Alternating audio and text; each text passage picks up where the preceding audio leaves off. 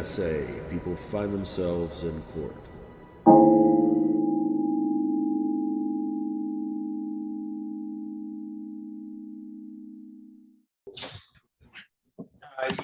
Yes, I can do that.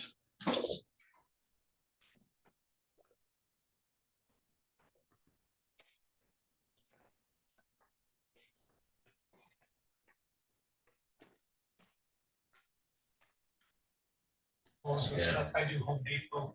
Oh, here we go.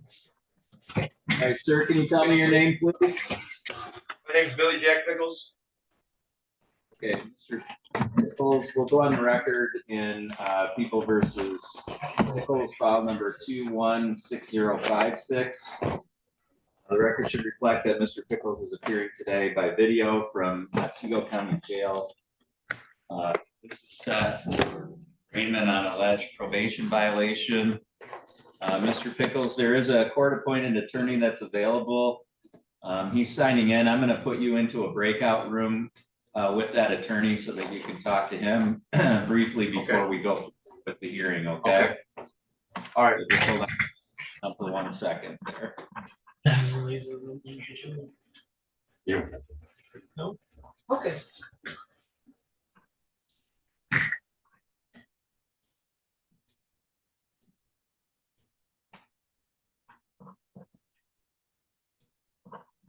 Okay, Mr. Trush, we do have Mr. Pickles connected, so I'm gonna place you into a breakout room now.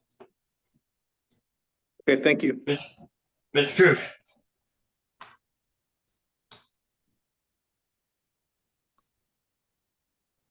Hello? Yeah, just give me 1 second. I gotta get this breakout room opened up, so it takes me a minute to do that.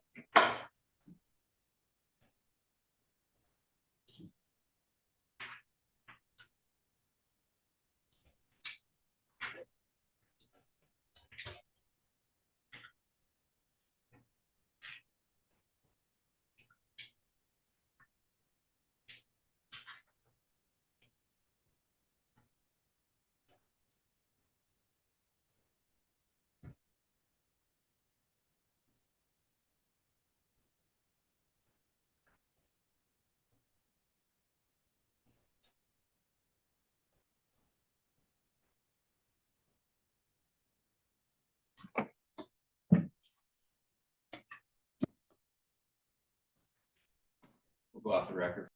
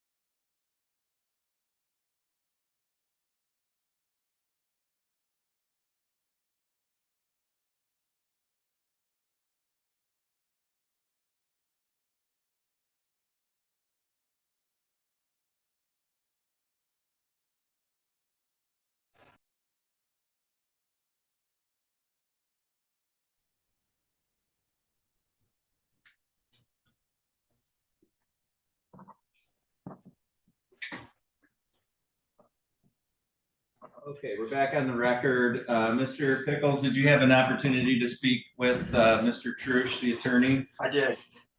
Okay. Mr. Trush, how did we want to proceed? Thank you, Your Honor. I had an opportunity to go through the allegations with Mr. Pickles. We'd waive a formal reading of those allegations and stand mute to the charges. He has been screened for and approved for counsel. Mr. Brown, well, actually, I'm sorry. I don't have the authority to appoint here. An attorney will be appointed. Okay, Mr. Brown was his prior attorney. okay. And And then we would like to address bond to the court. okay. All right, so the court will enter a not guilty plea on behalf of Mr. Pickles with regard to all the alleged violations. The court will set this for a hearing. I should have noted at the beginning, I'm conducting this hearing on behalf of Judge Hunter. This is Judge Hunter's file, so the court will refer it to his office to be set for hearing at their next available date. In terms of bond pending that hearing, Ms. Davis, as a probation department. Yes, Your Honor. Mr. Pickles, he did make it to where he was on telephone recording. He was reporting and doing well. Once he was put on telephone recording, after his arrest, he did fail to notify supervising agent of any of these arrests, continued alcohol, the allegations with a minor in a vehicle. I'm going to ask for a high cash bond, surety bond. Mr. Trush. Thank you, Your Honor. We're going to ask court to consider a low cash bond here. Mr. Pickles indicates he lived his whole life in Charlevoix County. He is fully employed. He indicates to me, although I know the probation department, I think, disagrees with this assertion, but he indicated to me that he has not missed his court dates.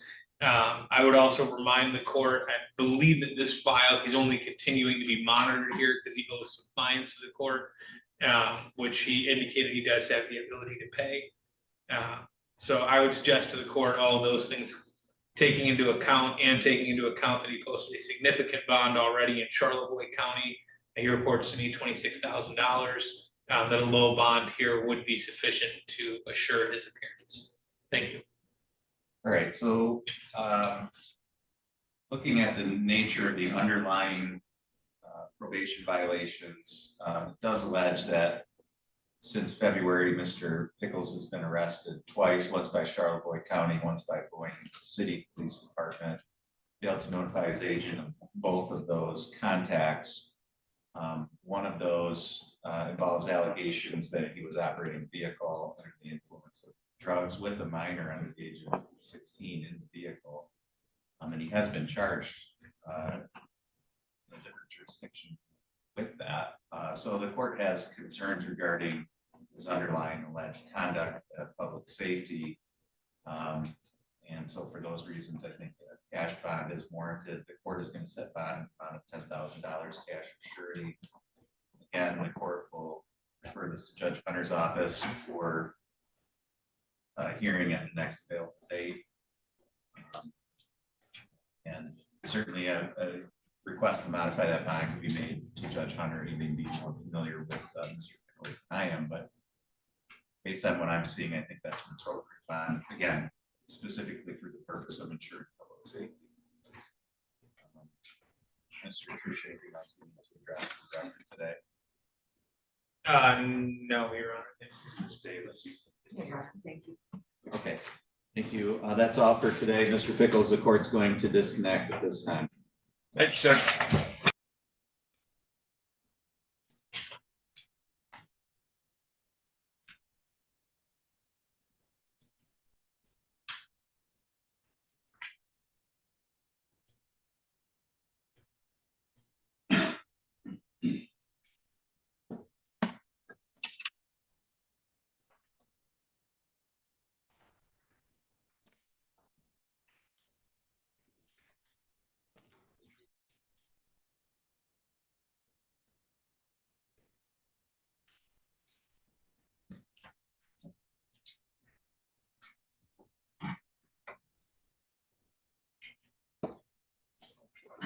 Who do we have in the courtroom, Mr. Trush? Wait, Mr. Eaton. Mr. Eaton, People versus David Eaton, file number 256824 and 6825. Your Honor, and for attorney after the people. Thank you, Your Honor. Richard Shrewsbury on behalf of Mr. Thank you. This is the date and time set for a sentencing hearing in this matter. Mr. Eaton, have you had a chance to go through the pre-sentence report and speak to Mr. Church about that? Yes, sir. Mr. Trush, the only thing that I have, for the record, I did receive a couple of reports from months of behavioral health, reflecting some classes that looks like Mr. Eaton's been attending through there. I also received this morning a notification from Community Corrections, Ms. Van Wolfen, indicating that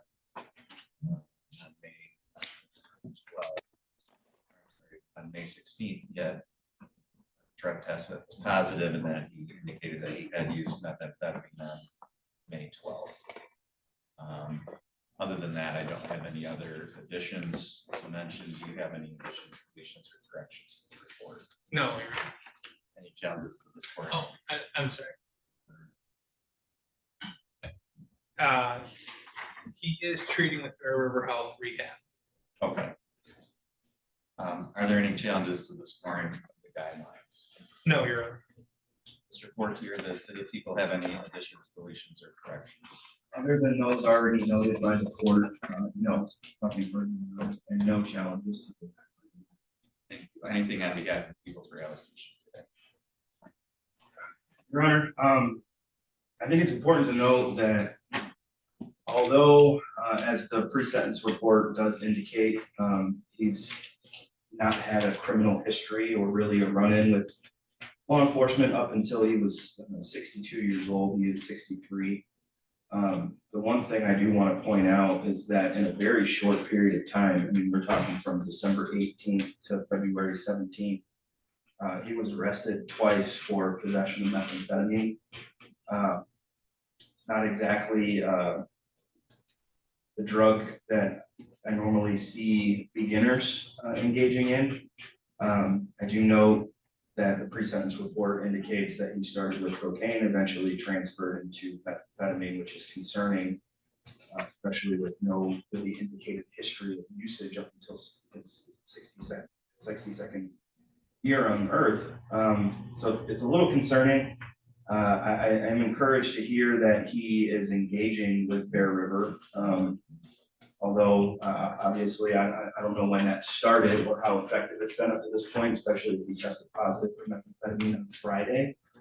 I think the usage of that methamphetamine so recent in time should probably sway the court in kind of going away from the Department of Corrections recommendation at this point, which was 12 months of supervision with jail being held in advance. I would ask that the court consider 18 months of probation with some jail up front. And I would leave it to the court at whether or not it wants to allow Mr. Eaton to engage in any sort of work for himself.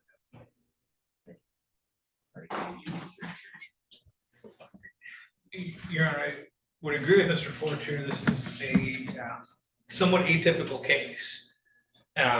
If we look at Mr. Eaton's history, I mean, to 62 years and some change of age, he's lived an ideal life. He's lived the life that we would expect someone to do, or exemplary life. He has military service in his background. He's college educated. He has a great job as a software engineer, where I believe he'll tell you he does. That he essentially does contract work with the government. He's done all the right things. He has a family. He's very dedicated to his family. It's shocking to see, someone sort of take that turn at this age. And it begs the question, right? What happened? How did we get here? I've had some discussions with Mr. Eaton about this. And I think how this sort of starts is it's pressure to kind of be perfect and do everything, right? To be kind of Superman, to do everything for his kids. And his wife has some health difficulties. And, he's got a demanding job. He has a demanding family life. And his wife, with her health difficulties, wasn't able to do as much. So he's trying to pick up the slack there.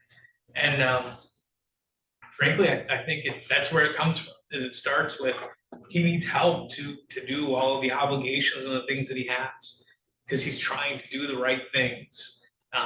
Not the right way to do it, obviously, but I think it comes from that place. And I think from that place, it's gotten out of hand.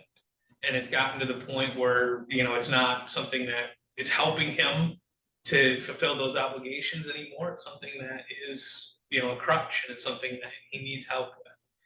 He's engaged in counseling. I would suggest that a longer term of supervision may be a good idea.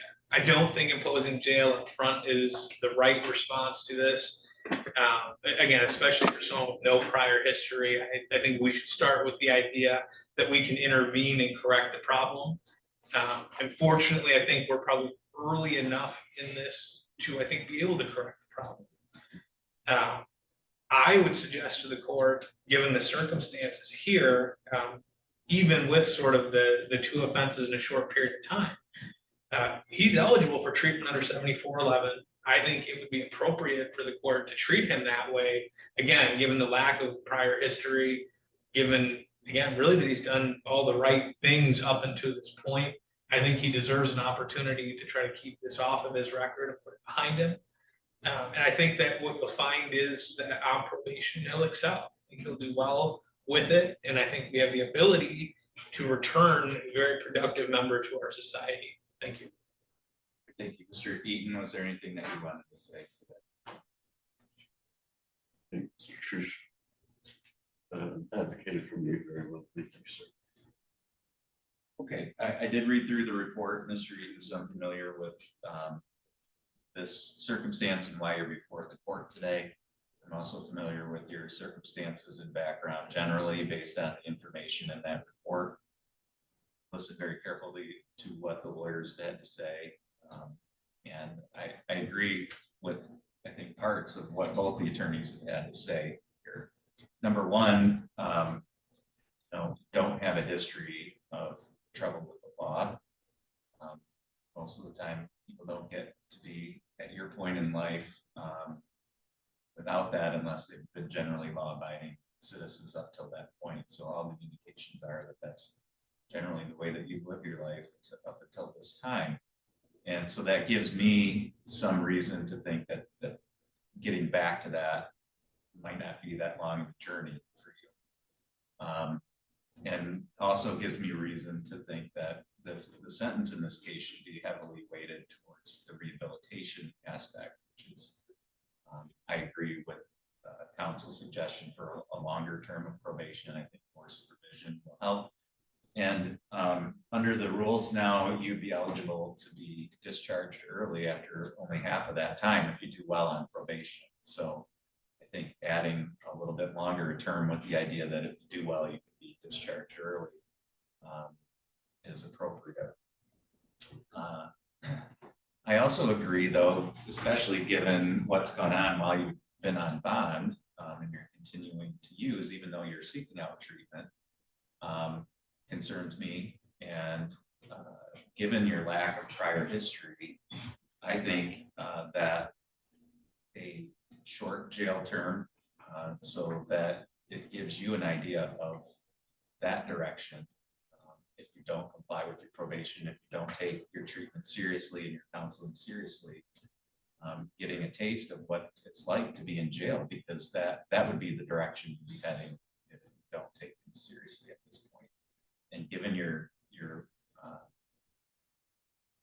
lack of any kind of prior history or experience with that, I'm not sure that you're taking this as seriously as you should right now, given you're continuing to use while on bond.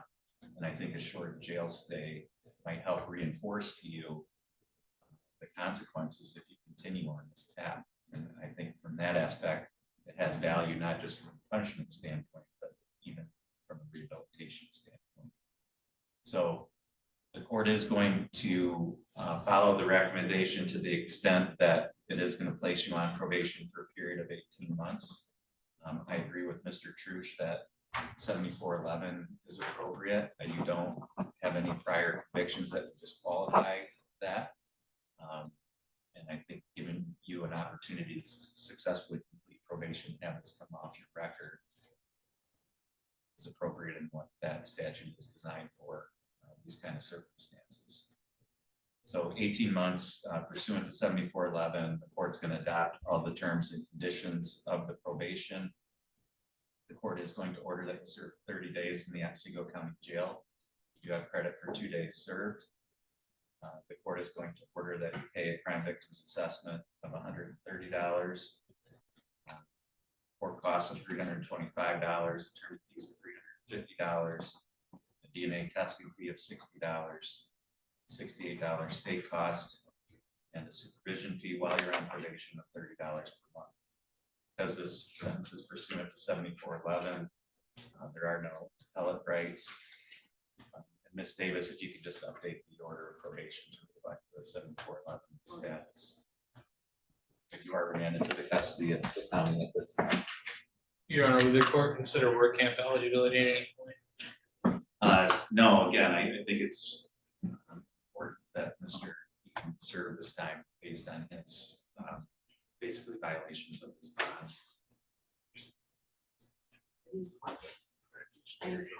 I'm blank.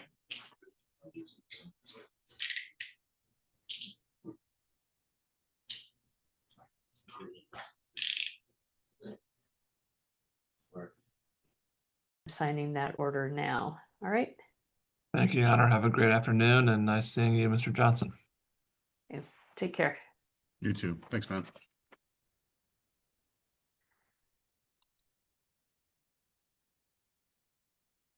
All right. The next matter I show as ready to proceed is the Sean Kramer matter. Mr. Wolf or someone from his office. There you are. Good afternoon, Mr. Wolf. And good afternoon, Your Honor. I apologize. I'm at the Kent Courthouse.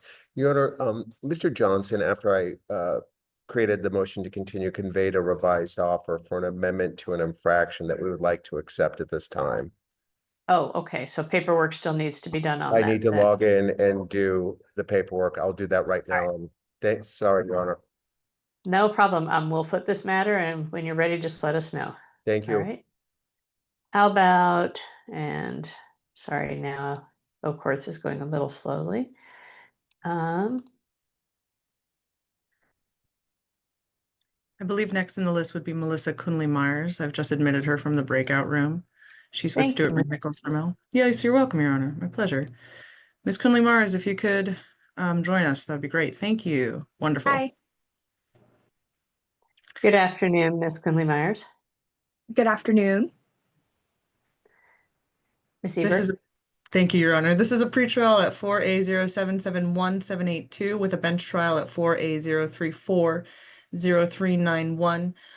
Defense is requesting a continuance. Ms. Kunley-Myers is doing the affirmative conditions asked for. We're just missing the paperwork or half of the paperwork. So we're hoping for a continuance for that purpose. Any objection, Mr. Johnson? All right. I see you shaking your head no, so I'll accept that No as objection, sorry. There we go. All right, Ms. Kunley-Myers, I do have a document here called a motion to continue speedy trial waiver with your name and both cause numbers on it. It does look like you gave Ms. Ebert permission to put an electronic X on the signature line of this document on your behalf. Is that correct? Yes, Your Honor. And you understand that by this document, you're asking me to continue your court date out to June 16th. To do that, you want me to use June 16th as the commencement date under the time for trial rule, which would have the effect of extending that last allowable day to bring you to trial 90 days past June 16th to September 14th. Is that what you wanted to do? Yes, Your Honor. Anybody make any threats or promises to get you to waive time for trial or continue your case today? No. All right. I will accept the waiver, grant your request for a continuance, and set the matter as requested to June 16th. That will be at 1:30. Again, that will be by Zoom. Trial will be tentatively scheduled in the August trial term, but your next court date, June 16th at 1:30, back here on Zoom. Perfect. All right. And Mr. Johnson, if you're able, I think we're missing your signature on that one.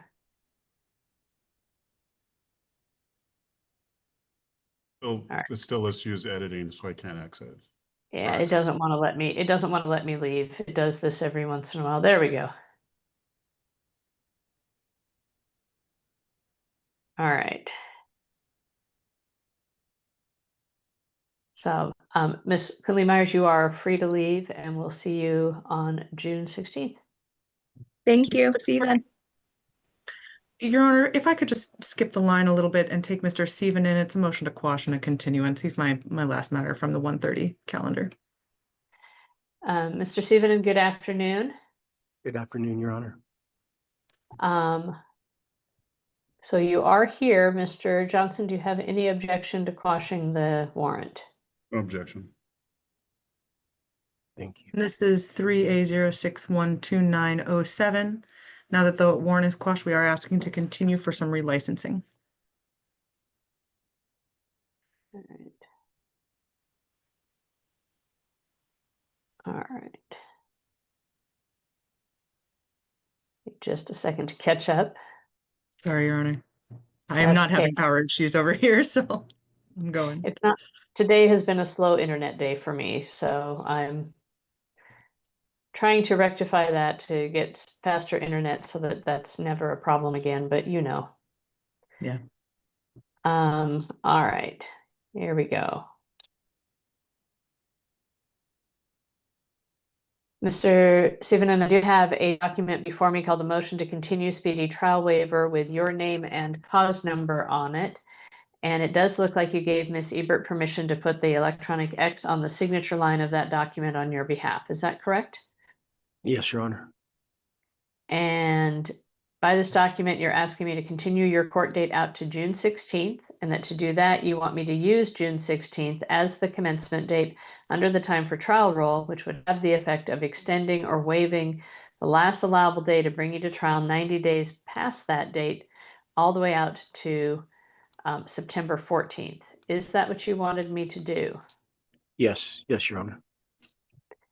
Has anyone made any threats or promises to get you to waive time for trial and continue your case today?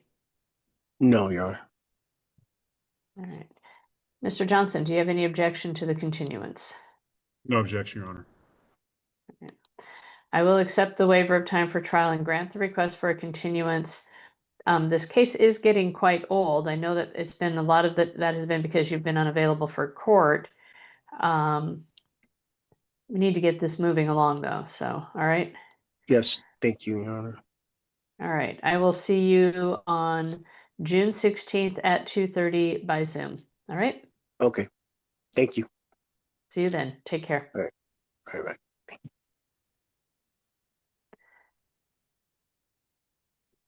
All right, going back to the, Mr. Wolf, I see you're back. Are you ready on your matter? Yes, I am, Your Honor. We are ready on the Sean Kramer matter. All right. I'm sorry, Mr. Wolf, because the power outage has been a disaster.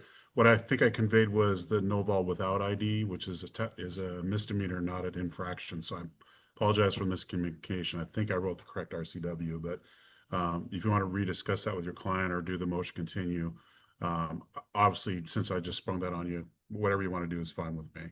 And I'm sorry, Sorry can you about that. repeat I yourself? just communicated the no vol without ID, which is the misdemeanor. I apologize. Can you repeat yourself, Mr. Johnson? I didn't hear you. Sure. Let me try.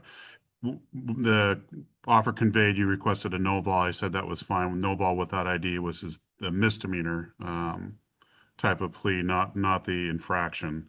Oh, Obviously, we had a miscommunication. So whatever you want to do today is fine with me. let's go ahead and continue it if that's possible. fine. Yeah, I have no objection to apologize. that. No, it's been a crazy time. And is your client here? He's not, Mr. Your Wolf? Honor. I've been in great communication with him. I spoke to him via text yesterday and then again, thinking we were going to resolve the case this afternoon, but I do have 3-4 appearance here, a 3-4 authorization and just asking this matter be set for July 29th, where hopefully we'll find a way to resolve the case. Okay.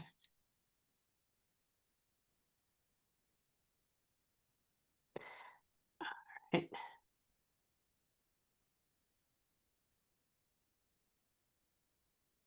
Do you see the waiver in the file? So, all right. I do have that document indicating July 28th at 1:30. I'm going to go ahead and tentatively schedule you in September trial term. I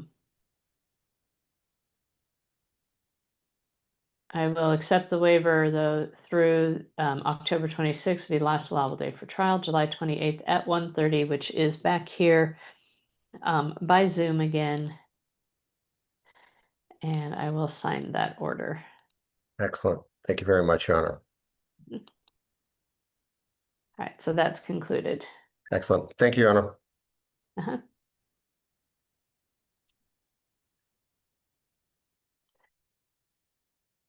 All right.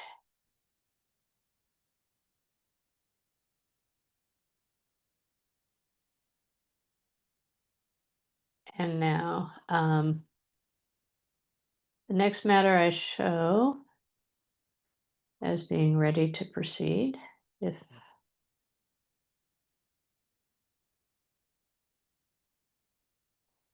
is the Grace Mugala matter.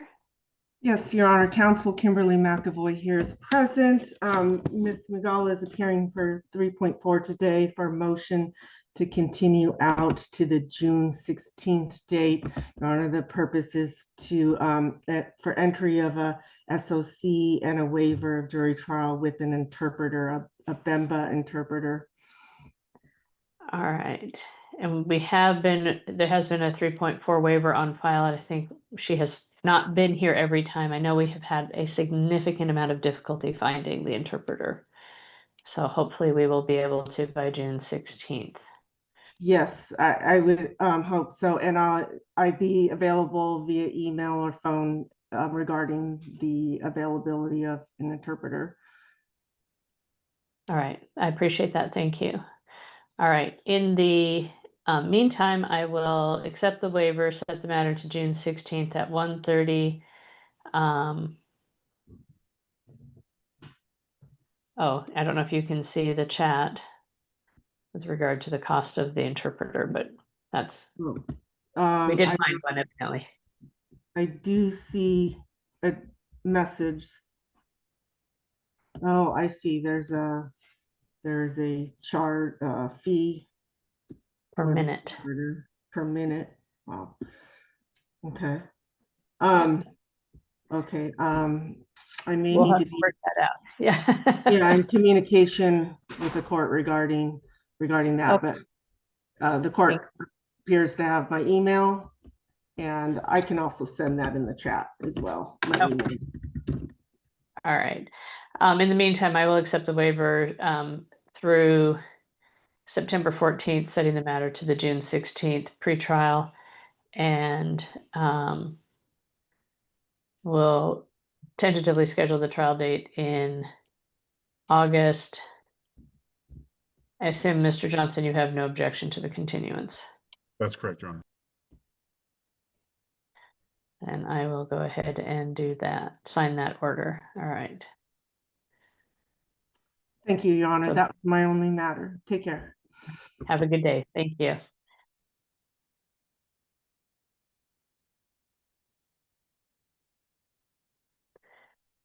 All right. Next matter is the Dennis Powers. Mr. DeBreo. And good afternoon, Your Honor. Good afternoon, Mr. DeBreo. Are we expecting your client? No, Your Honor, it'll be 3-4 today, and I'm appearing for Mr. Trudeau on this matter today. I just saw that you had prepared the documents, so. Yes. Thank you. I see. Yes, the attorney of record is Mr. Trudeau, and I do see that there is a waiver under 3.4. I would also note this case is getting quite old. Okay. Do we know why we're continuing this? Mr. Trudeau just indicated to me it was for primarily negotiation purposes. All right. Since there has been a recent change in employment status of some of the employees of the prosecutor's office, I will accept that reason at this time, but would like this to move forward if possible. I will let Mr. Trudeau know, Your Honor. All right. I will accept the waiver, grant the request for a continuance, set this matter to July 7th at 1:30. Trial will be tentatively scheduled in the August trial term. Last allowable day for trial, October 5th. I'm simply going to note on here,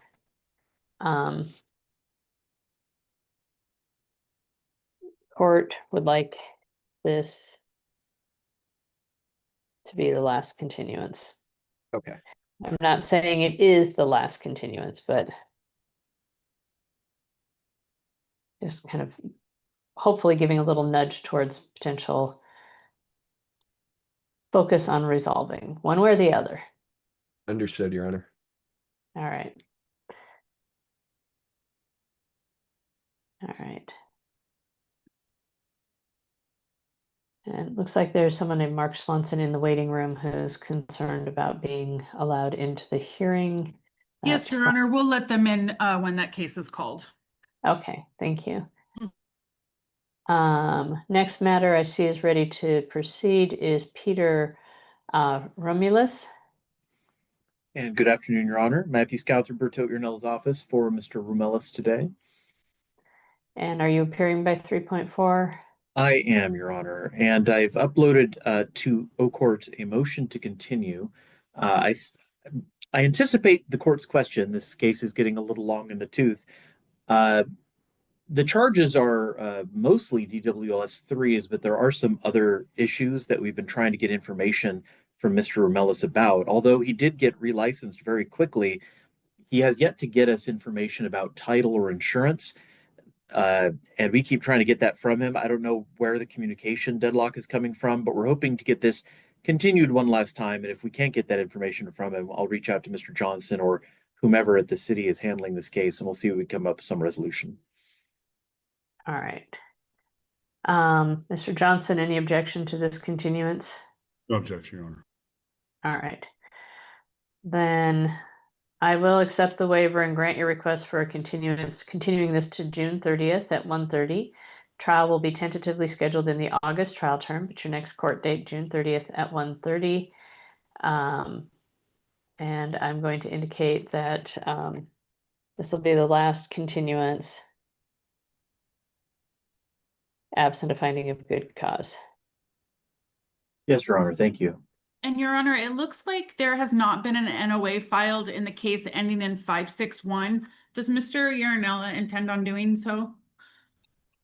I was unaware that there was no NOA on that one. I'll let the staff know to file one because it is our intention to represent him on all three of these matters. It may have fallen through the cracks with our staff, so I'll make sure one gets sent to the court. Thank you. And thank you, Madam Clerk, for catching that. Thank you. You indeed. All right.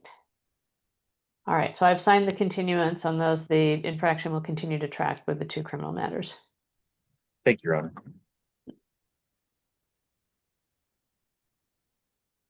All right.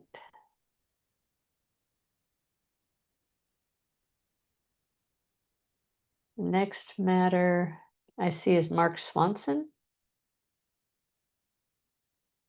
Yes, James Egan, present here for Mark Swanson.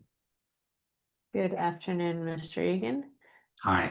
Mr. Swanson is here. Good afternoon, Mr. Swanson. Did you need a breakout room with Mr. Swanson? No, I don't. Mr. Swanson, can you unmute your microphone and turn on your video, please?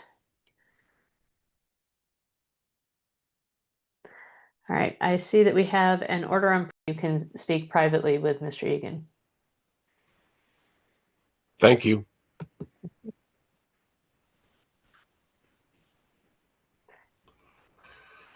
All right.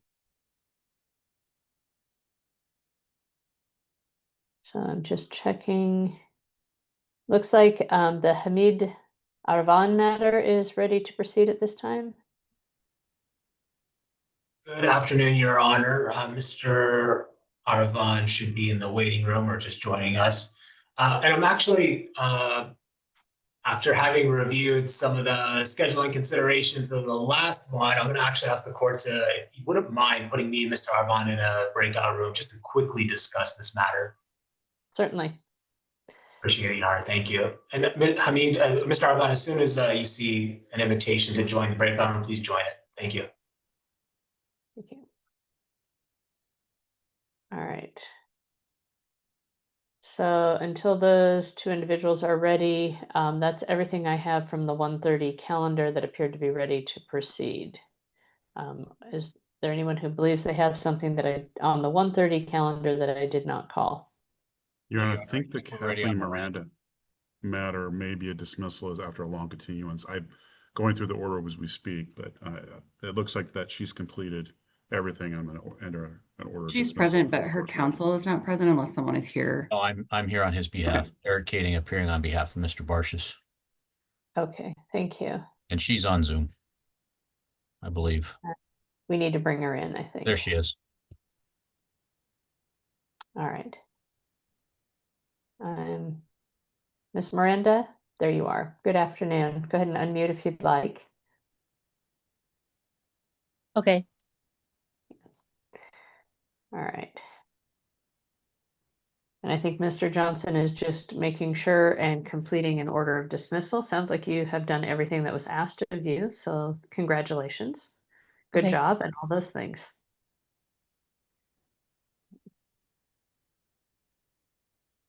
That's correct, Your Honor. Let me correct the language. I have the wrong language. I just started to edit, but I'll get out so that you can. Sorry about that. That's okay. So it's violation of contact order is long continuance. Ms. Miranda has completed it. I'm asking the court dismiss with prejudice with her completion of the long continuance. Thank you, Your Honor. And that's as to all three cause numbers? That's a great question. Let me look. So just for cause number 22-000005, violation of a no contact order, cause number 1A0738205 was malicious mischief, third degree domestic violence, and cause number 37390 was also one count of malicious mischief, third degree domestic violence. Thank you, Your Honor. And looking through the quick notes, yes, they are all three on for long continuance. I'm going to ask for all three. I don't know if the order has the correct cause numbers on it. If not, I'll add those. I think it has all the cause numbers. So yes, to make this official, I am moving to dismiss all three cause numbers based on her successful completion of this. All right. Obviously, no objection from the defense, Your Honor. Thank you.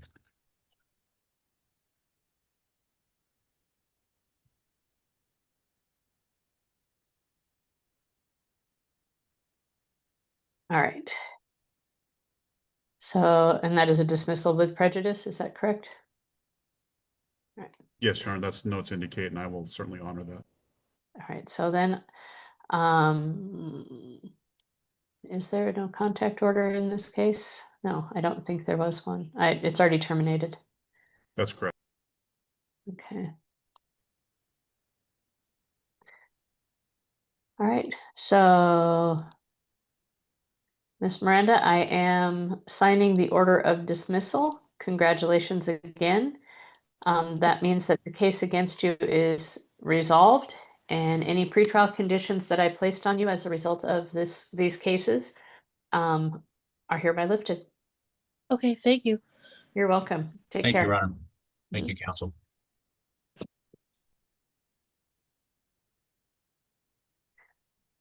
All right. Okay.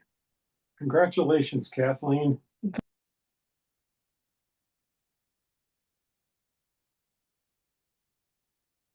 Mr. Yeagley, I see you here. Are you here for the 1:30 or 2:30 calendar?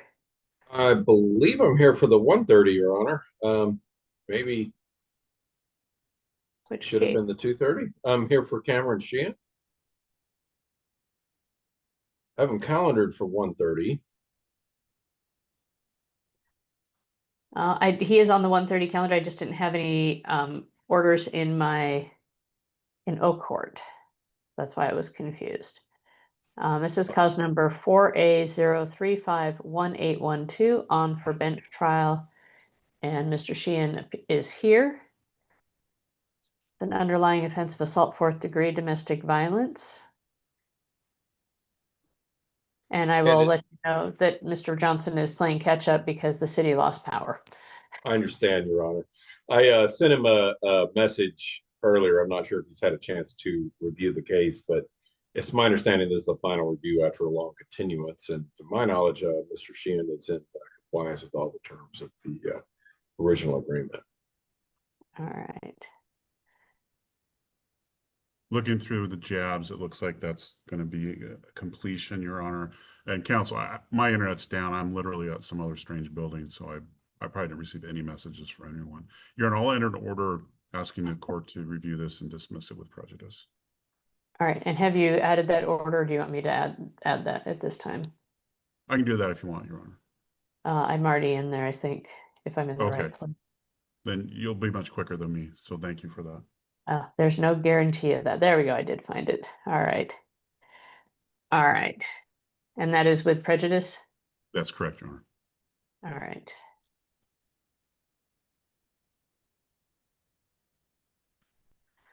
Let's see if I did it.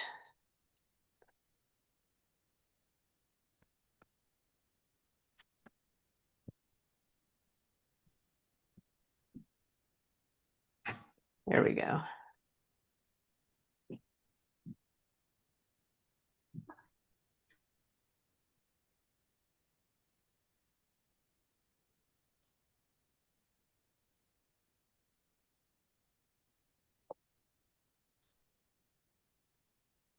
All right, Mr. Sheehan. Congratulations and good job. Thank you. All right. So the city has moved to dismiss the charge of assault and fourth degree domestic violence that was charged against you under cause number 4A0351812. I will grant that motion to dismiss. You are hereby resolved. This case is resolved, and all pretrial conditions that were placed on you as a result of this case are hereby lifted. Okay. Thank you. And Judge, there's no contact order. There's not one in the system, so there's no reason to rescind it anymore. Yep. It was terminated some time ago, I think. So, all right. That's my understanding. All right. So that should conclude this matter.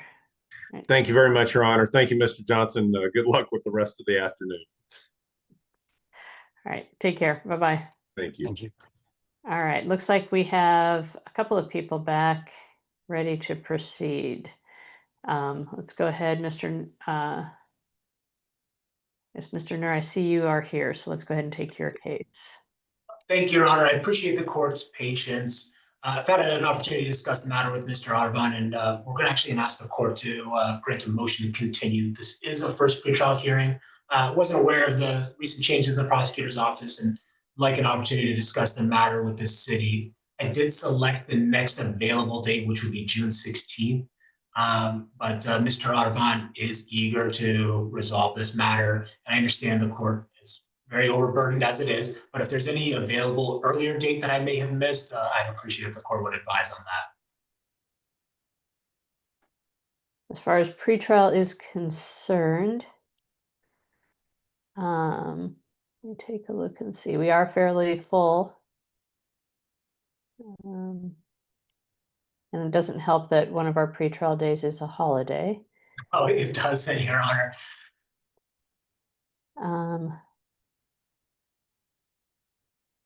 Maybe June 4th.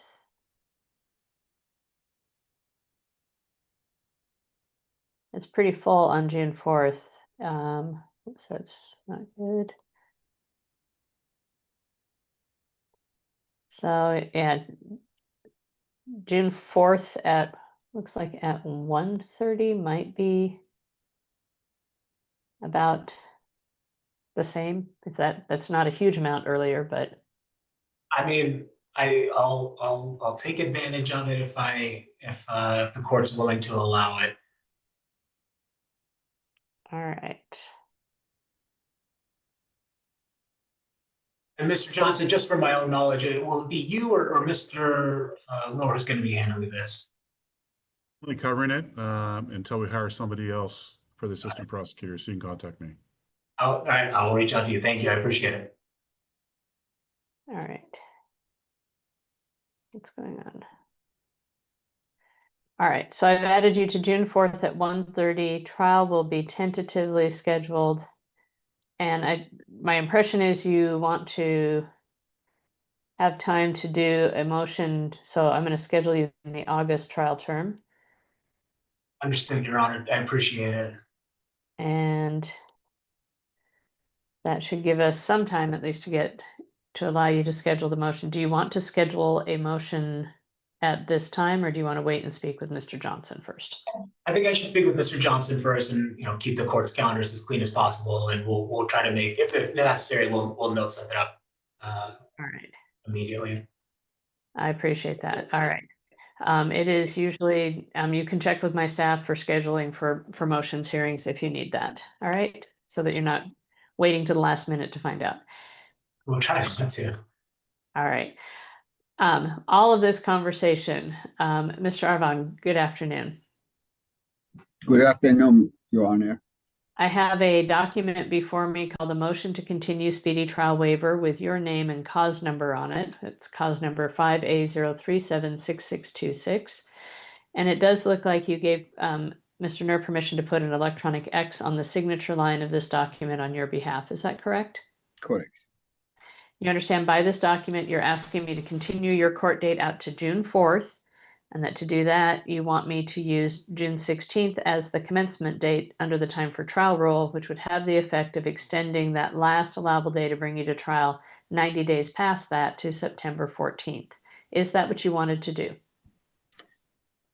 Yes, son. Has anyone made any threats or promises to get you to waive time for trial and continue your case today? None. All right.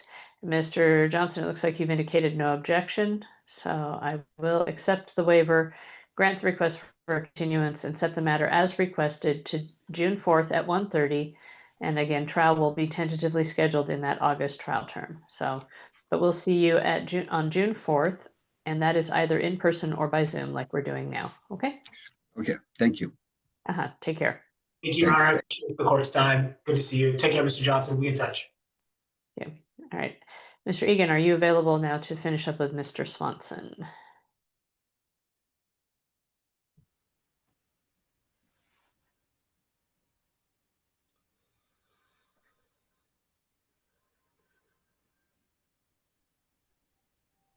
Your Honor, I don't know if Mr. Reamer is ready, but his client is here. All right. Mr. Egan is not responding, so he may have stepped away or entered a different courtroom. So Mr. Swanson will be back to your case in just a moment. All right, Mr. Reamer, are you ready on your matter?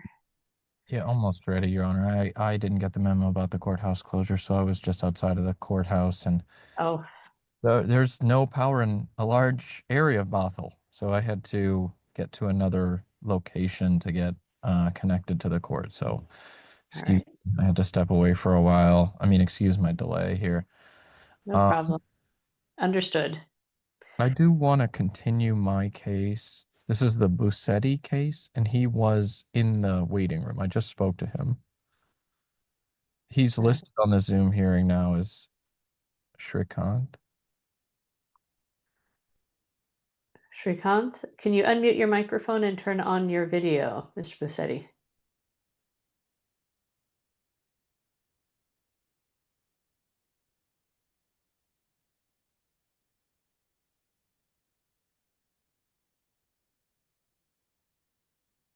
Mr. Busetti, if you're there, could you unmute your microphone and turn on your video, please?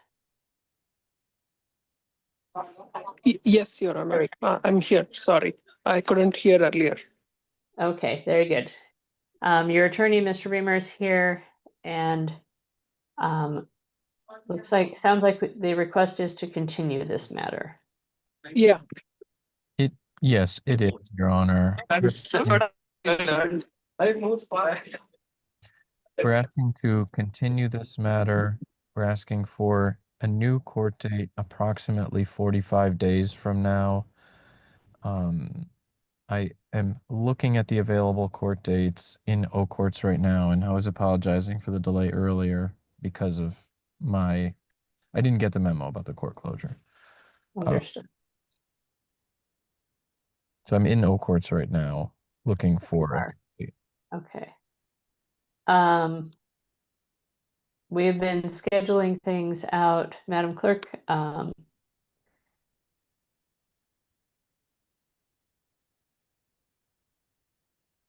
we at the 16th of is- June actually looks quite full, so. I'm sorry, is Mr. Reamer wanting another Monday, which is just a virtual calendar? Could we do the Monday at 1:30 or 2:30 on the 16th? I believe the 16th,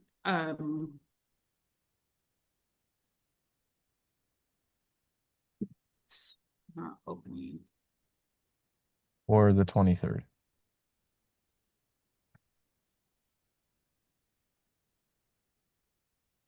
The 16th is not available at 1:30. Could we do the 23rd at 1:30? That is available, Your Honor. Okay, we're asking for the 23rd at 1:30. We did do a speedy trial waiver at the last hearing. I spoke to my client this afternoon and explained we would be executing the same waiver. He said it's the same waiver we did last time. Yes, it is. We went over it again.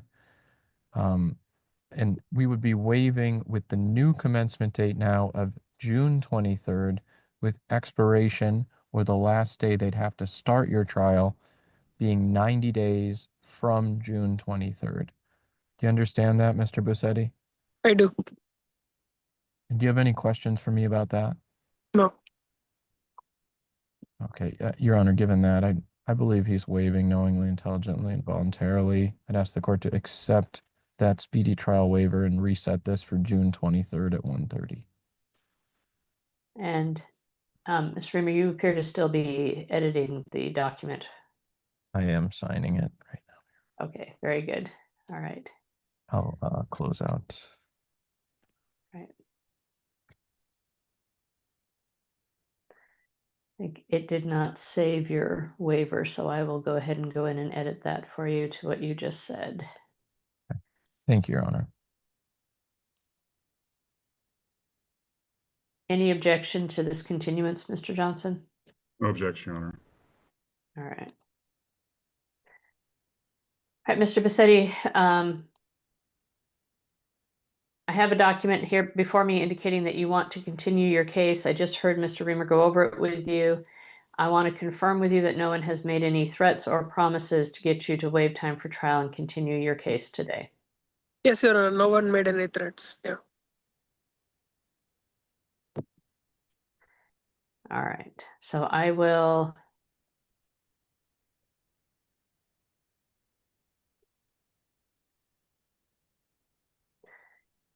accept the waiver, grant your request for continuance, and set the matter as requested to June 23rd at 1:30. Trial will be tentatively scheduled in the August trial term, but the next court date will be June 23rd. I'm not sure as to the totality of the reason for the continuance. I'd like us to get this case moving along. It's starting to get a little long in the tooth. Yes, Your Honor. This is the second continuance. I understand the court's concern. I do have a supplemental discovery request. That's basically the reason. Okay. I did write an email just a minute ago explaining what that request was to the prosecutor's office. Okay. Oh, thank you. So with that, I won't make it a requirement, but just again, would like to see things moving along. So thank you. Yeah, All I'll right. forward that to Mr. Johnson too. Yeah. Mr. Bassetti, I have signed the order. I'll see you on June 23rd. Take care. Thank you, Your Honor. Bye. Yeah, I think Mr. Egan is ready again, according to the chat. Okay. Mr. Egan, are you there and ready? Right here. Yeah, I think I'm ready. All right. So I do see that we have the pretrial conference.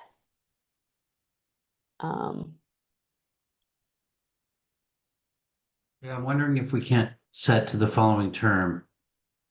I do have, Do we have any other 1:30 matters that are waiting to be heard?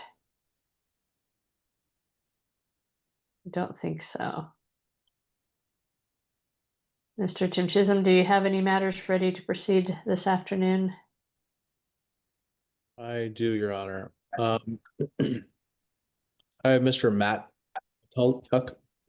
Yelk. Sergey Yelk.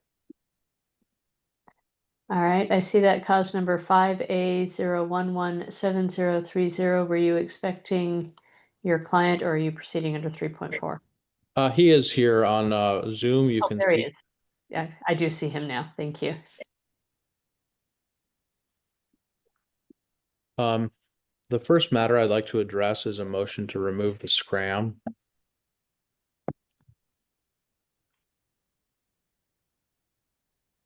All right, and did you notify the city that you were going to be making a motion to remove the scram device? I did.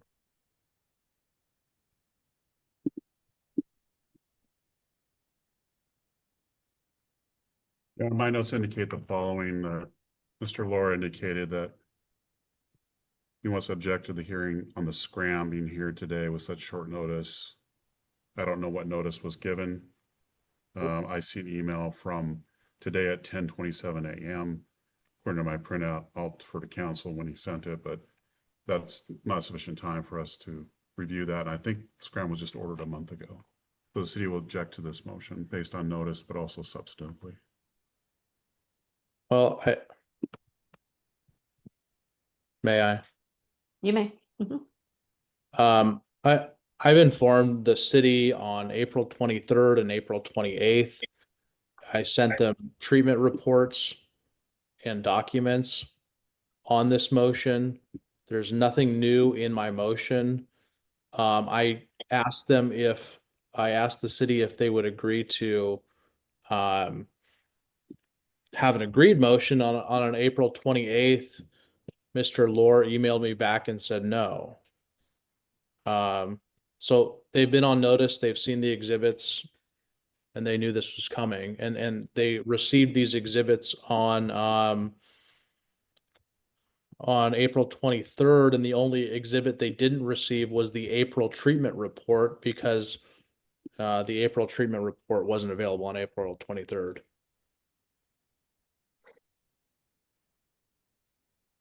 All right.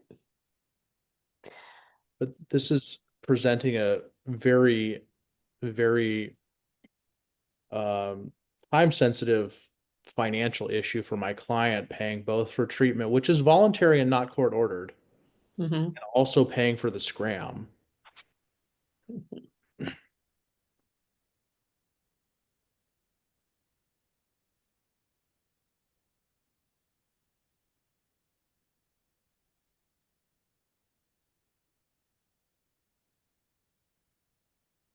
All right.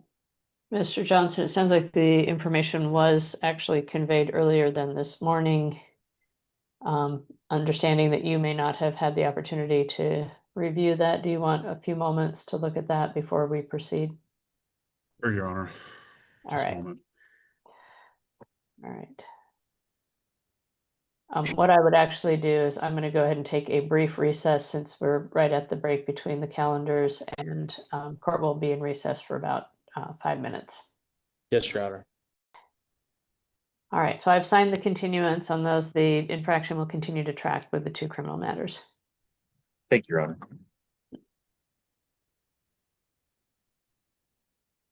All right.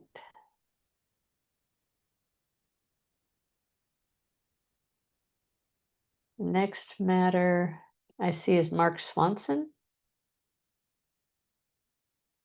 Yes, James Egan, present here for Mark Swanson. Good afternoon, Mr. Egan. Hi. Mr. Swanson is here. Good afternoon, Mr. Swanson. Did you need a breakout room with Mr. Swanson? No, I don't. Mr. Swanson, can you unmute your microphone and turn on your video, please? All right, I see that we have an order on pretrial conference indicating that the discovery is complete between the parties, that there are no custodial statements being sought by the prosecutor to be admitted in their case in chief, and that there is a request for a hearing to suppress both charges for lack of probable cause. So is that just a 3.6 hearing in general, or is this a NAPSTED motion, or how would you define that, Mr. Egan? Well, I don't know, NAPSTAD, yeah, I might put that as a NAPSTAD. I have to think on that. I'm working on the briefing right now. All right. Yeah, the other issue, I haven't signed it, is there are custodial statements. I'm not sure why it was checked. It appears that there are apologies. statements made by the defendant to one of the Okay, so officers. I'm just reviewing the file now. thank you. So we do need to have a 3.5 hearing then, it sounds like? Yes, we do. All right, and is there any reason that those two hearings could not take place at the same time? Oh, they can be at the same time. All right. So we're scheduling this for, I don't see any dates have been filled in, so let's go through I don't here. know what dates. Maybe I should have All found a way to see what dates.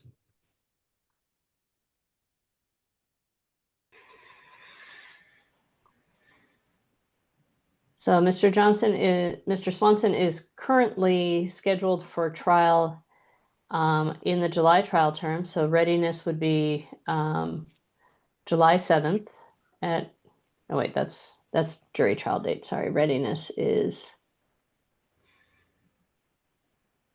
give me just a moment here.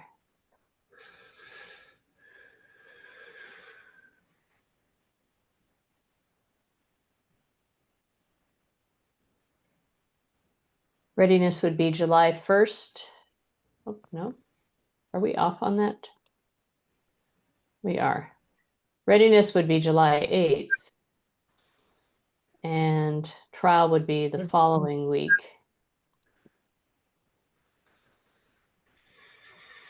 Should be the week of July 14th.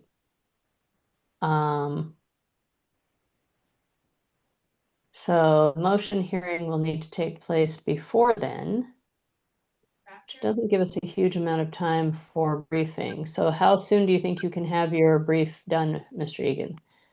I could probably do this within a week. Okay.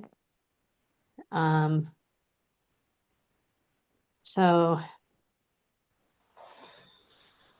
do you think you could have it done by this Friday, the 23rd, or do you need to have into next week?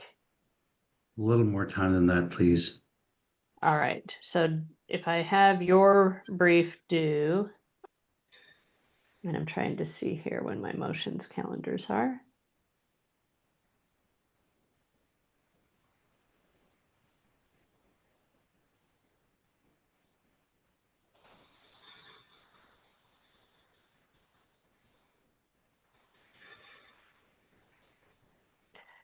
So if I have your brief due by the 30th of May,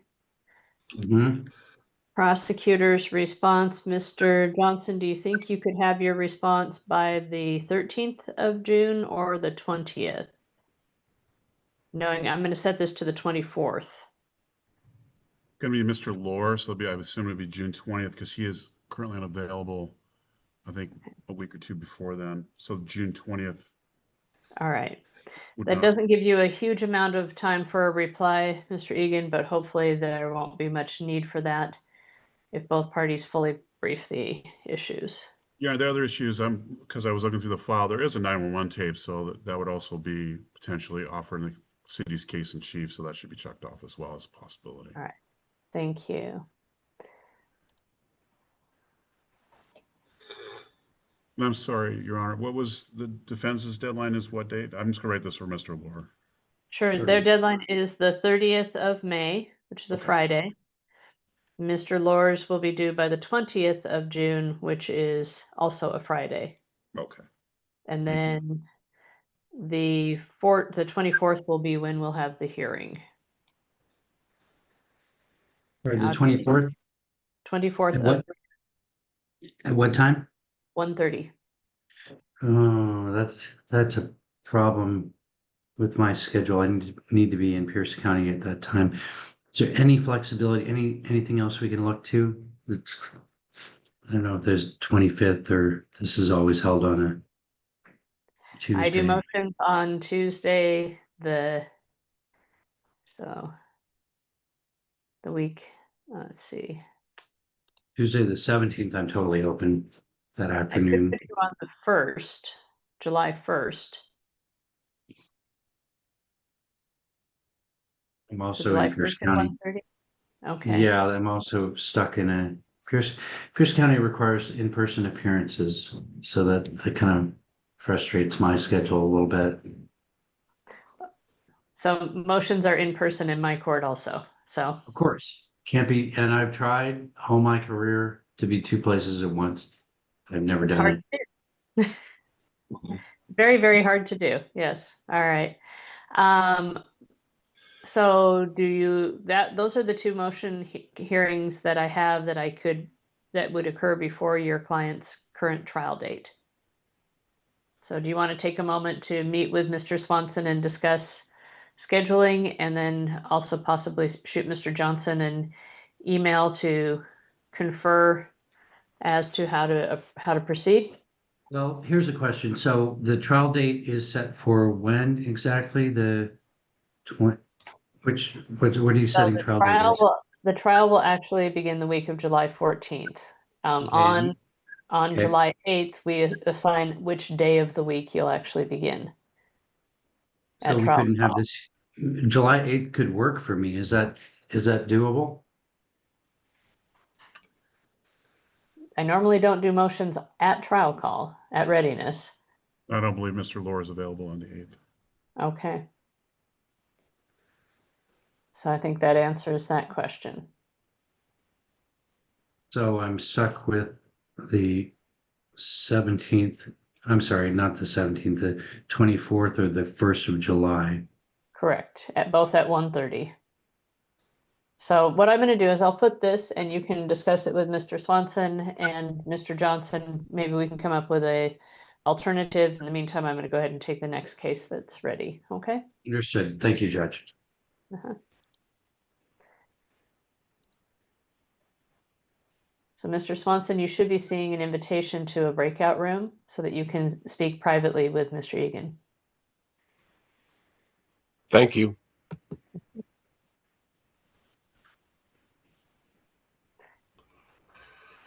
All right. So I'm just checking. Looks like the Hamid Arvan matter is ready to proceed at this time. Good afternoon, Your Honor. Mr. Arvan should be in the waiting room or just joining us. And I'm actually, after having reviewed some of the scheduling considerations of the last one, I'm going to actually ask the court to, if you wouldn't mind, putting me and Mr. Arvan in a breakout room just to quickly discuss this matter. Certainly. Appreciate it, Your Honor. Thank you. Scheduled in that August trial term. So, but we'll see you at on June 4th, and that is either in person or by Zoom like we're doing now. Okay? Okay, thank you. Take care. Thank you, Your Thanks. Honor. Appreciate the court's time. Good to see you. Take care, Mr. Johnson. We'll be in touch. Yeah. All right. Mr. Egan, are you available now to finish up with Mr. Swanson?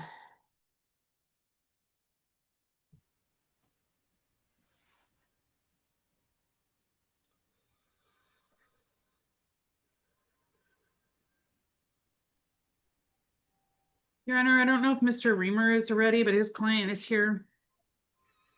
All right. Mr. Egan is not responding, so he may have stepped away or entered a different courtroom. So Mr. Swanson will be back to your case in just a moment. All right, Mr. Reamer, are you ready on your matter? Yeah, almost ready, Your Honor. I didn't get the memo about the courthouse closure, so I was just outside of the courthouse, and Oh, there's no power in a large area of Bothell, so I had to get to another location to get connected to the court. So, excuse, I had to step away for a while. I mean, excuse my delay here. no problem. Understood. I do want to continue my case. This is the Busetti case, and he was in the waiting room. I just spoke to him. He's listed on the Zoom hearing now as Shrikant.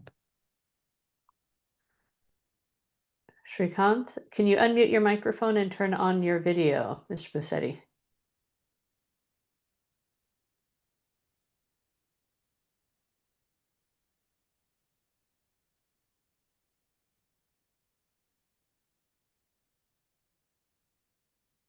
Mr. Bussetti, if you're there, could you unmute your microphone and turn on your video, please?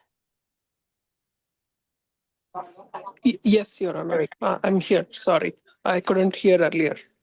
Okay, very good. Your attorney, Mr. Reamer, is here, and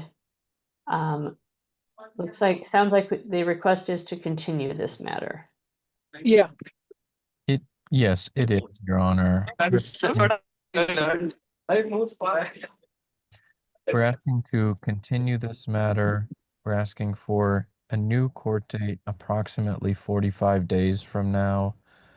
I am looking at the available court dates in O courts right now, and I was apologizing for the delay earlier because of I didn't get the memo about the court closure. Understood. So I'm in O courts right now looking for Okay. We've been scheduling things out, Madam Clerk. Are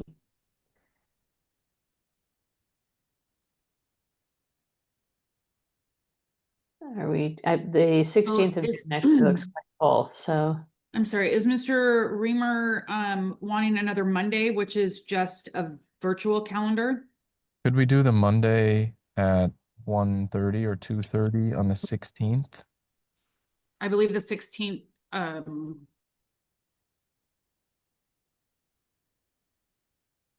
It's not opening.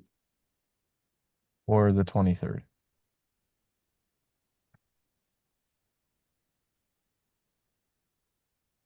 The 16th is not available at 1:30.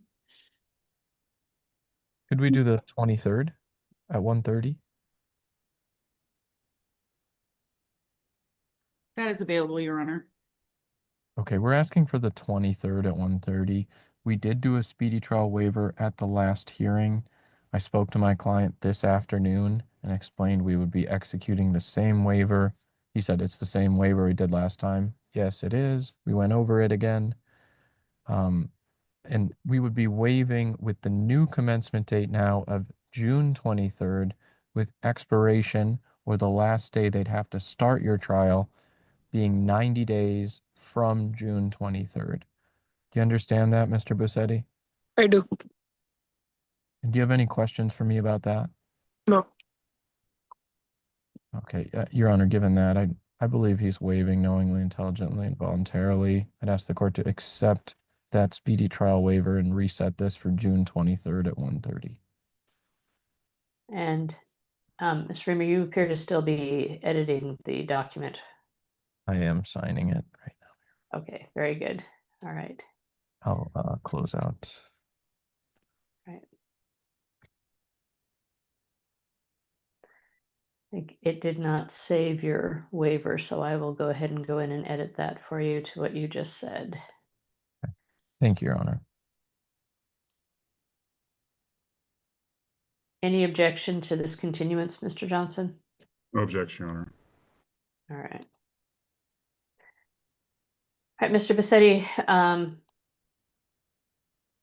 I have a document here before me indicating that you want to continue your case. I just heard Mr. Reamer go over it with you. I want to confirm with you that no one has made any threats or promises to get you to waive time for trial and continue your case today. Yes, Your Honor. No one made any threats. Yeah. All right. So I will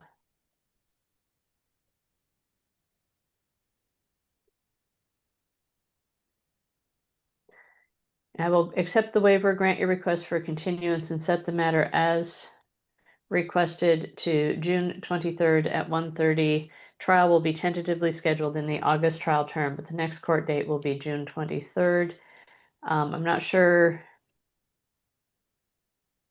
as to the totality of the reason for the continuance. I'd like us to get this case moving along. It's starting to get a little long in the tooth. Yes, Your Honor. This is the second continuance. I understand the court's concern. I do have a supplemental discovery request. That's basically the reason. I did write an email just a minute ago explaining what that request was to the prosecutor's office. Okay. Well, thank you. So with that, I won't make it a requirement, but just again, would like to see things moving along. So thank you. Yeah, All I'll right. forward that to Mr. Johnson too. Mr. Vassetti, I have signed the order. I'll see you on June 23rd. Take care. Thank you, Your Honor. Yeah, I think Mr. Egan is ready again, according to the chat. Okay, Mr. Egan, are you there and ready? Right here. Yeah, I think I'm ready. All right. So I do see that we have the pretrial conference.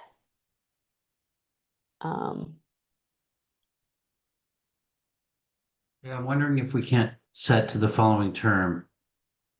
I do have, if this court goes by month to month, I do have a conflict August, I think 7th to 15th, be out of the country on a vacation.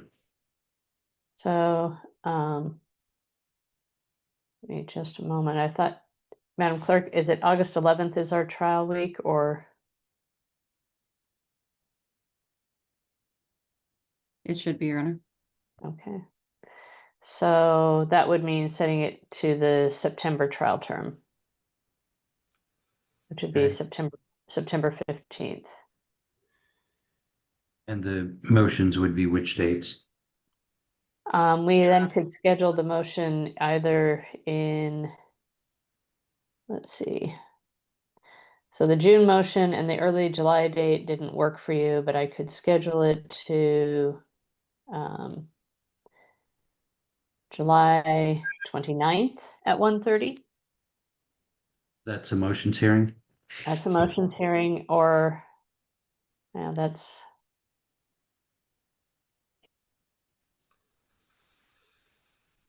or the next motions hearing would be August 26th. July 29th works. All right, and I've been corrected. The September trial week is this week of September 8th. Okay. So we have a motions hearing on July 29th and a trial on September, when did you say? So trial will be the week of September 8th. Readiness will be, give me just a moment to make sure. Thanks for working with me. No problem. I should know these dates off the top of my head, but I don't. It's okay. Readiness will be September 2nd at 1:30.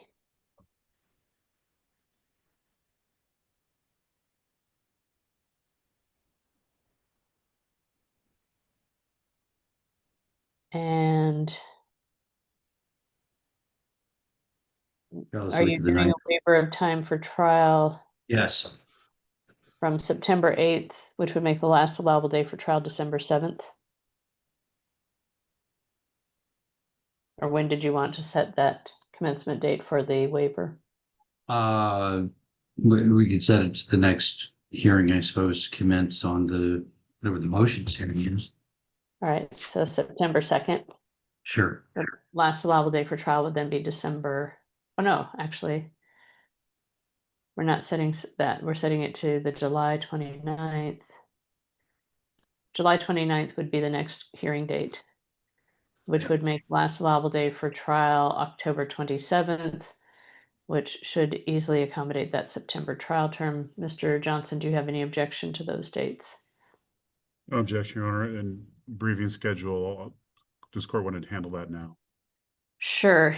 Given we have some time, a little bit more time on that, Mr. Egan, if you want to have your brief into me, why don't we go ahead and say by June 6th? I'll give Mr. Lohr to the 27th of June, and that gives plenty of time for reply and for me to digest the information. Sure. And the motion is, the July. motions are on July 29th. Right. So if the parties need more time, obviously, given that it's set out that far, I'll be very generous with granting you more time. The big issue is making sure I'm up to speed on the issues. You got it. All So right. July 29th motions and trial is set for in September. September 2nd is readiness. Okay, okay, great. Readiness in Excellent. person at the court at 1:30. Yep. Great. Is Mr. Swanson, are you present? He is present. Good. You understand these dates? I do. Okay. Mr. Swanson, did anyone make any threats or promises to you today to get you to waive time for trial and continue your court date?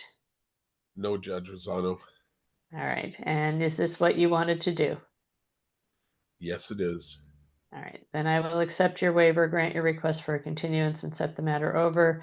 Mr. Johnson, I assume you have no objection.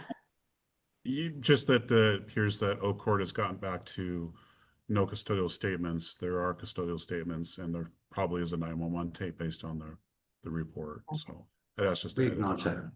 Yeah. All right. I'm making those changes now before I sign. So that should make it so that they are retained. Thank you, Judge. All right. There we go. All right. So I've signed that order. Great. Excellent. Mr. Swanson, I'll see you on July 29th at 1:30 at the court. Thank you, Judge Rosano. I'll be there. All right. Bye. Bye. Your Honor, just really quickly, we have the Portuguese interpreter. Ma'am, are you able, I think there's an individual on the screen that may just need your assistance getting into the breakout room. The Pereira Viana matter. I believe potentially listed as Apple on the screen, if you can see that, Your Honor. I do see that individual. Madam Interpreter, could you assist this individual with how to accept the invitation?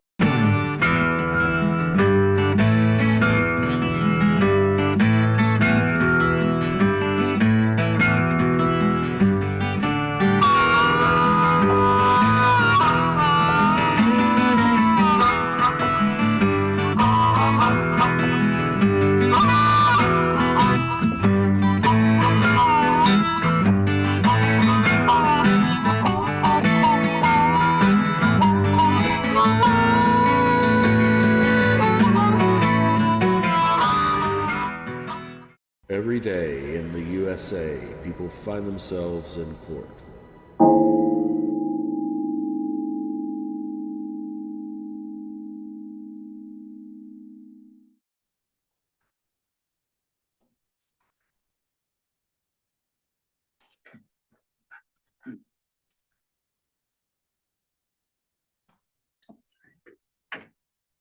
Apparently it's not.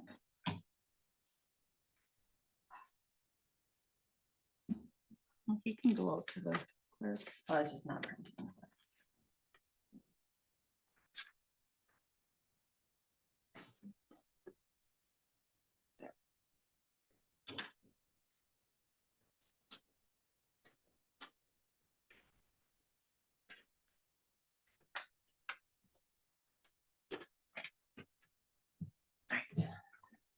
We will go on the record in the matter 24 CF 184, State of Wisconsin versus Richard Thone.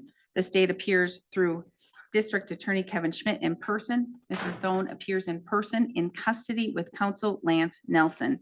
We're set today in this matter for a plea hearing. The parties have reached an agreement. Mr. Nelson, please recite it for the record. Your Honor, the defendant, Mr. Thone, will be entering a plea of no contest to the single count and the information. There would be a joint recommendation at that point, Your Honor, that pre-sentence investigation would be ordered and that the state would agree at the time of sentencing to limit its incarceration recommendation at no more than 7.5 years. The defendant would be free to argue for any sentence. All right, so he's pleading guilty to count 1, homicide by intoxicated use of a vehicle, second and subsequent, and then count 2, the PAC will be dismissed and merged in. Correct. All right. Mr. Thone, can you please put his microphone down for him, please? Mr. Thone, is that the agreement that you've reached with the state? Yes, Your Honor. I have in front of me the plea questionnaire waiver of rights form. Do you recognize this document? Yes, I do. Did your attorney go over this document with you thoroughly? Yes, he did. Did he essentially go over it with you word for word? Yes, Your Honor. And do you understand everything on this document? Yes, Your Honor. If you didn't understand something, did you ask your attorney to explain it to you? Yes, Your Honor. And he did so? Yes, Your Honor. Is that your signature on the second page? Yes, Your Honor. So you're pleading guilty to count 1, which is the homicide by intoxicated use of a vehicle, second and subsequent offense, a class C felony. Is that correct? Yes, Your Honor. You're 57 years old. You have 12 plus years of schooling. You can read, write, and you understand the English language. Is that all correct? Yes, Your Honor. Your attorney went over with you what the state would have to prove your guilt beyond a reasonable doubt. Yes, Your Honor. And your attorney went over with you what the maximum possible penalties could be. Yes, Your Honor.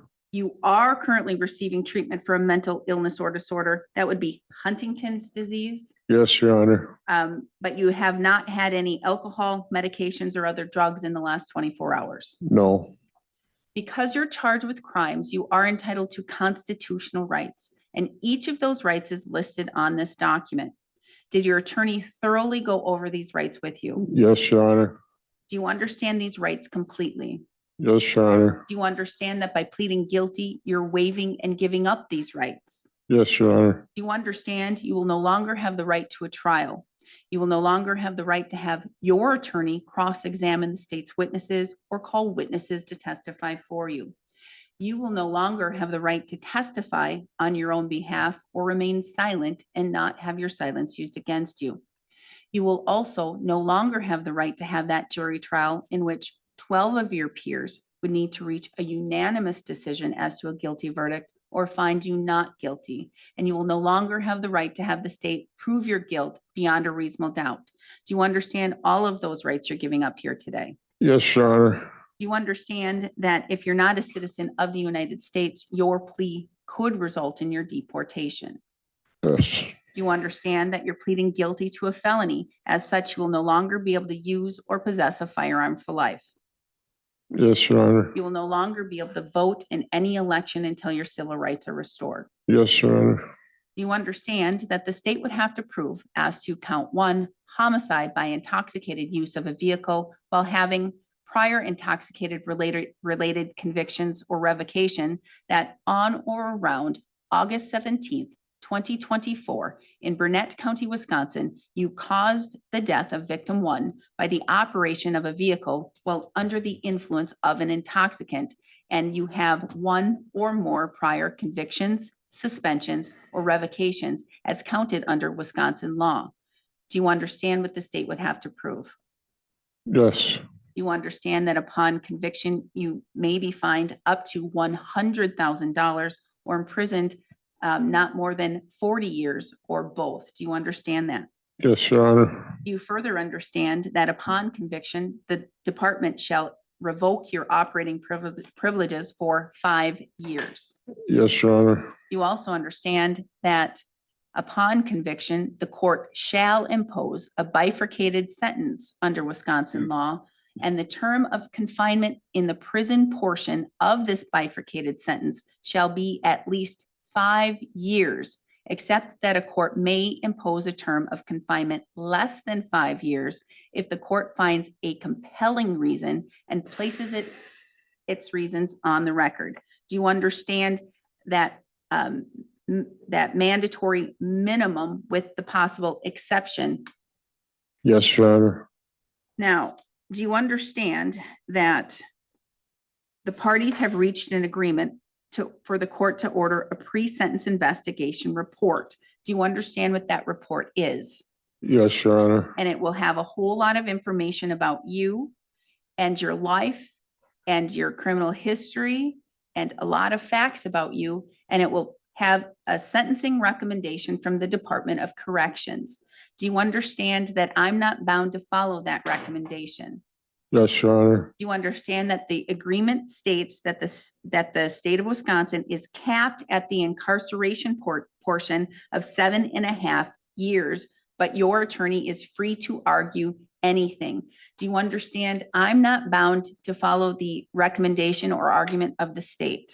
Yes, Your Honor. I'm not bound to follow the argument or recommendation of your attorney, the defense. Yes, Your Honor. Do you understand that I'm free in my discretion to sentence you to what I feel is appropriate based upon the facts and the totality of the circumstances, which could be all the way up to the maximum possible penalty? Do you understand that? Yes, Your Honor. Do you still wish to proceed and enter a guilty plea? Yes, Your Honor. Did you go over that criminal complaint with your attorney? Yes, Your Honor. In particular, there's the section called the probable cause section, where it basically says what happened that day and why you were charged with the crimes. Do you remember that? Yes, Your Honor. For the most part, are those facts accurate? Yes, Your Honor. Are you admitting here today that you were in fact operating a vehicle while under the influence of an intoxicant? Yes, Your Honor. And by that operation, you did cause the death of victim 1. Yes, Your Honor. And that you have at least 1 or more prior convictions, suspensions, or revocations. Yes, Your Honor. Mr. Nelson, may the court find use a probable cause section of the criminal complaint to find a factual basis. We do not object, Your Honor.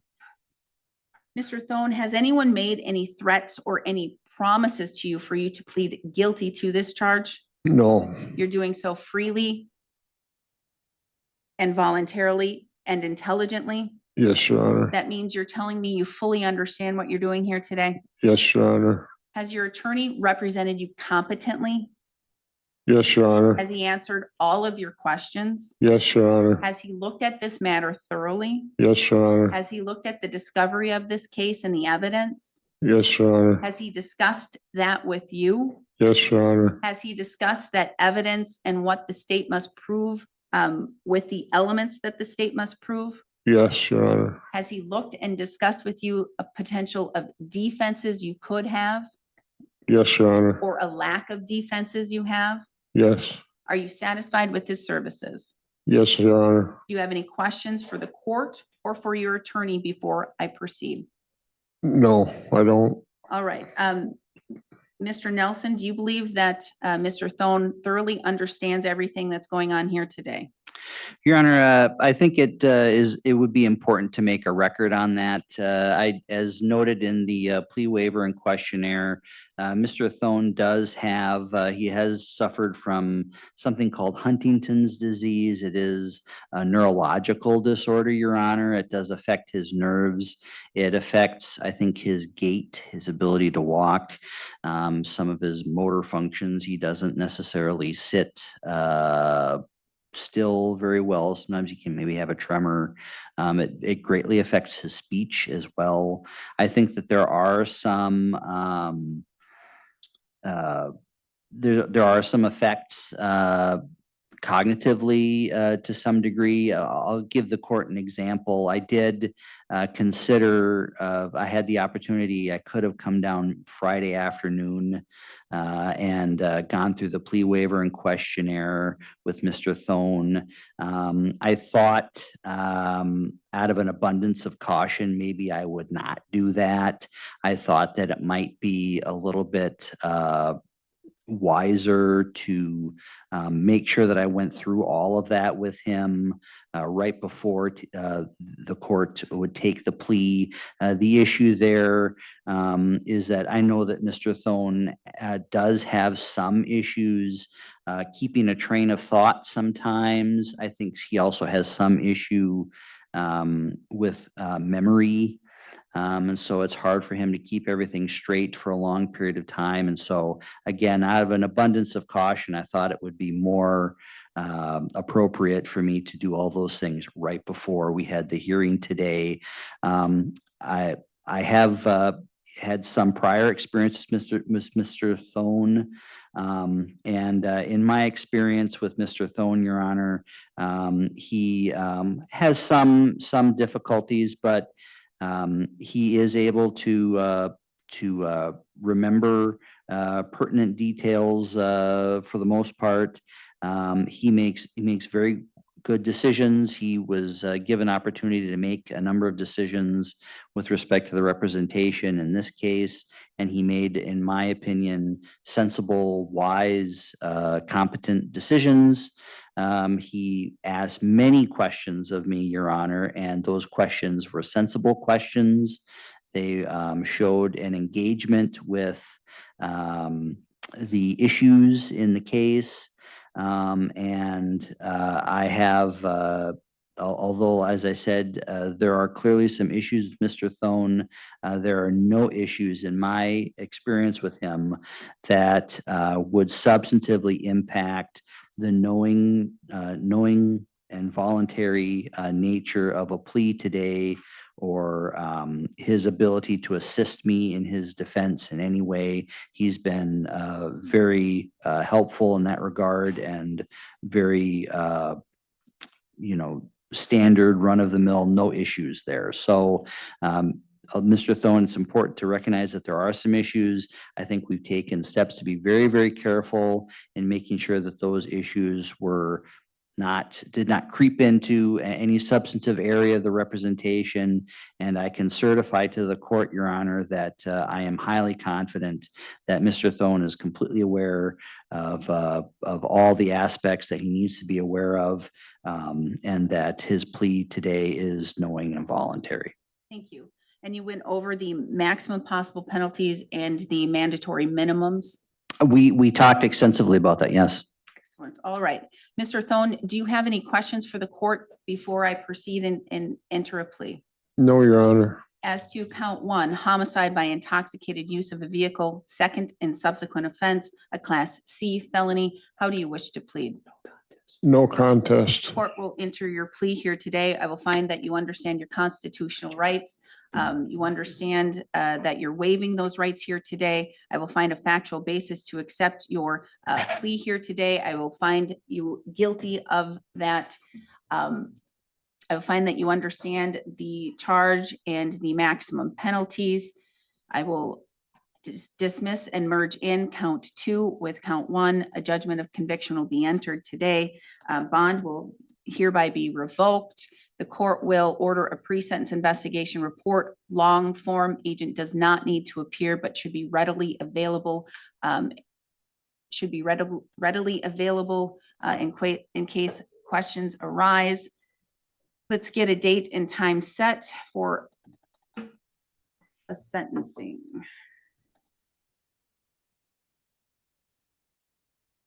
The next available date and time I would have would be August 11th or 12th.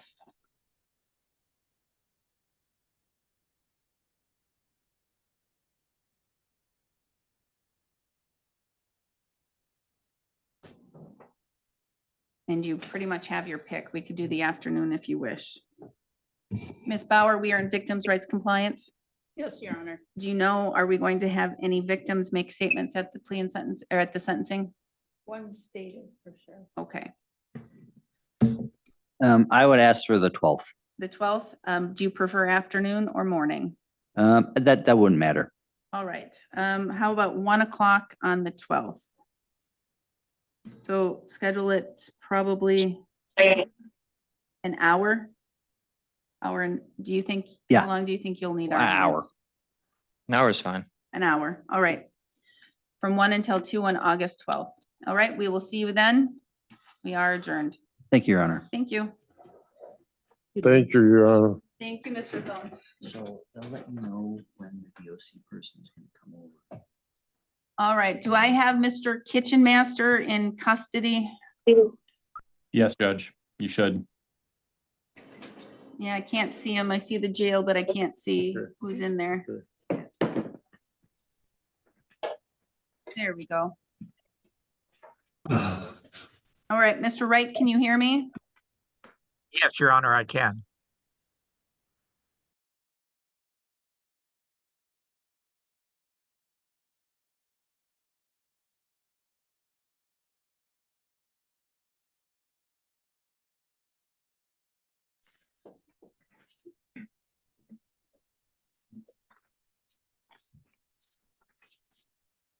We will go on the record in the matter 24 CF 189, State of Wisconsin versus Angel Barber. This date appears through District Attorney Kevin Schmidt in person. Ms. Barber appears in person with counsel Joel Feliski. We're set today in this matter for plea and sentencing. Mr. Feliski, please recite the agreement reached? Absolutely, Your Honor. After discussing this matter with the state, in light of Ms. Barber's inability to get this matter expunged, we've come to a agreement with a deferred judgment of conviction. I have that document here with me along with a completed plea questionnaire. May I approach the bench? You may. Thank you.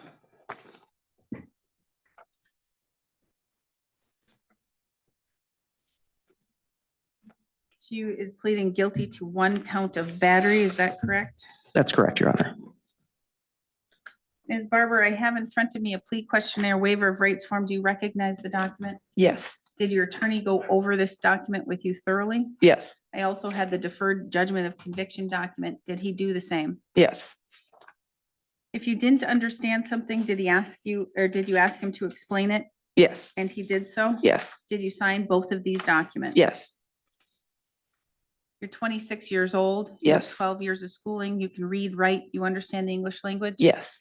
Did your attorney go over with you what the state would have to prove your guilt beyond a reasonable doubt? Yeah. Did your attorney go over with you the maximum possible penalties you face? Yes. No drugs, alcohol, medications, no mental illnesses or disorders? Nope. Because you're charged with crimes, you are entitled to constitutional rights, and each of the rights is listed on both of these documents on the first page. Your attorney went over these rights with you? Yes. Do you understand them completely? Yeah. Do you need me to go over those rights with you in any more detail? No. Do you understand that by pleading guilty, you're waiving and giving up those rights? Yes. Do you understand that if you're not a citizen of the United States, your plea could result in your deportation? Yes. Do you understand that here the state would have to prove on or around August 20th, 2024 in Burnett County, Wisconsin, you caused bodily harm to MCP by an act done with intent to cause bodily harm to that person without that person's consent? Do you understand what the state would have to prove? Yes. Do you understand that upon conviction, you face a fine of up to $10,000 or imprisonment of up to 9 months of incarceration or both? Do you understand the maximum possible penalty? Yes. Do you understand that there's an agreement here for the court to accept what's called a deferred judgment of conviction? That if you follow certain things and you don't get into trouble again and you abide by all of these conditions, that upon completion, that the matter will go away and be dismissed. But if you do not follow these conditions, that the state will ask to revoke or terminate this agreement and enter judgment and to sentence you on this matter. Do you understand that I don't have to follow this deferred judgment of conviction? Yes. Do you still wish to proceed and enter a guilty plea? Yes. Did you go over the criminal complaint with your attorney? And essentially, there's a section called the probable cause section that says what happened and why you were charged with the crimes? Yes. For the most part, are those facts accurate? Yeah. Are you admitting here today that you in fact did cause bodily harm to the victim without consent? Yes. Mr. Felisky, may the court use the probable cause section of the criminal complaint along with the statement made by your client to find a factual basis? So stipulated. Has anyone made any threats or promises to you, Ms. Barber, for you to plead guilty to this charge? No. You're doing so freely and intelligently, telling the court you fully understand what you're doing Yes. and voluntarily? Yes. Has your attorney represented you competently? What?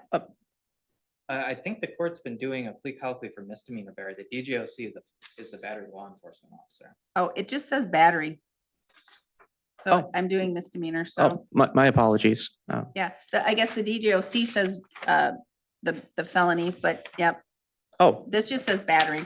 Oh, It might have the statute on it, but I don't memorize all the statutes. I that is my error, Your Honor, and I apologize for that. So I don't memorize the statutes that go along with the crime. So that's the problem when attorneys just put in the little statute thing. You're right, Your Honor, and I apologize. So, all right, so you are pleading guilty to felony battery to a law enforcement officer. That's quite extremely different. And that's a felony. So we'll backtrack. So you're pleading guilty to battery to a law enforcement officer. That's a felony, Ms. Barber. Do you understand that? Yes.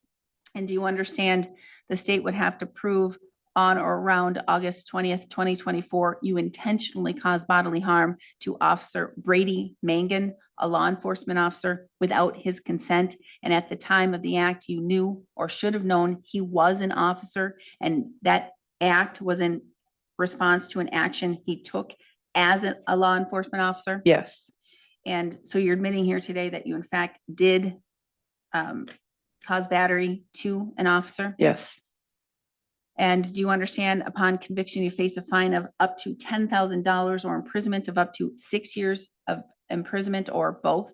Yes. And again, do you understand that I don't have to accept any agreement? I don't have to accept a deferred judgment of conviction if I don't think it's warranted. Do you understand that? Yes. Do you still wish to proceed and enter a guilty plea? Yes. And now you are admitting here today that based upon the facts of the case and how you recall it, that your actions that day did cause a battery to a law enforcement officer? Yes. And you had the intent to cause that battery to the law enforcement officer? Yeah.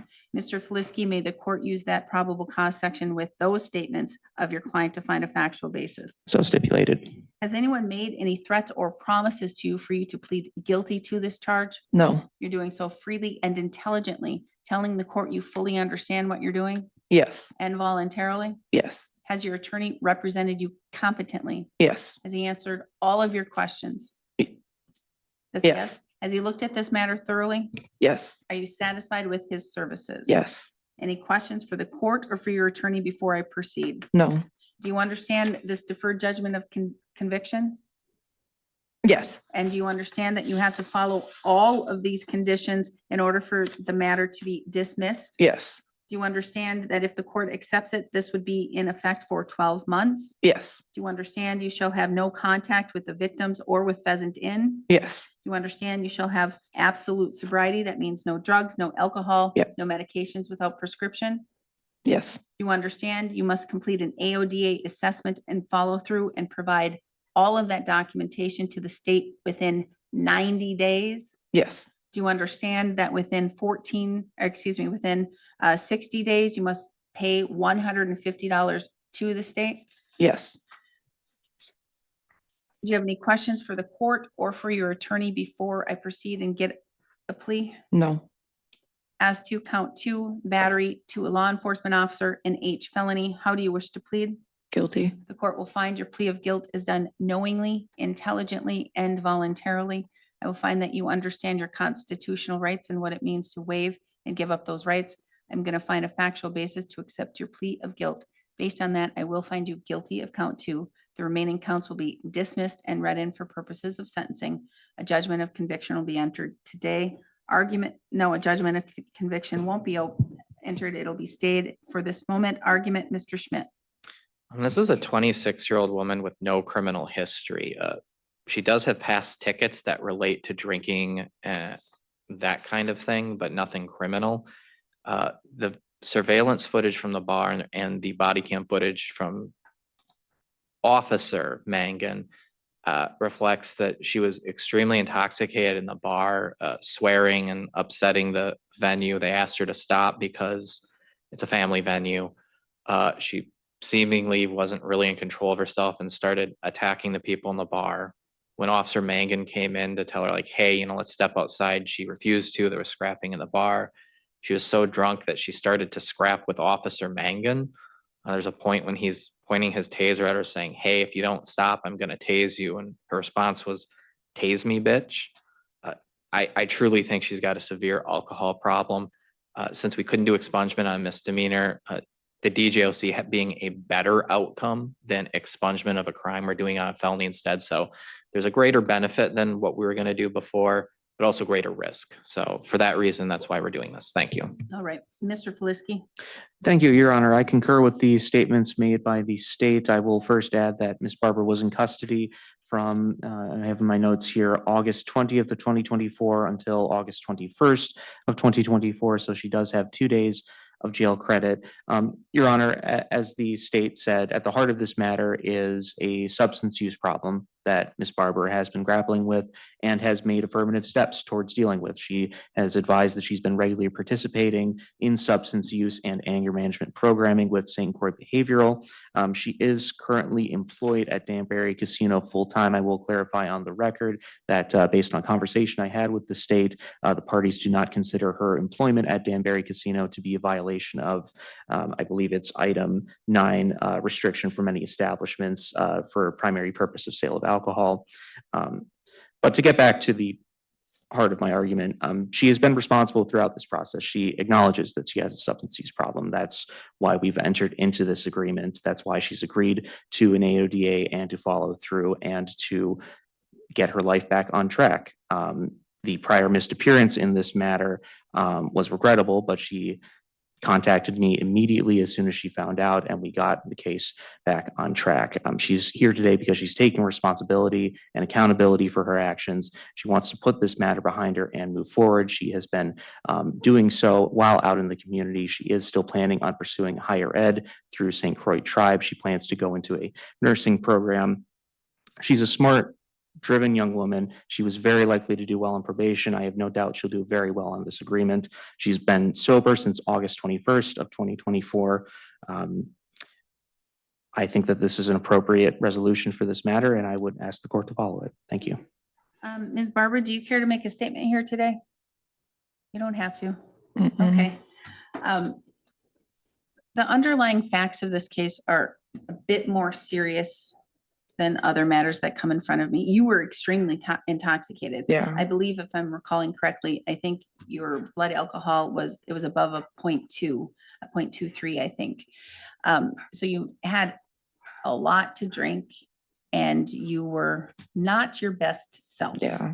As Mr. Schmidt was saying, that you were using foul language in a place that at night is maybe a bar for adults, but there are families that are there. And even still, when the officer came to try and calm you down and bring you out of that state, it agitated you even more and it set you off a bit more, and you mouthed back, and then you actually physically assaulted and battered the officer. So it rose to an even higher level.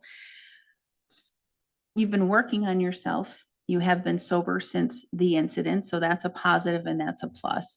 You're pleading guilty to a felony, and that's serious. You're taking accountability, because if you do not follow to the letter of this deferred judgment of conviction, you will be a convicted felon, and you will have certain ramifications, like you won't be able to use or possess a firearm for life. You won't be able to vote in any election until your civil rights would be restored.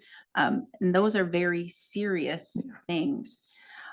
I believe that a deferred judgment of conviction is appropriate. That will give you the ability to continue to work on yourself and do better and be a better member of the community, a contributing member of the community. And it will also hold you accountable. And if you decide you're not going to be a contributing member to community and you're going to violate and go the other way, then you will have consequences and you will be a convicted felon and face prison.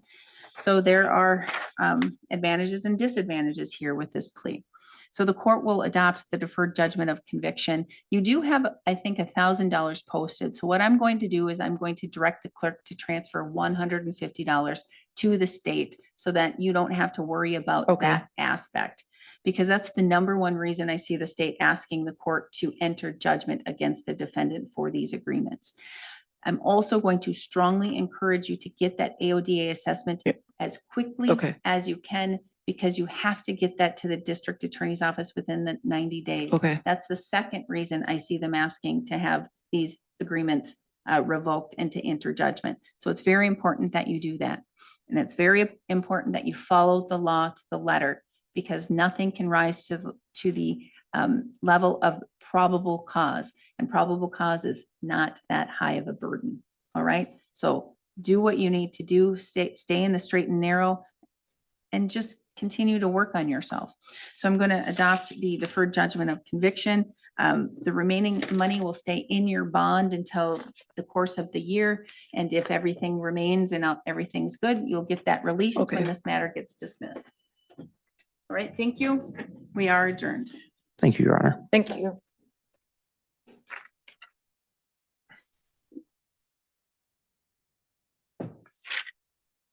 All right, I have two people in jail. I believe I have Mr. Connors and maybe Ms. Moody. Yes.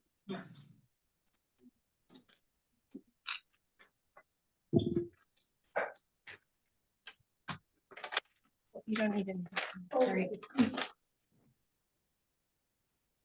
Well, since I have Miss Moody here first, I will do Miss Moody. We will go on the record in the matter 25 CM 55, State of Wisconsin versus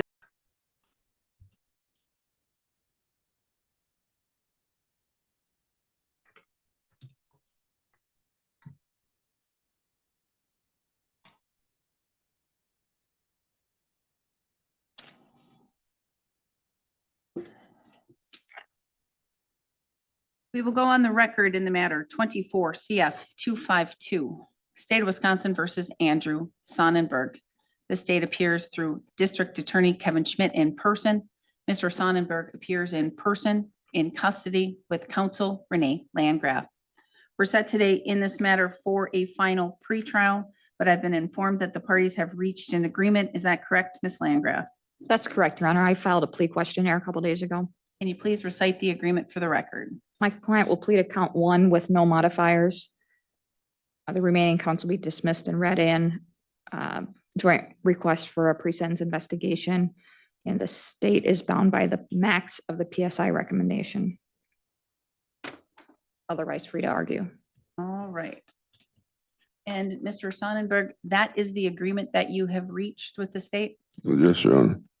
Victims' rights compliance? Yes, Your Honor. Basis for the public interest, Mr. Schmidt? Mr. Sonnenberg's pleading guilty to the only felony in the complaint. The only thing we did is remove one of the modifiers. I think what's there encompasses everything I could conceive I would argue anyways. Formal motion to amend count 1 to remove the modifier? Yes, so made. Granted.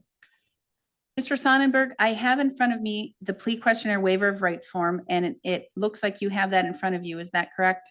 Yes, Your Honor. Did your attorney go over this document with you thoroughly? Yes. Did she read it to you essentially word for word? Yes, Your Honor. And you understand it completely? Yes. If you didn't understand something, did you ask her to explain it? Yes. And she did so? Yes, Your Honor. Is that your signature on the 3rd page? Yes, Your Honor.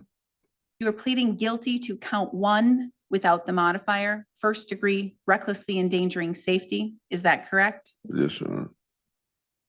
How old are you? I'm 42 years old. And you can read, write, and you understand the English language? Yes, Your Honor. And you have not had any drugs, alcohol, or medications in the last 24 hours? No, Your Honor. No mental illnesses or disorders? No. Did your attorney go over with you what the state would have to prove your guilt beyond a reasonable doubt? No. She didn't do that? Oh, yes. Yes, and it's on top of that plea questionnaire as well, I believe. And did she go over with you the maximum possible penalties you face? Yes, Your Honor. Now, because you're charged with crimes, you are entitled to constitutional rights, and those rights are listed on that document in front of you. Do you understand that by pleading guilty, you're waiving and giving up those rights? Yes, Your Honor. Do you understand you'll no longer have the right to a trial? You'll no longer have the right to have your attorney cross-examine the state's witnesses or call witnesses to testify for you. You will no longer have the right to testify on your own behalf or remain silent and not have your silence used against you. You will no longer have the right to have that jury trial in which 12 of your peers would need to reach a unanimous decision as to a guilty verdict or find you not guilty. And you will no longer have the right to have the state prove your guilt beyond a reasonable doubt. Do you understand all of those rights you're giving up here today? Yes, Your Honor. Do you understand that if you're not a citizen of the United States, your plea could result in your deportation? Yes, Your Honor. Do you understand that you're pleading guilty to a felony? As such, you will no longer be able to use or possess a firearm for life. Yes, Your Honor. You'll no longer be able to vote in any election until your civil rights are restored. Yes, Your Honor. You understand that the state would have to prove as to count 1, 1st degree recklessly endangering safety. on or around December 16th, 2024, you recklessly endangered the safety of Officer Michael Zajac under circumstances which show utter disregard for human life. Do you understand what the state would have to prove? Yes, Your Honor. Do you understand that the maximum possible penalty could be a fine of up to $25,000 or imprisonment of up to 12 and a half years or both? Yes, Your Honor. And do you understand that there is an agreement here for the court to order a pre-sentence investigation report? Do you understand what that report is? Yes, Your Honor. And that report will have a whole lot of information about you, your history, your criminal history, your life. And it will also provide a recommendation for sentencing from the Department of Corrections. Do you understand I'm not bound to follow that recommendation? Yes, Your Honor. And do you understand that per the agreement you've entered with the state, that the state of Wisconsin is bound by the maximum of the PSI recommendation? Do you understand that? Yes, Your Honor. But do you understand I'm not bound to follow the recommendation of the state in their sentencing recommendation? Yes, Your Honor. And I'm not bound to follow the recommendation of your attorney either? Yes, Your Honor. That I'm free in my discretion to sentence you to what I believe is an appropriate sentence based upon the facts of the case and the totality of the circumstances, and it could be the maximum possible penalty. Do you understand that? Yes, Your Honor. Do you still wish to proceed and enter a guilty plea? Yes, Your Honor. Did you go over the criminal complaint with your attorney? And in particular, if you look, there's a probable cause section that basically says what happened that day and why you were charged with the crimes. Do you remember that? Yes, Your Honor. For the most part, are those facts accurate? Yes, Your Honor. Are you admitting here today that through your actions and conduct that you did in fact show utter disregard for the human life of Michael Zajac? Yes, Your Honor. And you recklessly endangered Officer Zajac's life that day? Or his safety? Yes, Your Honor. Ms. Landgraf, may the court use the probable cause section of the criminal complaint along with the statements made by your client to find a factual basis? Yes, Your Honor. I also put factual basis in the plea questionnaire for each element. And you went over that with your client? Extensively. And he fully understands the factual basis that you have placed on that plea questionnaire with each of the elements? Yes, Your Honor. I would note that he doesn't actually remember the incident. He did watch the video, and once he watched the video, he said, yes, okay, I see how these elements are meant. Excellent, thank you. All right, Mr. Sonnenberg, has anyone made any threats or any promises to you for you to plead guilty to this charge? No, Your Honor. You're doing so freely and intelligently. That means you're telling me you fully understand what you're doing here today Yes, Your Honor. and voluntarily? Yes. Has your attorney represented you competently?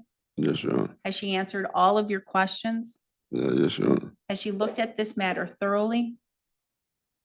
Yeah, Has yes. she looked at the discovery and the evidence in this case and discussed it with you? Yes, Your Honor. Has she looked to see if you have any defenses or a lack of defenses in this case? Yes, Your Honor. And has she discussed the strengths and the weaknesses of this case with you? Yes, Your Honor. Are you satisfied with her services? Yes, Your Honor. Do you have any questions for the court or for your attorney before we proceed? What's the next penalty? The max penalty?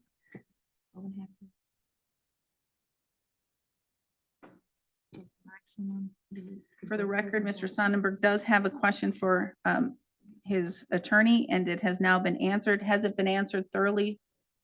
Yes, Your Honor. All right. Ms. Landgraf, do you believe that your client is entering his plea freely, intelligently, and voluntarily? Yes, Your Honor. Do you believe he understands his constitutional rights and what it means to waive those here today? Yes, Your Honor. And he fully understands the facts of the case and the elements that the state would need to prove? Yes, Your Honor. And you believe he's entering his plea here today competently? Yes. All right. One last time to see if you have any questions, Mr. Sonnenberg. No, Your Honor. As to count one, first degree recklessly endangering safety, a class F felony without the enhancer or modifier. How do you wish to plead? Guilty. Court will find your plea of guilt is done knowingly, intelligently, and voluntarily. I will find that you understand your constitutional rights and what it means to waive and give up those rights. I will find a factual basis to accept your plea of guilt Based on that, I will find you guilty of count 1 or count, and the counts 2 through 5 will be dismissed and read in for purposes of sentencing. A judgment of conviction will be entered today. The court will revoke bond, and I will order the pre-sentence investigation report. Long form agent does not need to appear, but should be readily available in case questions arise. We need to set the matter for the sentencing. My next available to work with the PSIs would be either August 11th or August 12th.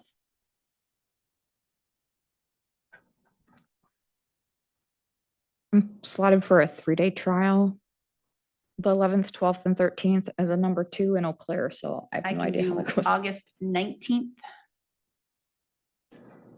Anytime. How about 1 o'clock on August 19th? That work for you? Yes. Probably an hour or two. August 19th. All right. 1 o'clock, August 19th. Will we have victim statements? I'm not for sure, Your Honor. Okay. All right. Thank you. We are adjourned. June 16, 2025, 1 p.m.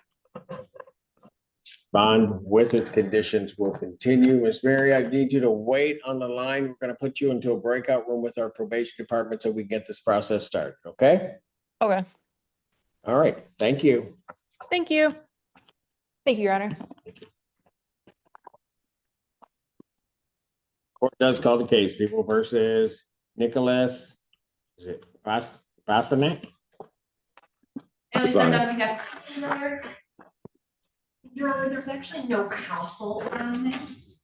Nothing was ever signed and. Sir, state your name, please. Oh, it's gone.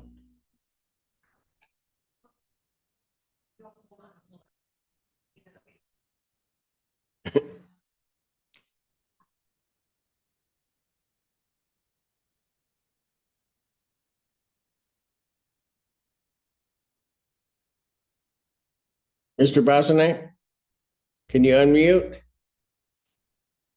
There we go. Yep. Okay. All right. State your Sorry name, about that. please, sir.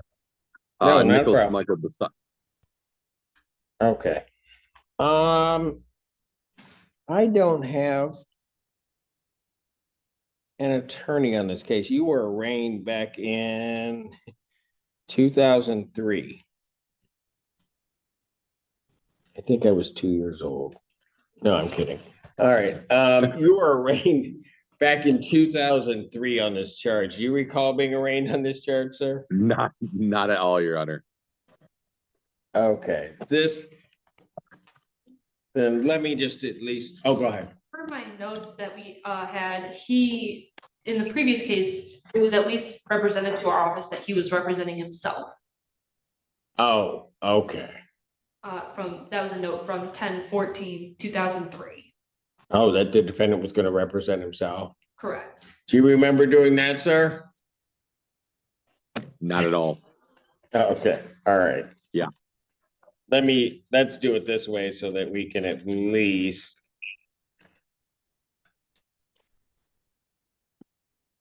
All right. Sir, the complaint in this case alleges that on or about June 24th, 2003, at the location of 2220 Glencoe Hills Drive, number 11 in Pittsfield Township, Washtenaw County, state of Michigan, that on that date and at that location that you did make an assault or an assault and battery upon a Katie Stiver, and that you had a dating relation. Hang on. I don't want you to say anything about it. I'm just trying to let you know what the charges are. Okay, sir? All right. And that you had a dating relationship with that person. That's commonly known as domestic violence. That's a misdemeanor punishable by up to 93 days in jail, $500 fine plus court costs.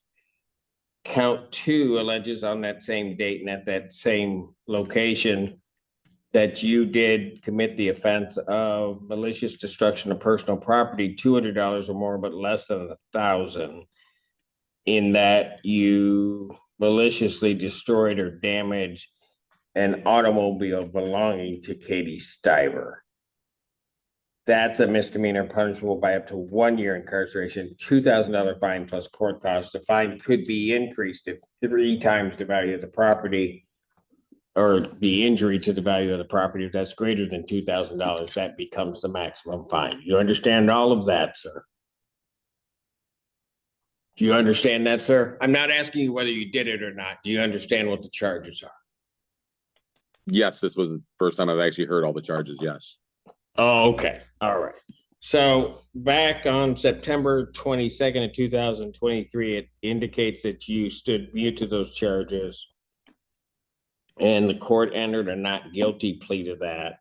Counsel was not assigned at that time. The prosecutor's notes are indicating that you said you were going to represent yourself. However, sir, at this time, do you wish to be represented by an attorney? No. You sure? Ms. Stivers has contacted the prosecutors and wanted all charges of anything dropped. Hold on, sir. All right. It's not going to matter, at least at this point, what she might say, because you've got this case pending. Okay. So I don't want you saying much about the case itself or contact or anything along those lines, because just so that you know, as part of your bond conditions, you weren't supposed to have any contact with Ms. Stiver. Okay. So I'm only saying that, sir, because I don't want you to say anything that potentially can have an effect on you, if you follow what I'm getting at. Of All course. right. So I'll go back to my question. You want to be represented by counsel?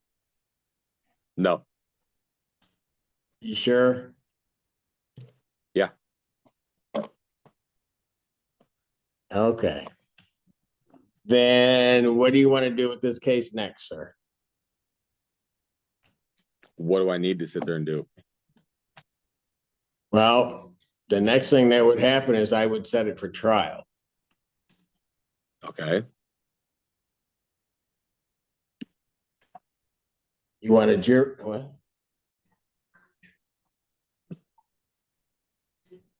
You live in New Zealand? I live in New Zealand. This is from 22, almost 23 years ago.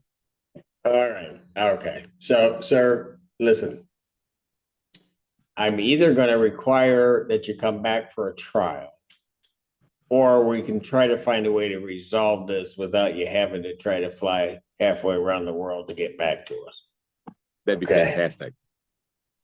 So in order to do that, I'm going to suggest to you, I can't force you to do it, that you take an attorney in this case. I would appoint that person to just represent you in this matter. That sounds And great. that way Let's do the conversations can be had, and hopefully this 20 some odd plus years thing can be resolved. I never even knew I had this. So Yeah. now, hold on. Hold on. I'm going to ask you again, sir. Do you wish to be represented by an attorney? Yes, please, sir. Yay! This is a public defender case. I like it. He's a good Kiwi. Don't worry about it. We'll be all right.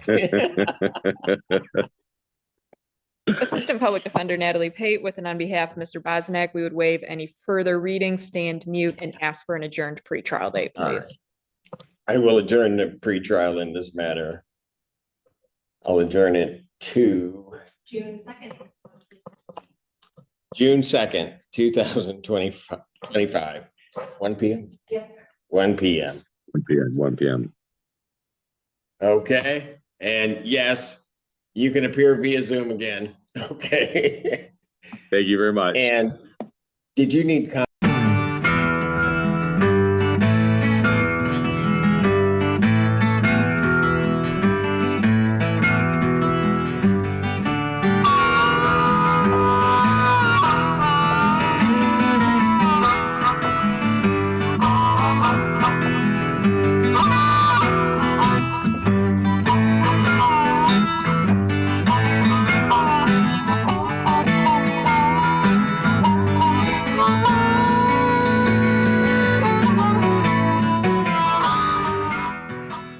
Every day in the USA, people find themselves in court.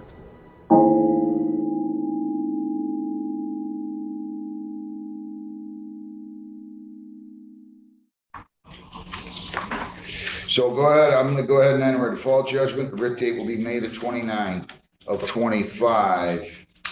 And that covers it for all of yours except the one. I'll put it aside. Jennifer, remind me when he comes in with Mr. Campbell, will you please? Yes. Thank you, Judge. Thanks. Hidden Judge- Gardens versus all occupants, 2403440. Good morning, Your Honor. Rachel Dornbush, Pallets Law, P78301 on behalf of the plaintiff. Well, I don't know how I can grant this. You can go ahead and try to convince me. Correct me if I'm wrong. Where is Mr.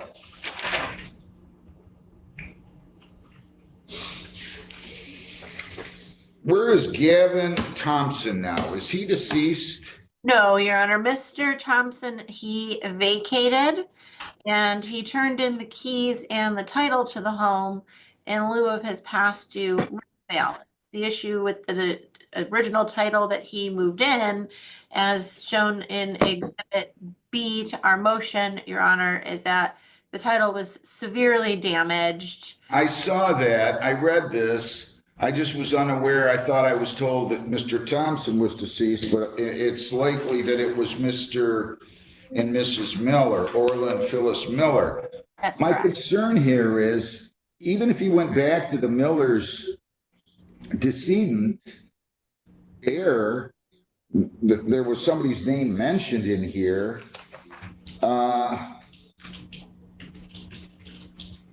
Says Philip Miller was agreeable to sign over title to his parents' home. The problem is,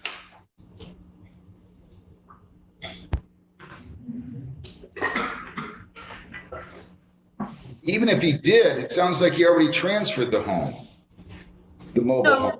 I saw the title, but certainly Mr. Thompson had possession of the title. He brought it in a state that was just, it was a ripped up title. And apparently, right, was never registered with the Secretary of State. That is correct, Your Honor. Mr. Thompson, when he purchased this home from Orla and Phyllis Miller, he failed to take it to Secretary of State and have the title put in his name. He was in physical possession of the original title to the home. It had just never been recorded to Secretary of State. I understand, but he still would be deemed the owner. You would agree with that. He paid consideration and the title was transferred to him, right?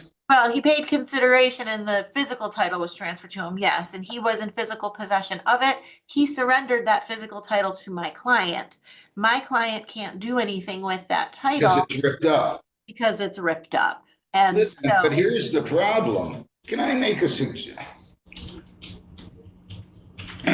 As I'm reading this again, I have a question and I'm curious.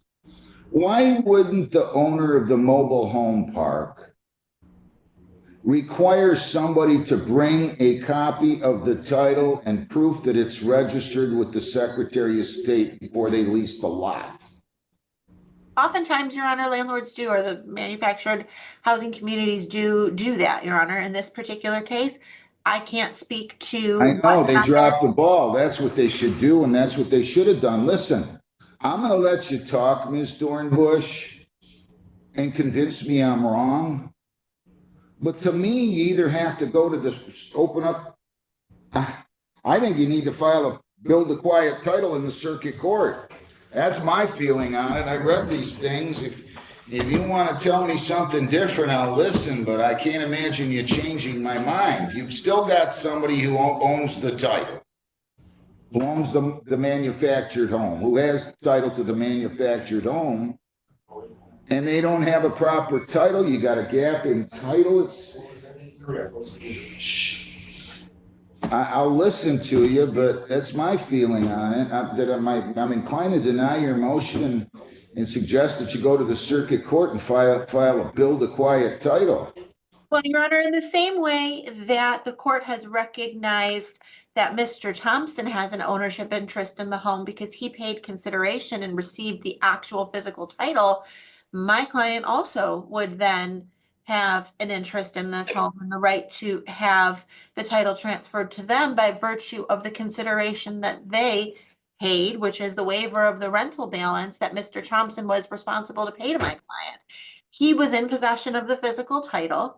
He did not put it in his name, but the court has recognized his ownership interest in the home by virtue of the fact that he purchased the home, presumably by paying an amount to Orla and Phyllis Miller, and had the physical title in his possession. So the court has recognized his interest by virtue of that action.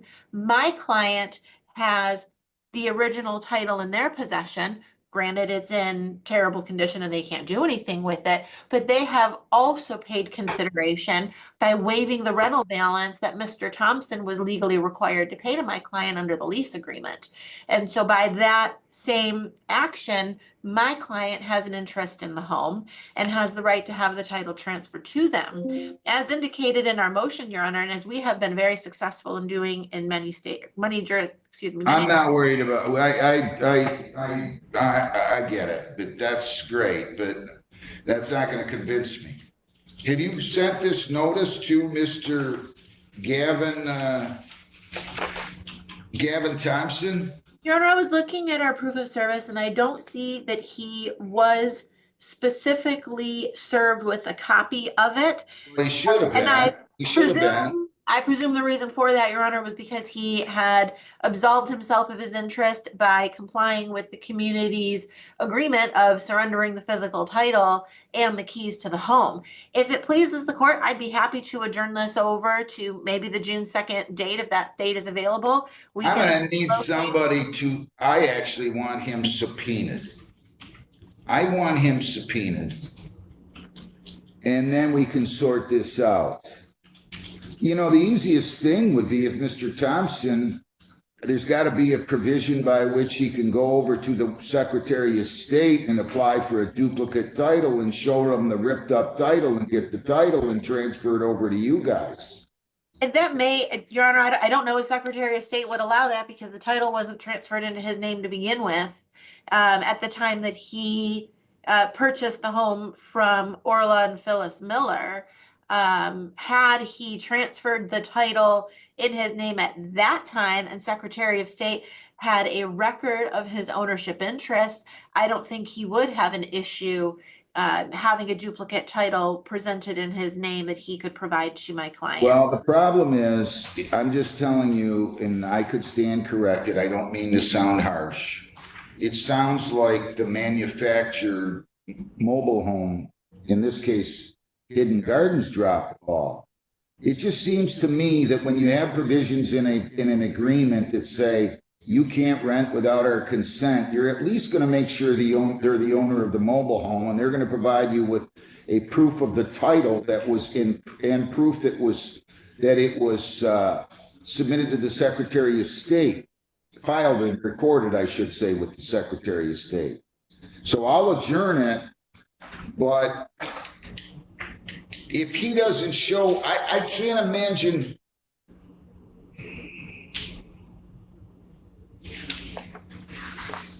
Can't imagine a scenario under which I'm going to tell you that this is appropriate and that you should do anything but go ahead and file a bill to quiet title with the circuit court.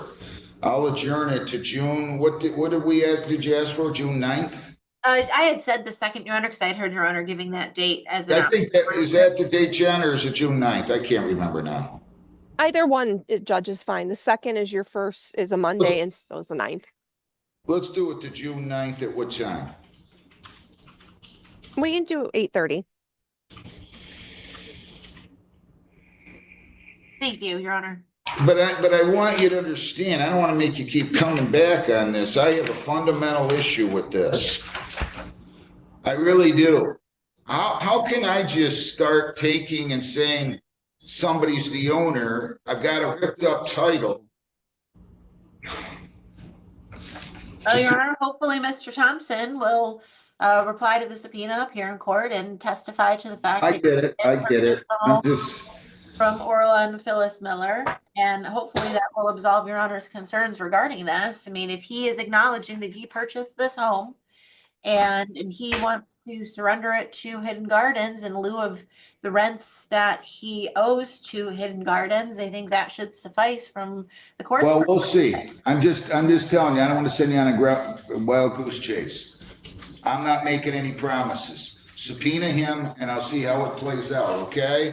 And I'll see you here on that case that date. Is there anything else that you have in here, Ms. Dornbush? Yes, Your Honor, I have 2 9:00 hearings for Meadowlands of Gibraltar. All right, I will be right with you on those. Thank you. Granite versus Jeffrey Paul Campbell, 2501711. Mr. Ingram. For the plaintiff, Your Honor, we're going to be resolving this with a conditional order of dismissal and. Where is Mr. Campbell? Is he back in here, Jennifer?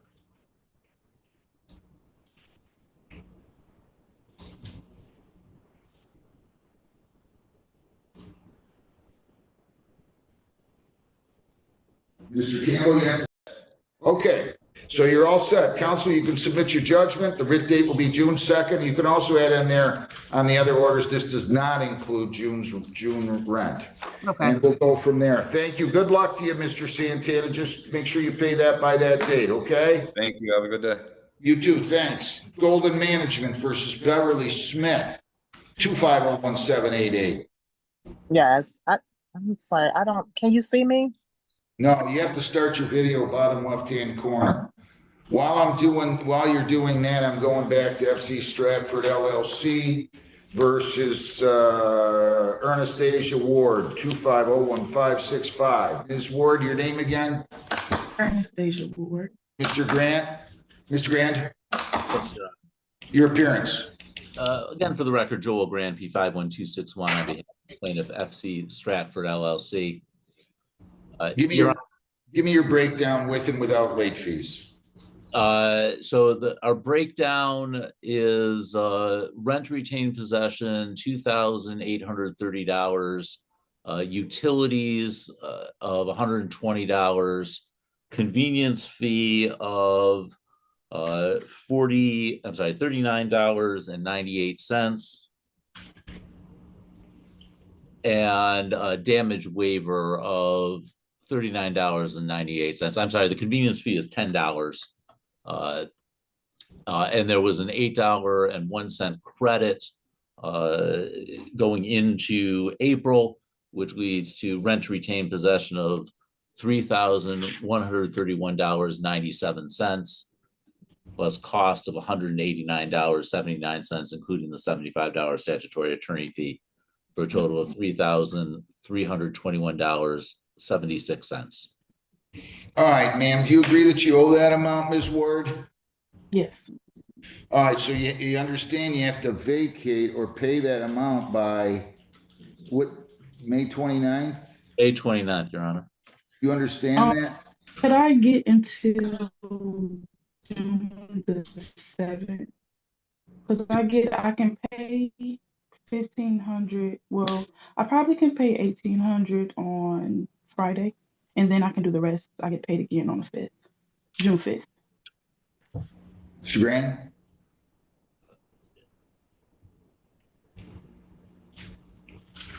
June 5th? Sure. All right, so you have to pay. How much did you say you can pay by May 29th? $1,500. If you pay $1,500 by May 29th, writ date extended until June the 5th. Is that what you said? Yes. All right, so if you miss either one of those payments, hang on.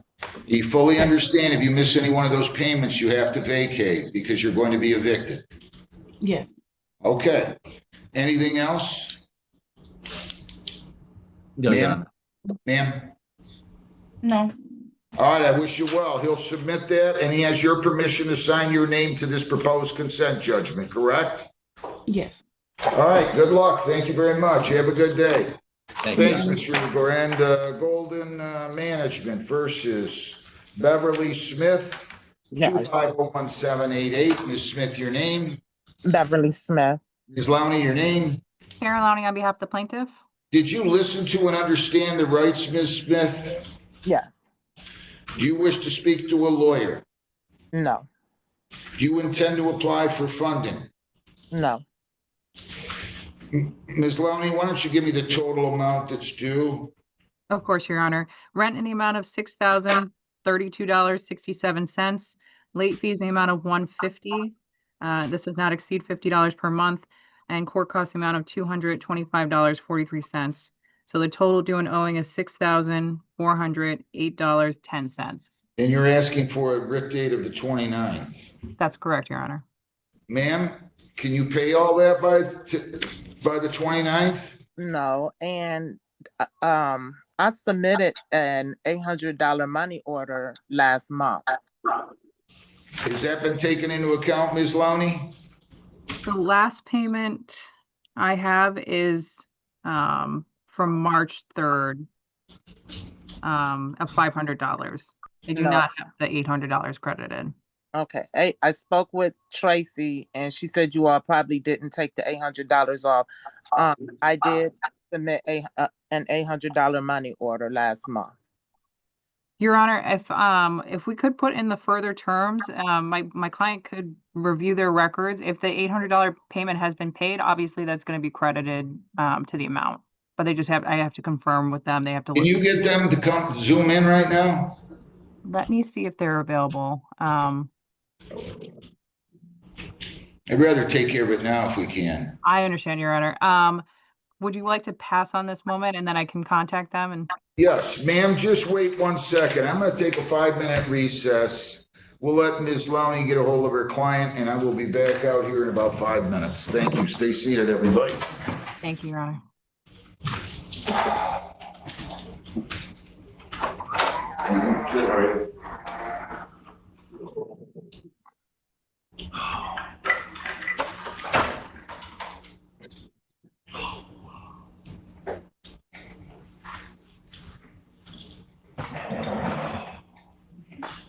I do not have.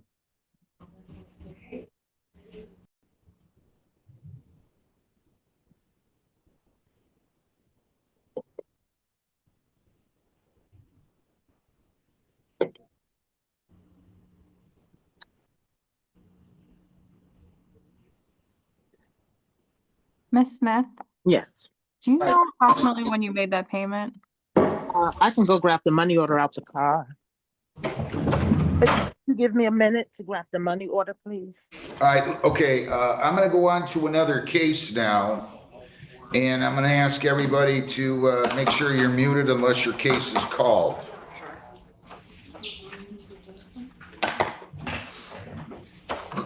Golden Management versus Letitia Smith.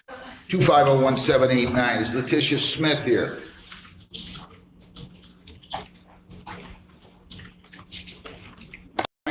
Okay. By June 6th, balance by June 13th, which would be another $2,039.34, presuming you make the first 2 payments, okay? Okay. All right, I wish you well. Good luck to you. Thank you. That'll be after hearing counsel. Beverly Smith, 2501788. This is Golden Management versus Beverly Smith. Ms. Smith, your name? Ms. Smith, your name? Something is wrong with my phone. Ma'am, you have to stop and tell me your name, please.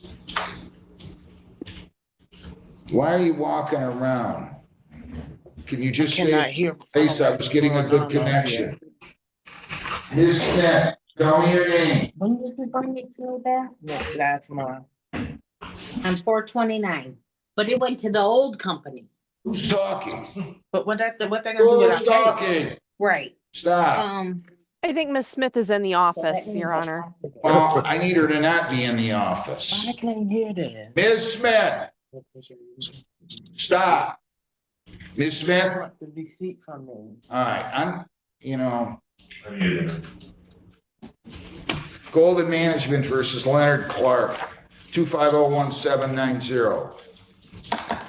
Sarah Lowney on behalf of the plaintiff. Leonard Clark here. Mr. Clark, your name? You have to unmute. Unmute, bottom left-hand corner of your screen, sir, and tell me your name. You got to unmute and tell me your name. Leonard Clark. All right, did you listen to and understand the rights, sir? Yes. I can't hear you. Yes. Do you wish to speak to a lawyer? Yes. All right, I'll adjourn this 1 week, May 29th at what time, Jerry? With proof within 5 days of today that you've made application for funding. Do you understand that? You have to bring it to the court. I'm adjourning it to May 29th at 2, and we'll go from there, okay? Okay. All right, May 29th at 2, good luck. Thank you very much. Ms. Smith, Beverly Smith, Golden Mr. Clark, Manager. don't leave though. What's that? He wanted Lakeshore. Did he say? Yeah, wait right here, Mr. Clark. We're going to set you up with Lakeshore. Golden Manager versus Beverly Smith, 250-1788. Ms. Smith, your name again. Where'd she go now? Ms. Smith, you got to start your video, ma'am. Ms. Smith, you have to start your video. I don't know why you started walking around. I cannot hear a single word that you're saying.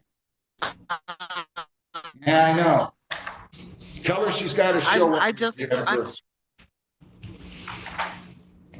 What, Ms. Smith, I had a good connection. Why are you walking around? Now, we try to be nice to people, let them appear by Zoom, and then it turns into this nightmare that I go through every Monday. Just stop. I apologize. Stop. Wherever you were going, stop right now. Now, tell me your name and stay right there, please. Tell me your name. Beverly Smith. All right. Ms. Lowney, your appearance. Sarah Lowney on behalf of the plaintiff. Where's Mr. Debates at? Mr. Debates is present, Your Honor. Right here, Your Honor. Did the defendant give you $800 in the last month? We have not received any payments from the defendant. Since when? Any payment that she's talking about would have went to the prior owner, Your Honor. I have the receipt. And I have no problem taking that off her ledger, but she has not provided us any receipt.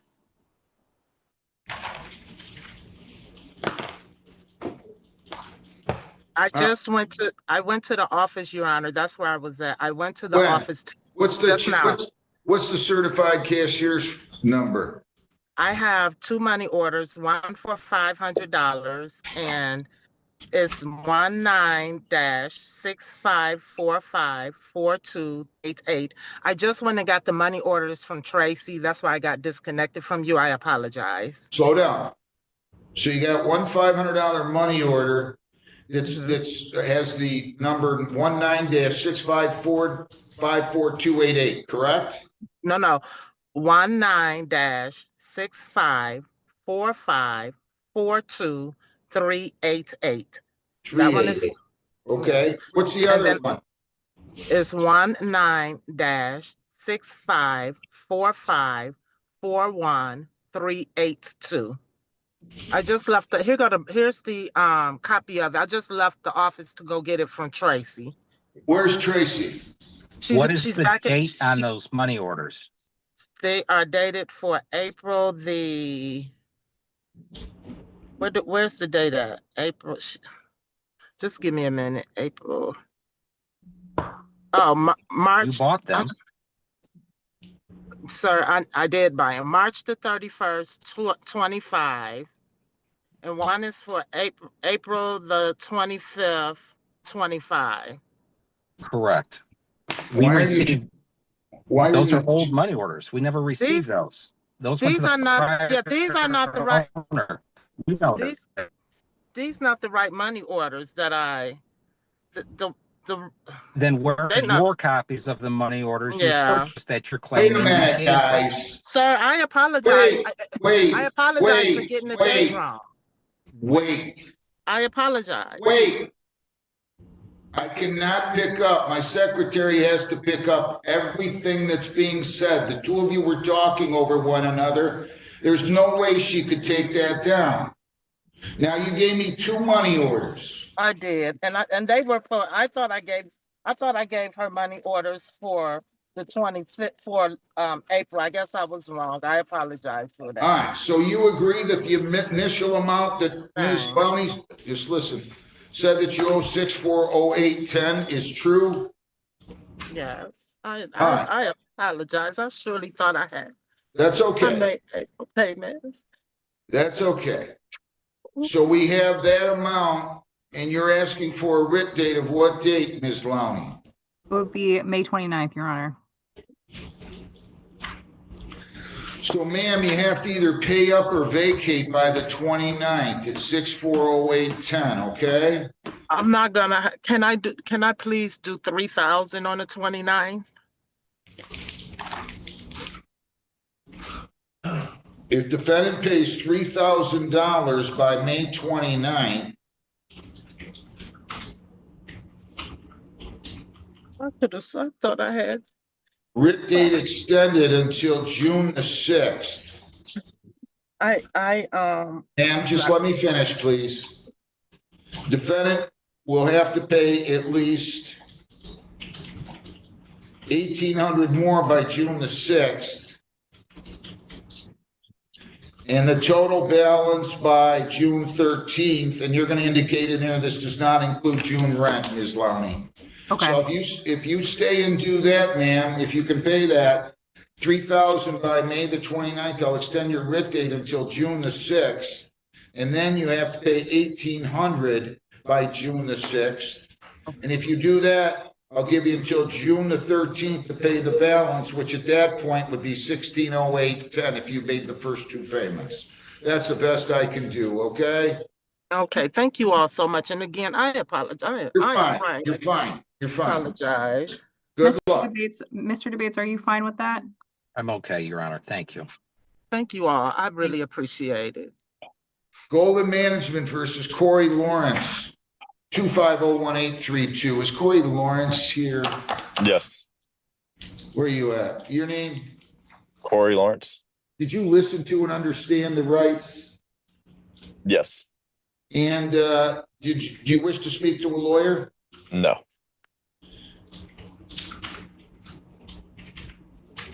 Don't go anywhere. We're going to set you up where you can talk to Lakeshore today, okay? Yes. All right, so just wait right there and you submit your proof that you've applied for funding within 5 business days, all right? Yes, Your Honor. Thank you. Good luck. Stay right there, though. Golden Management versus Eric Marler. Can you tell her I wanted to set him up with Lakeshore, Mr. She's got 1 minute left on the video, Your Honor. Golden Management versus Eric Marler, 2501834. Mr. Marler, good morning. Your name? Eric Marler, how you doing today, Your Honor? Not too bad. Did you listen to and understand the rights? Yes, I did. Do you wish to speak to a lawyer? No, I do not. Do you intend to apply for funding? I shouldn't have to, no. Counsel, your appearance? Sarah Lowney, on behalf of the plaintiff, my client is here as well, Mr. Raymond Debates. How much is owed? Just give me the total. Total is $3,070.43. Can you pay that, sir? I can make payments. I just went back to work. I was on a medical for 2 years. I had a pacemaker put in. I had heart problems, and I just went back to work after Easter. So I started making payments to Tracy. I've already paid $1,200, I think $1,250 since I've been back to work in a month and a couple weeks. Correct. If there is any way I could possibly just make payments, and I could get caught up in a couple months. Ms. Marler, what's your position? Ms. Lowney, I mean, what's your position?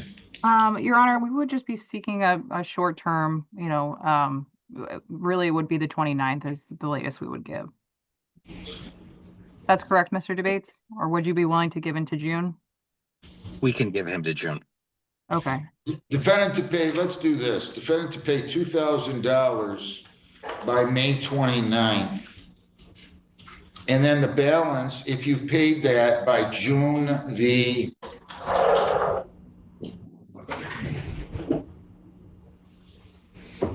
what day's June 10th? June 9th. June 9th is a Monday, Your Honor.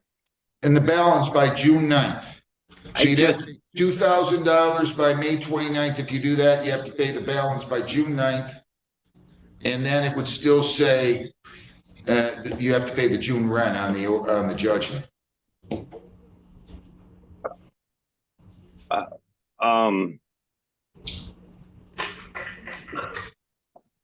So I got to make a $2,000 payment in what, 2 weeks? No, 10 days. What do you guys want me to do? Mr. Debates, Ms. Lowney, you tell me what you want me to do. I thought hang on. Tell me what you want me to do. Mr. Your Marler? Honor? Go ahead, Mr. Debates. I'm okay with accepting $1,500 in 10 days and then another $1,500 plus June's rent by, say. Well, I want to keep out June's rent. Okay. Then $1,500 by the 29th and then another $1,500 by the 16th. June 16th? Yeah. Okay. So you have to pay $1,500 by May 29th, and then the balance, which would be $1,570.43 by June the 16th. You understand that? Yeah, I understand that, but that's not what when I talked to Tracy. Look, I don't care what you guys do. I'm gonna have to put you in a breakout room, and I don't care what you do. I'll be glad to endorse whatever the three of you agree on. It does not matter to me. So I'll put you in a breakout room momentarily. I'm gonna go on to another case, and you guys can go into a breakout room and we'll talk about it. Okay, I have 2 signing on records to do here, or at least one, which I'm going to do right after this file. Then you can go into the breakout room. Golden Management versus Kendra Williamson, 2501893. Ms. Williamson, your name? Kendra Williamson, sir. Kendra Williamson, your name? Kendra Williamson. Did you listen to and understand the rights? Yes, sir. Do you wish to speak to a lawyer? Go into a breakout room and we'll go from there. I'll go on to the felony and then I'll come back. Your Honor, if I may, I was in a breakout room showing the video. Was Mr. Connors to meet with Lakeshore? Yes. Okay, thank you. Yes. Stephen Tyler Schmidtling, 258-710-802. Detective, your name? Good morning, Your Honor. Detective Crystal Tulas, Brownstown Police Department. Raise your right hand. You solemnly swear or affirm under penalties of perjury that the testimony you'll give in these proceedings will be the whole true self you got. I do. Go ahead. On April 3rd of 2025 at approximately 7:08 p.m., Lieutenant Topchin was on routine patrol in a full Class B uniform operating a marked Brownstown Police Department Chevrolet Tahoe Patrol Vehicle 1816, which was equipped with an audible siren, emergency flashing lights, and decals reading police on both sides in the rear of the vehicle. Lieutenant Topchin was traveling southbound Dix-Toledo south of Pennsylvania Road, traveling approximately 56 miles per hour when he observed a white male later identified as Stephen Tyler Schmidtling pass him in a black Mini Cooper, Michigan plate EUK 9931, traveling at approximately 70 miles per hour in a posted 50 mile per hour zone.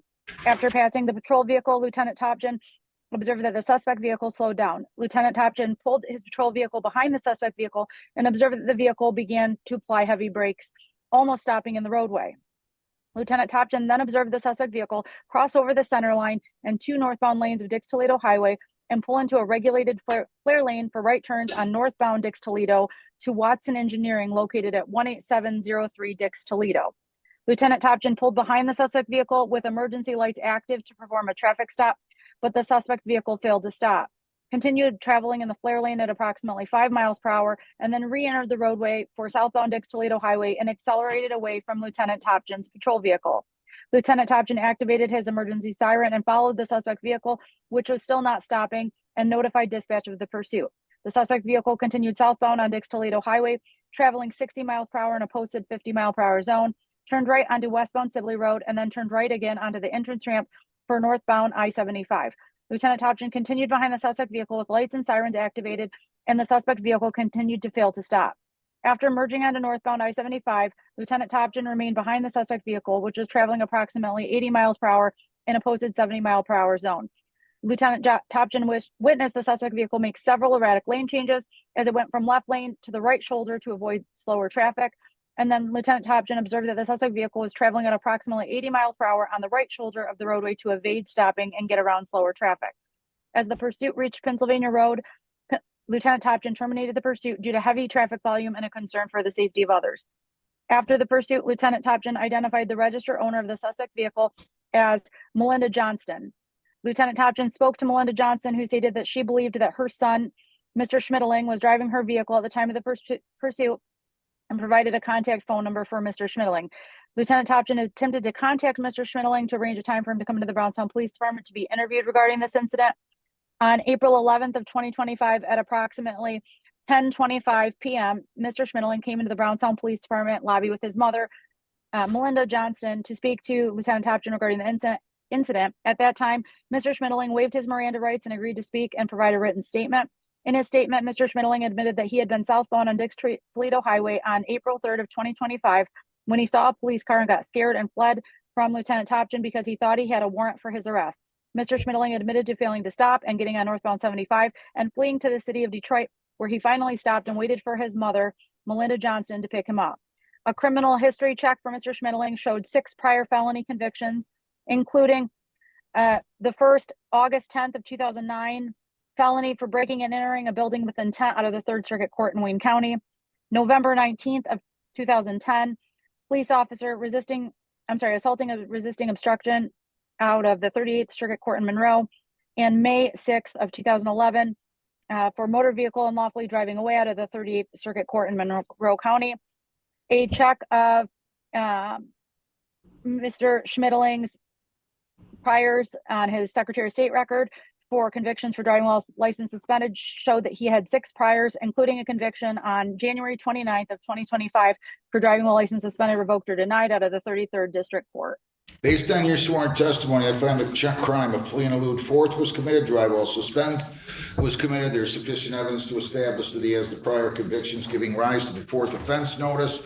You sent this over the 15th, and I believe we tried to call you back and you were out of your office, so you dated it that day. I'm crossing that out.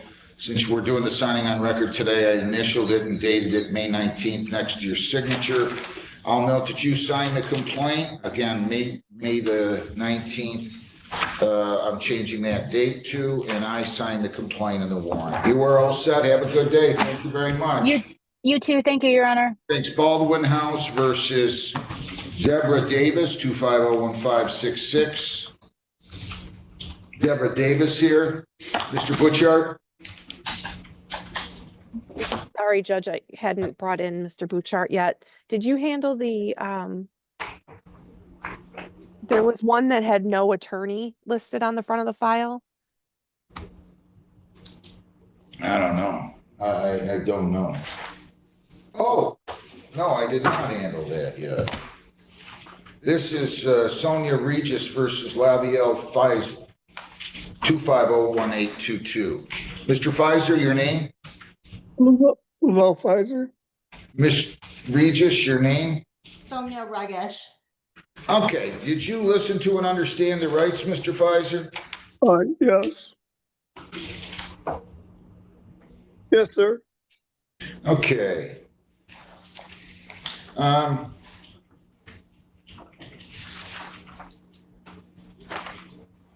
Why don't you have to leave? This is for non-payment of rent. Okay, I see. It's for non-payment. Did you, do you wish to speak to a lawyer, sir? Yes. Yes, sir. Do you intend to apply for funding? Yes, sir. So, Ms. Regis, here's what I have to do.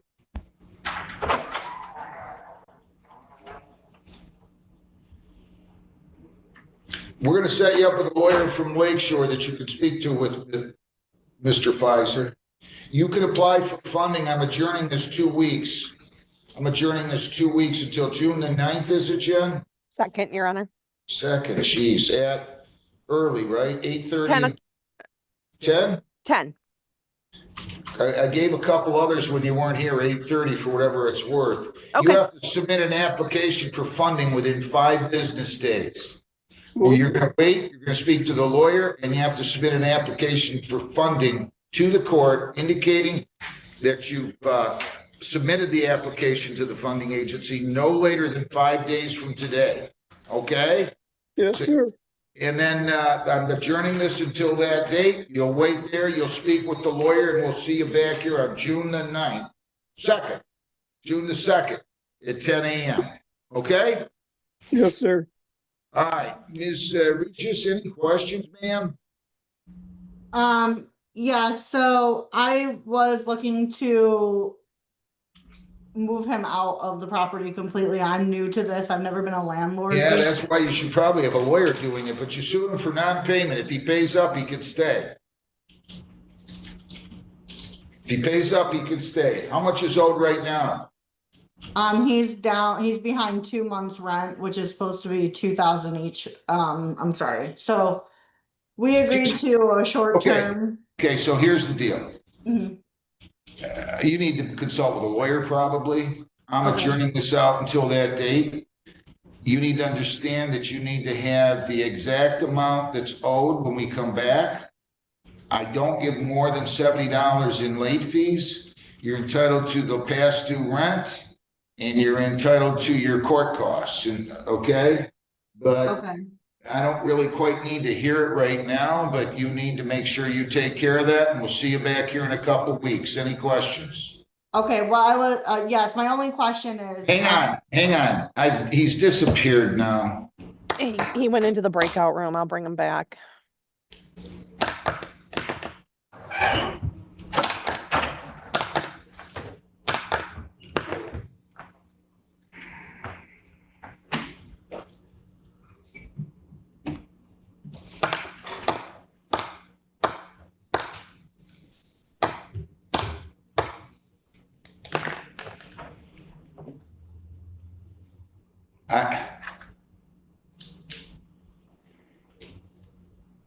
I can't do anything since he's not back here, ma'am. You're gonna have to come back June the 2nd at 10, okay? But you can't just throw somebody out if you have a contract going and you haven't done anything to terminate the tenancy. So I don't know what to tell you. That's all I can say at this time. All right? I understand. He originally. I can't talk to you about it when they're not back here is the problem. Okay. I can't talk to you about it. If you want to try to wait, we'll try to get him out of here or get him back in here. But so far, it's been unsuccessful. Okay? Jennifer, are you trying to get him back in here? I am. I'm trying. Let's go into Baldwin House versus Deborah Davis, 2501566. Good morning. Your appearance? Brian Butcher, P666250 for the plaintiff. Do I have Deborah Davis in here? Yes, she's in. Yes. He should be back in just a second, Judge.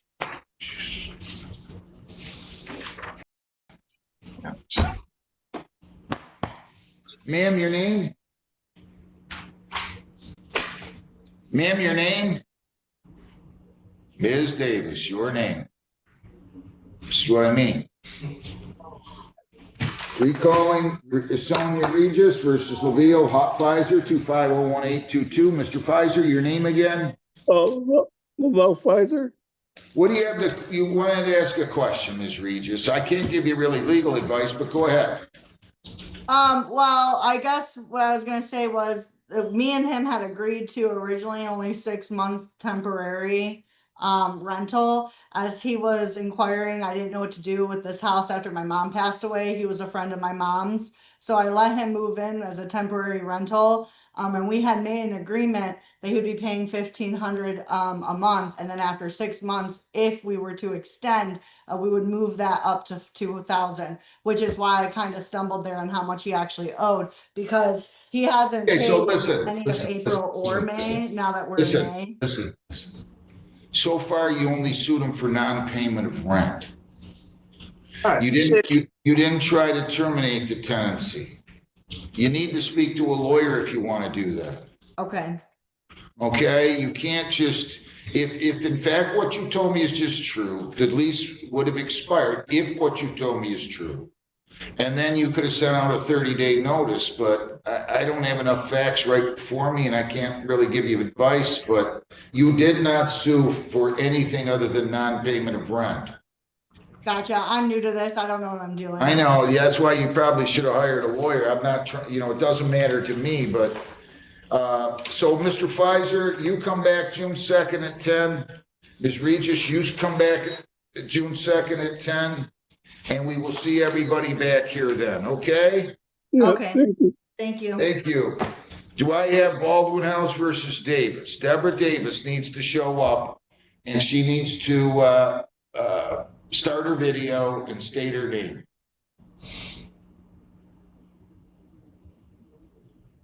Your name?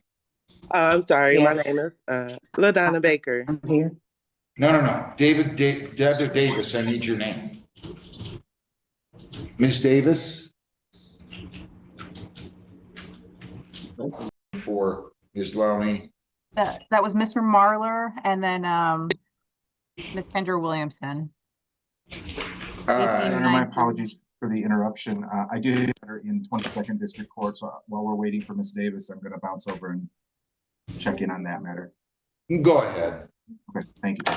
Golden Management versus Eric Marler, 2501834. Mr. Marler, your name? I don't know if he's still in the breakout room.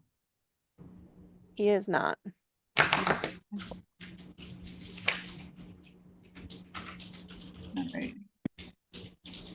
Why is this happening? I mean, I just hate this Zoom. I'm trying to be a pal here to everybody, and let them come in by Zoom, all this, but this is crazy.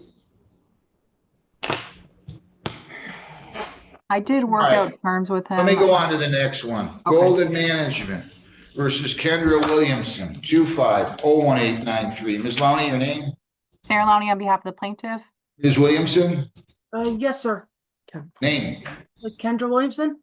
Any proposed conditional dismissal? Yes. Okay, any questions, ma'am? No. I wish you well. Good luck to you. Thank you very much. Thank you, Honor. That's it for me today. You and your staff have a good one. You too. Thanks a lot. Killeen Bozam versus James Willard, 2501821. Do I have Mr. Janice out there? No, Your Honor, if we could pass this for a moment. He was in another court and should be in momentarily. Concord. How you doing, Mr. Mayers versus Jemiah Jones, 2501814. Good to see you, Mr. Mayers. You too, Your Honor. Good morning. Your appearance? Ralph Mayers, P23815, appearing on behalf of the plaintiff. Ma'am, your name? Jemiah Jones. Ms. Jones, did you listen to and understand the rights? Yes, sir, I did. Do you intend to apply for funding, or do you wish to speak to a lawyer? I do not wish to apply for funding. Okay. All right. I understand, Your Honor. These are only $50. All right, so we are all set. You can submit that judgment and you should be good to go. Thank you very much. Have a great day. Nice to see you, Mr. Mayers. You too, Your Honor. Thanks for your help. I appreciate it. No problem. No problem. How you doing, Mr. Janice? We'll get you out of here. Thank you, Your Honor. Colleen Mozam versus James Willard, 2501821. Mr. Janice, your name? Yes, for the record, Neil Chanis, appearing on behalf of the plaintiff. Mr. Willard, I'm going to ask you to take your hat off and just stay right there if you would, please. I'm getting a good connection. Take your hat off. There you go. State your name. James Willard, second. Good morning. Did you listen to and understand the rights on the video? Yes, Your Honor. Do you wish to speak to a lawyer? No, Your Honor. Are you applying for funding? I did, but they denied me. All right. Mr. Chanis, Yes. what do you want to do? Well, right now, we are seeking a possession judgment. We do show rent owing of $7,000. That's through May. Court costs of $186. The total is $7,186. Oh, geez. All right. Well, I'm going to have to give him a judgment, Mr. Willard. You're going to have to be out by the 29th, okay? Yeah, I'm just confused on how it's $7,000 when they said that it was 4,200 on the paperwork. Because more time is accrued, more rental months have accrued. Only one. Well, they said rent is paid through December 31, and they say it's $13.25 a month. And I can tell you that 5 times $13.25 right there amounts to 66 and a quarter. And that doesn't include up to $70 late fees or your court costs. Okay, that makes sense then.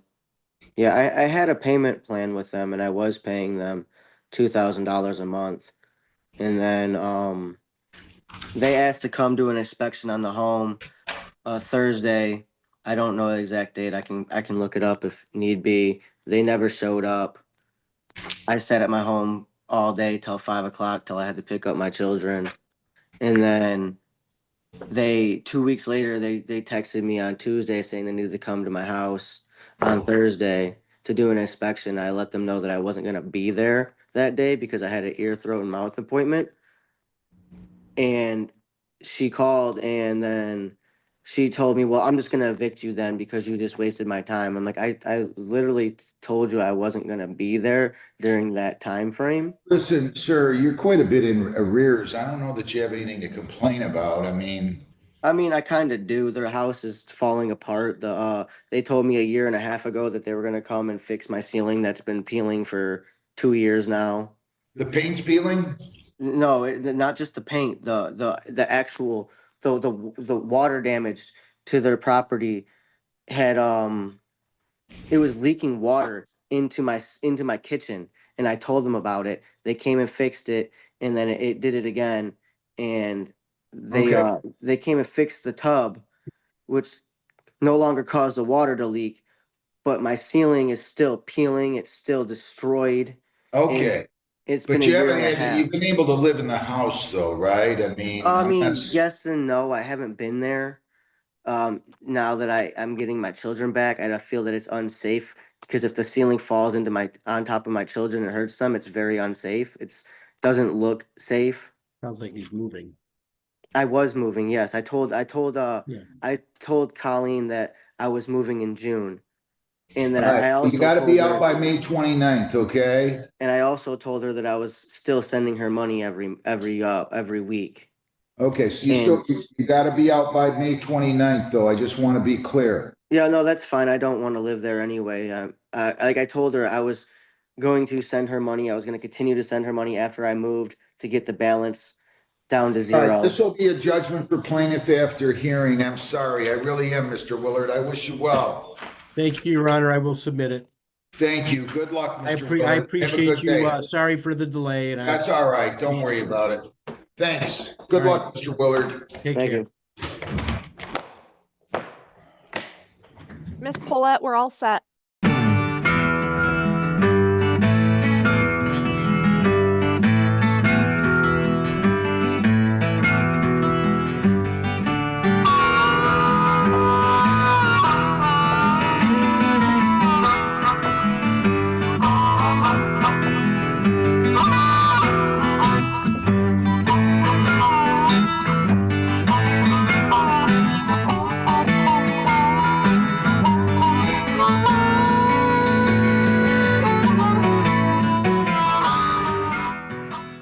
Every day in the USA, people find themselves in court.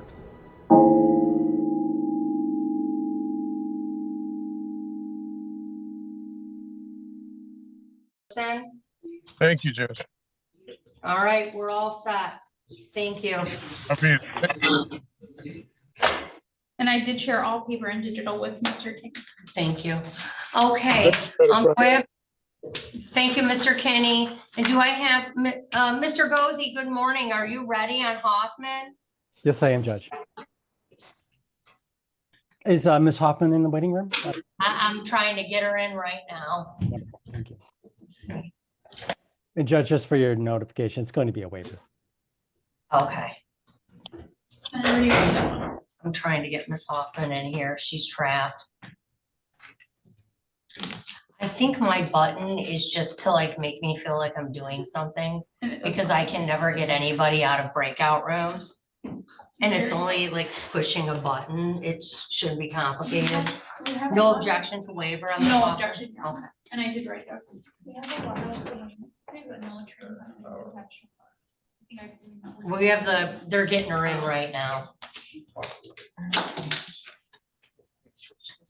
We're trying anyway. Okay, thank you. So we have culverts out in the lobby waiting on the victim.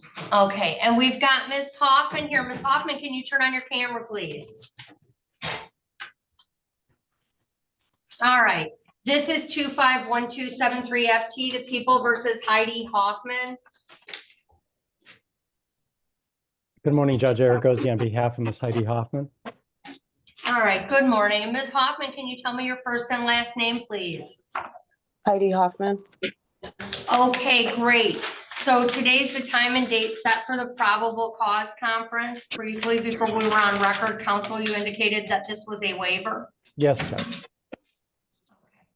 And can I voir dire your client? Please. All right, Ms. Hoffman, you understand that you have a right to a preliminary examination, and at that examination, the prosecutor would have to show that a crime was committed and probable cause exists to charge you with that crime. Do you understand that? Yes. Okay. And you understand that if you voluntarily waive your right to a preliminary examination, do you understand that you will be bound over to circuit court on the charges in the complaint and warrant? Yes. And have you received notice of the charges against you, ma'am? Yes. Okay. And you had a chance to discuss this with your attorney? Yes. Okay. I'll accept the waiver as knowing and voluntarily given. And then your arraignment on the information date will be June 16th of 2025. Okay. And counsel, can I sign your name on the exam waiver form? Absolutely, Judge. And ma'am, Yes. can I sign your name on this form? Yes. Okay. All right. You've got your next court date and you're all set here. Thank you, Judge. That's June 16th. All right. Thank you. Yes. Thank you. Everybody have a good day. Heidi, You you're all too. set. All right. Thanks, Eric. Yep.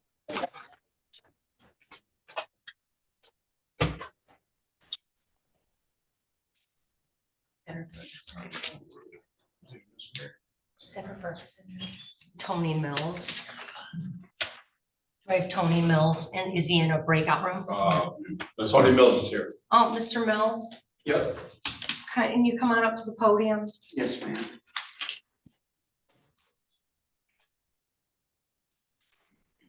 Okay. This is 250227 SD, the people versus Tony Mills. Good morning, Your Honor. James Guzicki on behalf of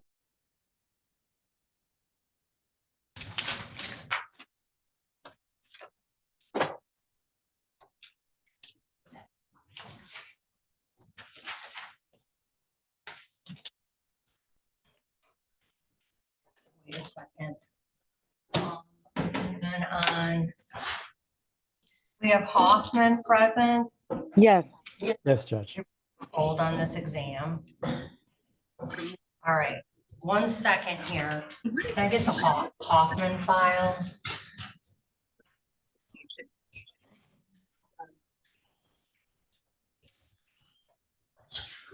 You don't have a file? On Hoffman? That's a waiver, but we're just addressing bond. So the file should be in here. I don't have it. Are we ready to hold on this exam? It's North's case. North's case, okay. All right, on Hoffman, we're on 2517 or 12. Strike that, 251273 FT, the People versus Heidi Hoffman. Good morning, Your Honor. Donna Soap on behalf of the people, P87439. And good morning, Your Honor. Eric Gozi on behalf of Ms. Hoffman. Thank you for letting us open this case back up for today's proceedings. Judge, go ahead. No, you go ahead. Thank you, Judge. Ms. Hoffman is present. She's on Zoom. Your Honor, the request to come back was that Ms. Hoffman reminded me that she is currently on a tether. Normally, I wouldn't bring this up to the court's attention. However, she has gained new employment where she's working for J&N Installation and Pool Repair, in which she actively goes into pools and cleans them, maintains them, and repairs them. With having a tether on her leg, it makes her job impossible as it cannot get wet. Therefore, I'm asking the court to allow Ms. Hoffman to have this tether restriction removed. Your Honor, I did look at Ms. Hoffman's criminal history. She does have one felony from 2019, a RNC under 2000, and then a guilty plea under 7411 for possession from 2022. Besides that, she has nothing else that I'm aware of at this time. Because these are not violent offenses, I have no objection. Would leave it to your discretion. Okay, well, if you don't have an objection, GPS tether will be removed. Thank you, Judge. We appreciate you. All right, we're all set. Thank you. Thank you, Your Honor. Thank you. You're all set, Ms. Hoffman. And then,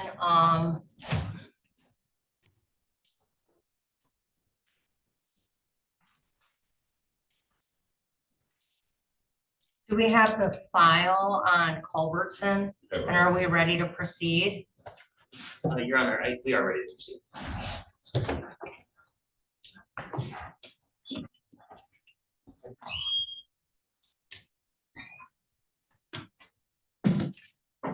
I have. Do we have, are you ready on Cosmich? Two on.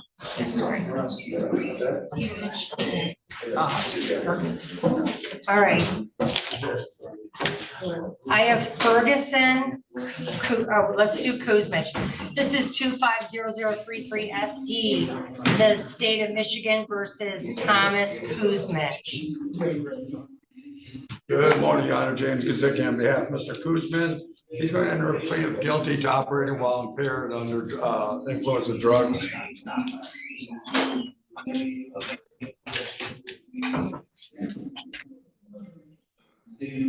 Okay, so it'll be a visibly impaired. Yes. Okay. Mr. Kuzmich, did you understand what your attorney just said? Yes, ma'am. All right, and did you go over your constitutional rights with your attorney that are outlined on this advice of rights form? Yes, ma'am. Did you understand your rights? Yes, ma'am. And did you give your attorney permission to sign your name on that advice of rights form? Yes, ma'am. Sir, you understand that if you enter a plea of guilty, you'll be waiving the trial rights listed on this form. There will be no trial of any kind. Yes, ma'am. And you understand that if you are currently on probation or parole and you enter a plea of guilty, it could be a violation of your conditions. Yes, ma'am. And sir, you understand if you are not a citizen of the United States and you enter a plea of guilty, it could have immigration consequences up to deportation. Yes, ma'am. Okay. And sir, you understand that operating while impaired is still a misdemeanor. It's punishable by up to 90 days in jail, 93 days in jail, a fine of $300, up to 360 hours of community service, and 4 points on your license. You understand that? Yes, ma'am. Knowing all of that, how do you plead to the charge of operating while impaired under the presence of drugs? Guilty. Has anyone forced you to get you to plea? No, ma'am. Has anyone promised you anything other than the plea agreement to get you to plea? No, ma'am. Are you pleading guilty of your own free will? Yes, ma'am. Sir, were you operating a motor vehicle in the city of Taylor on October 3rd of 2023? Yes, ma'am. And before you were operating that motor vehicle, had you had something to drink? Yes. Or Yes, I'm sorry, or had you been using drugs? yes, ma'am. Okay. And you, what specifically were you under the influence of? Opiates. The lab report indicates fentanyl. Your Honor. Fentanyl and morphine Yes, ma'am. and gabapentin Yes, ma'am. and marijuana? Yes, ma'am. And did all of those substances affect your ability to operate a motor vehicle? Yes, ma'am. How so? I was impaired. You were what? I was impaired. It affected my ability to drive. Were you nodding in and out of consciousness? Yes, ma'am. Rollover accident.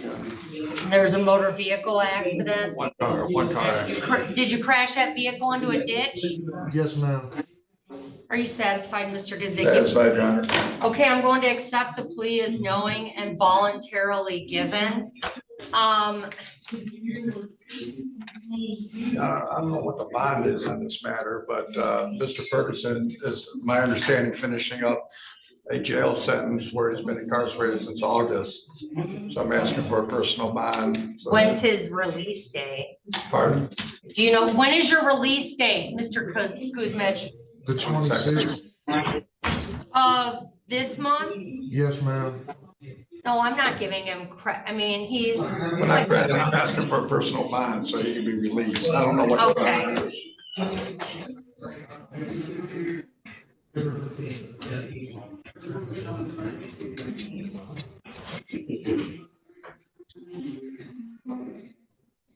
All right, it'll convert to a $2,000 PR bond.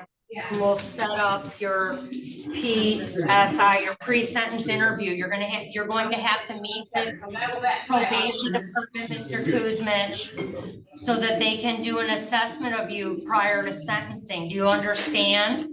Yes, ma'am. Okay. So they'll be in contact with you. They'll probably set that up prior to your release. All right? Yes, ma'am. All right, we're all set.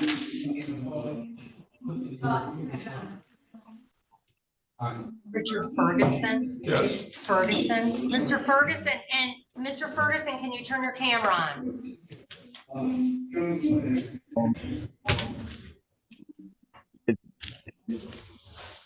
Can you turn your camera on, Mr. Ferguson? And I don't know how. There you are. I see you.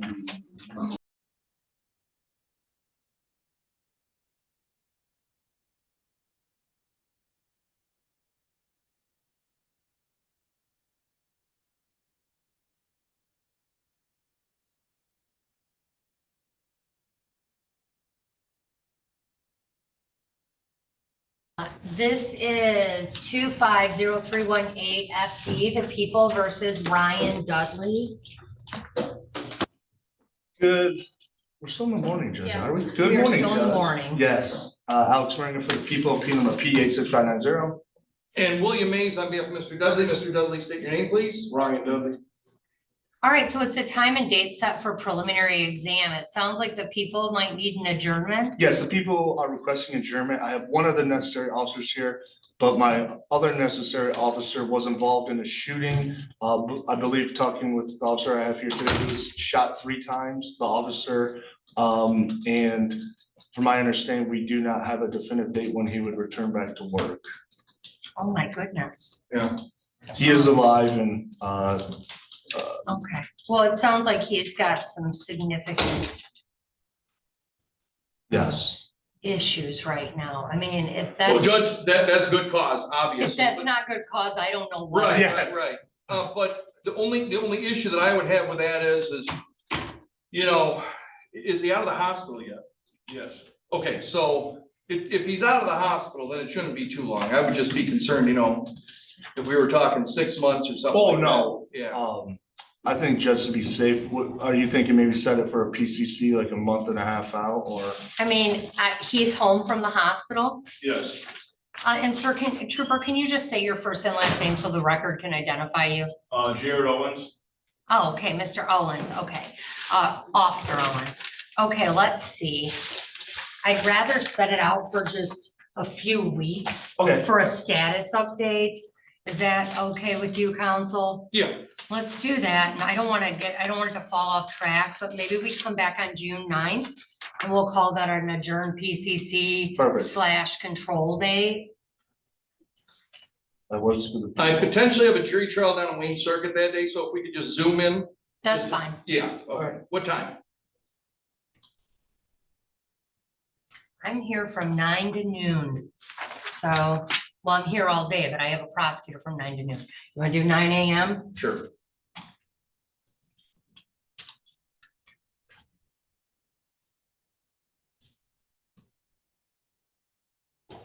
All right, so bond will continue and we'll see everyone back June 9th at, what did I say, 9 a.m.? 9 a.m. At 9 a.m. and bond will just continue. Thank you, Okay? Judge. All right. I hope he has a quick recovery. Thank you. So.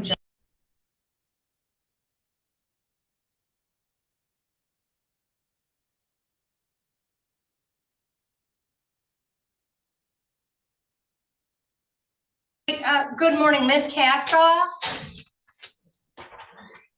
Good morning, Judge. Hi, good morning.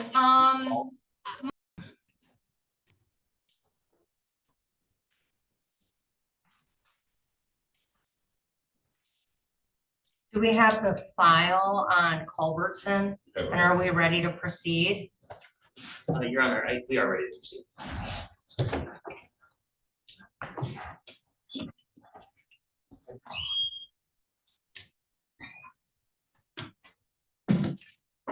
I have Harris. I have Harrison. Do you have Culbertson? You have a file? Oh, we might be. Sorry. All right, we're getting there.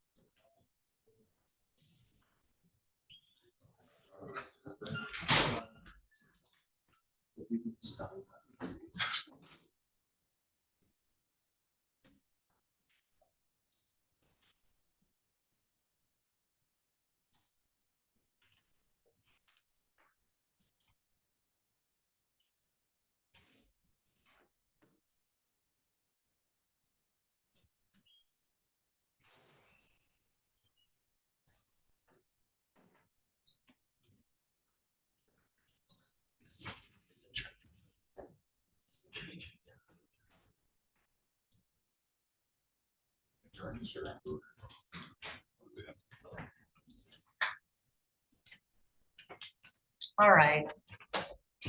Here we go. This is 251116 FY, the People versus Darrell Culbertson. Good morning, Your Honor. Laura Ollie on behalf of the people, and I'm supervising Mr. Jacob Lecky today, who's working on the IP number. Correct, Your Honor. Jacob Lecky appearing on behalf of the people, requesting permission to practice under Michigan Court Rule 8.1208. Okay, granted. Thank you, Judge. It's a time and date set for preliminary examination. Are the people ready to proceed? Yes, and we are ready to proceed, Your Honor. Okay.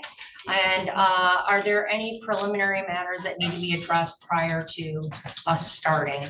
Good morning, Judge. Whitney Lemelin, 858914 on behalf of defendant Darrell Culbertson. Stands to my right. I just asked for a mutual sequestration order excluding the officer in charge. No objection, Judge. Okay. So there's a sequestration order. We do live stream. So anyone that's watching that shouldn't be, should not be. Other than that, anything else? No, Your Honor. No, Your Honor. All right, let's call your first witness, people, and you two be seated. Thank you, Judge. The people at this time are going to call Miriam Noel to the stand. Ma'am, can you come on up?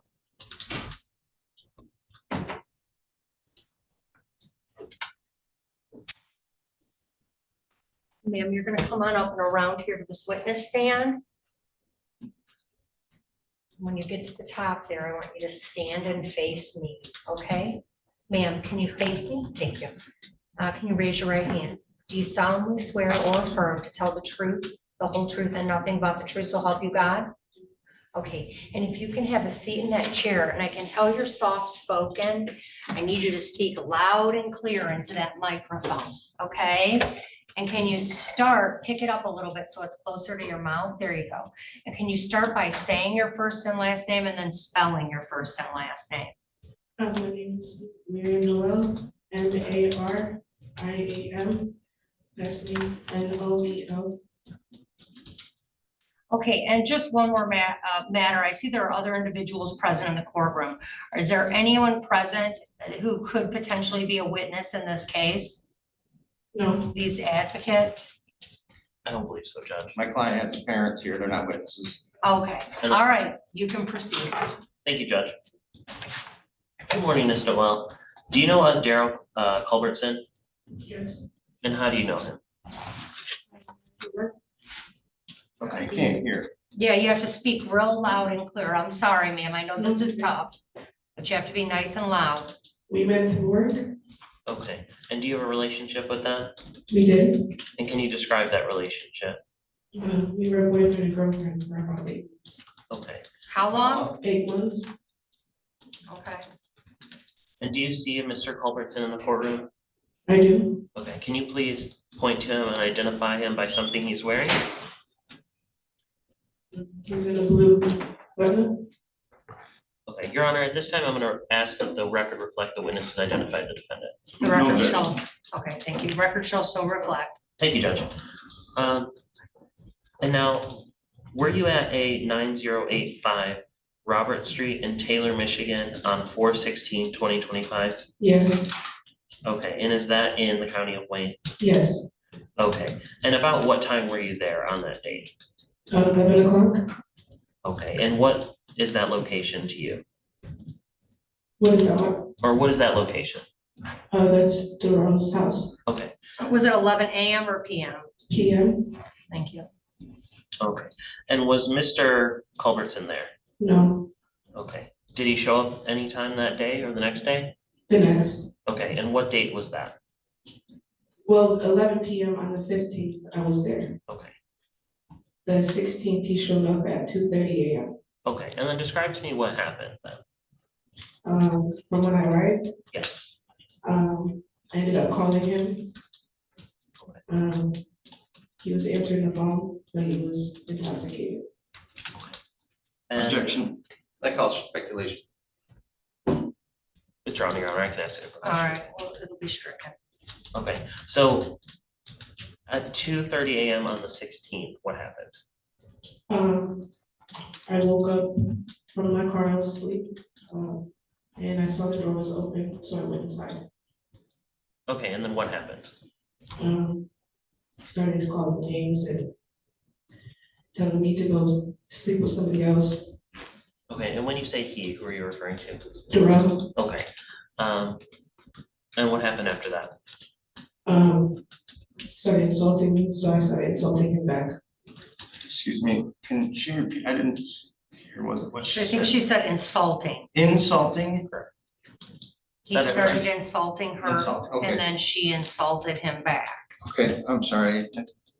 And if you could just speak a little slower and a little louder, okay? Sure. Okay, and then what happened after that? I started crying, and he kept telling me to shut that shit up. He didn't want to hear it. Okay, and then what happened? I started to call him names, and he ended up slapping me. Okay, and do you recall with what hand he slapped you? I believe it was his left hand And where did he slap you? on the right side of my face. Okay, and then what happened? I kind of fell to the ground and I was crying even more. He was hovering over me, still yelling at me.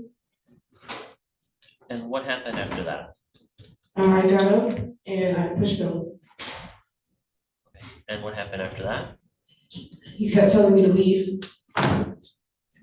Okay, and did you leave at that time? I did not. My things were all over the house. Okay, so what did you do then? I went to go look for my things and he told me I wasn't leaving fast enough. Okay, so what happened after that? He kind of pushed me onto the bed and we started to wrestle. Okay, and what happened? Or describe that wrestling to me. Ground. And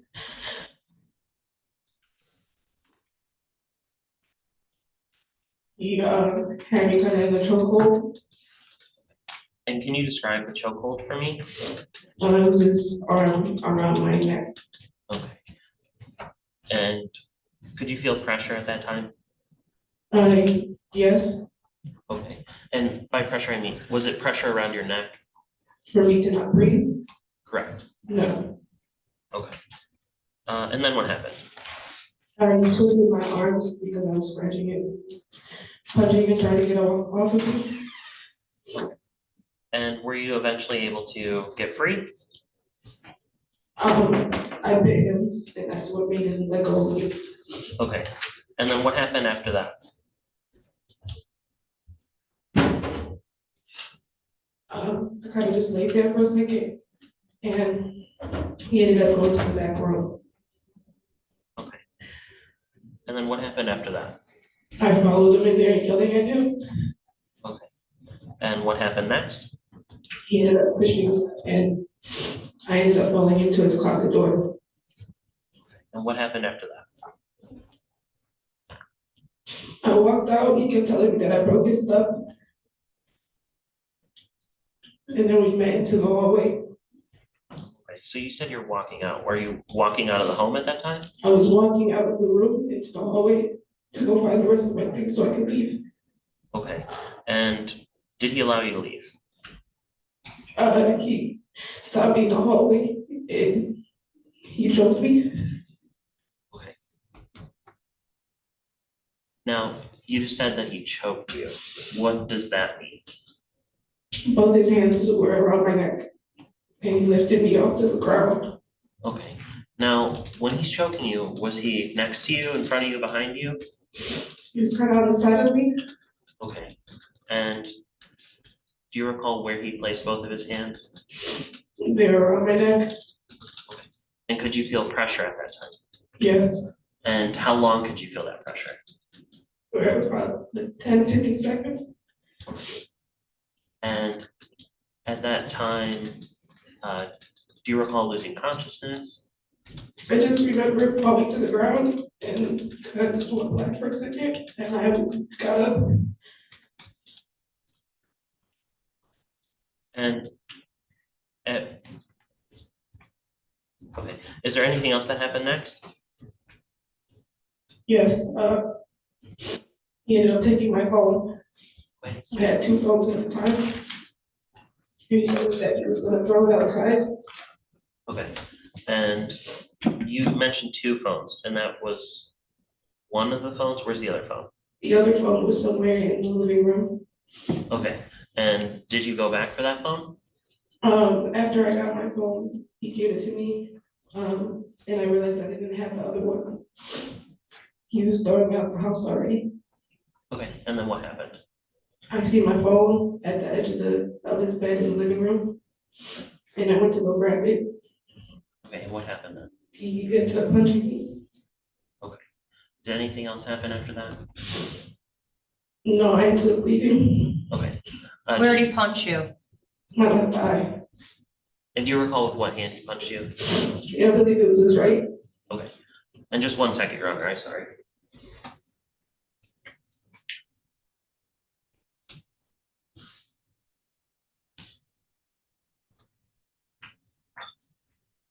And then, ma'am, at any point that night, did you make contact with police? I did not. Okay, you did not. Did you ever reach out to police? No. Okay. I have no further questions, Your Honor. Cross, Can you ask me, I'm sorry, what was the last question? he asked her if she ever reached out to police. She said no. Okay.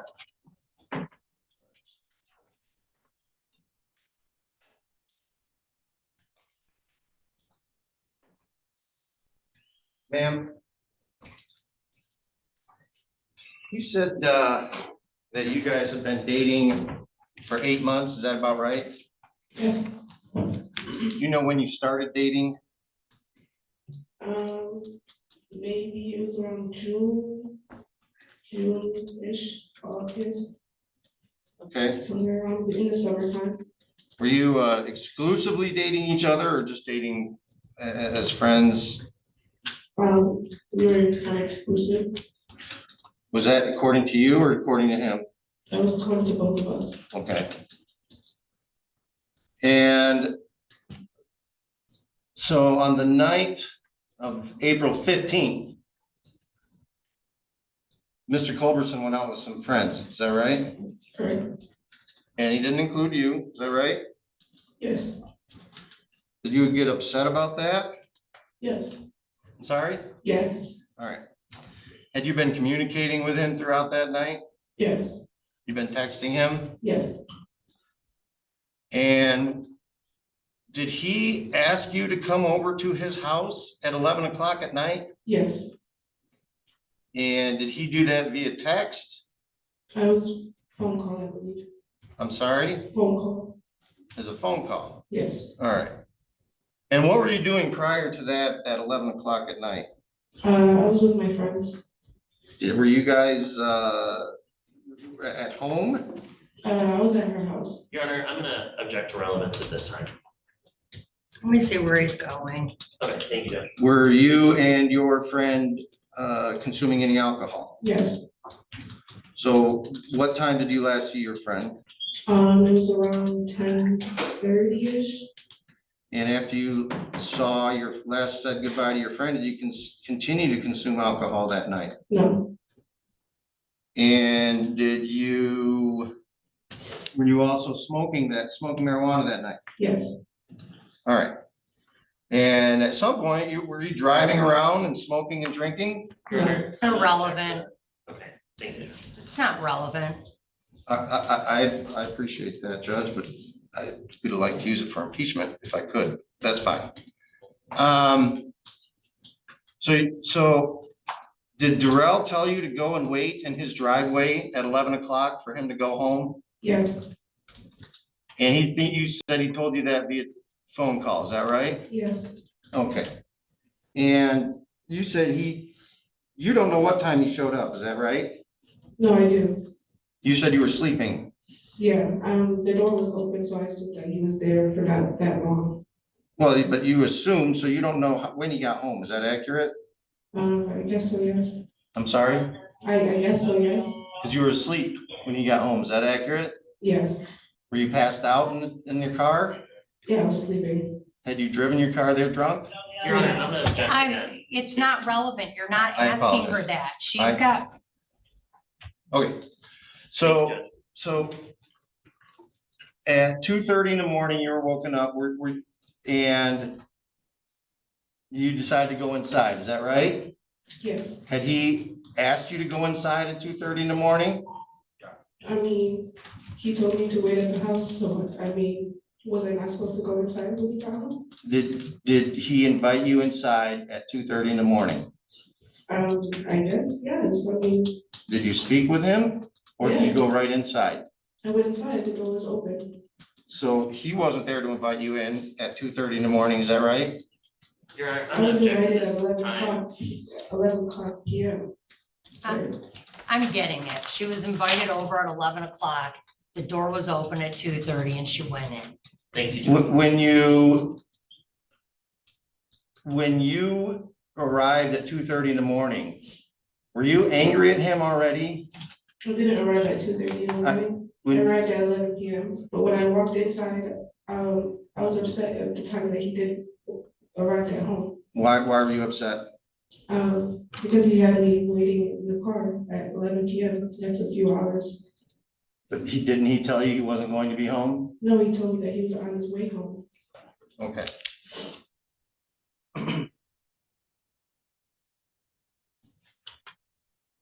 Now, when you got there, you guys, your testimony was you started arguing right away, is that right?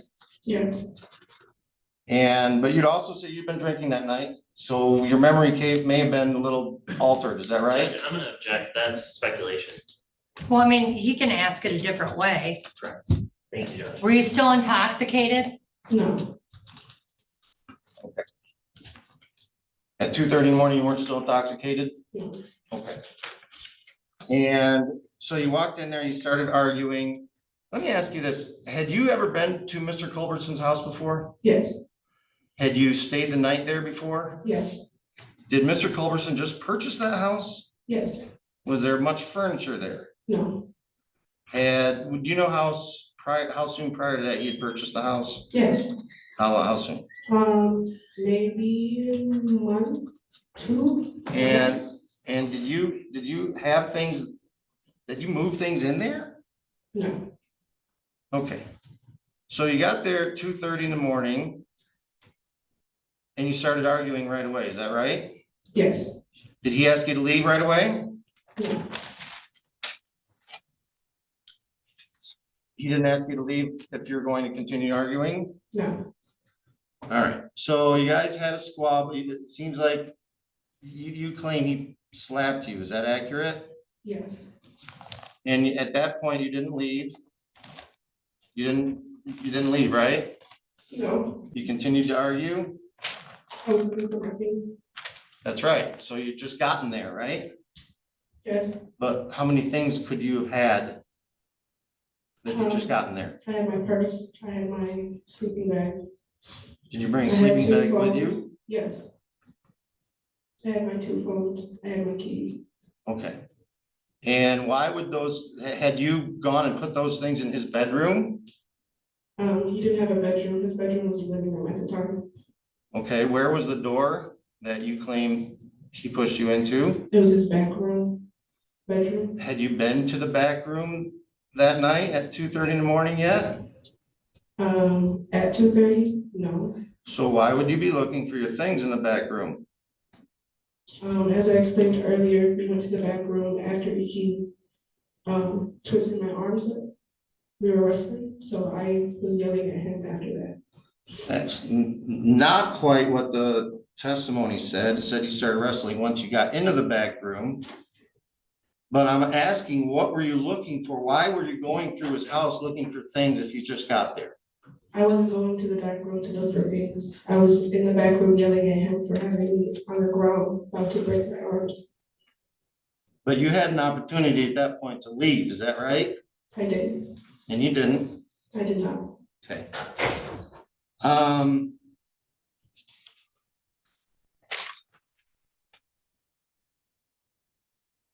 So you were wrestling on the ground and you bit him, is that right? Yes, that was the only way to get him off of me. Okay.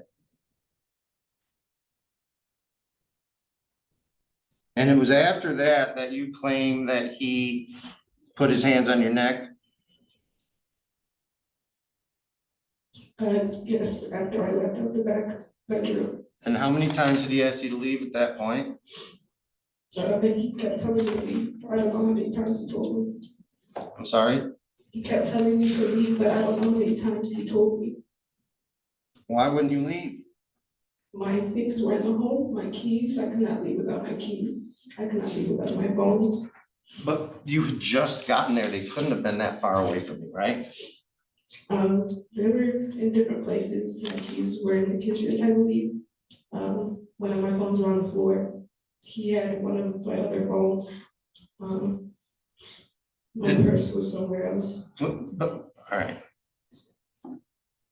Were they all out of your hands when you walked in the house? Were they in your purse? I mean, I don't understand how your things became scattered all over the house. They were just all in my hands. I was carrying everything. And you just threw everything up in the air when you walked in the house? No, it's argumentative. Thank you. Question withdrawn.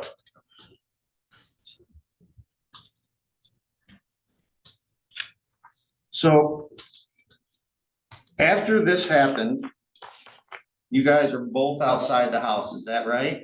No, Okay. When, after you got up and you grabbed your phone, you argued over the other phone.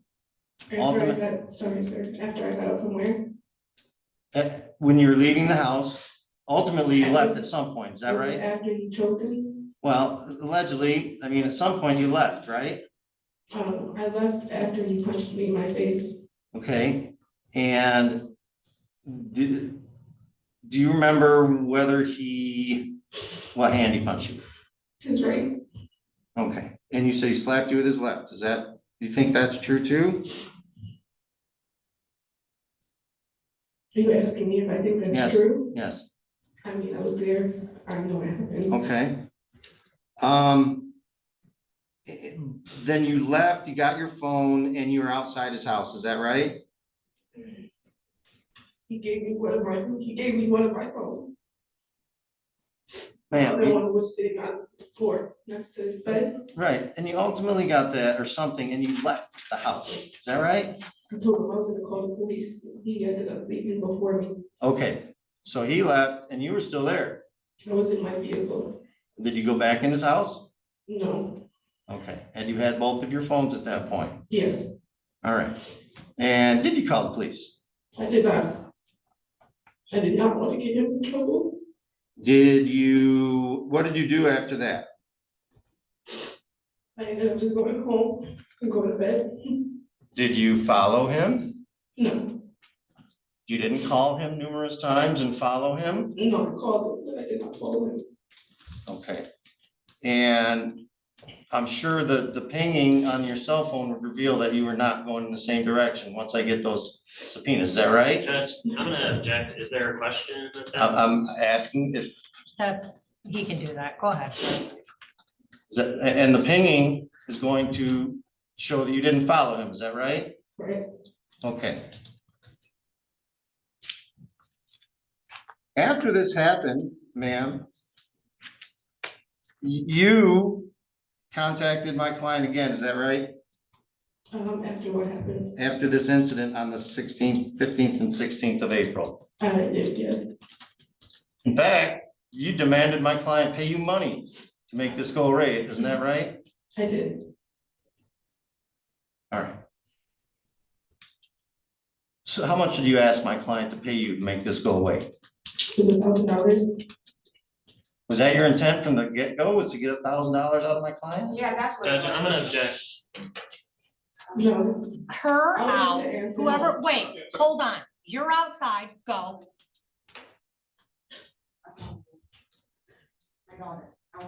All right, enough. Judge, first of all, I apologize. Second of all, I'm gonna object to speculation as to her intent about sending the message and about the total intent of this. Well, he can ask her the question, overruled. Go ahead.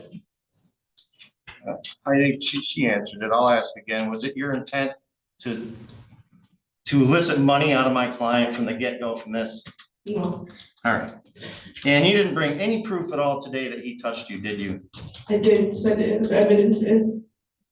I don't see any proof on the record today. Was there any pictures There's pictures of your neck? of my neck, my face, Do you the have bruises on any- my arms, the I'm not- bruises on my wrist. I'm not asking about those. I'm asking about your neck. Yes, there are. Now, who took those pictures?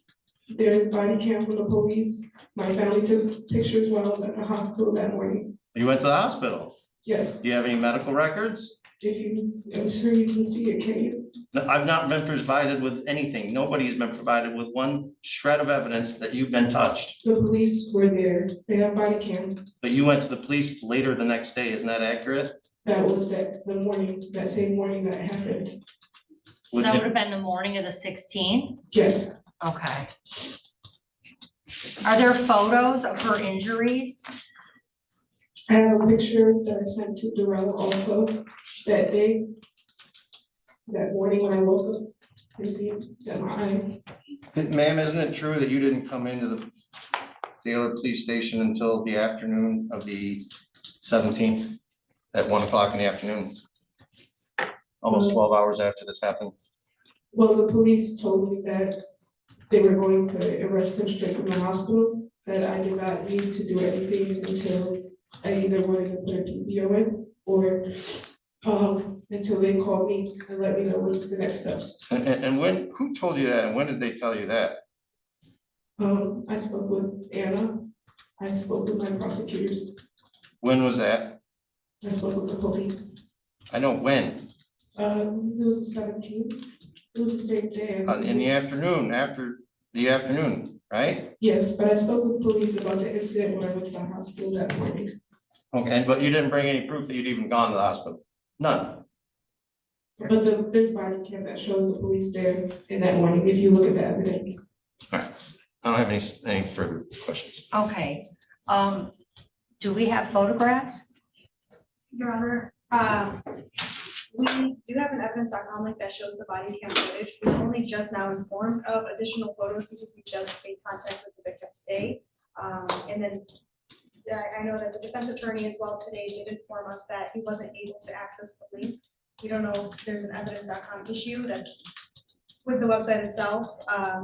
But we did advise them we're working on it. Ma'am, miss, did the police provide you like a link for you to upload those pictures? Yes, I have it on my phone. I'm not sure. I wish they were exposed or not. I did receive pictures, nothing of the neck. There's about 2 pictures in that file. All right, we're not going back and forth. I was just asking if there were pictures that I could view. I mean, I can show you what I was provided by the people. Actually, no, I can't. I don't think I have it. And Your Honor, we do not have any to provide for the court at this time at this proceeding. We could, however, we're just here for probable causes as well. I understand that. She indicated she sent pictures. And it's something that a finder of fact would like to see, but okay. Any redirect?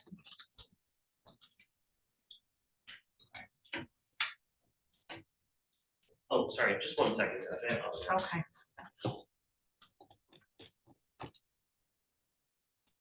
None, Your Honor. All right, can this witness be excused? Yes, the people are excusing this witness, Your Honor. Okay, ma'am, you're all set.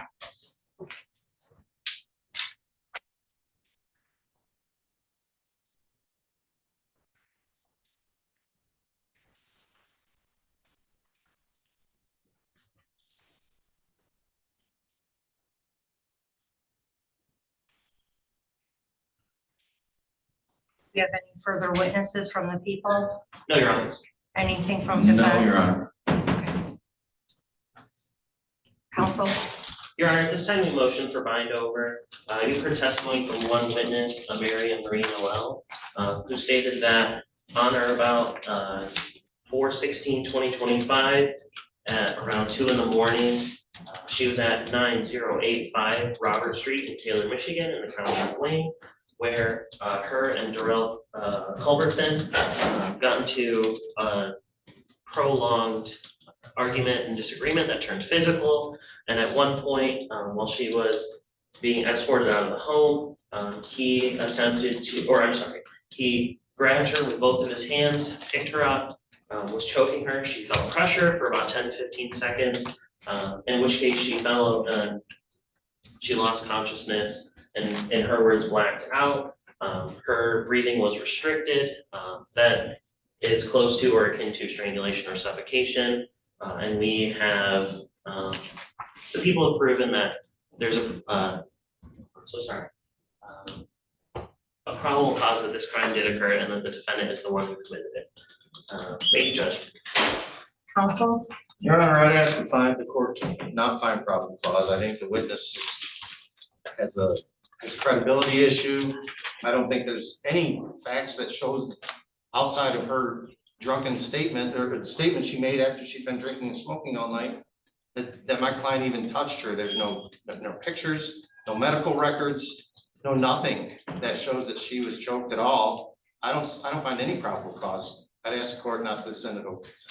Okay, well, witness testimony is evidence. I know. All right, and this standard here is probable cause. It's the lowest standard that exists in criminal law.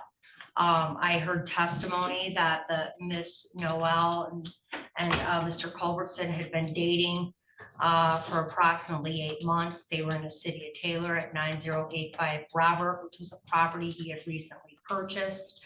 She was there at 11. She testified he had told her to come over at approximately 2:30. She woke up, the door was open and went into the home. And the two of them immediately began arguing. And she was slapped on her face and fell to the ground. They continued to argue. At one point, she was put in a chokehold. She indicated she bit him to get out of that. She said he then pushed her and she fell into the closet. And when she walked into the hallway, he began choking her. She testified he had both hands around her neck and lifted her off the ground. She estimated it was about 10 to 15 seconds. And she fell to the ground and everything went black for a second was what she testified to. Then following that, she ultimately left the property after being punched in the face. Look, it's a probable cause standard. I mean, in my opinion, she was credible. She admitted that she tried to, get him to pay her $1,000. And for a probable cause standard, they've met the burden necessary that people have for assault with intent to do great bodily harm less than murder or by strangulation.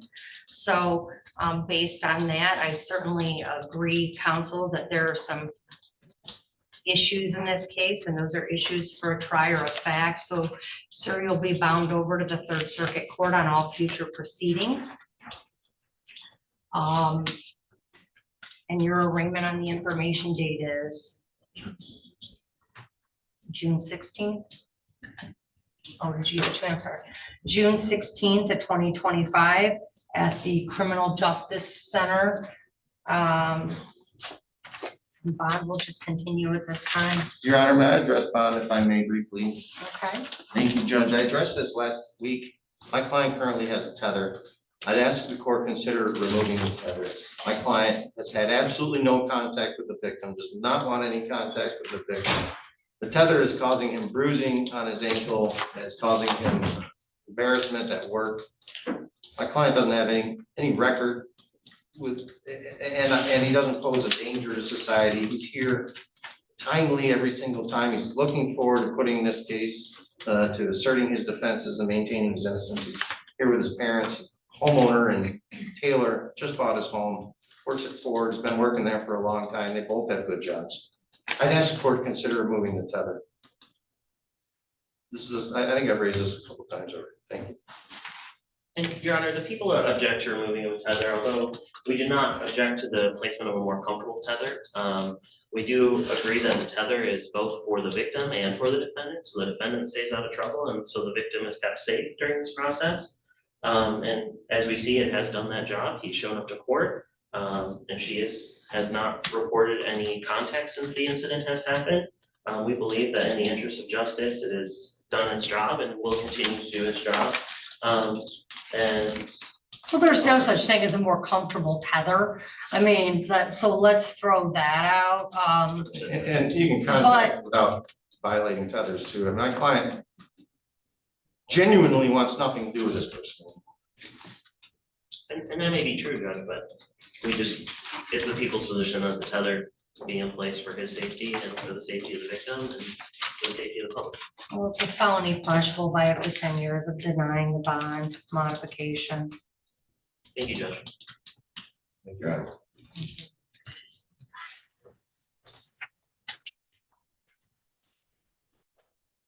Okay. This is Rich. Do we have, are you ready on Cosmic? It's you on. Sorry.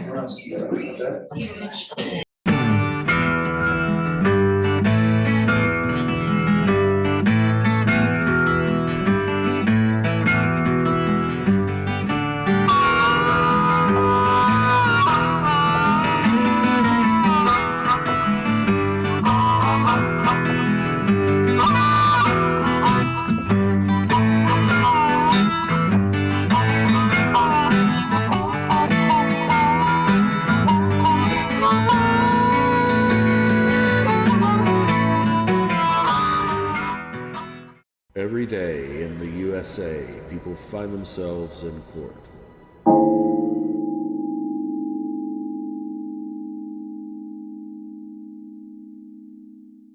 We're working on it. Good morning, sir. Good morning. What's your name? Shane Hetchler. All right, I'd ask you to remove your hat. Sorry. Mr. Hetchler, can you hear me? Yes, I can. Attorney Natasha Dixit is here on behalf of the plaintiff, who is LVNV Funding versus Shane Hetchler. The file number is 242147GC.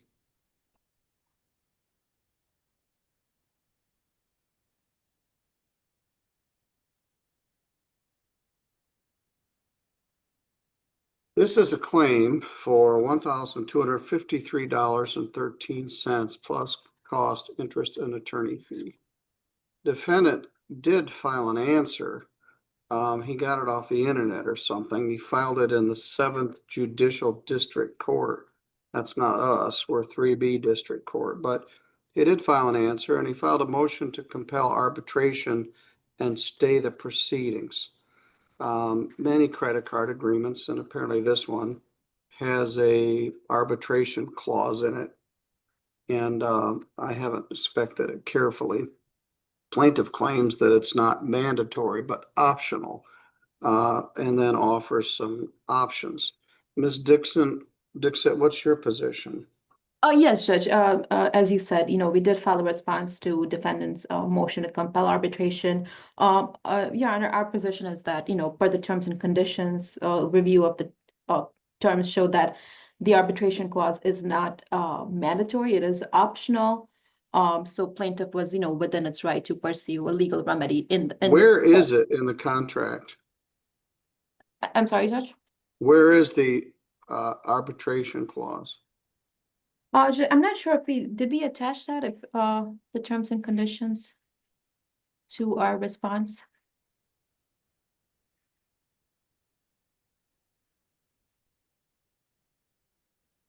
If we did attach it, it's on page 4 of the terms and conditions. All right, arbitration. It's on page 4 of the terms and conditions. Mr. Hetchler, do you really want to take this to arbitration or simply try to work out a repayment agreement? If we were able to come up with a repayment agreement that would work and we could get this behind us, I would be open for that. All right. How about if I put the two of you in a breakout room and let you discuss a potential settlement with a payment plan? Is that agreeable with you? Yes. I'm sorry, All right. the plaintiff it is. Yes, thank you.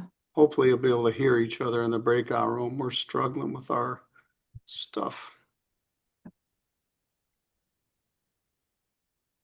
All right, you should be able to join.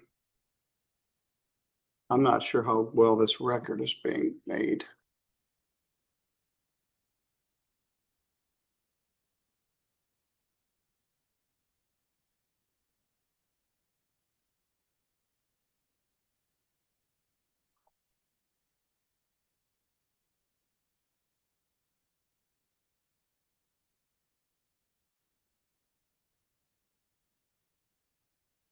Anyway, as I mentioned, Yes. all right, I've got a different attorney on another LVNV funding case right now. So, Okay. all right, we'll work with it. All right, I've left the record on. Attorney Francis has joined us for some upcoming cases. We've got somebody in the waiting room. Ms. Dixit and Mr. Hetcher have had a chance to discuss this in a breakout. Did we reach any resolution? Yes, Your Honor, we did reach a resolution. All right, what are the terms? Yes, sir. So Mr. Hetchler has accepted a settlement of $950. So it's 950 paid with 8 monthly payments. And I explained to him the conditional dismissal process, and I'll mail that to him. Once I have that signed from him, I'll send it to the court to be entered. All right, how much are the 8 monthly payments? Yes, so the first 7 payments will be 118, I'm sorry, 118, and the final payment will be 124. And he'll make the first payment by June 27th of 2025 and by the 27th of each month.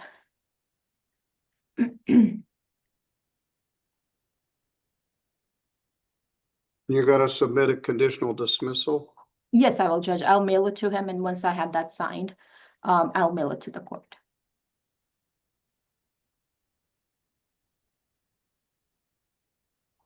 Mr. Hitchler, did you hear all that? Yes. Do you understand this will give up your right to request arbitration in this matter and bring a settlement to the case? They did compromise the debt by several $100s. They didn't ask for any costs, and they've agreed for an 8-month payment plan. Is that all agreeable with you? Yes. All right, I'll tickle this for 30 days to await conditional order of dismissal.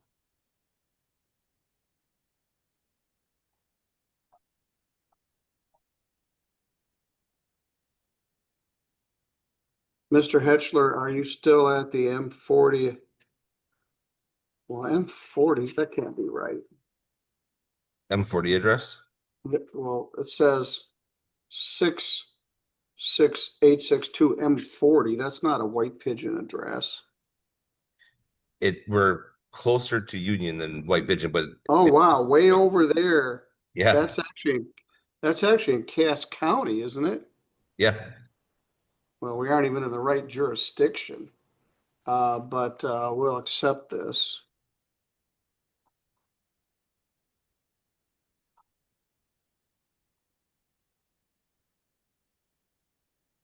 Mr. Hitchler, will you allow jurisdiction of the matter here in St. Joseph County? Yes. All right, Ms. Dixit, you're not a geography expert. There are some addresses which have a St. Joseph County town like White Pigeon, but this is actually on the other side of the line in Cass County, but he'll accept jurisdiction and this settlement, and that will resolve the case.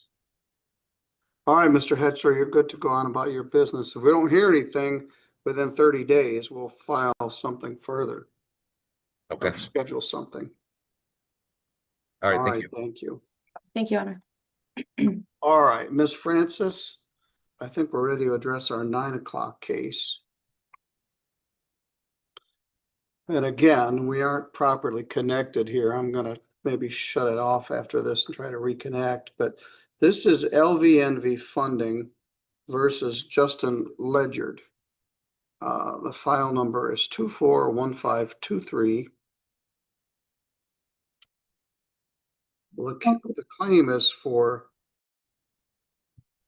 logins. We're gonna struggle through the afternoon. Our IT guy was here all during lunch trying to fix it.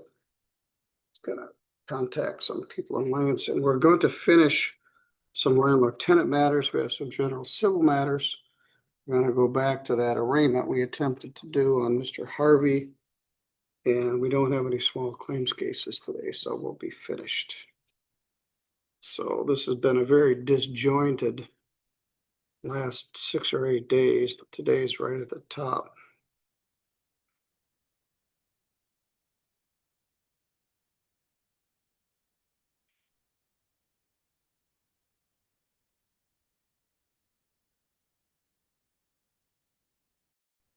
Deal with that. All right, thank you.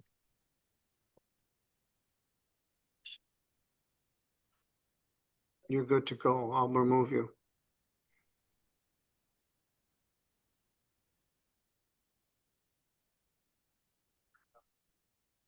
Hello, booking. Judge Middleton calling. We're gonna take another shot at talking to James Harvey. James Jonathan Harvey. All right, thank you. Bye. Thank you, John. We've had a very hectic day here. You hear me okay? What? Can you hear me okay? Yes, I can. We've got some hookup problems here with our equipment. But we tried a shot at this morning and you weren't available. And as you know, we set this for the very following morning, which was Friday morning. Little do we know the power went out and we couldn't do anything for anything. Mr. Gabriel was here this morning. He's back this afternoon. Mr. Harvey looked good this morning. As you recall, the procedural posture of this, we're in the middle of a last pretrial, and it was the defendant's position at that point that he wanted to have his day in court when we discovered that he was 2 times the legal limit. So I didn't know if it might be beneficial to let you speak with him briefly in a breakout room to see whether he still wants what he wants to do regarding the case. And then we'll see how we proceed. What? Did he get charged with drunk driving? I don't know that. In fact, I don't believe so. I think they started an investigation on it, but I'd be surprised if it was completed by now. Is that true? What? Ms. Davis professed she was gonna submit it for a drunk driving charge.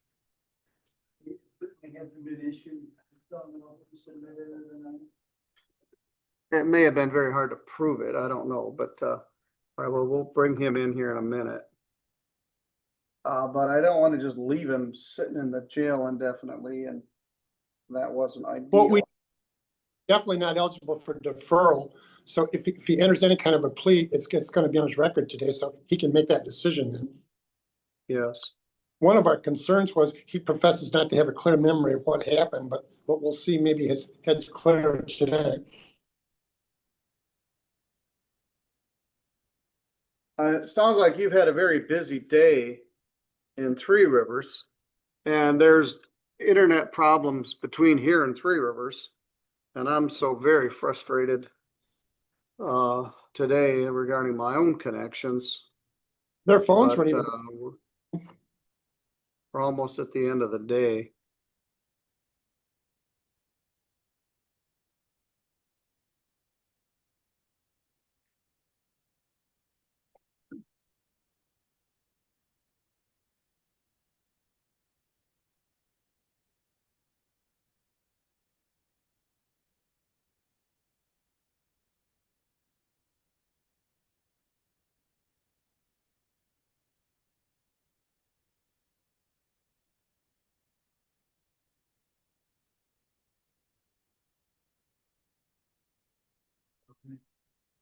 Yes.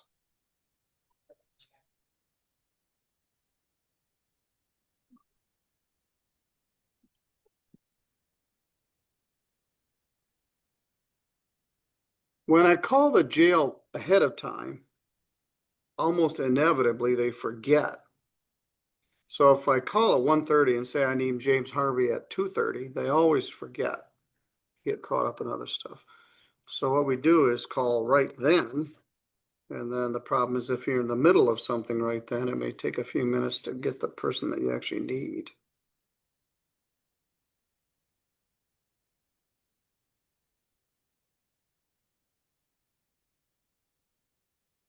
But I've been off base all day today.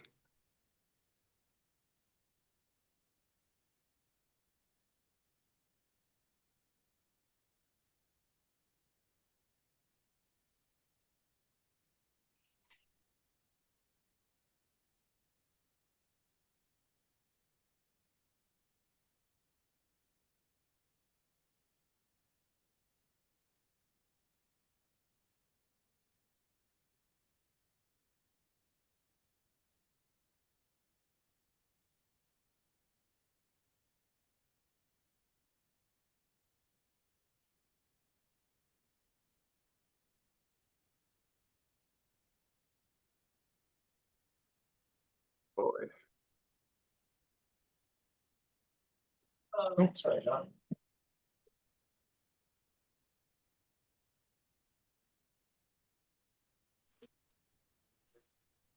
Different room. All right, good afternoon, Mr. Harvey. Again, my apologies to you. We tried to get this matter scheduled. Your lawyer, Mr. Bush, has joined us. He's in Three Rivers at the court there, and he took a recess in the middle of a number of other cases today to deal with this. Let me recall the case. This is file 24366 SM versus James Jonathan Harvey. Mr. Harvey is here with us by a Zoom connection from the jail. Mr. John Bush is with us with a Zoom connection from Three Rivers. Gary Gabry from the prosecuting attorney's office is present. This matter was set for a final pretrial conference before jury last Thursday, May 22nd.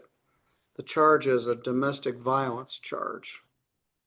The matter was adjourned from an attorney pretrial to a final pretrial on that date. There was a question about whether Mr. Harvey would be eligible for a deferral on a domestic violence charge if he had a previous assault and battery. I looked at the statute 769A, and it does not appear that you're eligible for a deferral. So the matter was set for pretrial. It was going well enough. We were at the position where you had wished to have your day in court and have the matter set for a trial when we learned from a preliminary breath test that you were about 2 times the legal limit. So I canceled your bond, set the matter for sentencing the next morning, which would have been Friday the 16th at 10:30. And the power was out and the courthouse was closed and we weren't able to accomplish anything. So you ended up spending the rest of the weekend in jail. So I tried to get the matter scheduled as soon as I could today, and this was as soon as I could get it. Mr. Harvey, now that you're not intoxicated and clear-headed, I suggest that I let you talk to your lawyer, Mr. Bush, for a few minutes to see how you wish to proceed at that time. Is that agreeable with you? Yes, Your Honor.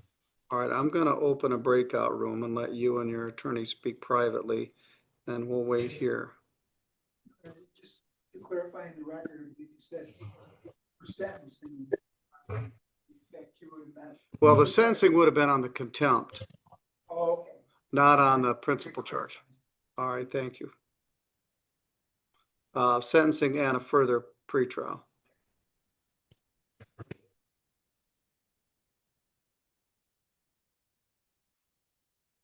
We had hoped to have a Zoom room at the new courthouse, similar to the one we have here. The one we have here isn't very elaborate. It's just a TV set with a hookup on it, but we use it all the time. The circuit court uses it. Judge Pattison uses it. We use it quite often. And we'd wanted a room like that there.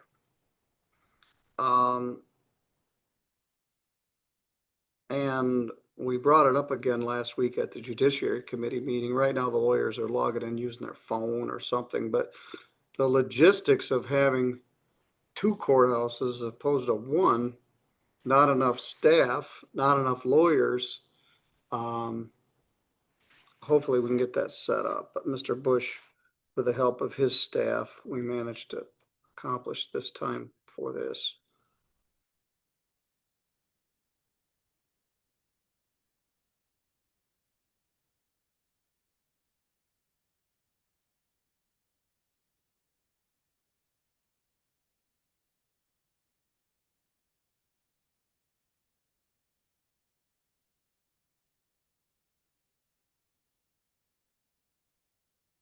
I hadn't seen that room until last week. There's actually 4 rooms that they can use. There's the original Polycom room. There's the one they usually use up front. I think this is the one they call the Menagerie room, and then there's another one. Big building. But it's always a matter of having staff to do it. And they're very accommodating. So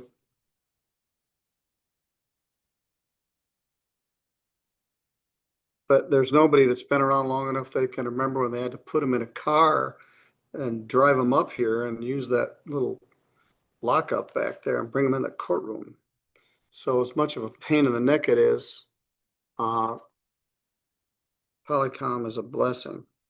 It's also much of a less security issue.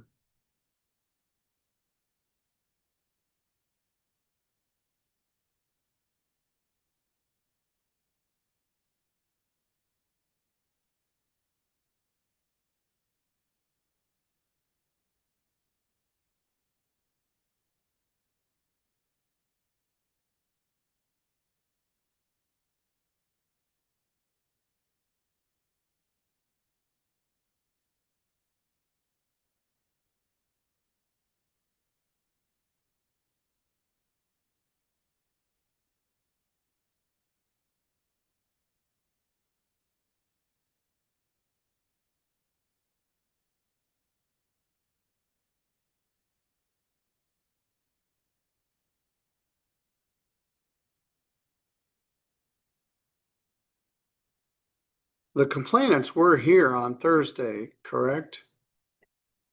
And then nobody was here Friday. And this thing's been kicked around a couple of times for today.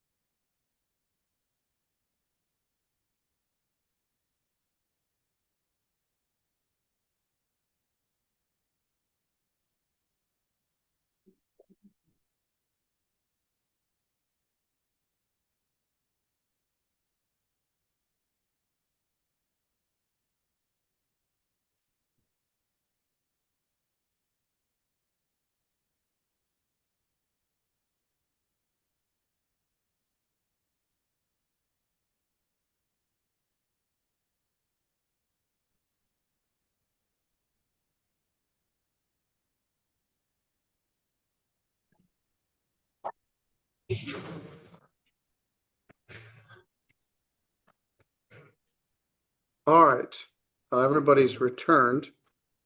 We were in a status conference, and let me repeat, the charge alleges that domestic violence. The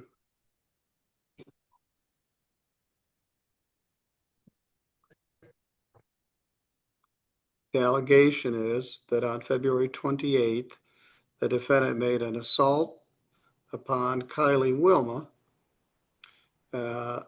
someone he had a dating relationship with. That's domestic violence. The other charge was count 2, assault and battery upon Grayson Lewis. That is just assault and battery. Both of those are up to 93 days in jail and a fine of up to $500. I believe the offer was plea to 1 count of domestic violence. Is that true, Mr. Gamer? Yes, Your Honor. And dismiss the assault.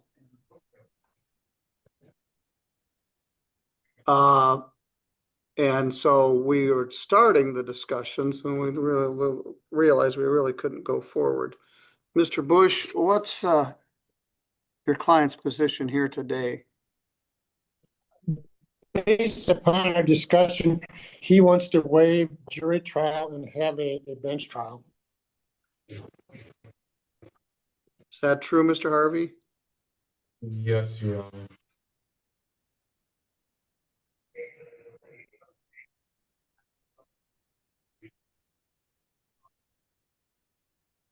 All right, you have a right to have a jury trial. You also have the right to have the matter set for trial just in front of the judge, which presumably would be me.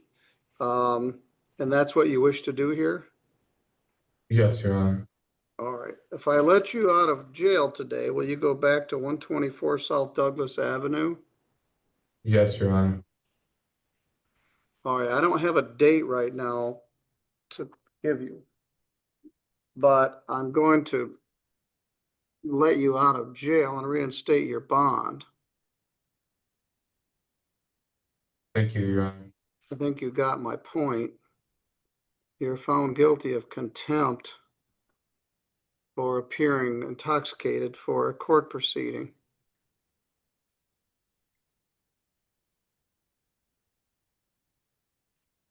On order Friday, Saturday, Sunday. Friday, no, it's Thursday to Friday to Saturday. It's 4 days jail credit, 4 days. Bond conditions remain in effect. Yes, Your Honor.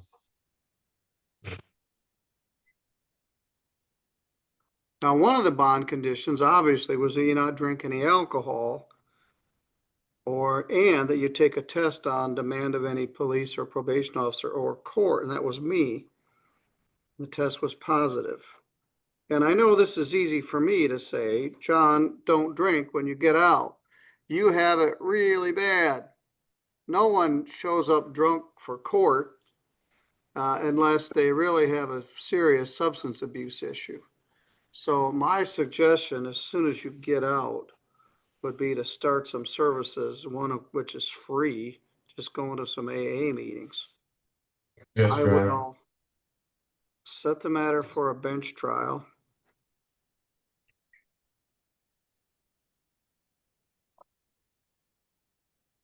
Lock out 2 hours.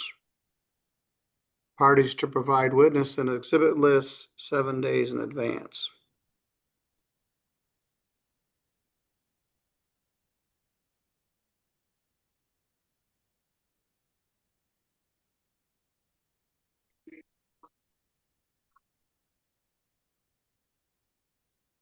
I've got an idea about a potential date here. We've got some jury dates where we don't have a jury coming in.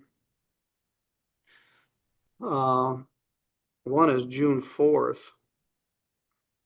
Mr. Bush, are you available on June 4th? I'd have to make a phone call and check, Your Honor.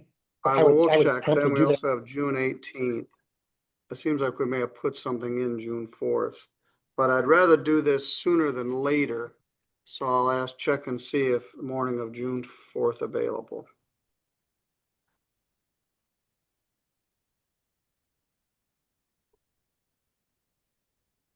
That may be too soon. That's not, well, we'll see. Or June 18th. So is All your right, office, thank you, Mr. Gabriel. or do you want me to? All right, check? thank you, Mr. Bush. Mr. Harvey, I'm going to send this paperwork out to the jail. You're going to get booked out. Will somebody come pick you up? Yes, Your Honor. All right. Mr. All right, we'll Harvey, deal with this further. Thank you. Judge, do you want me to confirm that date, or is your office going to check? We'll contact your office. Thank you very much. Thank you. Your Honor. Yes? Is the no contact order still in effect? Yes, it is. Okay. Thank you. Mm-hmm.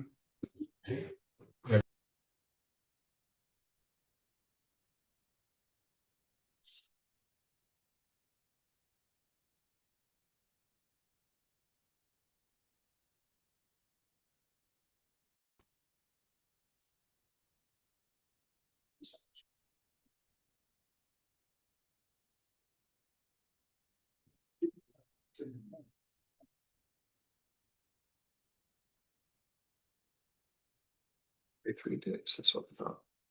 All right, this is the time and date for the sentence in the matter of Taylor Allen James Clipfell. That's you, sir. Here with your lawyer, Mr. Tim George. Also present is Mr. Gary Gabriel from the prosecuting attorney's office. This matter was originally charged as a felony resisting and obstructing a police officer. from April 26th of 2025. The matter was set for a pre-exam conference, and the matter was resolved with a plea to attempting to resist or obstruct a police officer.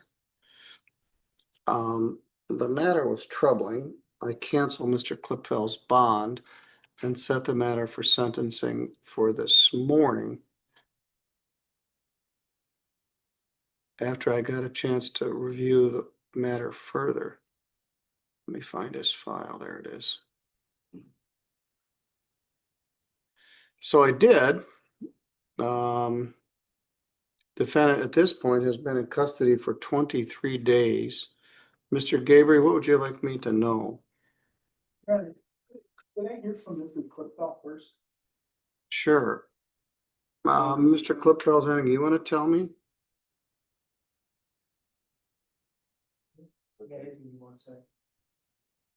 All I could really say was I really didn't know what was going on at the time, and I have hearing issues in the first place.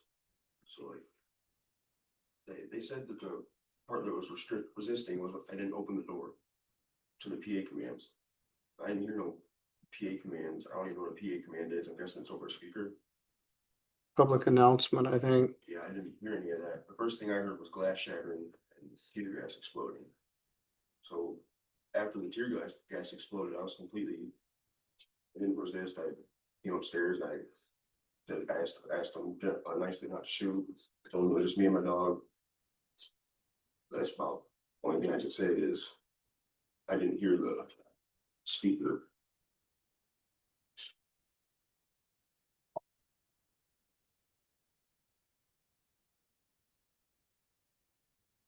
And it wasn't my house either. It was at a friend's house.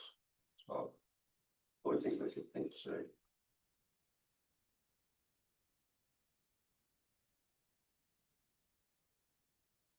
All right. He's certainly not repentant at all. He claims it was all just a misunderstanding. They're there with a whole raid team. They're at a search warrant. They're yelling at him through speakers. They're aware he's in there.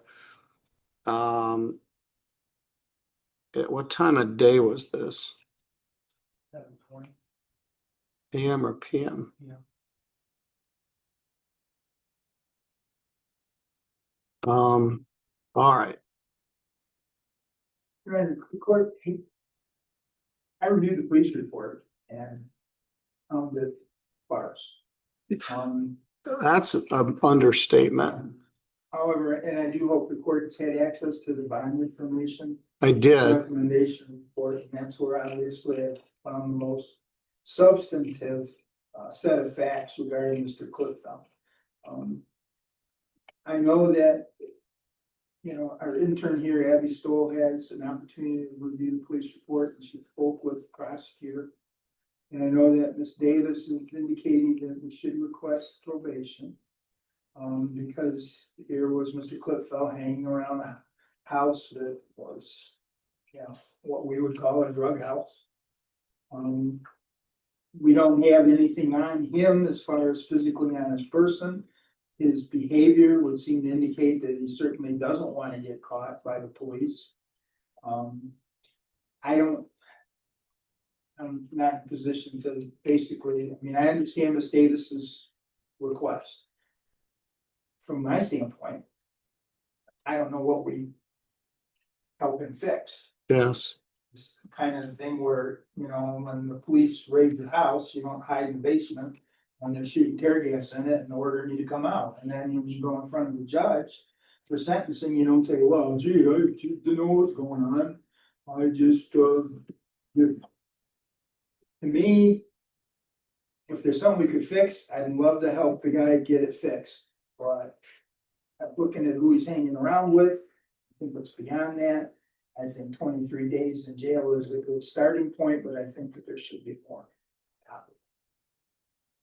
All right, Mr. George, what would you like me to know? Well, obviously, Your Honor, this is a scary situation. We have the SRT team that is there executing a search warrant.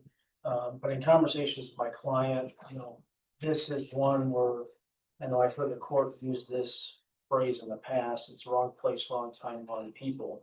I don't know that anybody is terribly sympathetic here, but I would note that the others that were co-defendants in this case had much more significant charges. As my client indicated, and I know it took a while for him to get upstairs. They had to tear gas the house, but there wasn't any type of physical resistance to the police. I think there was submission once he came upstairs.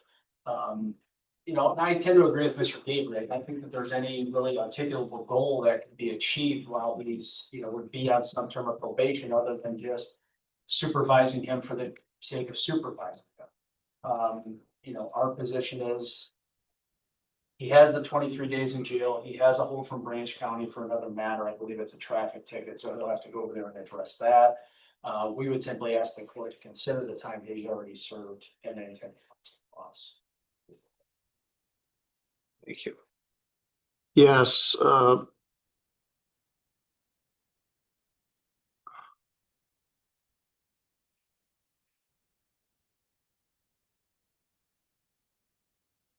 he had a show cause in front of Judge Stutzman for failing to appear on a circuit court case. Has that been taken care of?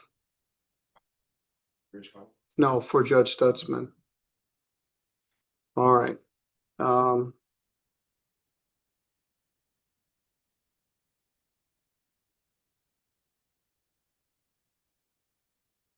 going to order 30 days jail credit. 23, which is probably going to be 2 more days. That'll give Branch County time to get around and come get you or else deliver you. I'm going to have 0 fine, $75 crime victims' rights fee, a $50 state minimum fee. I'm going to waive the attorney fee. Do you know where you're going to go when you get out? You've also got a bunch of other unpaid stuff here. Plus you owe circuit court money. I'm not going to chase you around for money. Where are you going to go? Which is where? Okay, I think you told me that before. Grandpa's got work for me and my cousin got work, so I'll start paying fines. Well, I made the fines here as low as they can go. Do you know what the charge is in Branch County? And you failed to appear?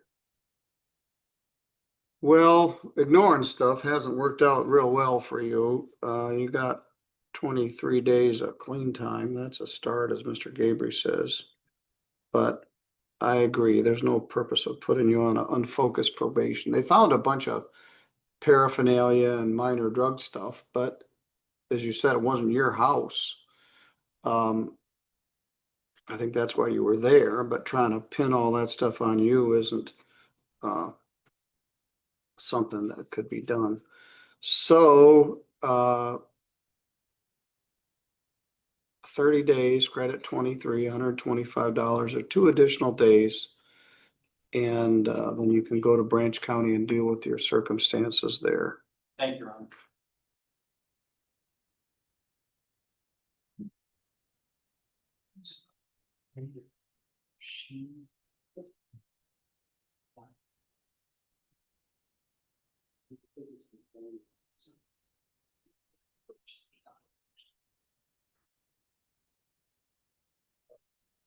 She's welcome to it.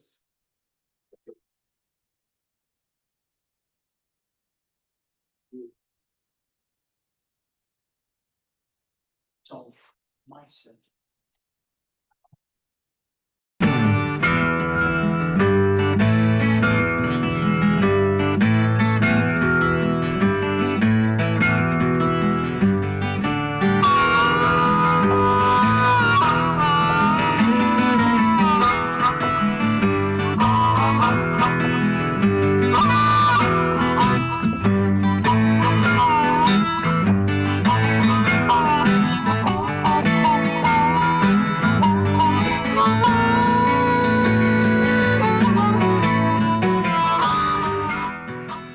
Every day in the USA, people find themselves in court.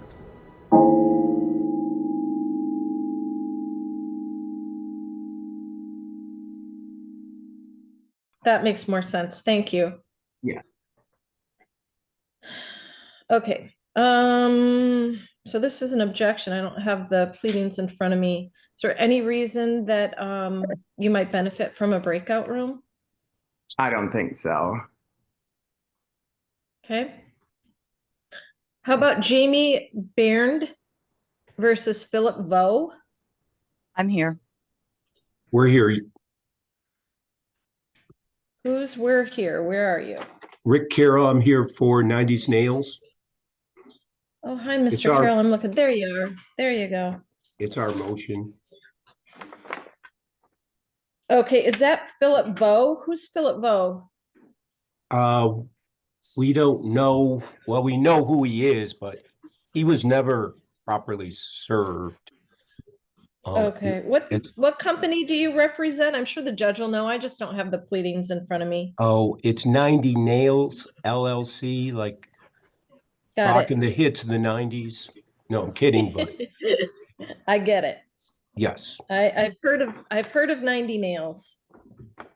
Okay, so I don't know, is anyone here Yeah, is Jamie Bernd here? I'm here. I'm right here. Oh, yes, you're up there. Do you need a breakout room, Mr. Carroll, or is there any I reason? don't Would it be think helpful? so, not at this point. Okay. Okay. All right, so sit tight and thank you for the info. Thank you. Okay, another motion with Bank of America versus Joshua Mitchell. Anyone? There's Joshua Mitchell. I see you, Mr. Mitchell. Hello. Who's here for Bank of America? It has a Mr. McKinnon listed. Okay, Mr. Mitchell, is this your motion or was it Bank of America's motion? It is mine. Yeah. It's yours. What is this, like a motion to set aside or what is it? No.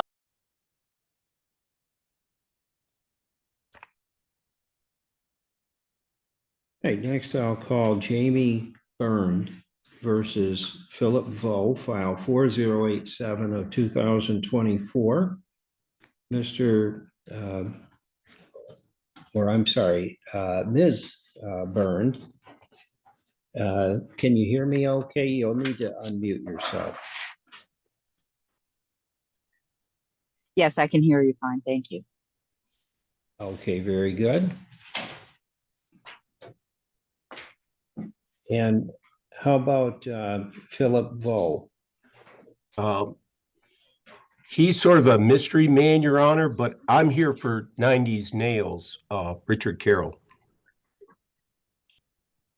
Okay, so it's actually Jamie Barron versus Philip Vo and 90s Nails. Mr. Carroll is here on behalf of 90s Nails. And this is the defendant's motion to set aside a default judgment. That's correct, Your Honor. So this is your motion, Mr. Carroll, and what else would you like me to know? Well, hang on just a second. Ms. Bernd, yes. I did not receive a response, or at least I don't have one. Did you file any response? I didn't know that I needed to file a response. I just. Okay, well, you don't necessarily need to, but I just wanted to check and make sure I hadn't missed anything. And I've also got, in addition to the motion, there's an affidavit from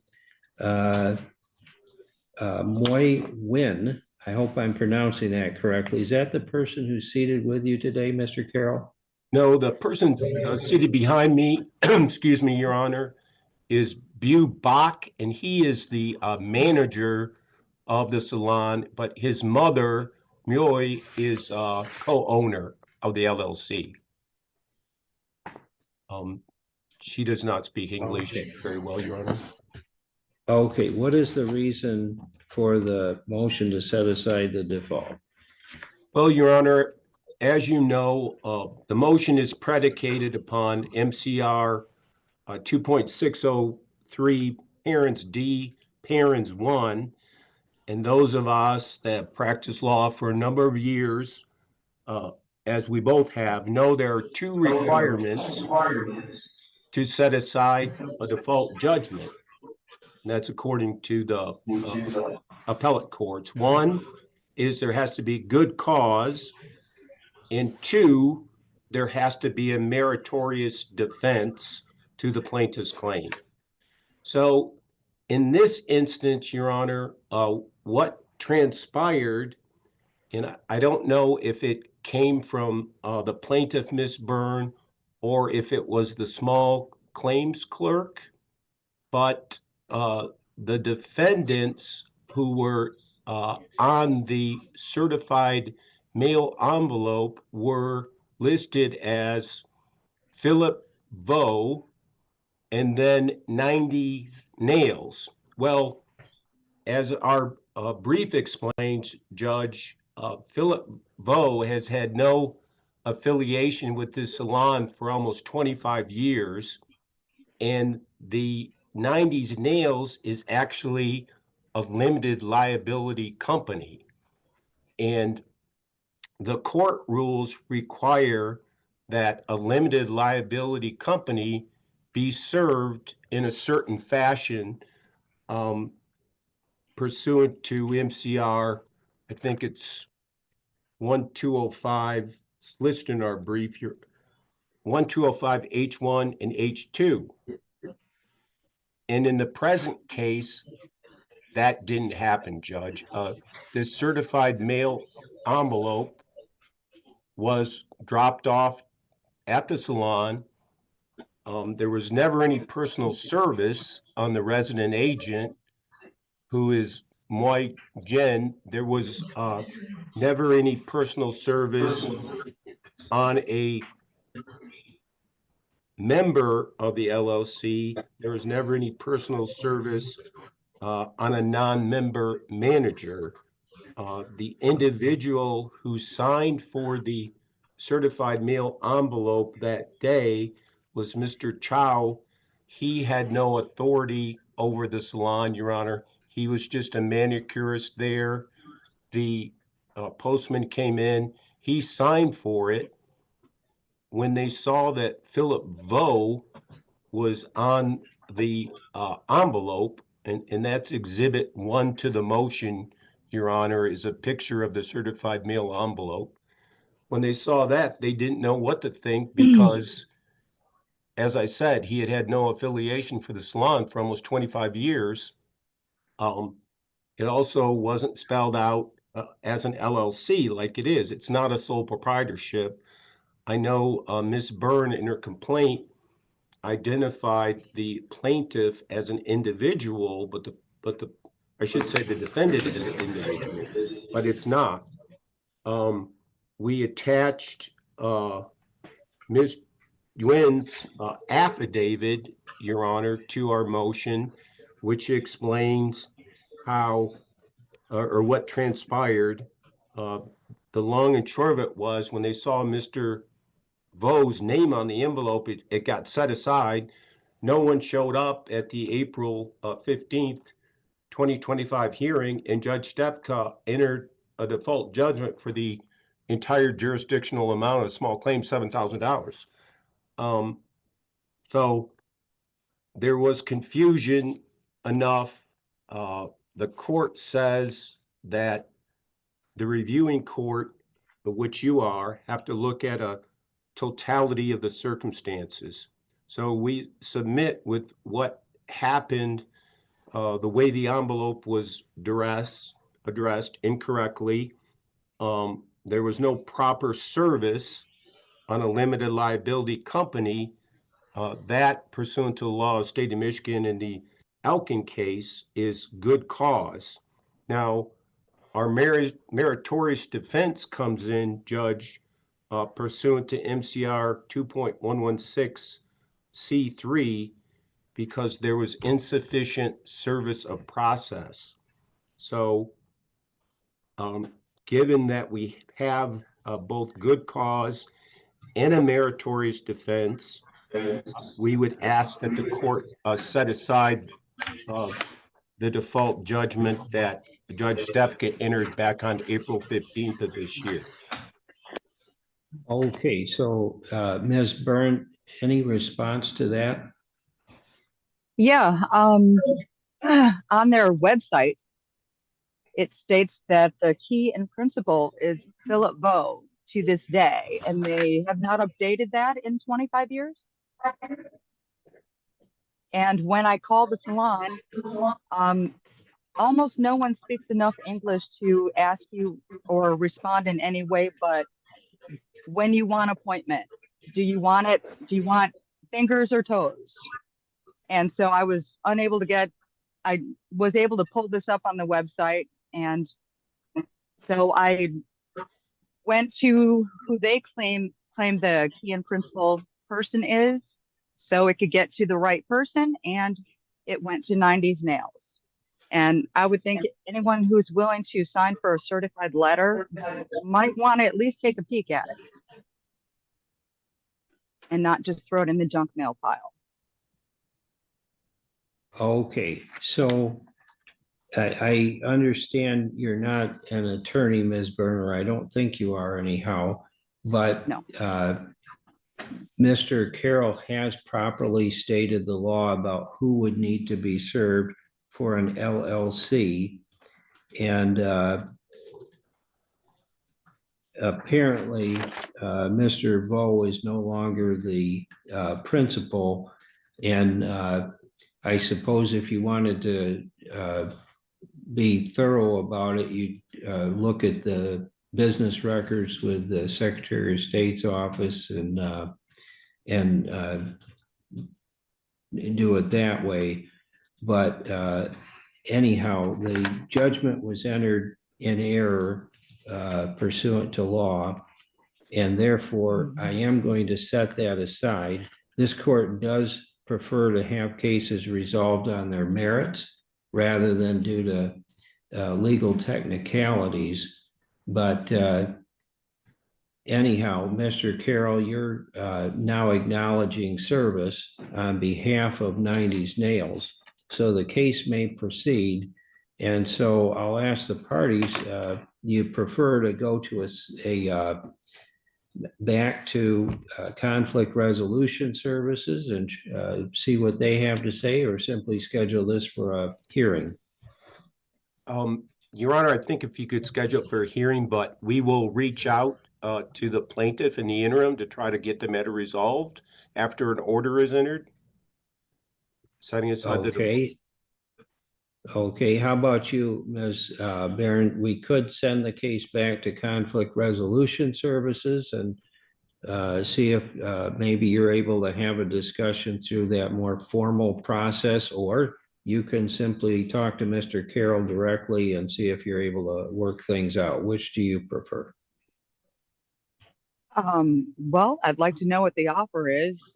I'd like to get this handled. It's been 5 months already. Sure. So I don't know which would be the quicker route. Well, is it going to be months out again? Well, I will say, I think things would move faster if you spoke to Mr. Carroll directly, and I suppose you could always agree also to go to conflict resolution services if you think that you're running into a brick wall there. Or we can just go directly to a hearing and we'll hear all of the testimony, and one of the judges will have to make a decision about who wins and who loses, okay? So I won't set it for conflict resolution services. We do need to set it for the next hearing date, however. Ms. Martin, do you know when that's going to be, or should I have the civil clerk schedule that? No, we can do June 16th at 2:30. Okay, so June 16th at 2:30. Is that going to work for you, Mr. Carroll? 1 second, Your Honor. That shouldn't be a problem, Judge. How about you, Ms. Byrne? Are you going to be able to Zoom in here on June 16th? That's a Tuesday. Yes. Yes, I will do June 16th. No, it's a Monday. Oh, it's Monday, sorry. Okay, so I hope the parties are able to work this out. If not, we'll have a hearing on that date and time, and I would it will help if you submit any exhibits, documents, photographs, or whatever in advance. Submit them to Casey, our civil clerk, and, or I'm sorry, Hope, our small claims clerk, and she'll make sure that I get a copy of those. You're also able to share your screen during the hearing if you want to do it that way. So anyhow, Mr. Carroll, would you please prepare an appropriate order from today's hearing? I will, Your Honor. All right, then, if there's I'm nothing else curious. for all, yeah, go ahead, Ms. Okay, Byrne. so this is still considered small claims, or is this now civil? I mean, he has an attorney. Judge, there was I did file a removal form. I think Okay, the same day I so filed the motion, but either party may request a removal to general civil from the small claims court. So this is actually a general civil case now. but we will And- make I'm sorry to interrupt the court, Your Honor. We will Go make ahead. an effort to contact Ms. Byrne tomorrow about settling this case. And we'll go from there. I've got to get with my client. So. And this, Byrne, if you're thinking about, well, maybe I should get an attorney involved, you're welcome to do that. And I would certainly grant an adjournment to give you time to prepare as well, okay? Can I ask one question? Is Yeah. if I were to get an attorney and this went civil, then the amount could be up to $25,000? That's true in district court. Okay. Okay, any conversations you have regarding settlement with Mr. Carroll are confidential, by the way. They can't be introduced as evidence against you, so I don't want to give you legal advice, but anything you say during negotiations would not be part of the testimony that could come in at a hearing, okay? I understand. Thank you. All right, then, is there anything else for you today, Ms. Byrne? No. Or for you, Mr. Carroll? No, thank you, Your Honor. All right, then we're all set. Feel free to sign off, and that's it. All right. Thank you. Thank you.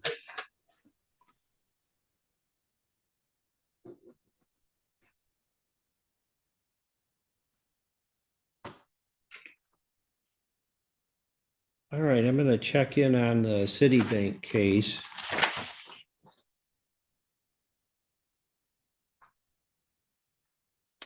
And that is file 9697 of 2024, Citibank versus Candace. Right here. Oh, yes, you're up there. Do you need a breakout room, Mr. Carroll, or is there any I reason? don't Would it think be helpful? so. Not at this point. Okay. Okay. All right, so sit tight and thank you for the info. Thank you. Okay, another motion on with Bank of America versus Joshua Mitchell. Anyone? There's Joshua Mitchell. I see you, Mr. Mitchell. Hello. Who's here for Bank of America? It has a Mr. McKinnon listed. Okay, Mr. Mitchell, is this your motion or was it Bank of America's motion? It is mine. Yeah. It's yours. What is this, like a motion to set aside or what is it? No, the case has already been dismissed, but it was without prejudice, and it's to get it dismissed with prejudice. Oh, I see.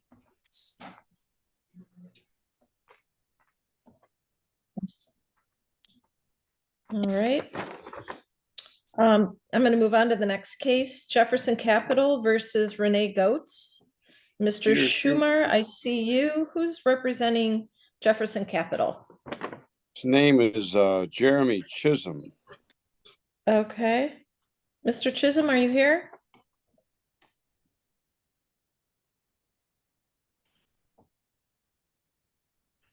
Okay, and these are pre-trials, so. Okay, sounds good. And not just what I've requested, but anything else I might reasonably ask you about. So I'm looking at income and expenses, okay? Yep, you can do that. All right. Okay, thank you. We're all set for this afternoon. Feel free to sign out. Thank you. Next, we have Bank of America versus Joshua Mitchell, file 8865 of 2024. And let's see, is Yes. Bank, is there someone here from Bank of America? Yes, good afternoon again, Your Honor. This is Natasha Dixit on behalf of the plaintiff. My P number is 82333. Okay, welcome back again, Ms. Dixit. And let's see, Mr. Mitchell, you'll need to unmute yourself.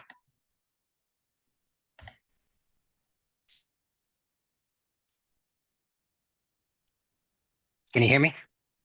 Yes, I can. Thank you. Thanks.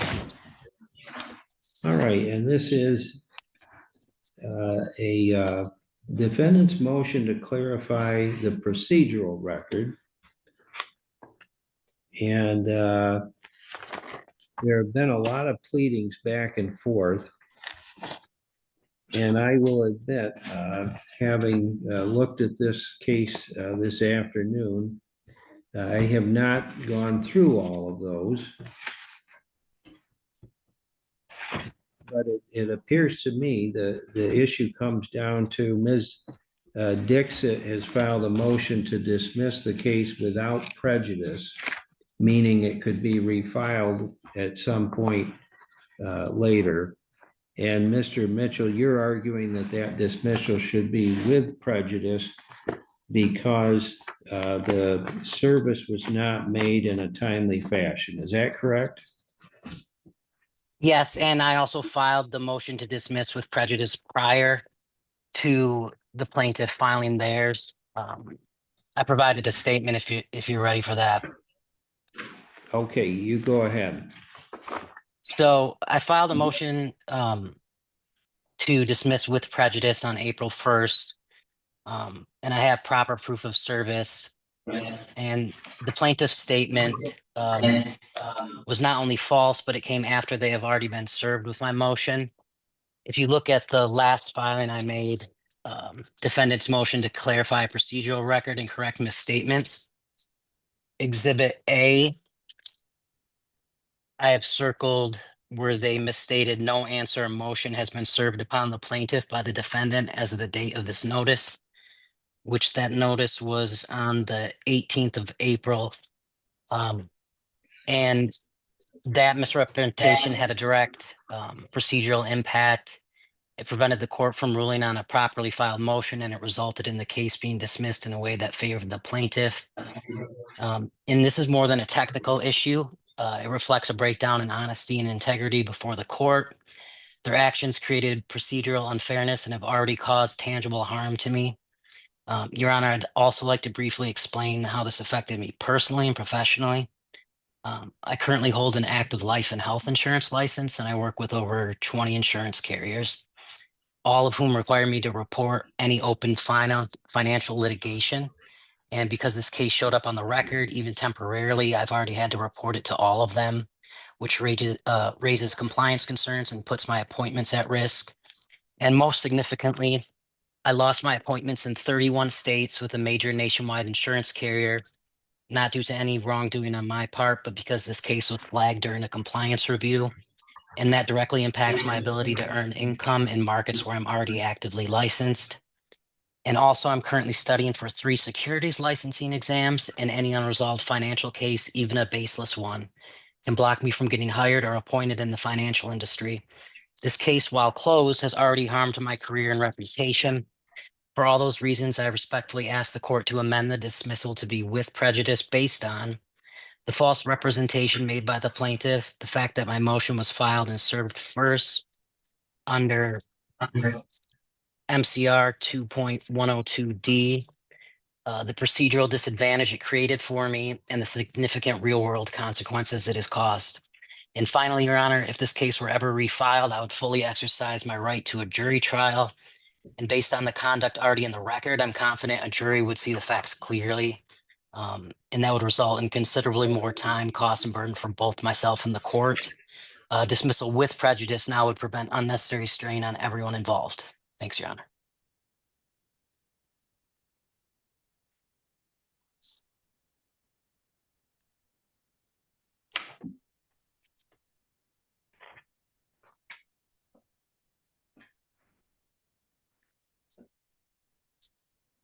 Okay, so Ms. Dixit, response?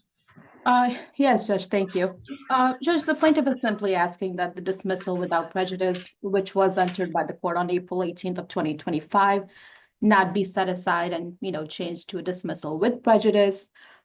We simply want to refile the suit so we can request new summons and attempt to serve the defendant because there is a balance due and owing. So the defendant is requesting a dismissal with prejudice without any basis, without any legal argument or laws to support his position. Pursuant to MCR 2.10T, MCR 2.102E, after expiration of the summons, which is what happened in this case, a case is deemed dismissed without prejudice. Furthermore, pursuant to MCR 2.502B, if a court dismisses a case for lack of progress, this dismissal is without prejudice unless the court specifies otherwise. He's brought up how this has impacted him. That's not in any rule or law, that supports his position. There is a balance due and owing. I would argue that, this account charged off in 2023, he was aware of that. He could have easily contacted us, to set up a payment plan. I'm just not sure how his personal situation impacts how this should be dismissed. Judge, that is our position. My client has a balance due and owing on this. So I would argue that they have actually suffered more harm because of this. And we actually, so I did note to in an addendum, Your Honor, that the address that Mr. Mitchell has provided was the same address that we actually attend a service to. And our process server was told that no one lives there. So I'm not sure if he's creating service at this point, but I just, this is a frivolous pleading, Judge, under MCL 602.591. Thank you, Judge.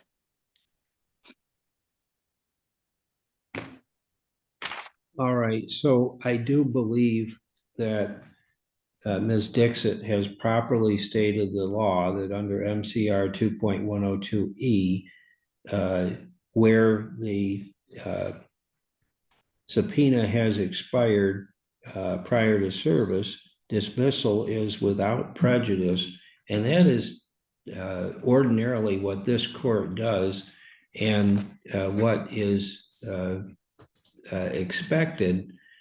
The court does not typically hope to resolve cases on procedural technicalities, but to resolve cases on their merit. It's alleged the defendant owes $8,990.43, and that is due and owing, and that's why the suit was filed in the first place. I find that there is no basis for granting a dismissal with prejudice if there has in fact been harm to the defendant. He can pursue those remedies by way of a counterclaim or perhaps a civil action himself. But this is a technical and procedural concern, not one that is substantive in nature, and therefore I see no basis for dismissing with prejudice, which is a drastic remedy for sure, because it means the case could never be filed again simply because service was not able to be made within the statutory time period. In this case, routinely grants motions to extend the time for service, motions for alternative service, and again, it would be unusual to grant a dismissal with prejudice, except where that's there's been some serious substantive reason for granting the dismissal in the first place. So I am denying the motion. We'll set this, well, the case is dismissed with prejudice, without prejudice, I'm sorry. And that's it for today. Thank you. What's that? Yeah, Ms. Dixon, would you kindly prepare an appropriate order? Oh, yeah, Judge, I will do so. I'll go ahead and mail that out to the court. All right, thank you. Thank you, Judge.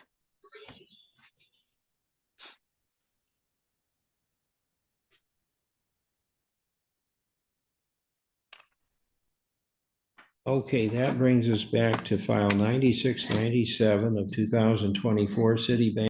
We're here to just try to get this thing over with. Okay, so you actually had terms that you agreed upon and you never received the agreement? That's correct. All right, we'll see what happens. Thank you. You're welcome. Citibank versus Merrill, Candace Merrill. Anyone here from Citibank? Plaintiff, Craig Fay again. Okay, hi, Mr. Fay again. Okay. Excuse me.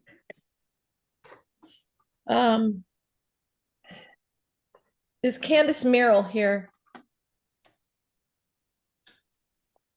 Oh, I see you. Kyle and Candace, I see you.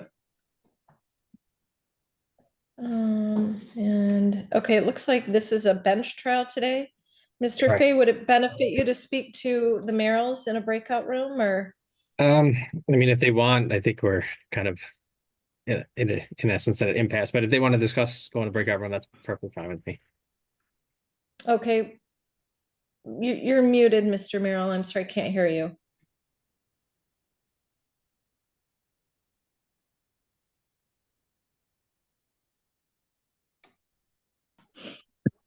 Yes. Okay, so yes, what? You would like a breakout room or you Yes, think that please. you're at a...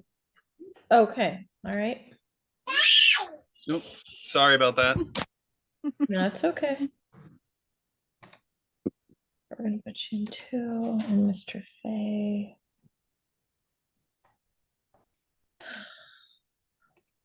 All right, there you are.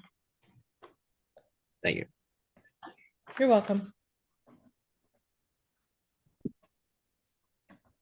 All right, we've got another pre-trial on a Bank of America versus Lee Klebb. Hannah Lee Klebb, are the parties here? I'm here for the plaintiff. I'm here for the defendant. Okay, all right, so McNeese is here for plaintiff. Yes.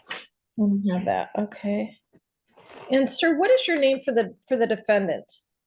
I'm Are you attorney Mr. Cruz? No. Come in at a hearing, okay? I understand. Thank you. All right, then, is there anything else for you today, Ms. Burnt? No. Or for you, Mr. Carroll? No, thank you, Your Honor. All right, then we're all set. Feel free to sign off and that's it. All right. Thank you. Thank you.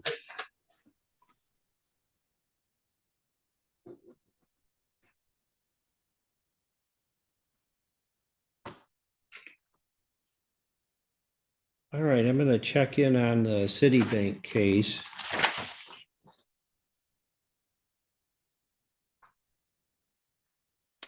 And that is file 9697 of 2024 Citibank versus Candace Merrill, or AKA Candace Wynn, who is here on behalf of Citibank. Again, good afternoon, Your Honor. It's Craig Fay, P81401 on behalf of plaintiff.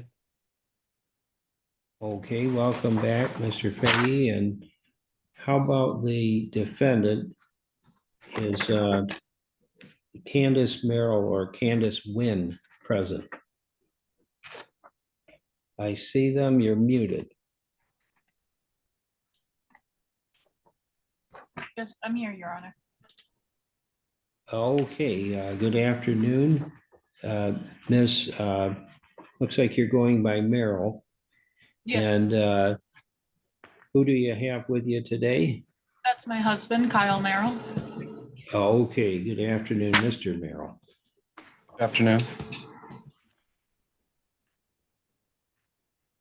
So this is the date scheduled for a bench trial. And I know the parties have been in a breakout room, so I thought I would check in and see if you were able to work anything out. Ms. Merrill or Mr. Fahey? No, Your Honor. No, we have not. Okay, so are both parties ready to proceed with the bench trial? I did receive a large stack of exhibits from the plaintiff. Have you received that packet of information, Ms. Merrill? It's about 1.5 inches thick. Yes. Okay, did you have any exhibits that you wish to introduce this afternoon? Nothing new, right? Is there any way that I'm able to share a screen?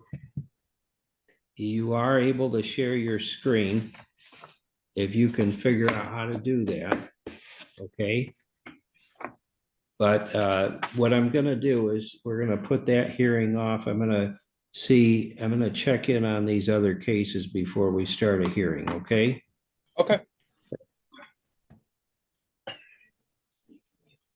And it looks like am I correct, Ms. Martin, the only thing we have left other than Citibank is the Jason Bright 24 Citibank versus Candace Merrill.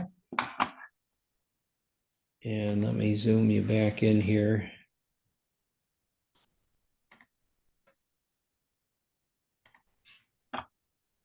Okay, so are both parties ready to proceed? Yes, sir. And the way this is going to work, I'm going to have Mr. Fahey provide an opening statement. I assume you're relying entirely upon the documents that were submitted as your evidence today. Is that correct, Mr. Fahey? That's correct. Okay, once he's done that, you'll be allowed to testify and call any witnesses that you might have, Ms. Merrill. That would be under oath. And you can also raise any objections to the documents that were submitted by Mr. Fahey if you have any legal objections to those. I'll also call upon you, Ms. Merrill, to provide an opening statement so the court can narrow the issues that it needs to decide today. So with that, Mr. Fahey, if you could please provide your opening statement. Sure. So the Home Depot consumer credit card, it was opened, looks like November 8th, 2022. There were a couple purchases on there. The main issue that we seem to be at an impasse, there was a purchase that was, I guess, disputed by Ms. Merrill. There was in essence, a credit to the account. That's verified by the documents that were submitted. It does show a credit in roughly the amount of $7,400. There were interest and fees that had accrued on the account while there wasn't balance on there. There's no contention that the account didn't exist. It's more or less defendants are, or I should say, Ms. Merrill's contending that once the account was credited of the $7,400, any interest or fees should have been removed as well, leaving a balance, I believe, in their case, is about $527.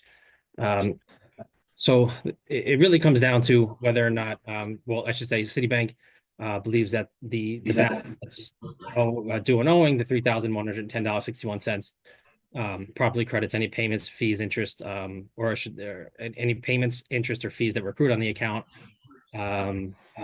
However, Ms. Merrill is contending that any interest or fees that were accrued while there was a balance that was later charged back to the account should not be applied.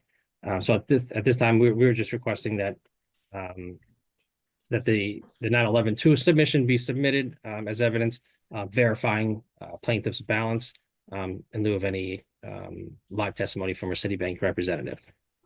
So is it your argument then, Mr. Fahey, that even though they were refunded the $7,400, Ms. Merrill should be obligated to pay any interest that accrued on that $7,400 during the time period from which the dispute was filed until the money was refunded. In essence, correct. That is what plaintiff is contending. And late charges as well. Yes, any pay, they are listed in the, obviously in the statements that were submitted. There is Ms. Merrill does contend that there's a certain balance that they believe is due. It's not the $3,110 that Citibank is contending. But is there any is law correct. to support that where money is refunded because of an error? I don't know if it was, I don't know, return something that wasn't up to standards or whatever, but or just an outright error of approximately $7,400. But any law that would support that Citibank is somehow entitled to interest on money that is later credited back to the account, because just as a consumer myself, that doesn't seem fair. Yes, and so the way Citibank is the issuer of the card, so they're the ones who are, in a sense, forwarding or upfronting the money. The purchase was made through Home Depot. So basically, the Citibank is the financier. So they, in essence, fronted the funds for the purchase that I believe was recouped by Miss Merrill in an agreement with Home Depot. There was supposed to be some type of work that was done in their home by Home Depot. The purchase was made there. So in essence, Citibank fronts the money. So any interest or fees that are accruing, it's accruing on the money that they gave, or I should say, fronted to Home Depot for the purchase of the home improvement. So yes, it does seem that any interest or fees shouldn't Home Depot be added as a defendant in this case, so this court can render a complete judgment? I don't know the working relationship, how if Citibank would be the one to sue, or if it would have been maybe a third-party complaint brought by Mr. Merrill against Home Depot. But I do believe, based on the documents that were submitted, I think with the answer, there was an outside agreement where the money purchased, or I should say the money that was paid to Home Depot for the service, the home improvement, there was an agreement outside that was recouped to pay back the money to Citibank, who had fronted the money. There was a credit on one of the statements in the roughly about $7,400. So in essence, that money was put back onto the account, but there was still a balance on there that was accruing interest and fees during the time the account was open. Okay, what is the relief that you're requesting? What's the amount of the judgment you're requesting? So we would just be requesting, if any, the amount would be the complaint balance. That was $3,110.61. And then just the court costs, which would have been $75 filing fee of the lawsuit. And it looks like the service fee was $70.19.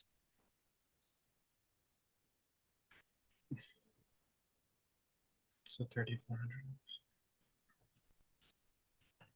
What portion of that $3,110.61 is attributable to the interest and fees?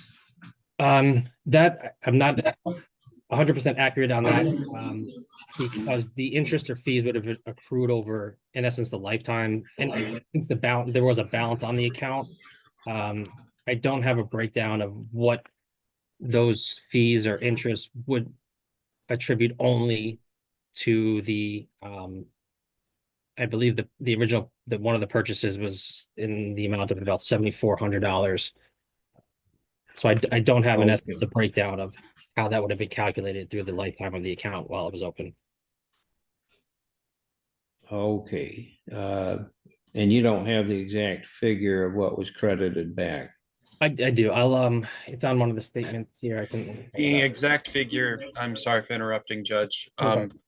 is 74.41.46. What was the interest rate being charged?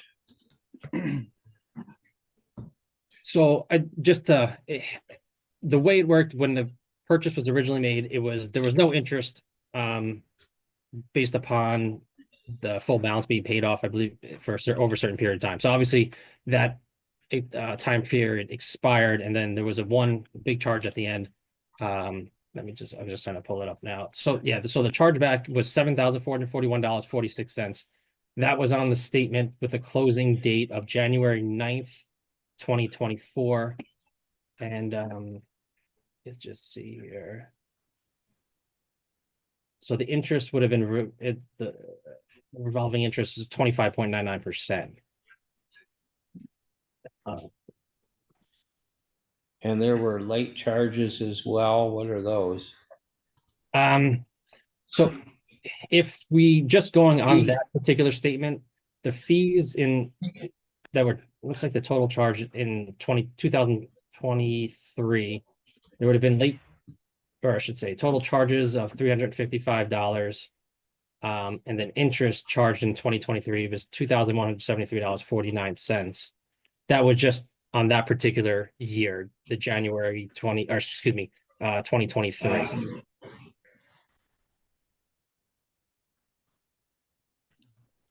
And you said the statement was paid in full up until this approximate $7,400 charge. And that's when all of the interest rates and late charges accrued? So on that particular statement where there was the chargeback of the 74.41, the previous balance that was listed on the statement, it indicated $10,117.04. Then the account was credited with the $7,441.46. Again, that was a closing date of January 9th of 2024. And that left the balance, at least for that statement, which is the balance that we have for the complaint, $3,110.61. Okay, so let's hear from Ms. Merrill first. So Ms. Merrill, do you know how much of the interest and late charges are attributable to the $7,441.46 that was credited back to your account January of 24? I don't know if we have an exact dollar amount for that, Your Honor. Exactly. Okay, so Mr. Fahey said it was maybe around $527. Does that sound close anyway? So that's $572 $572. and 70 cents. And 70 cents. Does that sound about right?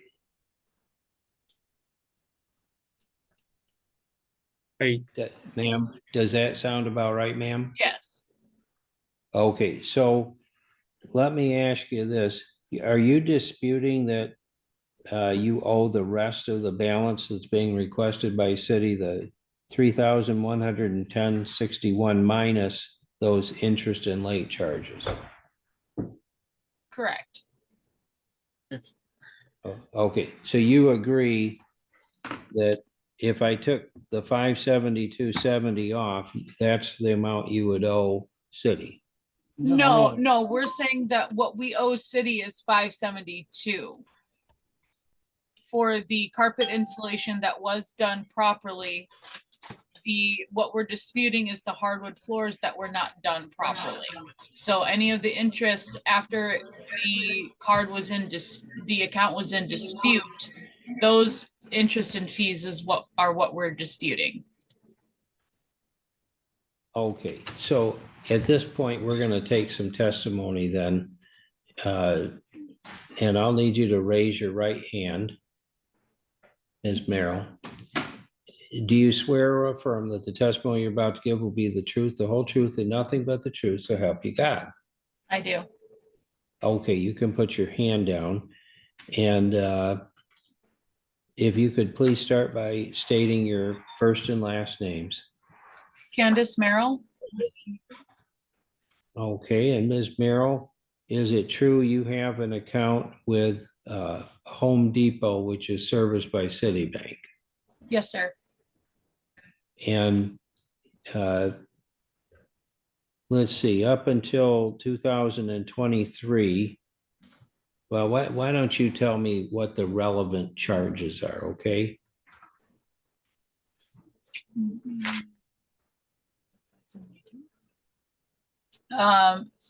Are you asking the relevant charges as far as what we feel we need to pay?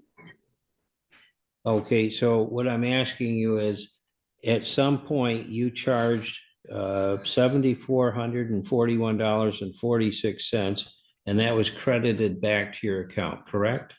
Yes, or no? When did you? Okay, hang on. Okay, so this is a suit against Ms. Merrill because she, I don't know. okay, Okay. Mr. Merrill, Yes, sir. I know this is a little odd. We're not in court, but you're not allowed to say anything. And I know that's difficult, but if you continue to talk to Ms. Merrill, I'm going to ask you to leave the room. Are we able to swear him in as well? Because he has been the one Yeah. that is handling all of this. Okay, do you want to call him as a witness then? Yes, please. All right, let's do that then. So, Mr. Merrill, if you could please raise your right hand. Do you swear or affirm that the testimony you're about to give will be the truth, the whole truth, and nothing but the truth, so help you God? Yes, Your Honor. Okay, you can put your hand down and please state your first and last names. My first and last name is Kyle Merrill. And Mr. Merrill, that's correct. You're the husband of Candace Merrill and she's the account owner, correct? Correct. And what was the $7,441.46 charged for? The $7,446.21 was charged for the hardwood flooring that was to be installed throughout the house.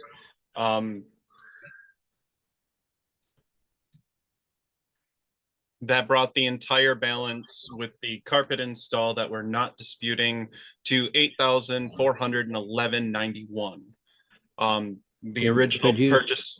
Hang on. Can you tell me what that amount, that second amount was again? That is the combined total for the remodel for our entire house. Okay, but what was the amount? And Mrs. Merrill? Mrs. Merrill? Yes. Okay, at this point, I'll give you a chance to ask him more questions, but you're not testifying right now, okay? He's testifying. All right. So what was the number though for the carpet and the wood flooring? $8,411.91. Okay, but your only concern was with the hardwood flooring, and what happened? Did you return that flooring or? So the install was performed incorrectly. The floors in question are still installed, but Home Depot refused to do any kind of fix with them. They just assumed wash their hands of the entire situation. The dispute was reported to Citibank. They contacted Home Depot. Home Depot turned around and told them that there was no dispute. But then I have a piece of paper that I've already submitted to the court that says that we've been in dispute this entire time. Okay, so there's no doubt that there was a dispute and Home Depot folded, I guess, because they credited the account back the $74.41.46, the entire amount for the wood floors, correct? Correct. So there's no longer a dispute about that with Home Depot, correct? Correct. All right, so did you have any late charges or interest charges on the Home Depot account, or did your wife, prior to this issue coming up with the hardwood floors? No. So are you saying any interest charges and late charges on that account are attributable solely to your unwillingness to pay the amount for the hardwood floors? Yes, Your Honor. And what is that amount? Just the The- interest and late charges? So the interest and late charges that they are requesting is the original sum of $8,411 over the course of, I'm gonna say probably a year and a half or more. But when we notified them that the thing was in dispute. Okay, hold on. Okay, so I didn't get my calculator out, but I can't imagine that there's $8,400 and some dollars in interest on a $7,400 credit at 25.99%. That's a high interest rate, but I'm gonna guess that doesn't total $8,411. And in fact, they're only asking for 3,110. I misunderstood you, Your Honor. So Okay, let me ask the question again then. How much do you believe was improperly charged to your wife's Home Depot account in interest and late charges as a result of this hardwood flooring charge?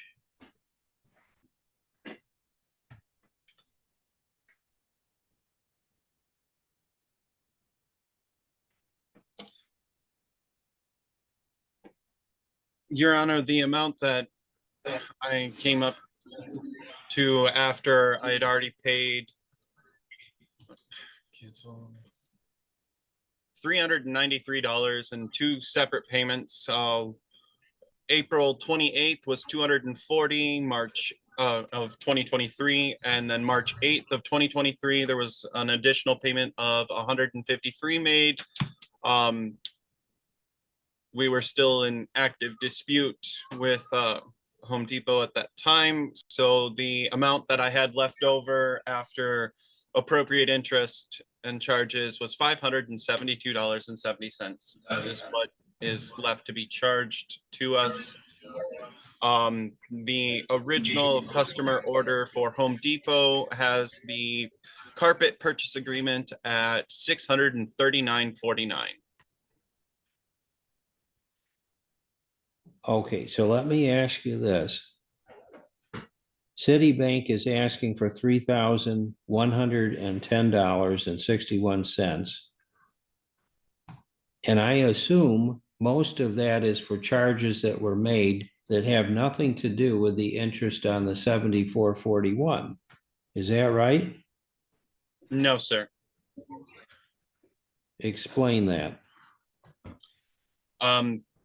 When you notify someone of a dispute, the calls are recorded for quality insurance purposes and training purposes. So they've got me on record already stating that there's a dispute. In my opinion, there's no late fee because the payment is in active dispute. It cannot incur interest or late fees if I'm against the purchase to begin with.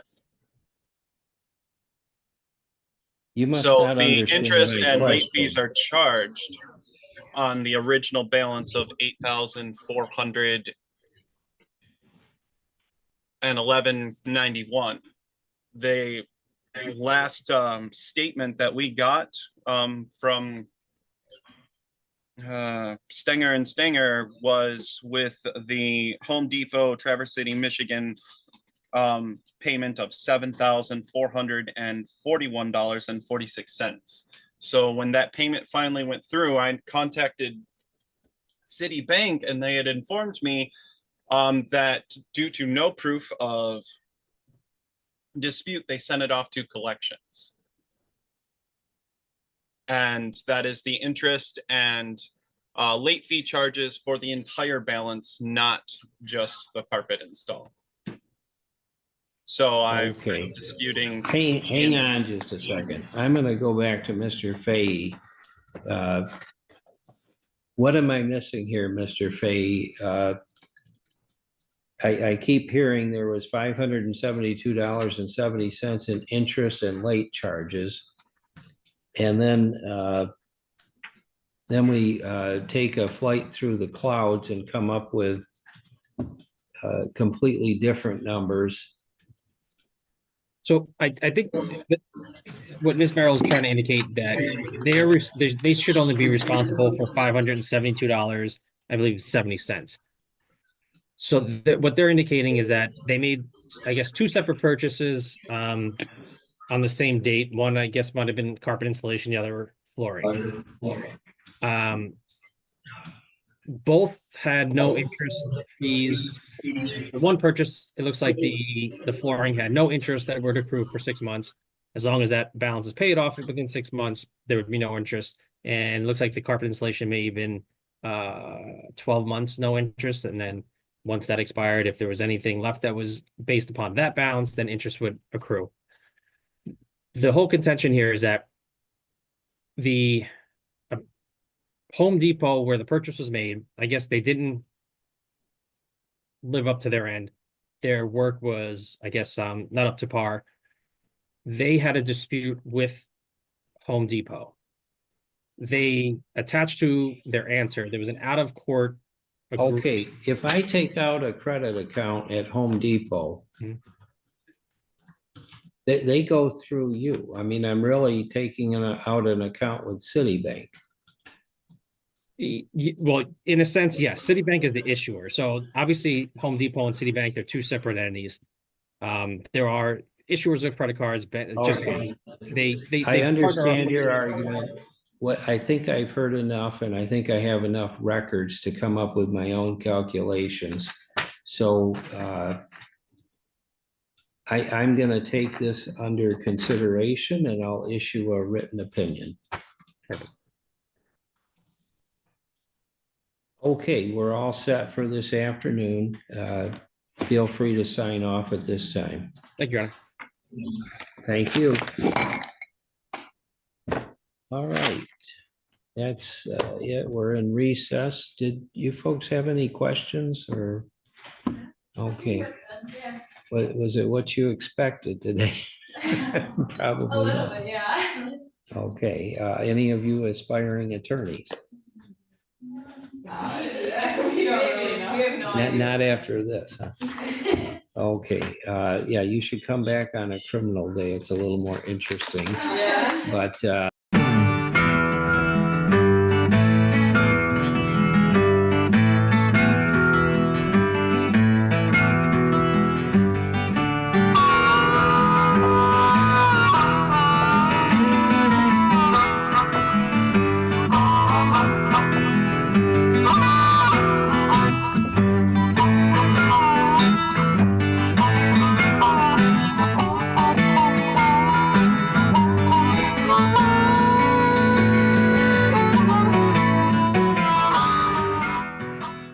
Every day in the USA, people find themselves in court.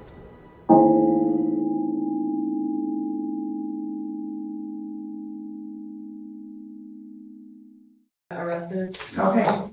Bond and conditions are continued. Thank you, Your Honor. Thank you. Have a good day. All right, we are on record in the matter of the City of Riverview versus Jane Dickinson, 231793 and 25407A and B. Your Honor, I'm sorry. Would you mind recalling that? In fact, I need to go talk with the city attorney on those 2 files. Okay. All right. Right. We will call the matter of the city of Riverview versus Keon Hammonds, 25343 Right here. Good morning, Honor Neil DeBlois here on behalf of the defendant, Keon Hammonds, who is approaching. Please step up and state your name nice and loud, sir. Keon Hammonds. All right, good morning. That's loud. Wow, just quiet. All right, so today's date scheduled for the arraignment and pre-trial of these matters. And counsel, I ask for the arraignment. Yes, my client waives formal reading and stands mute to the charges. All right, or waive formal reading, enter plea of not guilty for purpose of the arraignment. And then as to the pre-trial counsel. Yes, I've had an opportunity to review this with Mr. Hammonds as well as with the city attorney. My client is prepared to offer a guilty plea to the amended charge of no valid operator's license on person, and as well as a plea of responsible to the speeding charge. The original charges, A1 and 2, would be dismissed.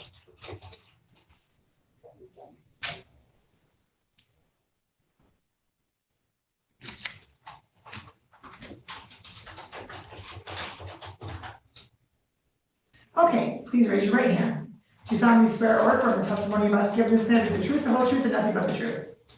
Yes, Your Honor. All right, we heard the plea that was placed on the record, correct? Yes, Your Honor. I'm sorry? Yes, Your Honor. And as to the amended charge of no operator's license on person, how do you plead? Guilty. As to the charge of speeding 16 to 25 miles per hour over the speed limit, how do you plead? You've got, okay, you've gone over your advice or rights with your attorney, correct? Yes. Tom, are you picking them up? Yes. Okay, and you understand all of those rights? Yes.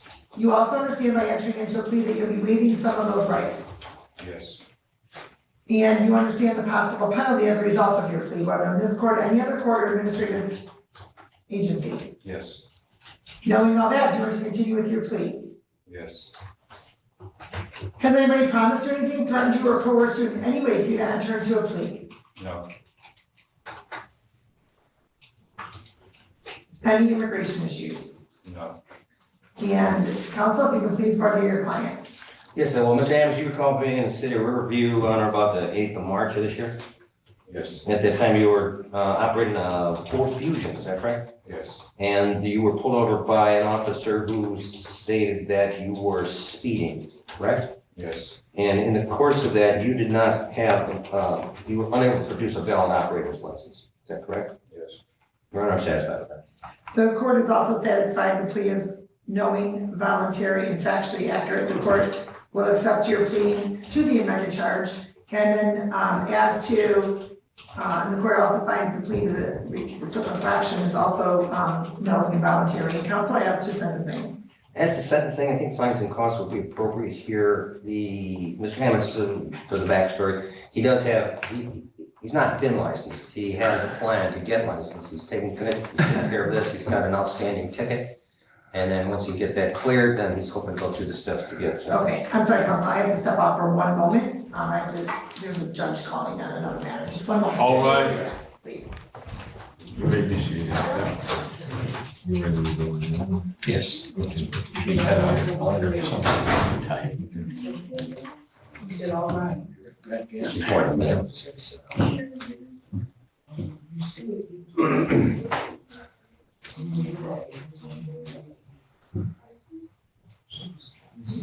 bad boys at answer. The minute I walked in here, he's crabby. Got you to do that one. He's in the courtroom. Yep. Okay. That's all, that was the last thing here. And I'm not sure who's going to dispatch this today. Stacy's. Probably more. That Gillen file as well. It was under Westmoreland that I took care of her. She's in the courtroom. Gillon. I remember seeing it just look. It was under Corey's name. Oh. Yes. Very good. Gotcha. Gillen, that's it. Yeah, you should have a file then. She's in the courtroom. Yeah, it's up there.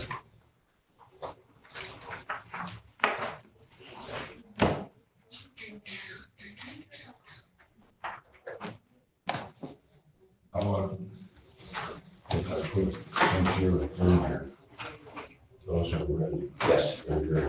I'm ready to go. Good, good. Yes.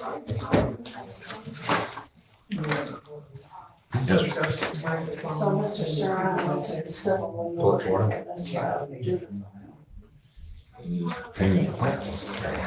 over here for a second. Everyone, please rise.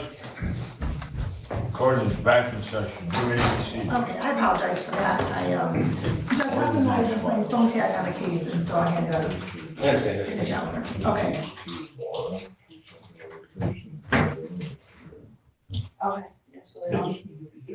All right, and so fine, so you're asking for a fine, we're back on the record in the matter of Keon Hammonds.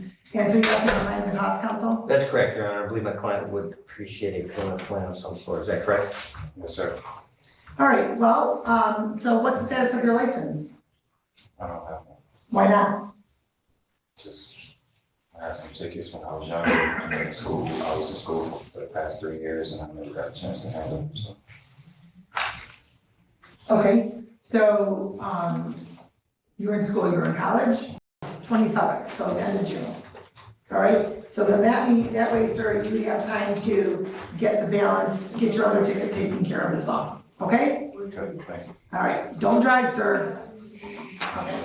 Have a good day. Thank you. Thank you. All right, thank you, you're welcome, have a good day.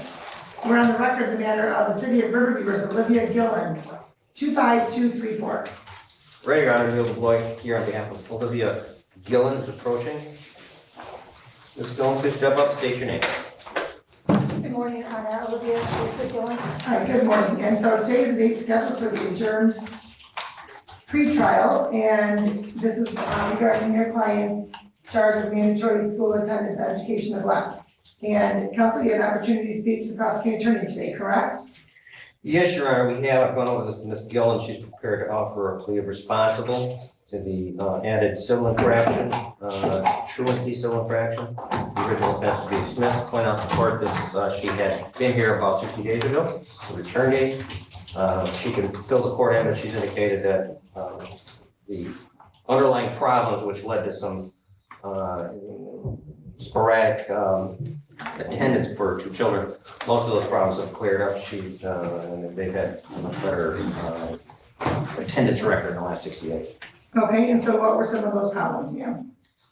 So, excuse me, both of my kids have medical issues, and so we have a lot of doctor's appointments and everything. So, part of the issue previously was we were missing some doctor's notes, which we had that straightened up with the school before I met with you last time. And we also were without transportation. So with both of their medical issues, sometimes they get sick very easily. So my family wouldn't drive me to urgent care if they were quote unquote sick. So there were, more absences than normal because of that reason, unfortunately. Okay, and so how old are your children? They're 15 and 13. Okay, and so I'm sure that there are people, especially given the school of choice, that have the ability to assist you with transportation and ride share. Right? Yes, they have buses through Riverview, which they ride buses up until next year. My daughter won't have busing off to take her, or she'll be close enough that she can walk. So the major thing was just the medical appointments, and that's why they missed, was mainly medical reasons. So. Okay. All right. Okay, and so, ma'am, please raise your right hand. Do you solemnly swear or affirm the testimony you have given this matter is the truth, the whole truth, and nothing but the truth? Yes, Your Honor. All right. And as to the amended charge of truancy civil infraction, how do you plead, responsible or not responsible? Responsible. And you've gone over your rights and rights with your attorney, correct? Yes. And you understand all of those rights? Yes. Do you also understand possible penalty as a result of your plea? Yes. And you understand all of that, and you want to continue with your plea? Yes, ma'am. Has anybody promised you anything, threatened you, or coerced you in any way for you to enter into a plea? No. And any immigration issues? No. All right, the court's going to accept the plea as knowing and voluntary and dismiss the original charge, that's $90. And can you pay that by June 6th? Possibly. I only receive child support right now, so I honestly, I might have to split it up and then 1 or 2 payments, because Okay. it's a very So- tight right now. Okay, can you do $45 per month beginning June 13th? That should be okay. Okay. All right, and I like how you decorated here. Oh, thank you, my daughter did that for me. Okay, all right, good luck to you, ma'am. Thank you very much, Rob. You're welcome, have a good day. Thank you.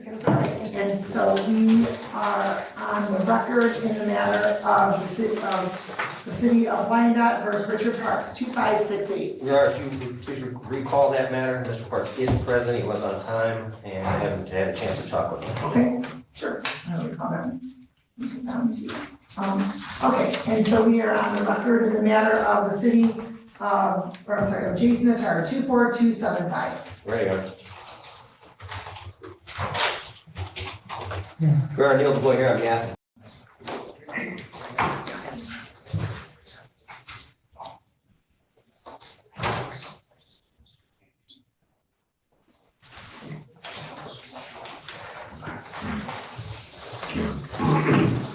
Okay, all right, and let's go off the record for a moment. Good morning. This is Ms. Whitmer.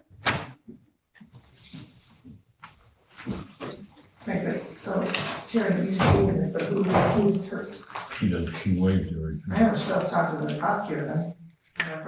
Right now, the prosecutor. Mr. Carmen?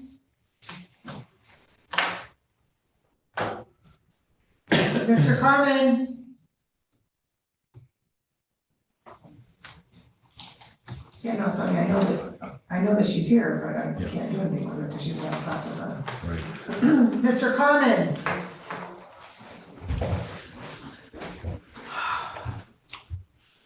Well, first let's find out if she's still leaving. Ms. Whitmer, please unmute.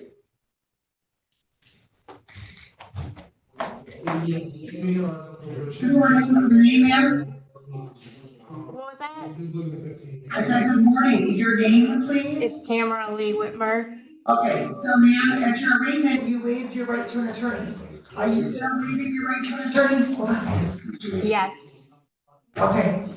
All right, but put you in a breakout room with the prosecuting attorney. He's not your attorney, but since you're acting as your own attorney, you're the attorney, conversation with the prosecuting attorney. Yes. Mr. Carmen.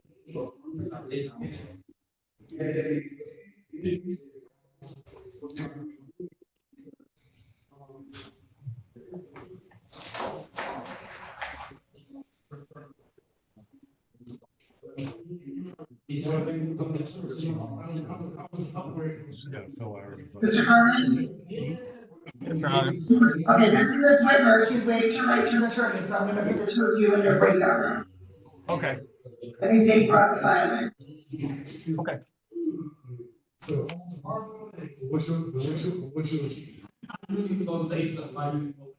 Consent during, ma'am. Ms. Whitmer, please hit join on your device. Oh, sorry. That's okay. All right, so let's go. On the record, in the matter of the city of Riverview versus Marche Allen, 25342.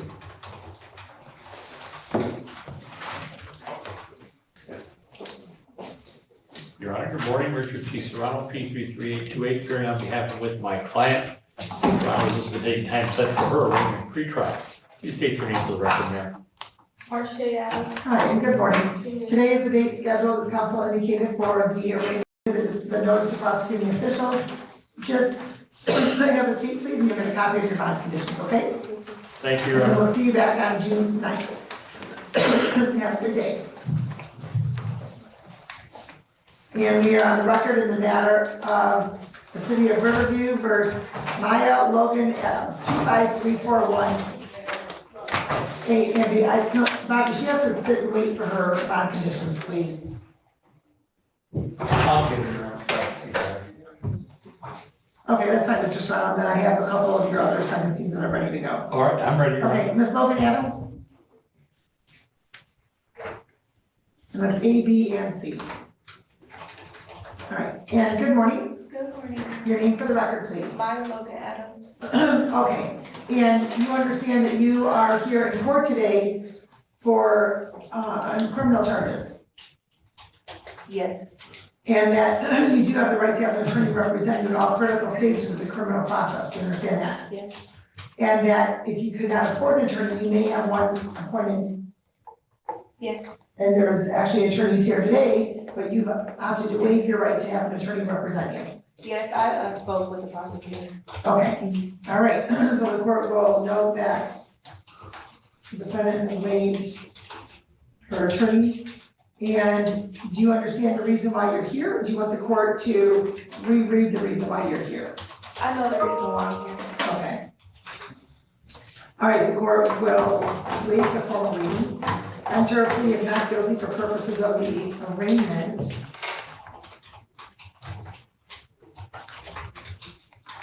And then ask the pretrial ma'am, it appears as though in speaking with the prosecuting attorney, you have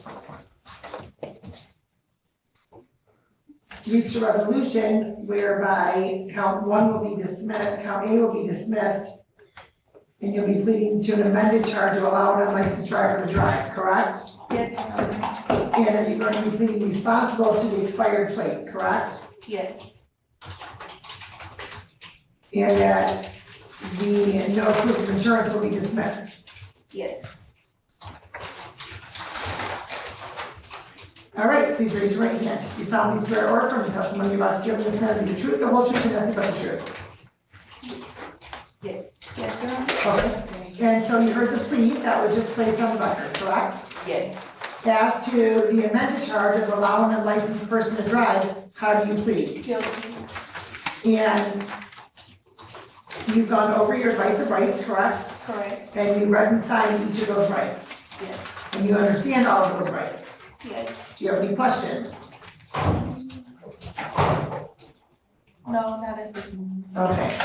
And you also understand the possible penalty as a result of your plea, whether in this court, any other court, or administrative agency. The possible penalty, so maximum penalty is upon conviction could be not more than 93 days in jail and or a fine. It could be probation, there could be licensing sanctions, there could be all of any of that. Yeah. Okay, and so knowing all of that, do you want to continue with your plea? Yes. Has anybody promised you anything, threatened you, or coerced you in any way for you to enter into a plea? No. Any immigration issues? No. All right, and so, ma'am, on March 1st of this year, were you in the city of Riverview? Yes.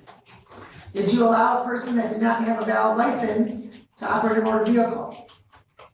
Even if that person was you, did you allow yourself to operate a motor vehicle without a valid license? All right, and the plate, as to the expired plate, do you keep responsible or not responsible? Responsible. All right, the court does find a plea as knowing, voluntary, and factually accurate. The court will accept your plea to the amended charge, dismiss counts A and C per the plea agreement.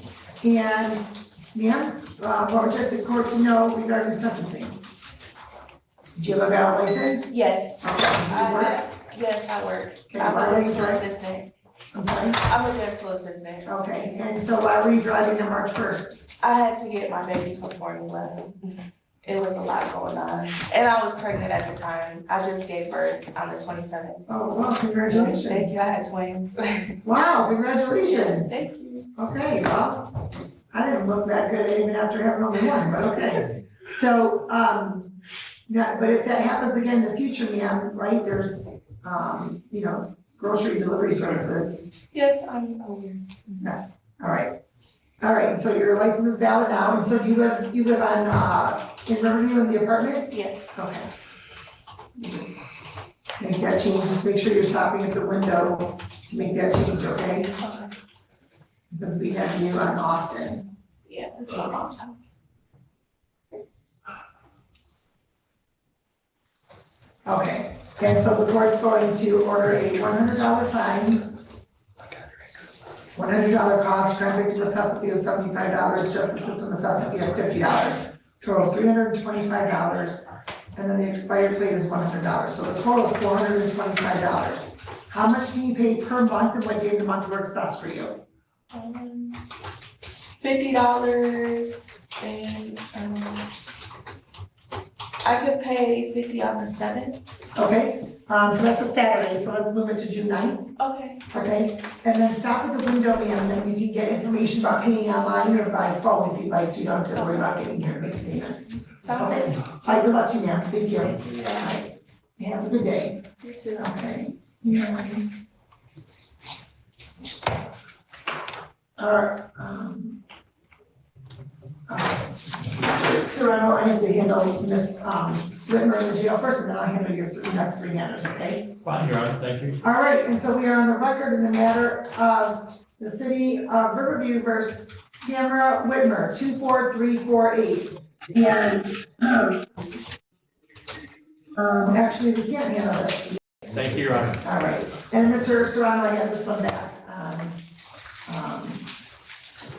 Ms. Whitmer, so then I will handle this, may I have, Ariaga and Kelly? That's correct. They're both in the courtroom, correct? Yes, all right, very good. We're on the record in the matter of the city of Riverview versus Tamara Whitmer, 24348. And Ms. Whitmer, your name for the record, please. Please unmute. Please unmute.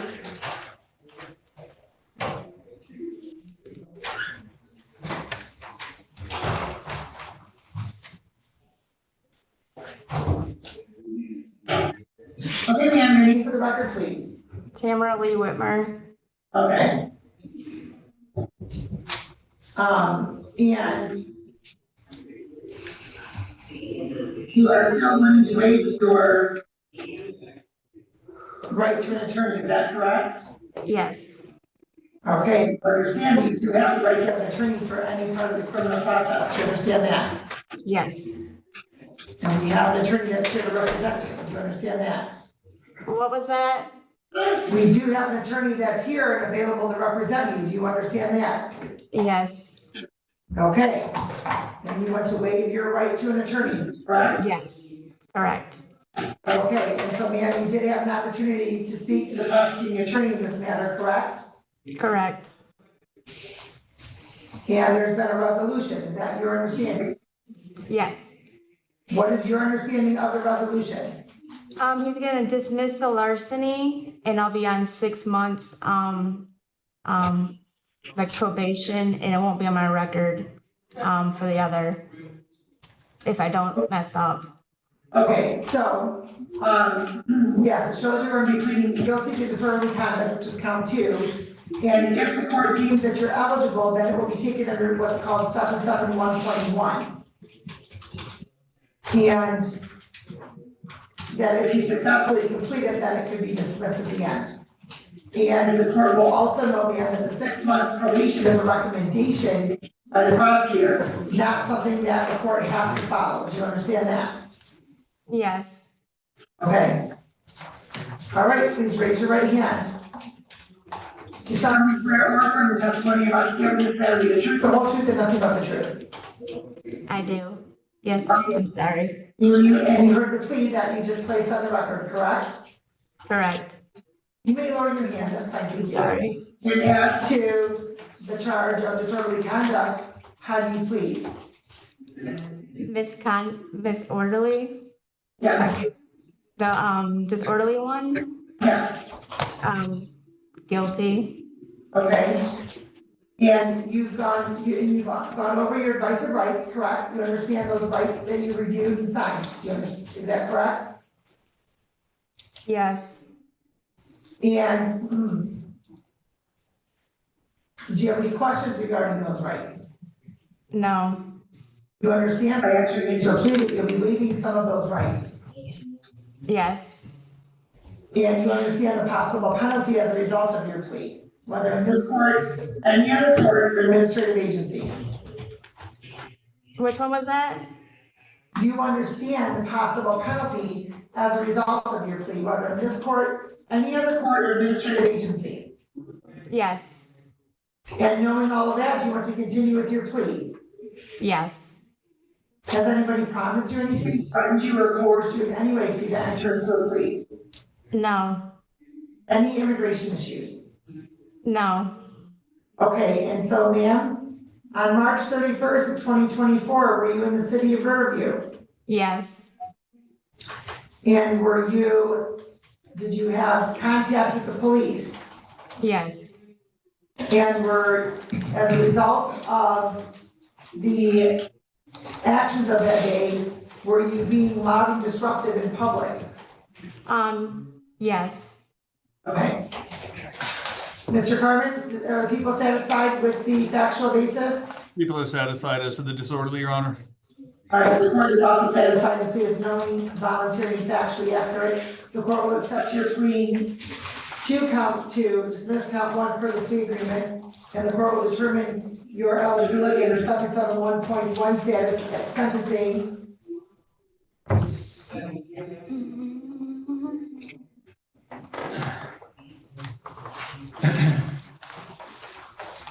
And then you will receive your sentencing date from probation. It will likely be within the next 2 or 3 weeks. So the court's going to order bond and conditions are continued. You will receive likely an interview tomorrow morning with probation to assess, to complete your pre-sentence interview. Okay? That's fine. All right, good luck to you. See you back at sentencing. Have a good day. All right. And we are on the record in the matter of find out for Daniel Ariaga, 25215, A and B.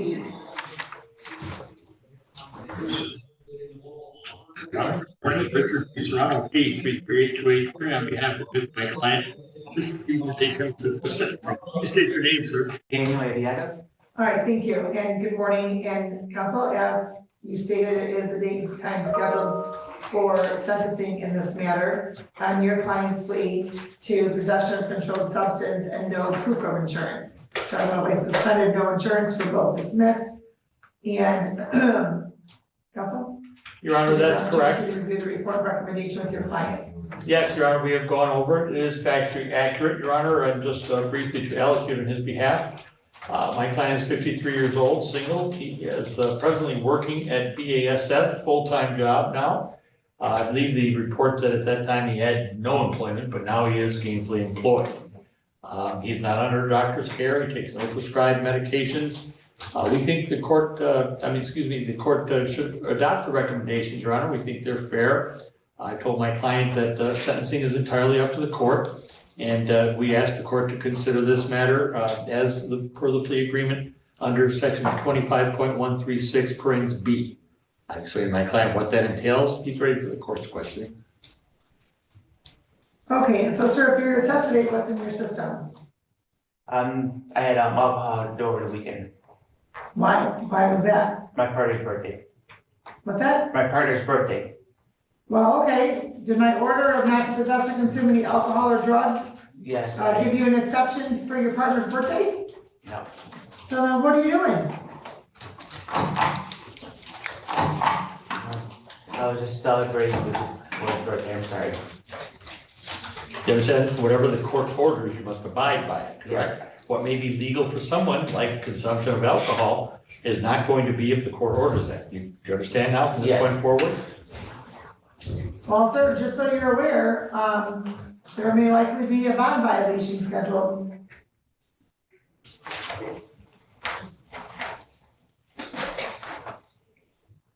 Well, I'm glad that you don't have any controlled substance in your system. You know, sir, the court's order is the court's order. I do appreciate your honesty, that's for sure. And when's the last time you used any cocaine, sir?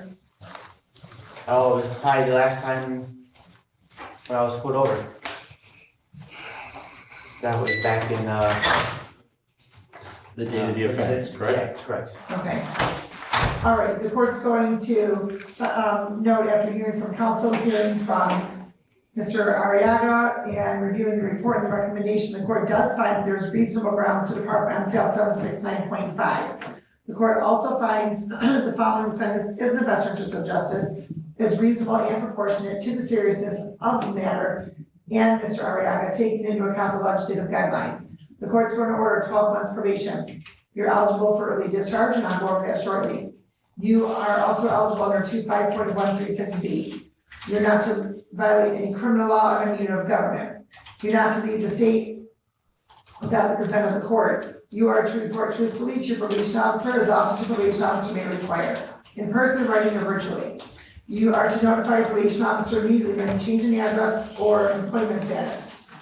The court's going to also order that you're not to possess or consume any alcohol or drugs unless prescribed. You'll be subjected to random testing. The rehabilitative goal for that condition is so the court can monitor your progress in maintaining abstinence and sobriety.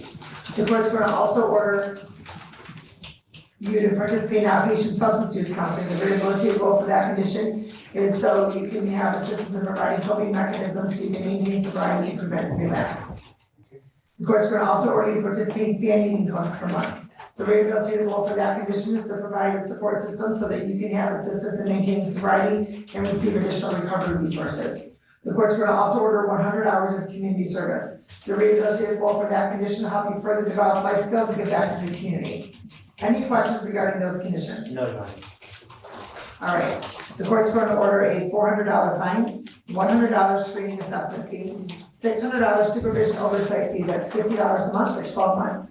And since you are eligible for early discharge, up to half of that could be waived. Okay. $300 for the cost of prosecution. Crime victim assessment fee of $75. Justice system assessment fee of $50, for a total of $1,525. And do you have any of that to pay today, sir? I know you just started work, so would you like to set up a payment plan through probation? Yes. Okay.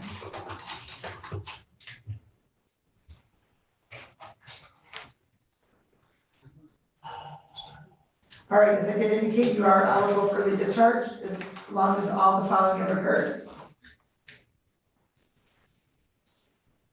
And actually, I'm sorry, count B is $175, that's for no proof of insurance, so the total is $1,700 between both, okay? And as I did indicate, ma'am, sir, you are eligible for early discharge as long as all the following have occurred. You've completed at least half of your original term of probation. All probation requirements have been completed. You've had at least 3 months without any violations, and all monies have been either paid in full or you've made good faith effort for making full payment. Any questions? No, Your Honor. All right. Please have a seat in probation. Somebody will be with you shortly. Okay, thank you. Okay, have a good day. Thank you, Your Honor. Thank you.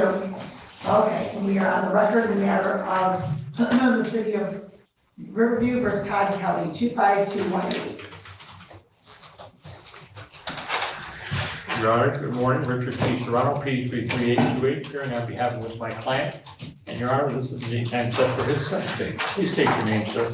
Todd Kelly. All right, and good morning. I do apologize for your delay here today. And today's date scheduled counsel has been indicated for sentencing on your client's plea of an amended charge of operating while visibly impaired. The original question. Okay, please have a seat over probation. Somebody will be with you shortly. Okay, Good luck to you. Thank you, Your Honor. Good luck, ma'am. Thank you. All right, and we are on the matter, on the record in the matter of the city of Wyandotte versus Caitlin Stewart, 201529. Your Honor, good afternoon, Richard T. Serrano, P33828. Today, Your Honor, I present Menagerie counsel on behalf of my client, and this being the date and time set for her sentencing. Please state your name, ma'am. Caitlin Stewart. Okay, and so good morning, and today, or good afternoon, today is the date scheduled for the sentencing on your client's plea to a possession, I'm sorry, to a malicious destruction of property charge, and which is what she was charged with way back in 2020. And so, counsel? Your Honor, we have together gone over the pre-sentence report. It is factually accurate. Briefly, to have eloquent on your behalf, Your Honor, she's 23 years old. She supports 2 minor children, ages 1 and 5. And Your Honor, she works ordinarily, she works for DoorDash and Uber Eats on a regular basis, but right now she's having automobile issues, so no money is coming in presently, but she expects to be back to work shortly. Your Honor, we would hope that the court would adopt the recommendations if they're fair. Also, we would ask the court to consider taking this matter under hold useful training status, which I'll explain to my client. Your Honor, it's a proper program that when I was a young intern in college, I worked in the state senate as an intern, and Senator Holmes was there, the one that sponsored the bill, so I think she qualified, Your Honor. Right, and so, ma'am, who is Michael Jovanowski? Michael Jovanowski is one of the complainants that said that I had destroyed his property. I understand that, but who is he to you? Do you know him? He was, and this is gonna sound very crazy, so I apologize ahead of time. My ex-fiance was a drug dealer. Mr. Jovanowski and Mr. Williams, who I believe is also named in the paperwork, were his drug dealer bosses, I guess you would call them. The guys that supplied him with the drugs that he would then go and sell. Okay, So no reason to have any contact with him, correct? No, absolutely not. all right, and he's not the father of your children? No, no ma'am. Okay, and what took so long to take care of this matter? Just my own personal life issues. I was afraid of dealing with the court system, and I had a bunch of other stuff that was going on as well. I was battling my own addiction issues at the time and stuff, but all that's been sorted now, so. Okay, It's time I get my life on track. all right, and better late than never.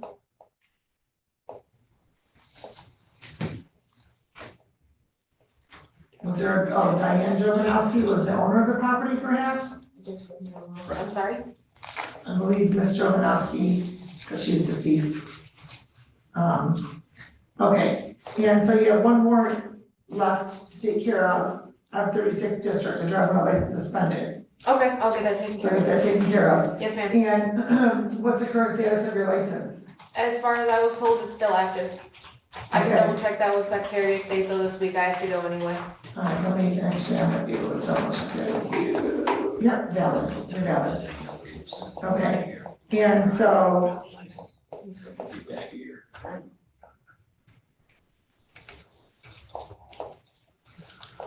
All right, so the court does find after hearing from counsel, hearing from Ms. Stewart, that there's reasonable grounds to depart from MCL 769.5. The court's going to order the following sentence. The court does find the sentence it's about to impose is fair and reasonable and is in the best interest of justice.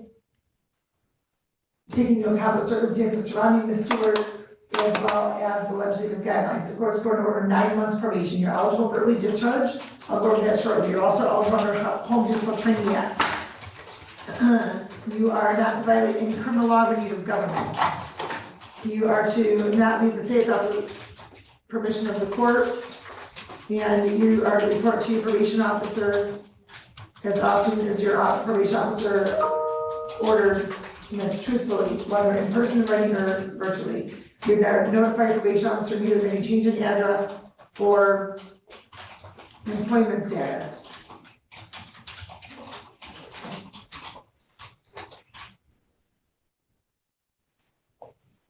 And you are not to possess or consume any alcohol or drugs unless prescribed to be subjected to random testing and rehabilitatable for that condition.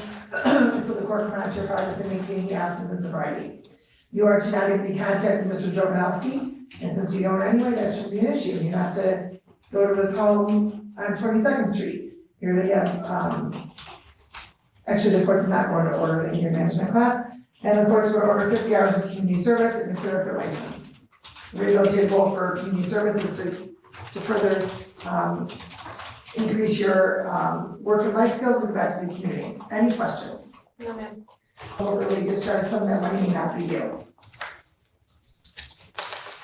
$300 cost of prosecution, crime victim assessment fee of $75, justice system assessment fee of $50, and so then we have a total of, let's see here.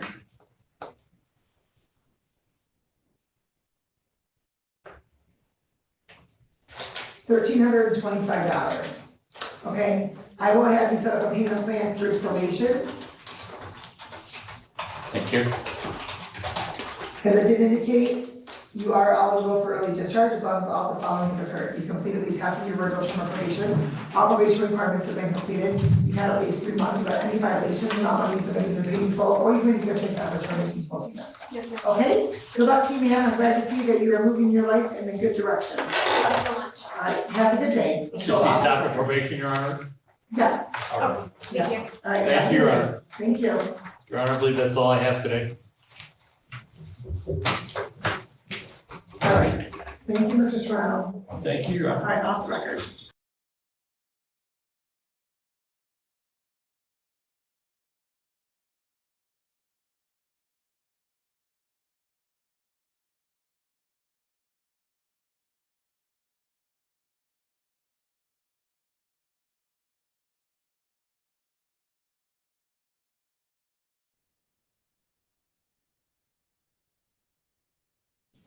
All right.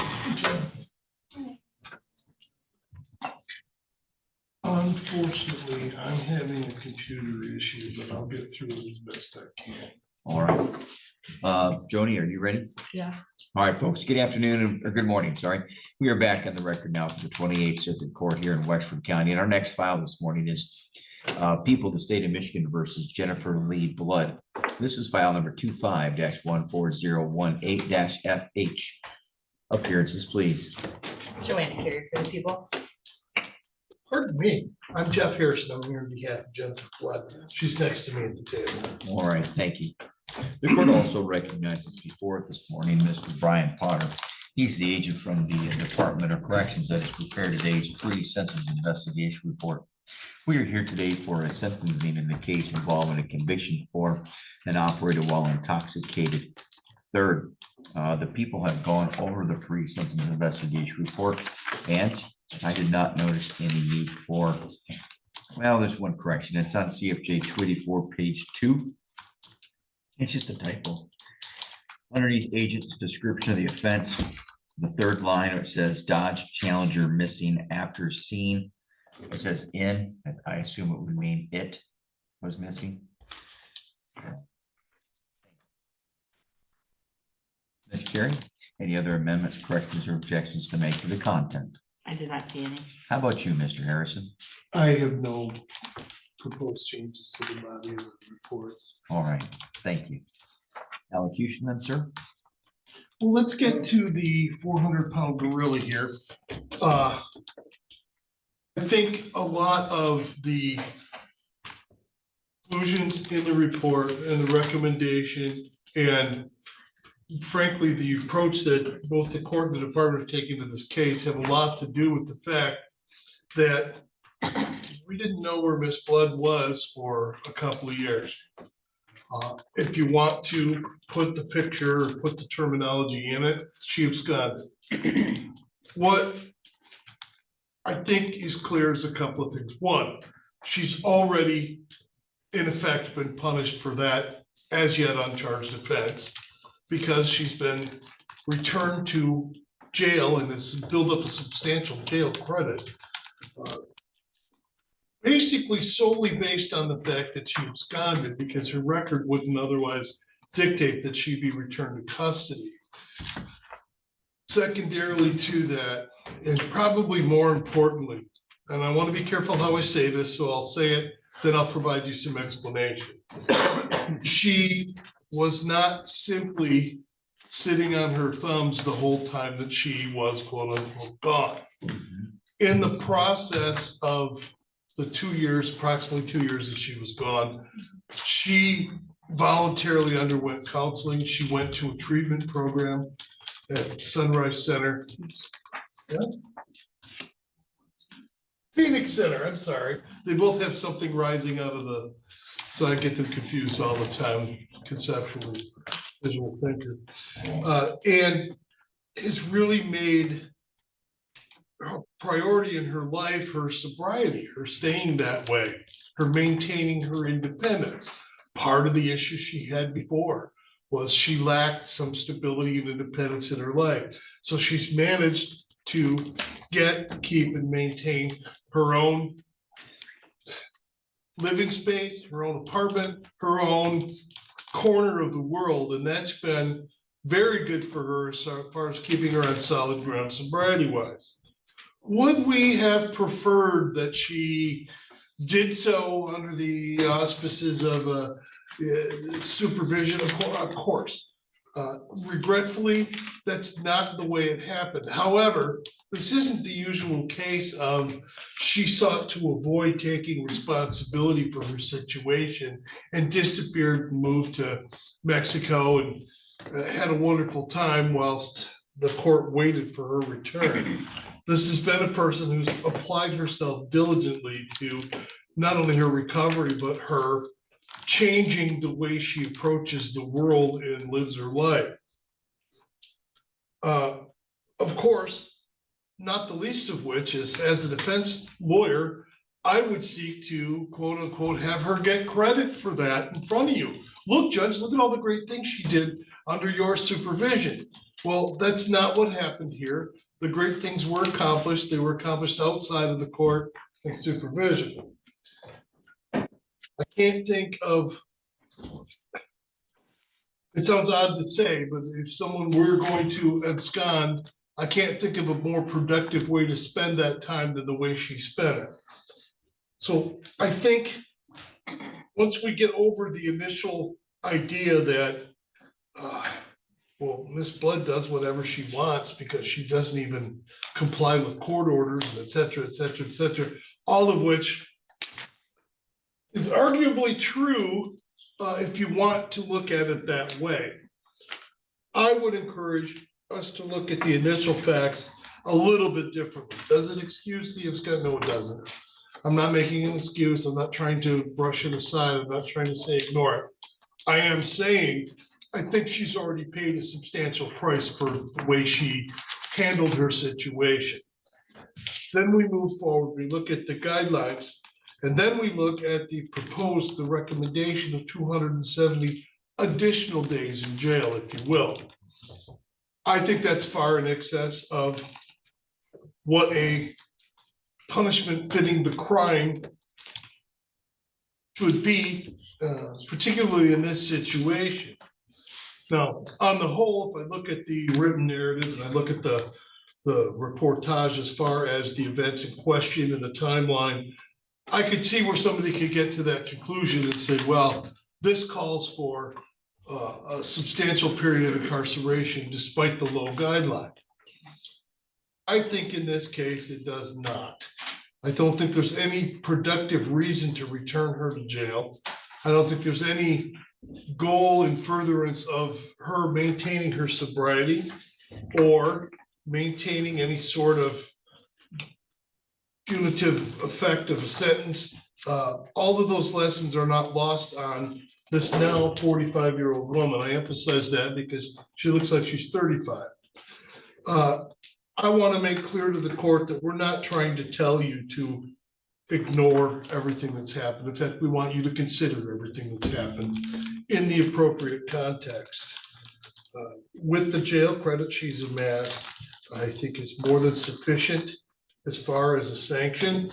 In that regard, she realizes she's going to be on probation. She looks forward to that.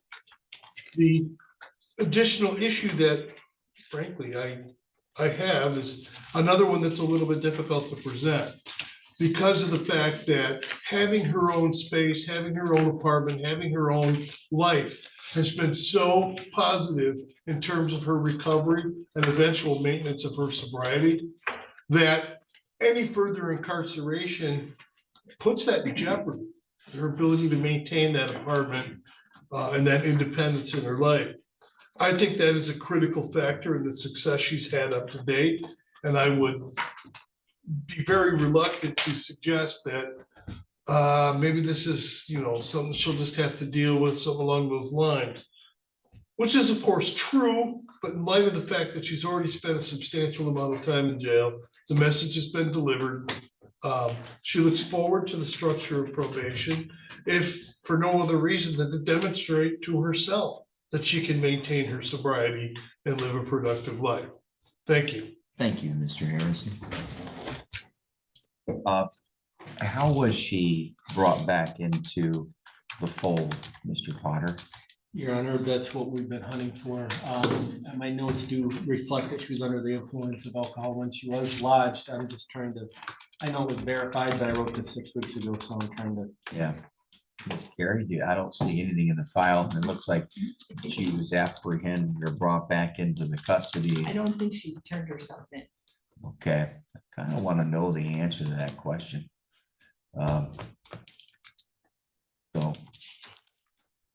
it's important that I answer that. I think. Your Honor, if you want to take a break, I can contact the jail. We're gonna take a brief break and recess. Have Miss Blood brought back in after the jail tells Mr. Potter what's going on. What times are, before we go, Mr. Potter, Madam Clerk, what times are next meeting? 9:45. All right. And is that a sentencing? I don't have the phone. Thank you. We're going to take just a brief recess with Ms. Blood and we'll get the next file up here. Thank you.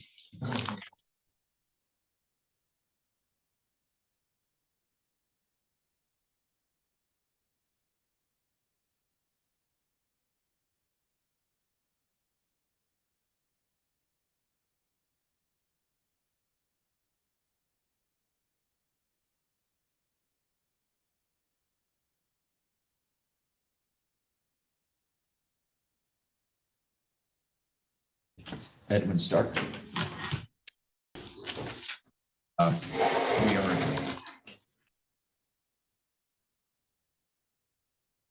All right, we need to, Madam, Mr. Stapleton, could you do me a favor and please give those back to Ms. Valentine? Thank you. All right, we are back on the record now. People versus Jessica Blood, file 2514018 FH.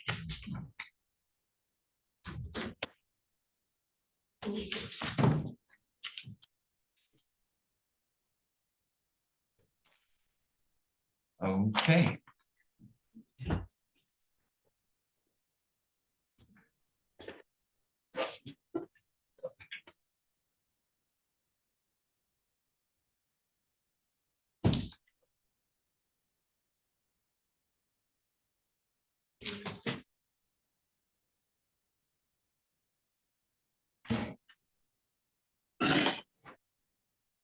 All right, all parties present, the court recess or adjourned present.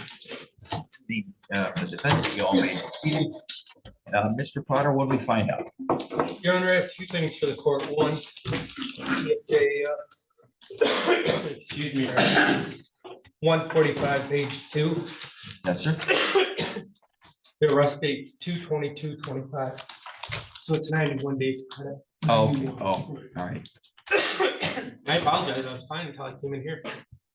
So two, we're changing the date, and you said 95? 91. 91, I'm sorry, thank you. All right, we've got that accounted for. And then, Your Honor, thank you.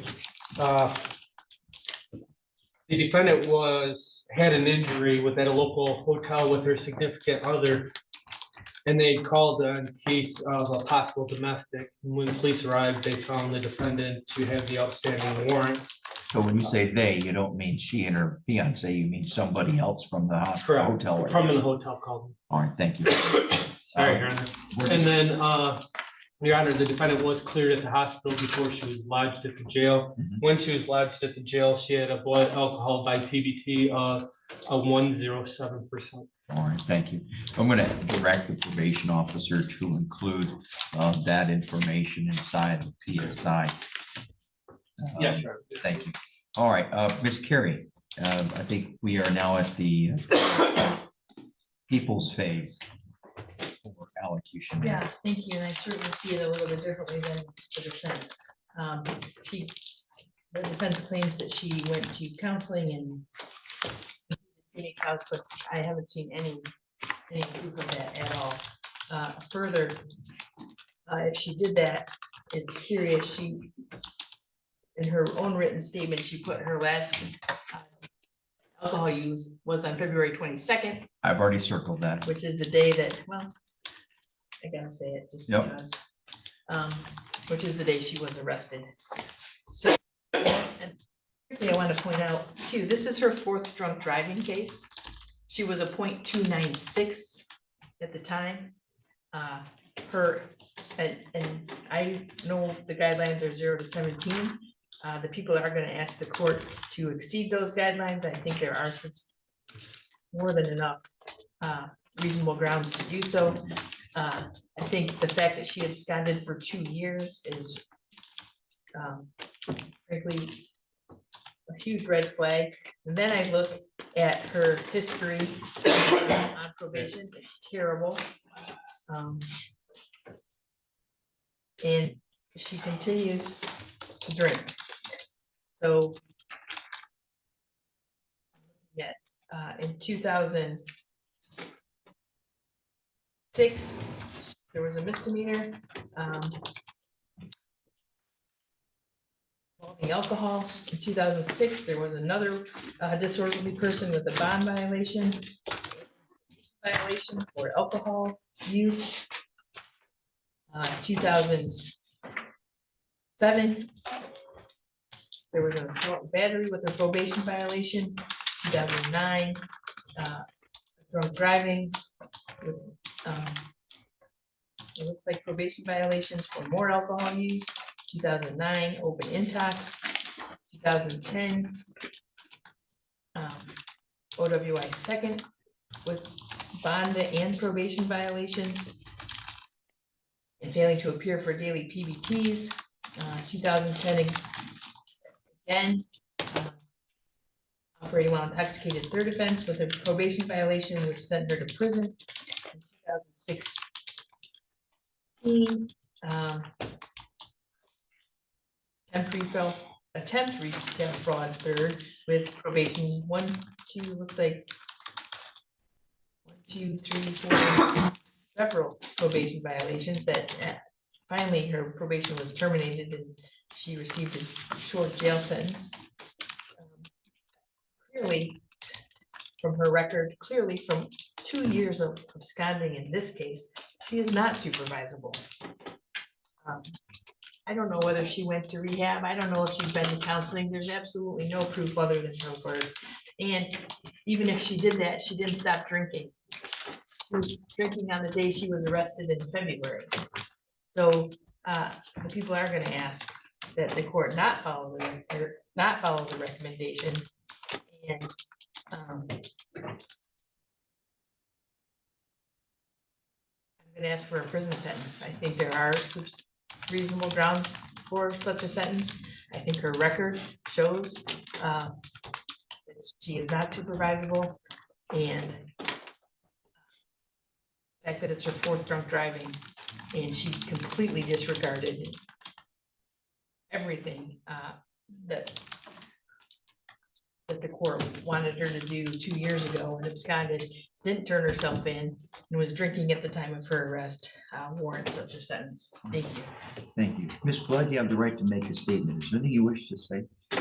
Yes, Your Honor, I have a closing letter prepared. Go ahead, ma'am. And, okay. I stand before you today in the courts for my sentencing to be handed down to me.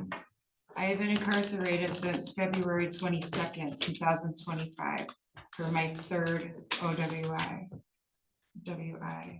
Prior to incarceration, I had attended residential treatment at Phoenix Hall in Traverse City for 45 days.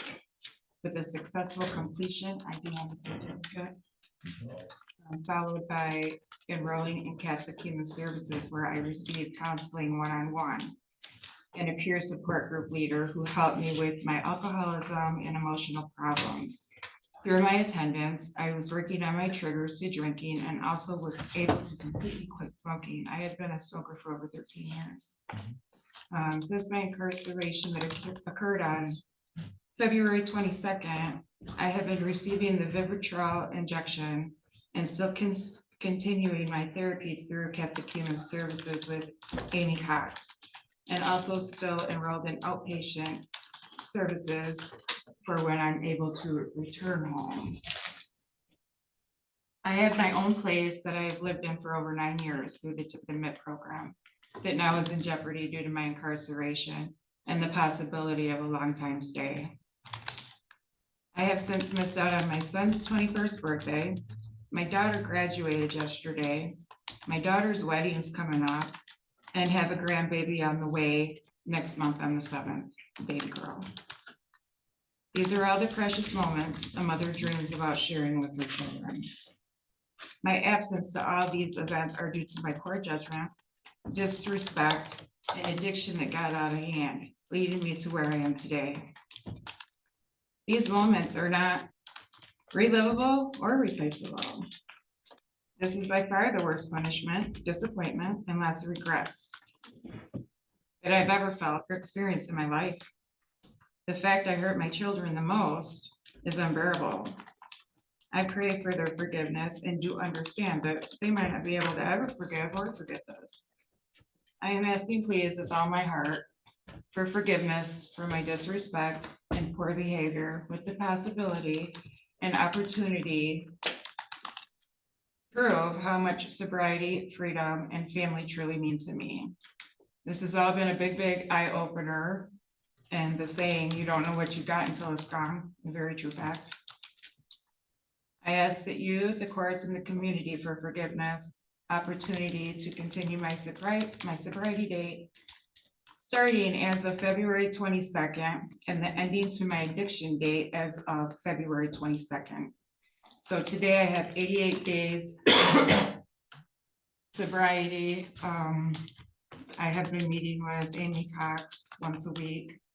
I am on the Vivitrol shot since my incarceration.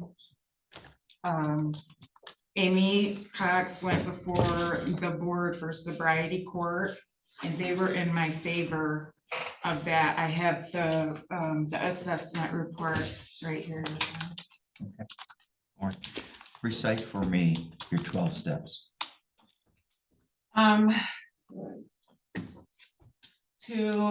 I don't know from 1 to 12, but Okay. to accept the things, I know That's the your sobriety serenity prayer, Your prayer. Honor. Yep.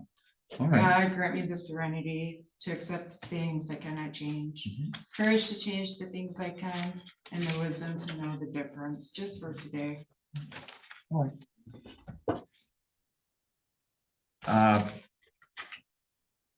Well, that's important, and not everybody has to use this 12-step program. I'm not saying that they do, but somebody who has been through the Sunrise Center, the Koski Hall, Munson Hospital, Catholic Human Services, and Phoenix Hall, and then another round of Catholic Human Services, I would have anticipated knowing some of them. And there's one thing, defense attorneys have to be very careful about what they submit to the court. If everyone would take a look at their Catholic Human Services brief copy that they all got today, and if they turn to page 2, if you didn't get it, I'm going to tell you what it says at the top. Just for the record, we did not get it. Oh, all right, well, it's okay. This will be good for you. At the top, the appointment date was, I don't know, somebody gave it to me. It says here at the top, appointment, hold on, I'm gonna steal everybody's thunder here. Appointment date, May 15th. Underneath, the counselor who prepared the report, it says that she reported that she, quote, she has remained abstinent from alcohol for a period of 18 months.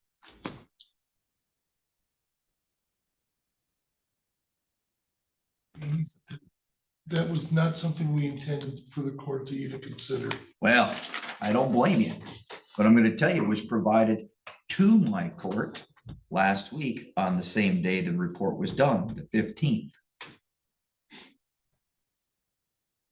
Which means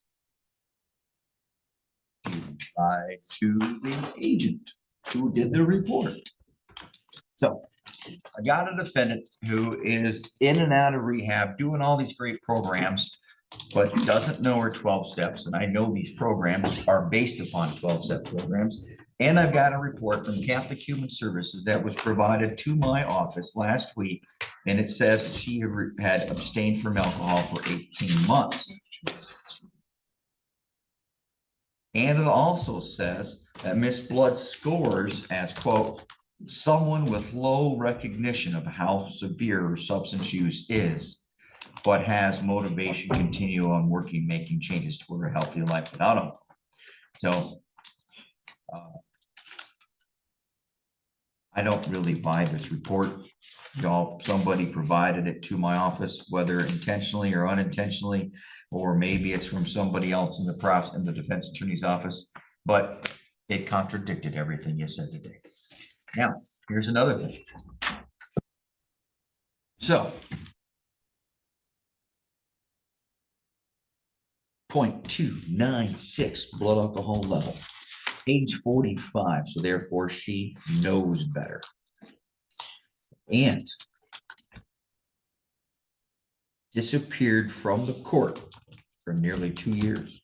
Didn't turn herself in, was found at a hotel, got and was reported by allegedly somebody at the motel or hotel, wherever she was, and was arrested with a high blood alcohol content. So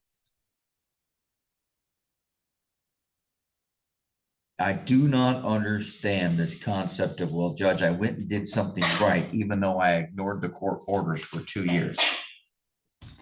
If you think my sentence is gonna somehow be weakened by your fact that you decided to disrespect the court and basically commit contempt of court by absconding for 2 years, and actually, you even got up and left the courtroom in district court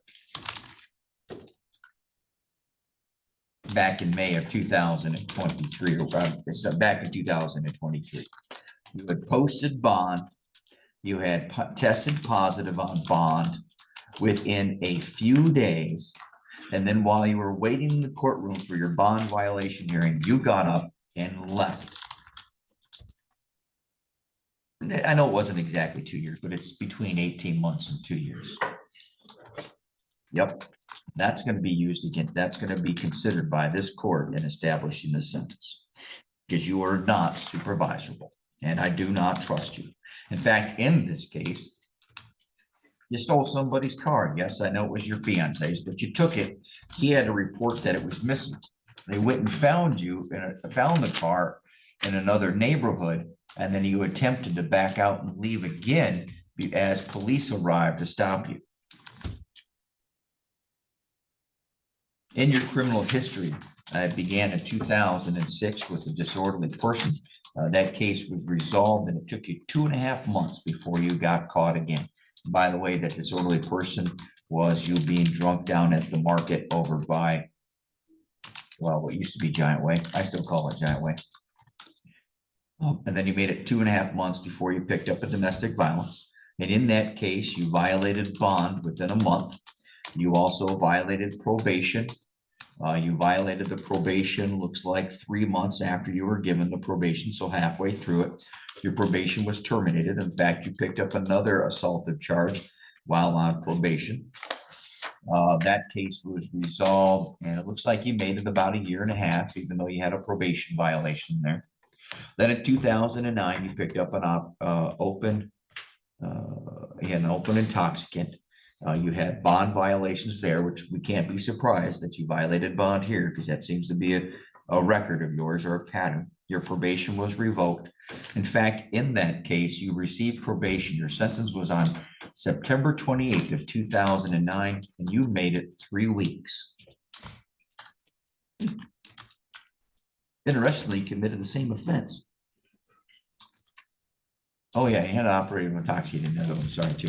All right, so you made it about 3 weeks. And then you picked up another case about 4 months later, violated probation, yet more alcohol, violated your restricted license, operating without, you shouldn't even have been driving a car because you had a car that was uninsured. And lo and behold, you violated probation. Oh, in fact, you violated bond while awaiting sentencing.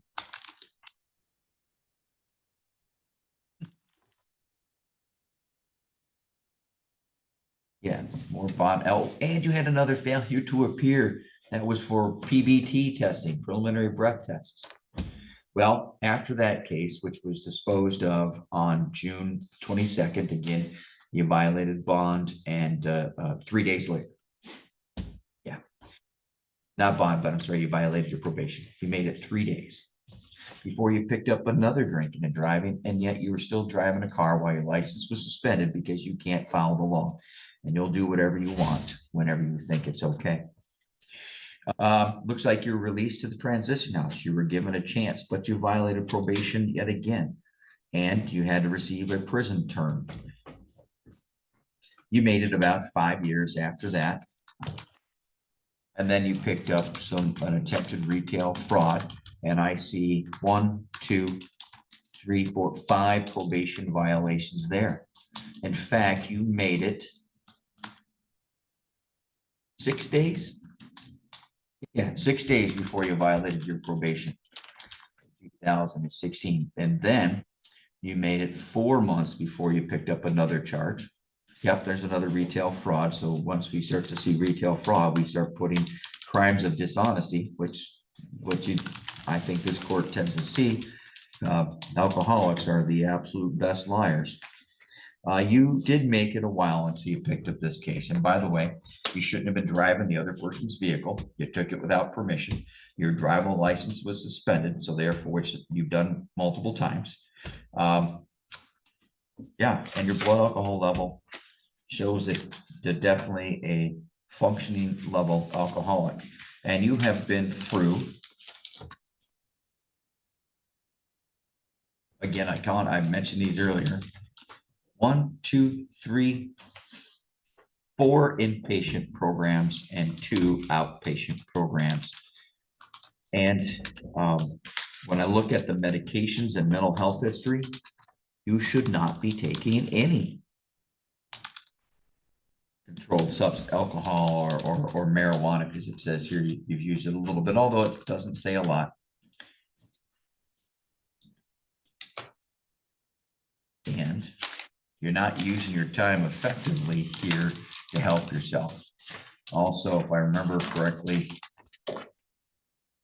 yeah, unemployed for 10 years, you're not putting yourself to positive use. Looks like you had a 7-year gap at one time between 2004 and 2011, and you haven't worked for 10 years. Someone is supporting your habit, and the fact that you were found in a hotel with looks like the fiance who helped report this case, I'm starting to wonder if there is. Surround yourself with the wrong choices because nobody's helping you here. So the court looks at all that and finds that there are reasonable grounds, as this is an intermediate sanction cell, and the court finds that the grounds also have a different application. You have a different application because this is a drinking and driving, and there is a potential minimum of 1 to a maximum of 5 years. Plus, you have thwarted it almost every effort, if not every effort, to give you opportunities at bond, opportunities in on probation, opportunities in rehab programs. And you went to Catholic Human Services the other day and you lied. And you had somebody sent them to me. I don't know if you did or didn't, but I'm going to tell you, I don't buy it. And plus, it wasn't a necessarily helpful letter. This court sentences the defendant as follows: a $68 state minimum fee, $130 crime victims' right fund fee, a $300 court cost, a $1,000 fine, a $300 attorney fee, $175 to the prosecution for prosecution fee, $200 to the Michigan State Police. This court finds that a reasonable sentence, by the way, it used to be that intermediate sanction cells had a jail cap. They now don't. While they restrict the court and say we must start with the presumption of probation, fines, and costs, except for here where there are those potential mandatory minimums of 30 days or 1 year. It actually says it took away that 1 year cap. And as long as I find that the sentence is reasonable and proportionate, and there are reasonable grounds, I can give a confinement sentence. And the court understands that these guidelines are not mandatory. The court therefore sentences the defendant to a prison term of 16 to 60 months, and the defendant will receive 91 days of credit. I find that this sentence is reasonable proportional based upon the alcohol levels, based upon the absconding for bond, based upon the prior bench warrants and bond violations and probation violations. The fact that she continued to drink, which means all the rehab opportunity, including Phoenix Hall, did nothing to help her. That's the sentence of the court. Have I missed anything, Mr. Potter? I need a sentence on count 2, please. Oh, count 2. Again, this is just a repetitive one. The defendant is putting people at risk. She should never drive a car. But she's doing it knowing she doesn't have the license, knowing, in fact, I noted in the report, Mr. Potter made a note that she's never gone back to try to get her license. Well, why would she? Because she doesn't seem to think she needs permission. The court sentences the defendant to 93 days. I'll just wait. I'll make it 91 days with 91 days of credit. And I should have assessed the $50 for the minimum. Thank you, Madam Clerk. All right. This Ms. Blood, Mr. Harrison's going to bring you 2 copies of one document. You're going to place your initials on the first copy. Doing so neither elects nor waives any rights. It merely acknowledges receipt of the other copy of the document. This document tells you that you have the right to appeal the conviction and sentence in your case. That is typically done by filing a claim of right to appeal. However, any appeal that you do file based upon the plea must be by filing an application for leave to appeal. Now, if you choose to file an application for leave to appeal and you want the court to appoint an attorney to assist you, you may complete the bottom half of the document and return to court within 42 days. If you choose not to appeal, you may simply dispose of your copy of the document.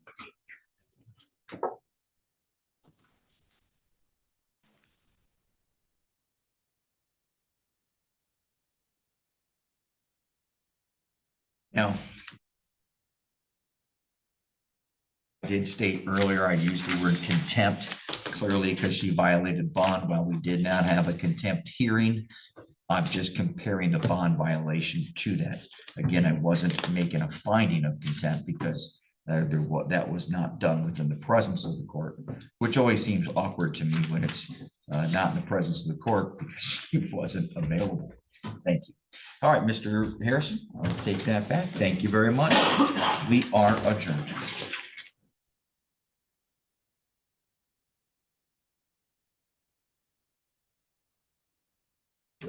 All right. I'm sorry.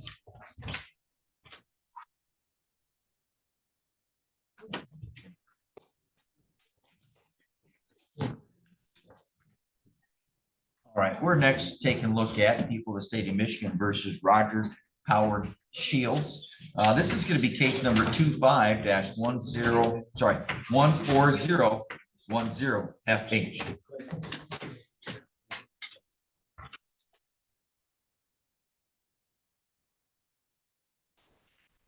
Thank you. Appearances, please. Robert Hartzell and Mr. Shields, who is being brought out presently. Right? All right, thank you. The court also.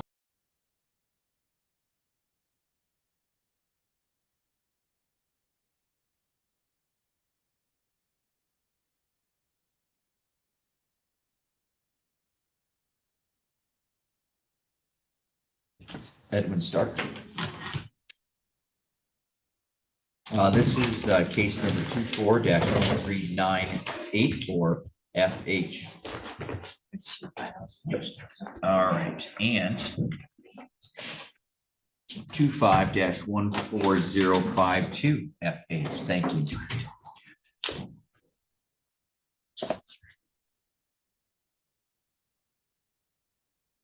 Appearances from counsel, please. Nate Carnes on behalf of the people.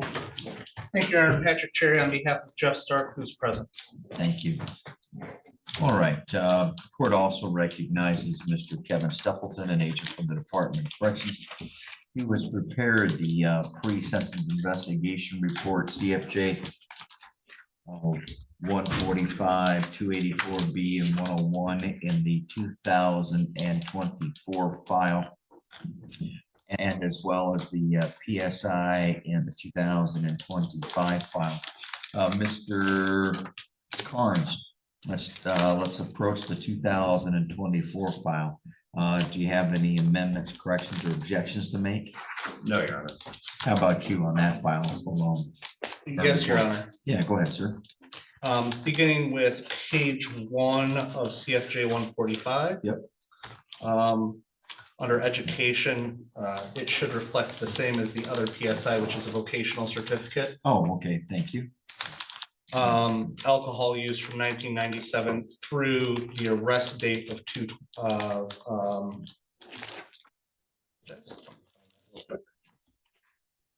was November 27th, 2024. All right, anything else in that particular report? Your Honor, I think we'll have to deal with it in both reports. I'm turning to page 2 for the time of credit. Okay. We need to add a box for April 8th of 2025 through May 12th of 2025. April 8th is when the court revoked the bond in this matter. May 12th is the date that the contempt sentence began. Yeah, and so that's being done in, hold on. That's in the 2025 file, or PSI, but you're talking about in the 2024. I am talking about in the 2024, and in the 25 PSI, it goes through May, today's date, but it should stop at May 12th when the contempt sentence began. And so we'll have to take. So we'll 7 lose credit there and gain credit here. Yeah, so we're gonna take off 7 days in the 2025 file, and that'll be on the second line, and then as well as the third, so that's gonna give them 13 total days there. I However, think we add 34 days in the 2024 file. right. Thank you.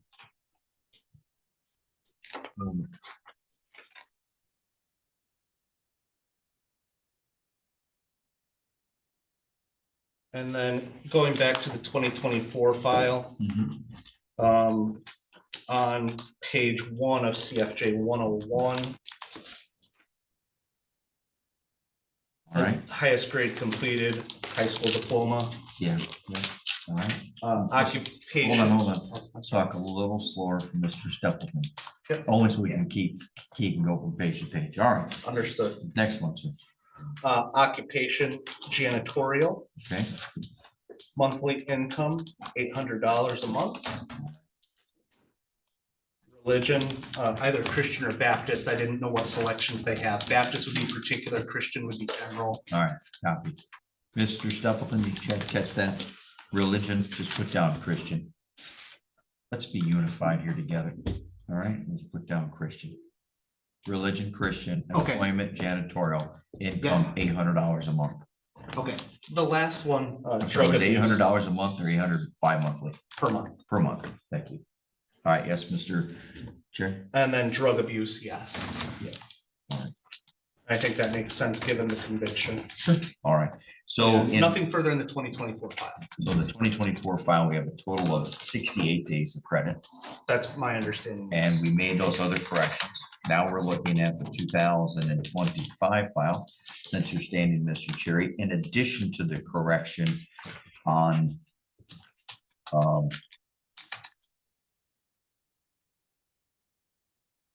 CFJ 145, page 2, where we reduced.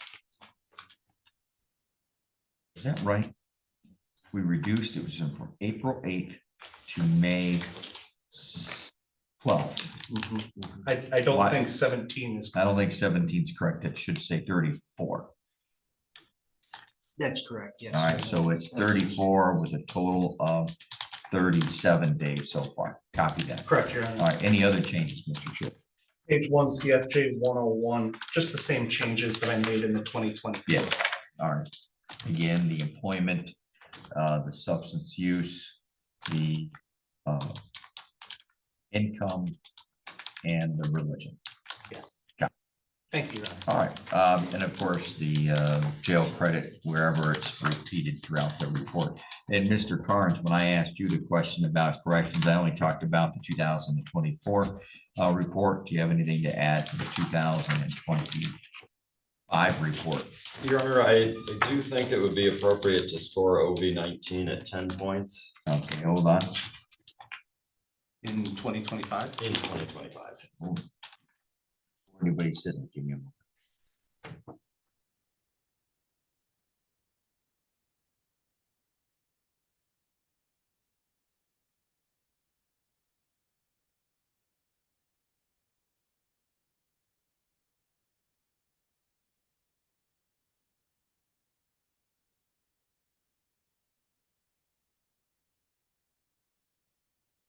All right, in the what'd you say, OV which? OV-19. All right, so that's administration of justice. When interviewed by the state troopers on CFJ 284, page 3, denied pointing a gun at her.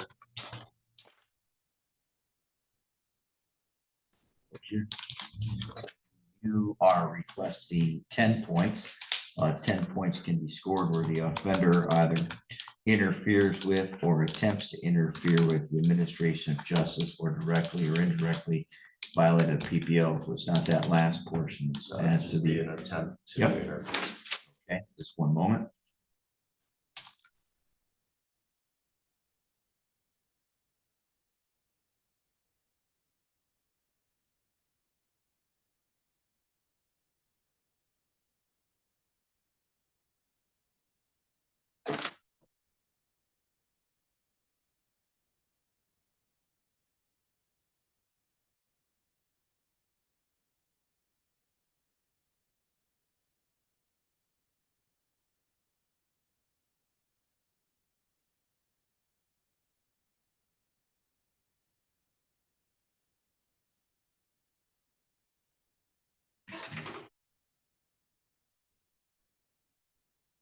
All right, let me take a look here. So I'm gonna look in CFJ 284, description of the offense.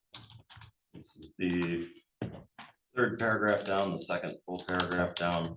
On page 2 or 3? On page 3, I'm sorry. Copy, that's all right.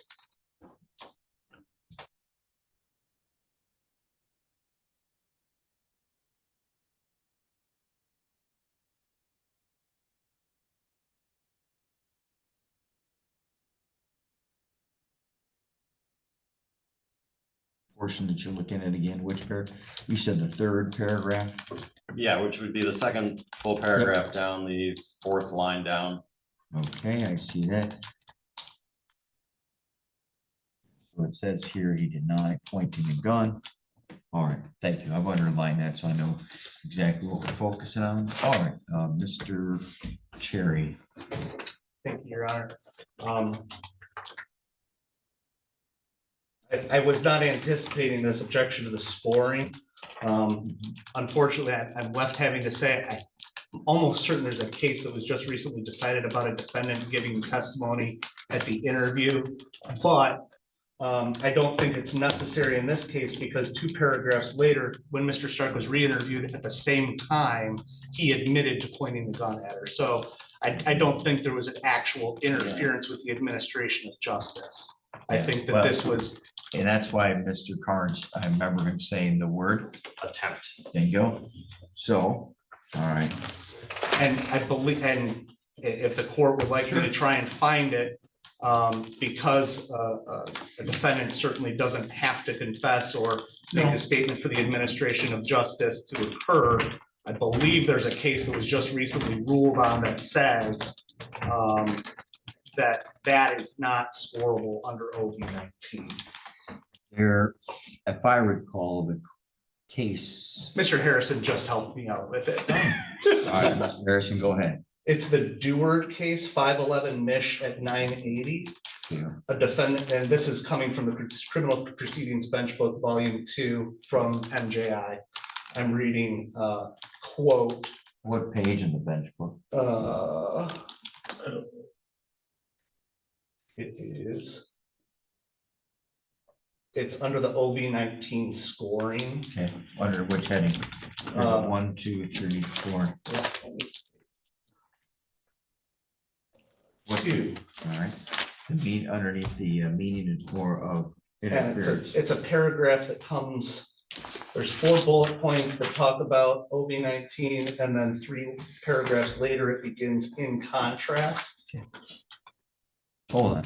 It's just before section 3 begins. Yeah, all right, hold on. What's it say? In contrast, a defendant's denial of culpability without more does not slow or prevent a criminal investigation or constitute an effort to do so. Yeah. Difference here, I think, is a denial versus a misdirection. And that is, so if a defendant lies to law enforcement that's different than a denial. If the lie or misstatement was an attempt to redirect law enforcement.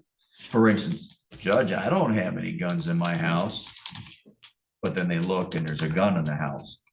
That's a little bit different. Or, Judge, it wasn't me, it was that guy. And then they go, that's a little bit different because they're trying to actually impact or redirect. versus a general denial, is my understanding. So the court will deny the challenge for offense variable 19, although it's a good question. And I do appreciate counsel reviewing the guidelines. Clarifying the denial, does that mean we're not scoring it? Yeah. Okay, That's okay. the phrasing and the way it was raised, I didn't understand. I think Wanted to my make sure. phrasing was perfectly Yep. clear. It was wonderfully stated. I agree. I was just slow enough to not understand it. That's okay. Mr. Carnes, any other corrections or amendments? No, Your Honor, thank you. Mr. Chair, allocution, and you may address both. Thank you, Your Honor. That's what I was going to ask. I do believe we have a victim statement. Just want to do make we? sure. I do have a written statement. Does she wish to make a verbal? She wishes to make a verbal. Ma'am, you may approach. Your goal is this. All right. If you wish to bring somebody up with you for comfort, that's appropriate. No worries. All right. Your goal is that podium. Before you start to speak, I'm going to ask for you to please state for me your first and last name. Sandra Valentine. All right, and Sandra, would you please, I know it's probably common, is it a common Sandra? That's a yes? Yes, Thank you. And Valentine, common spelling? just like the holiday. Just like the holiday and the saint who got us, makes us spend money on cards. All right, thank you, ma'am. What is it you wish to say? You can have someone else read your statement if it helps you. She brings it. She may hold it and I can see it from there. Okay. Do you want me to read it? She wants me to read it for her. Okay, ma'am. And so let's tell me what your name is. I'm Tricia. Trisha? Trisha, I am her sister. All right, and your last name, ma'am? Fast and easy.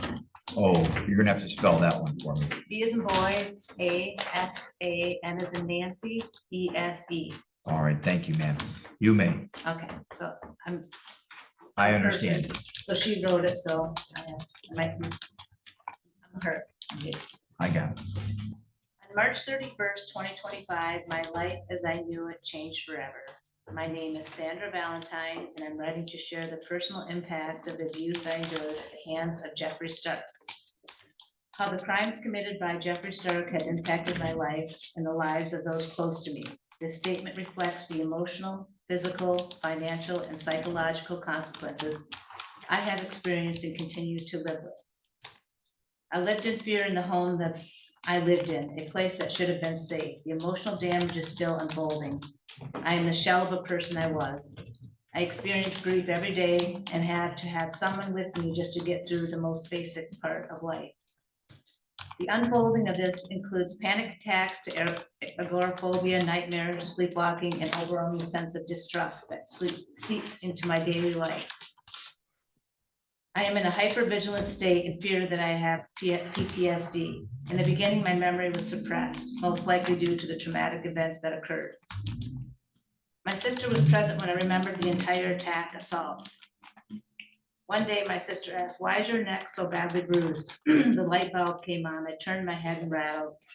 I was beat to the floor, and Jeffrey Stark straddled on top of my chest, keeping my arms down by my knees, strangled me and said I could kill you. I said I was feeling weaker and weaker as I was in and out of consciousness. Though through flight or whatever it was, I was able to get my arms loose and grab and squeeze his arms to loosen the grip, which happened. At that time, Jeffrey ran to the bathroom, which I stomach crawled to get my phone. Jeffrey Stark returned, but with a pistol shoved in my face, between my eyes. It was then I raised my phone up and said, 911 is on their way. I lied, they really weren't. Jeffrey Stark then ran to the bathroom and I ran outside and called 911. That night became suppressed for over 2 weeks. Physically, I suffered multiple injuries to include bruises, hematoma, concussion, subcutaneous contusions. To date, I'm still experiencing headaches daily and ring in my right ear and of course, never-ending fear. My family has suffered immensely. My children are struggling at the sight of their mother after the assault was traumatizing to them. The thoughts of them attending my funeral still haunt us as a family. Through research, when you are strangled, the intent is to kill. I became a prisoner under the battered women syndrome. I left numerous times, but went back numerous times. I was scared to stay, scared to leave. I was crippled in a toxic environment, and now I am traumatized. My daily life has been altered in ways I never anticipated. My fear is that I may have to relocate to a different city or even state. I avoid certain places, situations that remind me of the crime. I respectfully ask the court to consider these impacts when determining an appropriate sentence. I fear for my safety and the safety of others if Jeffrey Sturrock is not held fully accountable. Thank you for taking the time to consider my statement, for allowing my voice to be heard in the process. Sincerely, Sandra Valentine. Yes, ma'am. You said there was a photograph or, sorry, what else? Is there additional statement or those photographs? There's photographs. All right. I can, should I? Hold on. Madam Clerk, should come gather those from you. Thank you.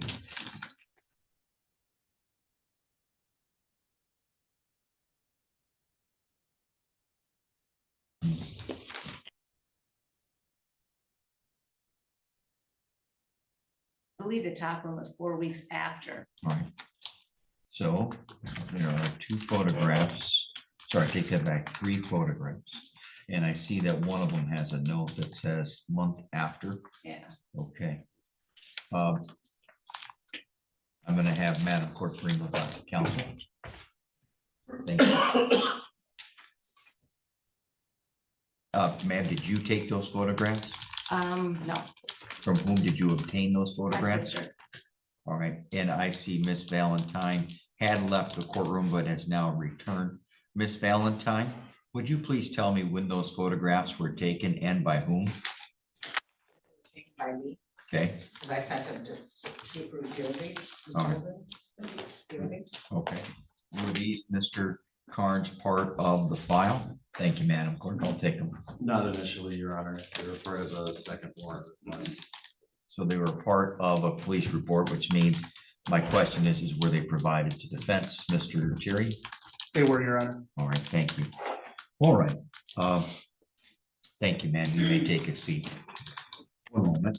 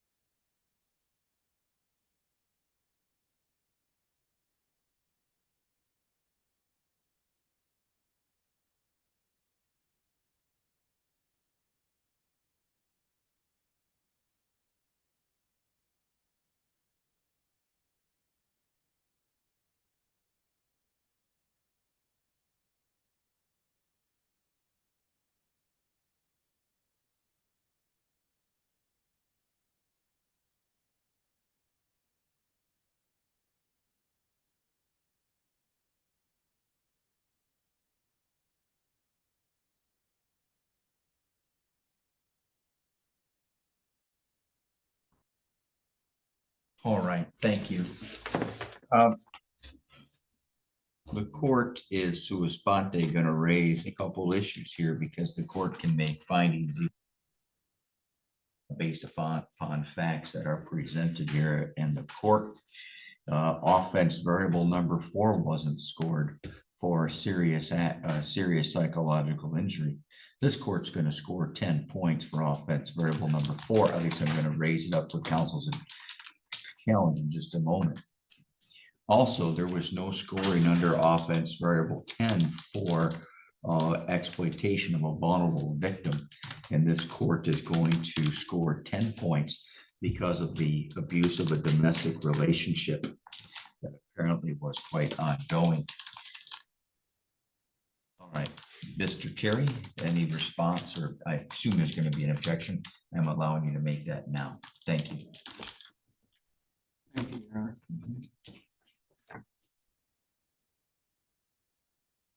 I'd like to take the court back to the plea hearing. Sure. Back on, I believe it was shortly after April 8th. I don't remember the exact date of the plea, and it really doesn't matter. At that time, the court may remember that both the prosecutor and I represented to the court that, because the court inquired when we were entering the plea, how this assault began, right? What was going on? And even the PSI report outlines the argument began when Ms. Valentine initiated it over whether or not Mr. Stark was seeing another woman or talking to other women on Facebook. It then turned into a mutual altercation, and at the time, the prosecutor was even contemplating issuing charges against Ms. Valentine. There was also a destroyed cell phone of Mr. Stark's, which it could not be established exactly who broke the cell phone, whether it was Ms. Valentine or Mr. Stark. However, this conviction in the 2025 case arose because Mr. Stark escalated that mutual assault by raising a gun and therefore committing the attempted felonious assault. And so I think that the scoring of OV10 mischaracterizes the would you like to present evidence? I don't care what the attorneys told me, because I'm quite confident that the rules all tell me that whatever the attorneys tell me is not evidence. I now have evidence that the prosecution has brought up here through the victim's advocate, and the victim, she was able to testify and provide statements, which the law allows, and she has now characterized it much differently, which means I can now make a finding that she was physically abused, that she was psychologically injured. And now, by the way, I will note, let's think this all the way through. Even if I do score it, because you guys have cut this deal for an attempted, we're at an H grid. The offense variables won't make any won't actually change the scoring. So I'll tell you what, I won't change the scoring, but I sure as heck am going to reference it and use it as my sentencing causes. I now have testimony, and I will base my sentence on what she said, not how it was characterized by the defense counsel or the prosecutor, or based necessarily even the defendant. I now have that this caused serious psychological injury and physical harm. All right, I won't score it. Thank you. But I'm going to reference it, and it's going to be used as a basis for my sentence. Thank you. All right, I won't score it. We'll leave it alone. It's still at OV 20 points, which is the max for a class H. All right. Allocution, Mr. Cherry. Thank you, Your Honor. Just prior to December of 2021, and I'm beginning with the 2024 file just so I can move in a corresponding manner. Mr. Stark divorced from his ex-wife and didn't seek any type of treatment, didn't get any help, didn't pursue the mental health issues that he needed to at that time. We then see one prior retail fraud in December of 2021 on Christmas Day. We then fast forward to his relationship with Ms. Valentine, which began in 2022, where Mr. Stark began using cocaine and never sought treatment for those ongoing issues going all the way back to after his divorce. Mr. Stark was ultimately arrested and charged with OWI high BAC in possession of cocaine less than 25 grams in the 2024 file. During that course of that case, in addition to the jail credit that he had, he also went to rehab for 30 days. And I'm going to deal with this case separately because I think it's very different than the other case. Because even when he's arrested for the felonious assault, much to many of our surprise at the hearing, when we entered the plea, there was no alcohol or drugs involved. And so I point that out to say, one of several demons was dealt with on that day. He had been to rehab, he was sober, he was maintaining his sobriety, making those good decisions after going to DeKoski Hall. I think that in the 2024 file, a time served taking into account the rehab that he did makes sense.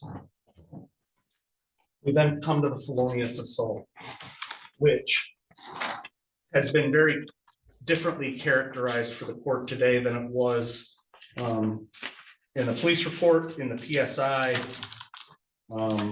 Was this, so the domestic, the assault portion was a plea though, correct? Correct. All right. Okay, you may continue. Yeah, and he pled to the felonious assault. Again, we went through a thorough examination at that time of what the altercation was, and ultimately what the conviction was for pointing a gun at Miss Valentine. And at that time, his guilty plea was to raising the gun for a brief moment in time and then lowering it.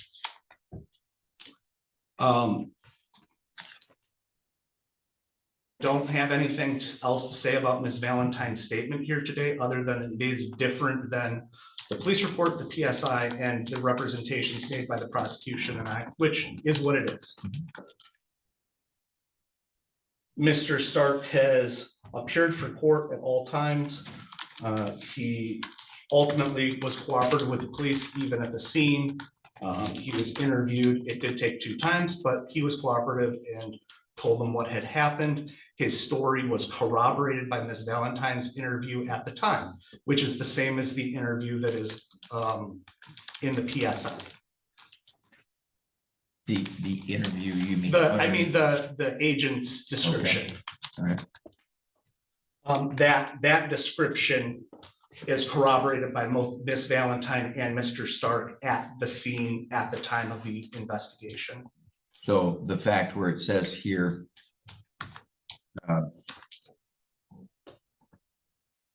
so the statement here is that the argument escalated, he became physical. He charged at her several times and struck her in the face and pushed her back on the couch, and had a large swollen welts on her cheek. And so it wasn't just a push. It says in here there was a physical assault too. I just want to make sure I'm correct. So it wasn't just a push. It wasn't just a point. It was that he beat her. Okay, keep going. That is correct, although I will point out for the court that's a different story than what you heard from Miss Valentine here today, when she said he pushed her onto the ground, straddled her chest, things like that, strangled her. But none of that is in that statement. Yeah, if you guys want to challenge it, you're more than welcome to ask for to present different evidence, or but that's okay. All right, keep going, whatever you want.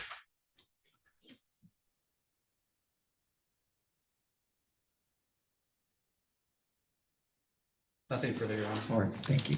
Mr. Carnes? Thank you, Your Honor.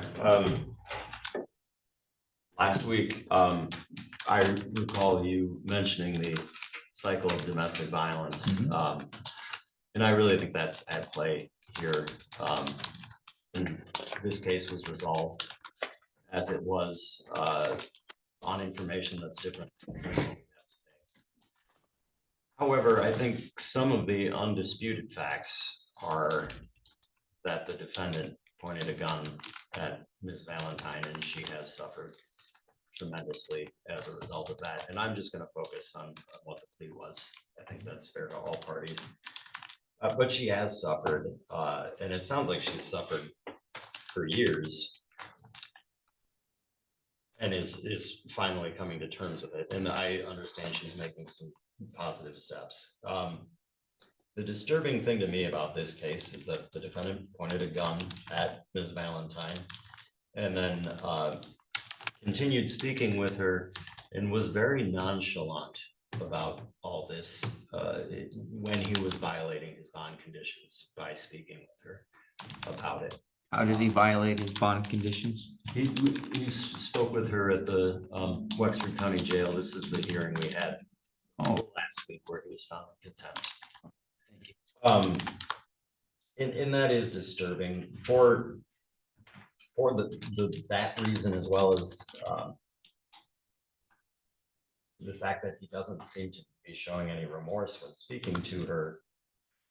I do think it's appropriate to sentence him to the top end of the guideline range here. I do note this is a violent crime, so we're not in the typical reasonable cause, although I think there's plenty of reasonable cause factors to sentence him to jail regardless, including violating bond. And as I just said, the lack of remorse. I would ask for an 11-month jail sentence in the file, the 25 file, as well as 3 years probation with a no contact order to continue.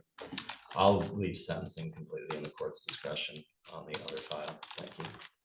One moment, please.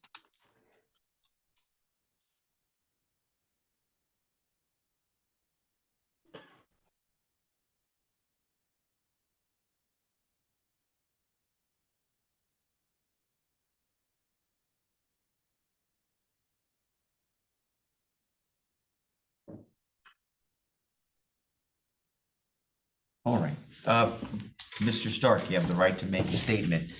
Is there anything you wish to say before the court issues a sentence? Not really. I was just a relationship defending myself, and I'm sorry for her, but I don't know what to say. Okay, well, no, that's important. Hold on, that's really important. You have now just taken your guilty plea and you've now inserted to me that you were defending yourself, which means that you are challenging your plea. I'm going to ask you, hold on, because of now of your statement, what I have to be worried about is, did I take a knowing, intentionally, and voluntary waiver? And I'm not pointing the finger at Mr. Cherry, but maybe you didn't understand his advice. So now I'm going to ask you, do you wish to withdraw your plea and go to trial? Because that's what you just said to me.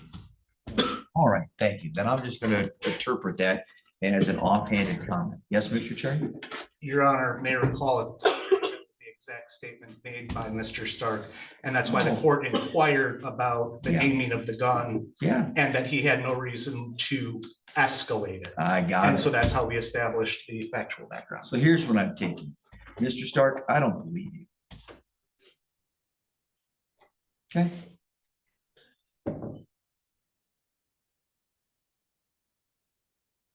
I think you overindulge in alcohol and you like to beat the person that you're living with. I wasn't. Oh, hold on. No, I wasn't drunk though. Okay, okay, no, hold on. I'm sorry. This is my time. If you do that again and you want to take your little smile and give me that attitude, you can. I will take the time. I will adjourn your sentence. I'll send you back to the jail on a contempt. If you do that one more time. You may not have been drunk at the time, but you lied to law enforcement. You beat her, you caused bruises, and you pointed a loaded gun with a round in the chamber. Then when the police got there, you lied. And then when the police got there, you pointed the finger to her and said that it was her fault.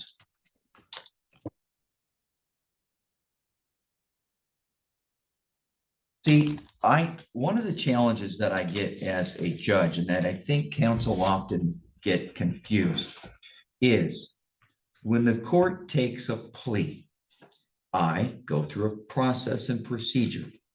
I do not. No judge gets to say, I think this plea is a great idea, or I think this plea is a bad plea, especially because at that time, I do not know the facts of the case until I get a report like this. It is at this moment in time, at sentencing, the case is then given to the court. And it's at this time I get to apply my discretion. I know attorneys might, and I'm not trying to pick on these attorneys because it's not their fault. They often think, Judge, this is my case, my ownership, but not anymore. It is now my case. By the way, if anybody wishes to challenge, and this is what I opened up a moment ago, if you all wish to challenge the contents and the accuracy of a PSI, you can do so. And I opened it up and said, if you would like to challenge it, you can. The defense didn't, which is probably a good choice, because they have foregone that process and procedure. I have allowed both the parties to now give me the case for my exercise of judicial discretion. I don't care if what her statement does or doesn't compare to the state. No one gave it to me. I gave you all the opportunity. You all let it go by. It's now my case. That right there was what I needed to see. And by the way, if this was in the police report, like I asked, I don't care if the parties told me that what they try to sugarcoat it, make it sound differently. I didn't get to see that picture. I have now, Mr. Stark.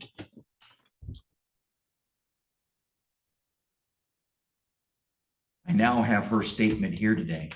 No one challenged it. That means that statement I find by preponderance of the evidence, which is allowed under the law, I get to accept, and I do. I find that the sentencing guidelines, by the way, when I made the decision not to score those extra points, I get to, pursuant to MCL 769-34, now make the statement that the guidelines are inadequate. So now, Mr. Stapleton, there are a few other changes on the PSI for the misdemeanor file. First, we need to change the sentencing date, of course. Number two, on the bottom of page 1, what did everyone forget to add? In addition to alcohol, cocaine. This is not just an incident where the defendant is drunk with a 0.196. There's also cocaine.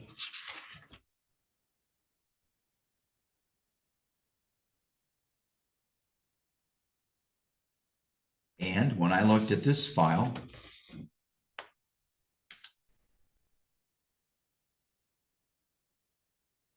circled the 0.196. I know he had a PBT, but that's inadmissible. He had a 0.196 blood alcohol level. It appears to be that the defendant is suffering from substance use issue. I'll note that in the past, in the 2022 case, that occurred while he was on bond.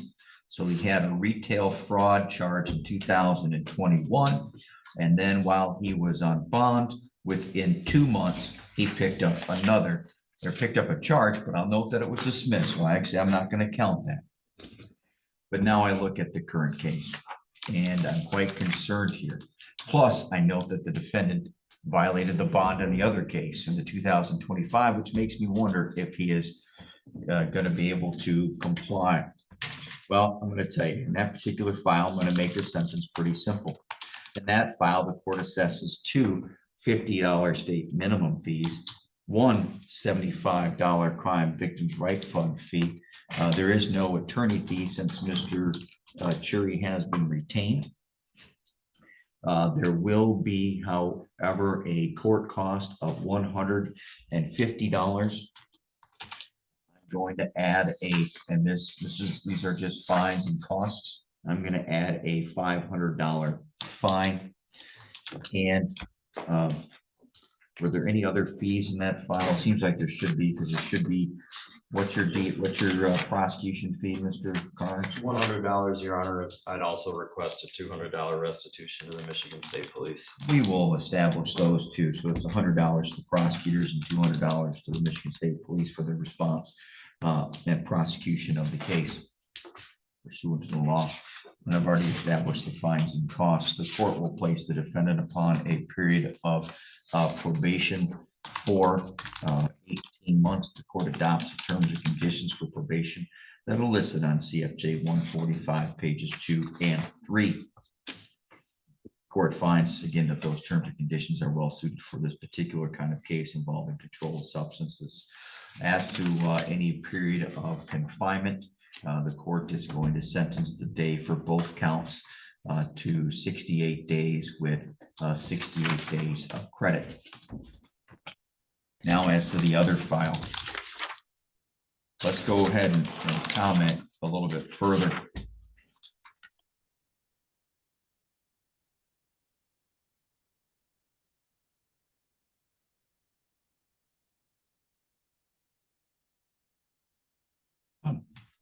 I have a conflict here. I'm being told, and I don't think Mr. Chair is saying this, and I'm not blaming him. He's doing a great job today advocating on behalf of his client. I'll note here, he didn't take much accountability. No, he doesn't have to.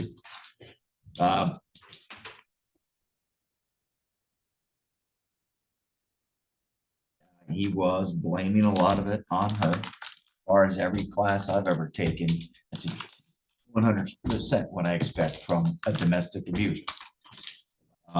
Then lied to law enforcement, but thankfully they found the gun, and the gun was a 9mm with a round in the chamber. You pointed the gun at her with a round in the chamber. That means you had to put it into the chamber.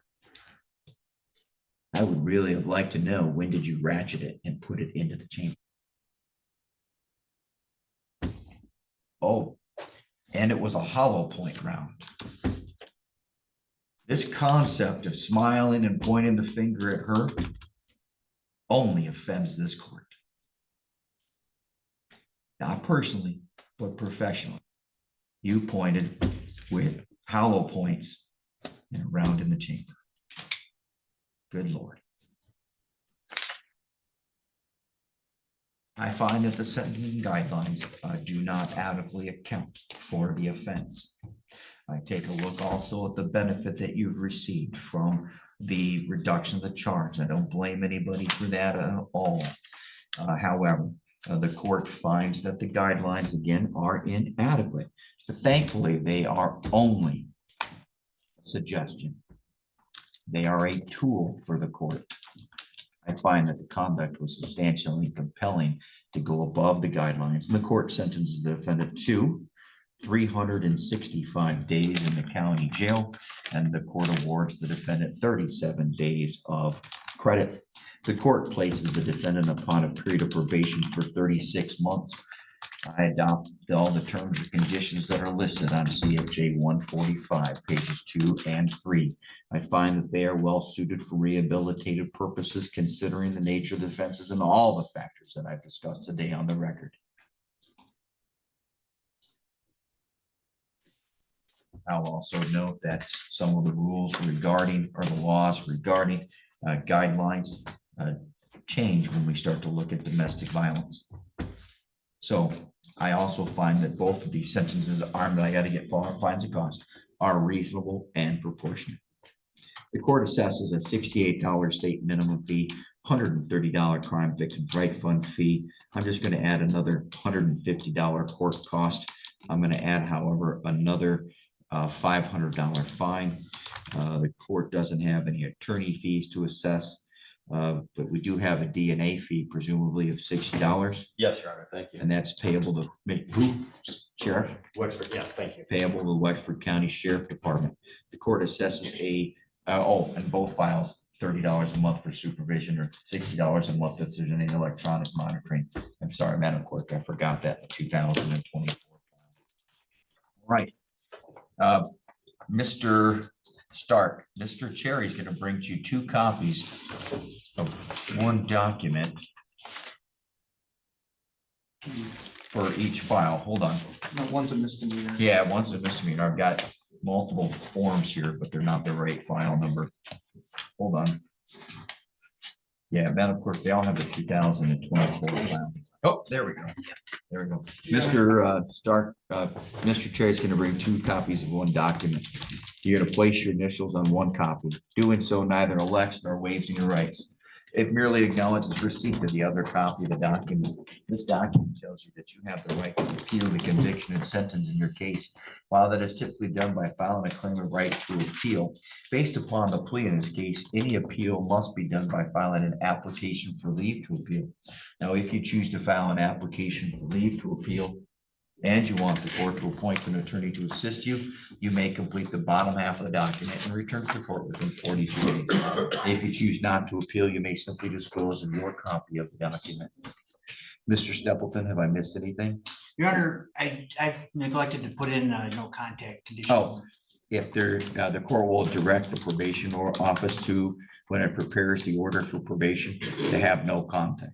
Also, while I failed to mention it, the fact that the defendant kept violating his bond by violating this court's order by having contact with a domestic violence victim definitely supports the sentence given by the court. Thank you. Anything further, Mr. Carnes? No, Your Honor, thank you. Mr. Chair. Your Honor, just confirming the sentences are. Oh, yes, the two sentences do run concurrent with one another. Thank you very much. We are adjourned. All right, we need to, Madam, Mr. Stapleton, could you do me a favor and please give those back to Ms. Valentine? Thank you. All right, we are back on the record now. People versus Jessica Blood, file 2514018 FH.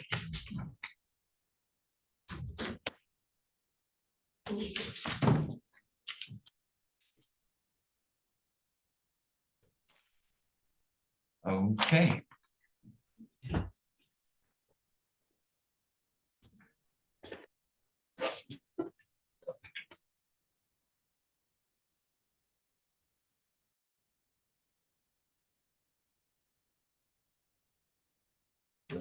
All right. I'm sorry.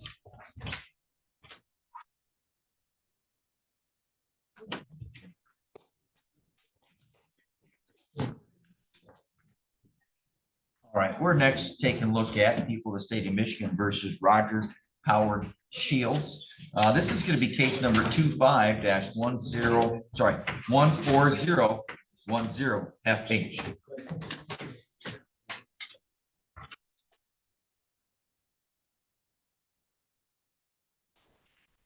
Thank you. Appearances, please. Robert Hartzell and Mr. Shield to being brought out presently. All right, thank you. The court also recognizes Ms. Lindsay Simmons, an agent from the Michigan Department of Corrections, who is here and the author of today's pre-sentence investigation report, as relating to Mr. Shields, who has been brought by the Michigan Department of Corrections staff. Watch your steps.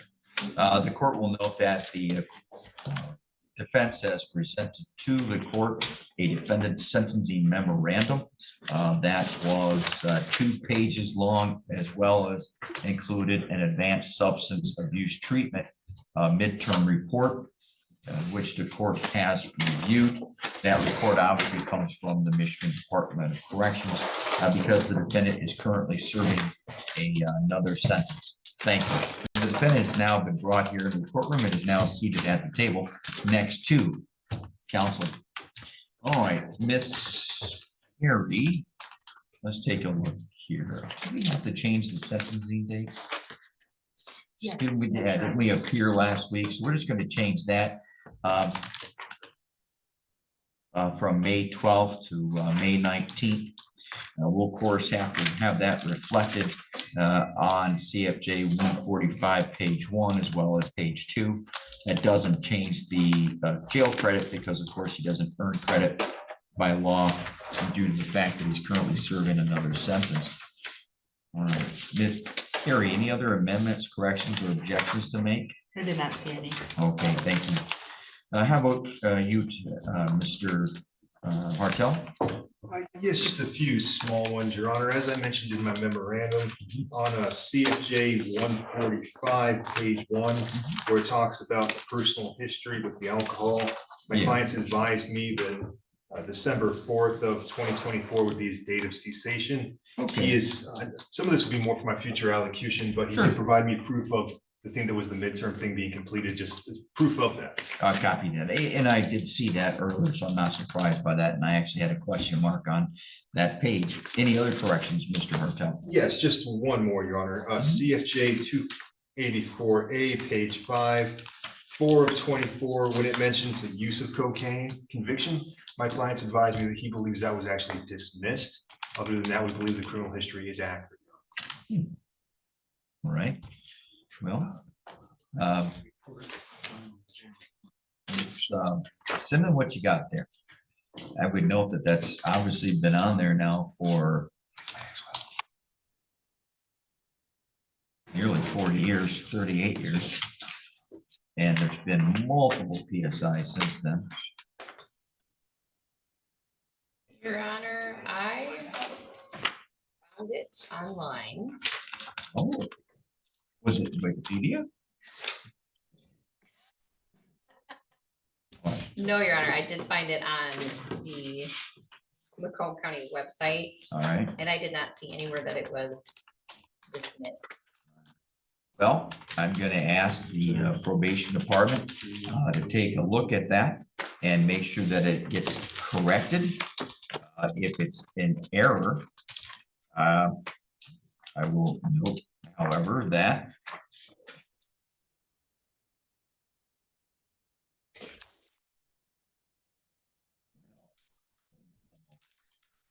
it wasn't on the past PSI, was it? It was not, Your Honor. No. All right, so I'm just gonna say for today, I'm gonna ignore it.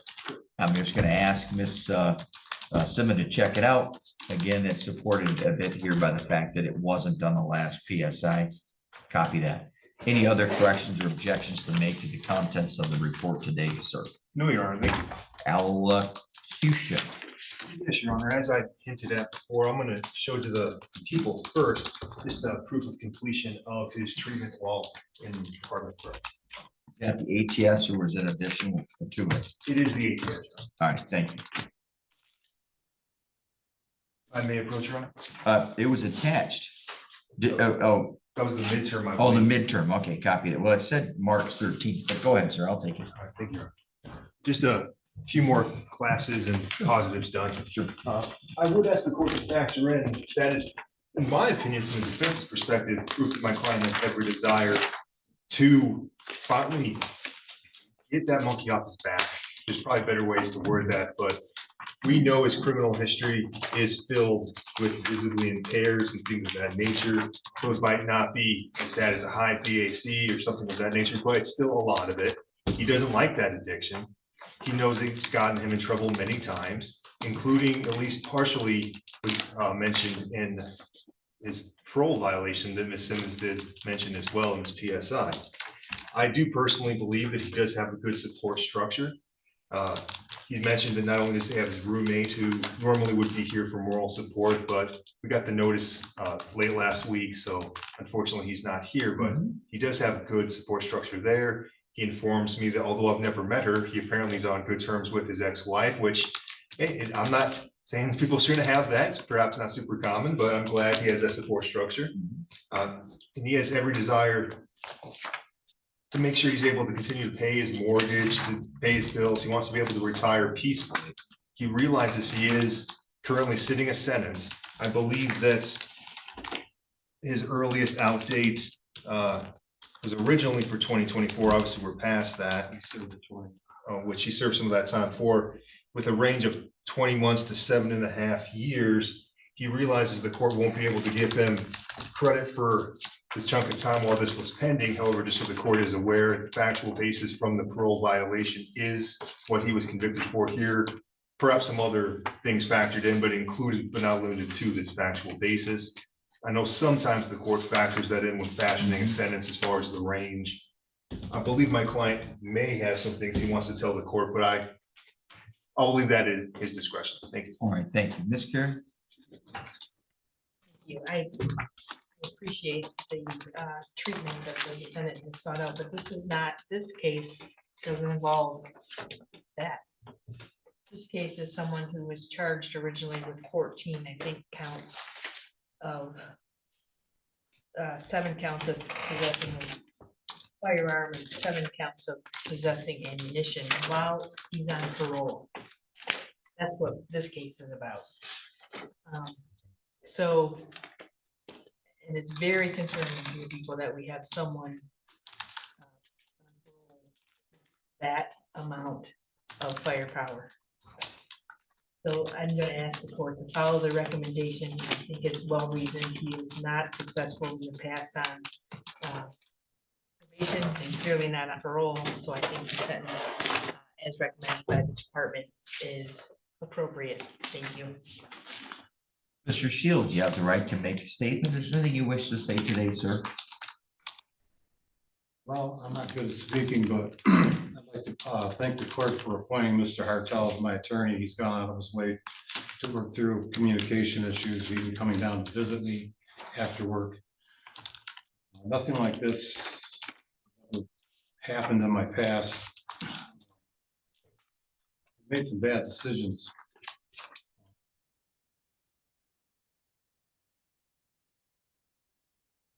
Made some bad decisions and take full responsibility for them and what's happened. And I'd like to apologize to the court and everyone involved at this time. Thank you. Thank you. All right. Here's what I took when I looked through the PSI. I was looking for, would obviously you find somebody with possession of firearms or weapons or whatever. You want to go back and look and say, hey, have there been any other assaults with firearms, any other crimes with firearms? And while I note that there was, I think, one domestic violence 25 years ago, what I use the word impressed me. What I'm going to say, by the way, there was an R&O involving a police officer back in 2022. But here's my takeaway. And I don't mean it to be insulting, but I just want to summarize here. I've got a 68-year-old man who knows what's right and what's wrong. I have a 68-year-old man who has a severe alcohol problem in the past, and he has violated probation and bond and has a lot of criminal history, but they all seem to be focusing on substances like alcohol, drinking and driving, mostly. Not all, there's quite a few here. By the way, I want to highlight for you that I don't consider any of those for which there were dismissals. I think there was at least 1 or 2 in your past. Well, what I see here are drinking and driving, driver license suspended, violating probation, violating bond. Yep, there was an assault and battery in 1993 and then 1 in. But otherwise, Mr. Hartel, I did focus on, he did focus on substance use because that's the message I take from your prior criminal history, which again is extensive, but that's my focus. You clearly knew what you were doing was wrong. You've got the experience here of violating probation and bond in the past. But thankfully the weapons weren't being used for a criminal purpose here. Had there been a report of, say, an assault, then my position would be different. This alcohol, in fact, Ms. Simmons noted it, unfortunately, the defendant has a serious issue with alcohol that's plagued him for most of his adult life, which in turn has affected many of his criminal interactions, quote unquote. That right there was the same theme that I took away from the PSI. So, all right, the court's going to establish a sentence that is within the guidelines. The court assesses two $68 state minimum fees, a $130 crime victims' right fund fee. I'm not going to assess any court cost. I will assess a $300 attorney fee. I'm going to assess a $500 fine. There won't be any supervision fee because I'm not going to place the defendant on a period of probation, but I'm looking at the severity of the offense here. But really, it's that prior criminal history that to me is driving this case. But I also acknowledge, while the court's not required to give the defendant credit, I'm just considering that in establishing what I believe is a reasonable and proportionate sentence. Therefore, for both counts 1 and 2, the court sentences the defendant to a prison term of 13 to 60 months, which is at the low end of the guidelines. And the court does not assess give him any credit.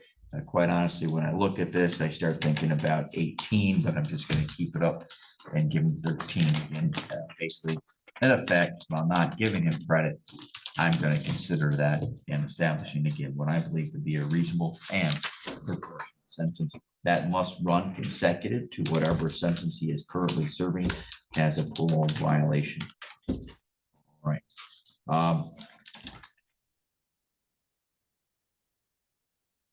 Mr. Hartel is going to bring you 2 copies of one document. Doing so, but you're going to place your initials on it. Doing so neither elects nor waives any rights. It merely acknowledges receipt of your copy of the document.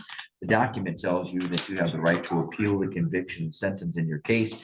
That is typically done by filing a claim of right to appeal. However, based upon the plea in this case, any appeal must be done by filing an application for leave to appeal. Now, if you choose to file an application for leave to appeal and you want the court to consider appointing an attorney to assist you, you may complete the bottom half of the document and return to the court within 42 days. If you choose not to appeal, you may, of course, of your copy of that document.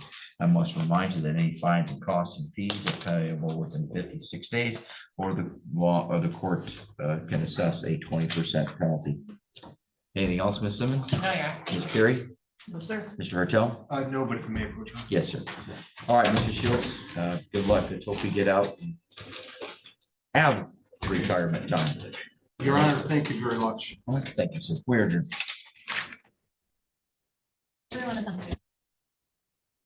All right, I don't remember what that one is. It's a child support.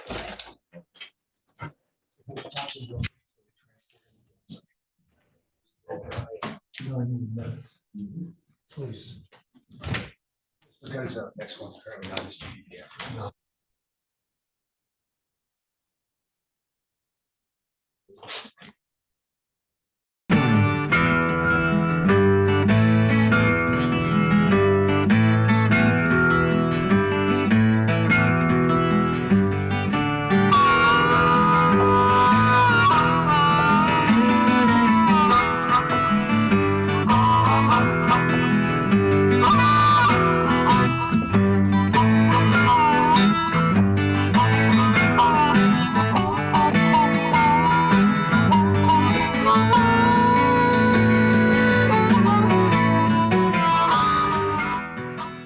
Every day in the USA, people find themselves in court.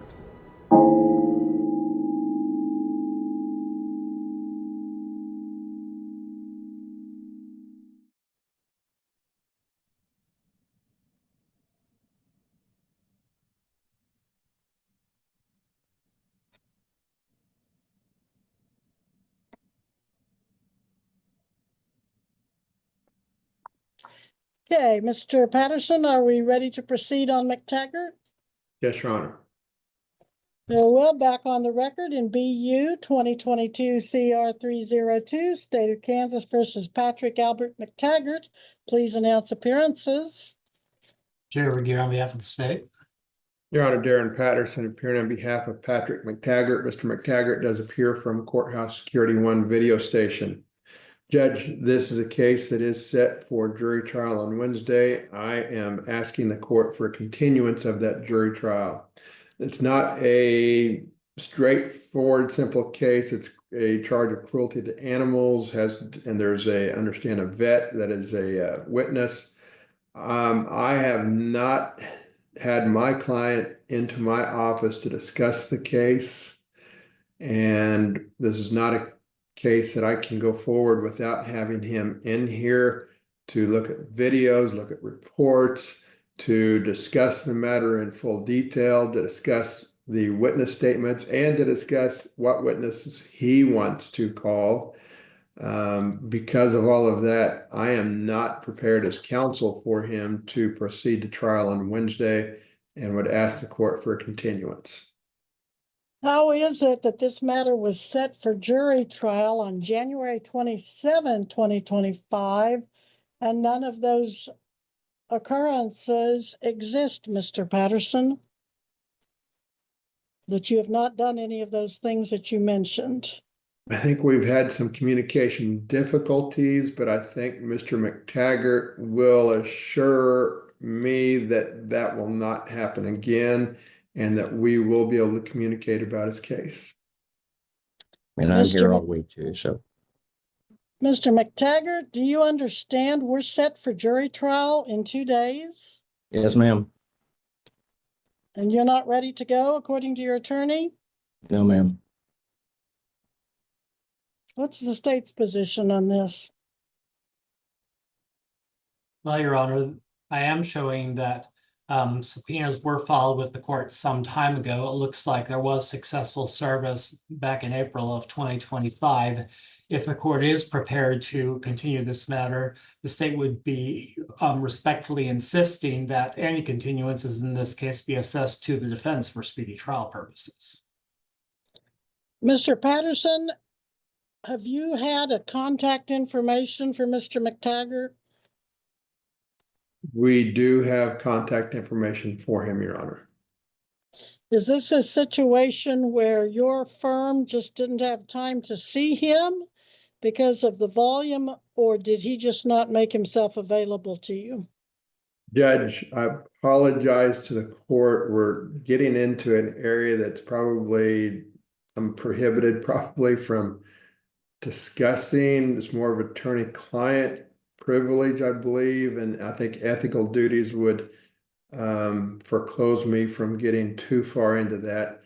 Needless to say, there have been no discussions between my client and I about the facts of the case.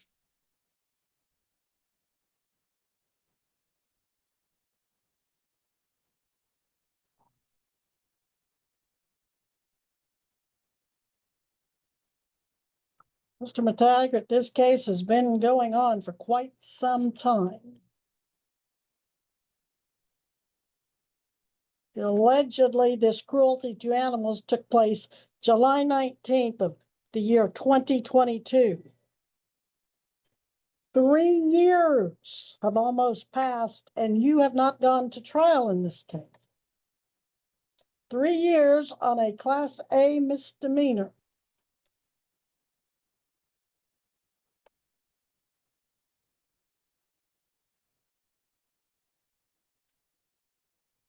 Your first appearance in this case was October 24th of 2022.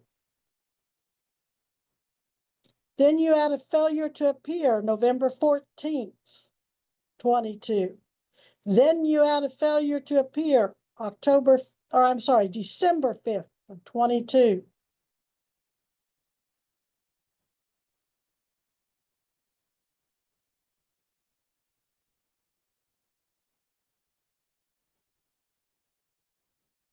You told the court on November 27th of 23 that you were hiring attorney Lonnie Hodgney, and we continued the case. You called January 22nd of 24 wanting your case continued because you'd wrecked your car driving for court. You were advised that you could appear by Zoom. January 23rd, 24, you couldn't be here. But you had just paid your attorney. January 22nd, 24. You failed to appear February 26th of 24. September 9th of 24. You said you had retained you were going to retain your attorney the following day, but that the attorney moved out of state, or another attorney you were going to hire had moved out of state. I'm not sure which. November 18th of 24 was your first appearance with attorney Patterson. January 27 of this year, 2025, you were with Mr. Patterson, and at that time you wanted a jury trial, and you were given the date of May 19th. And now I find out you've not had contact to look at your evidence or to prepare for trial with Mr. Patterson. Mr. McTaggart, I'm afraid you're not taking this matter seriously enough. Where do you live? What town or state? Noster, Missouri. And when did you move to Missouri? I've been over there since the end of 22.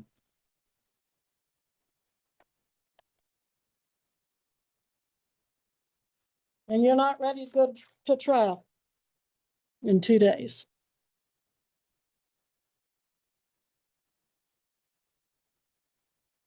If I continue this to October, what are you going to do differently to make sure that you're ready for trial October? I'll be Are ready. you're going to contact your attorney? You're going to meet with your attorney? You're going to look at evidence with your attorney? Are you? Yes, ma'am.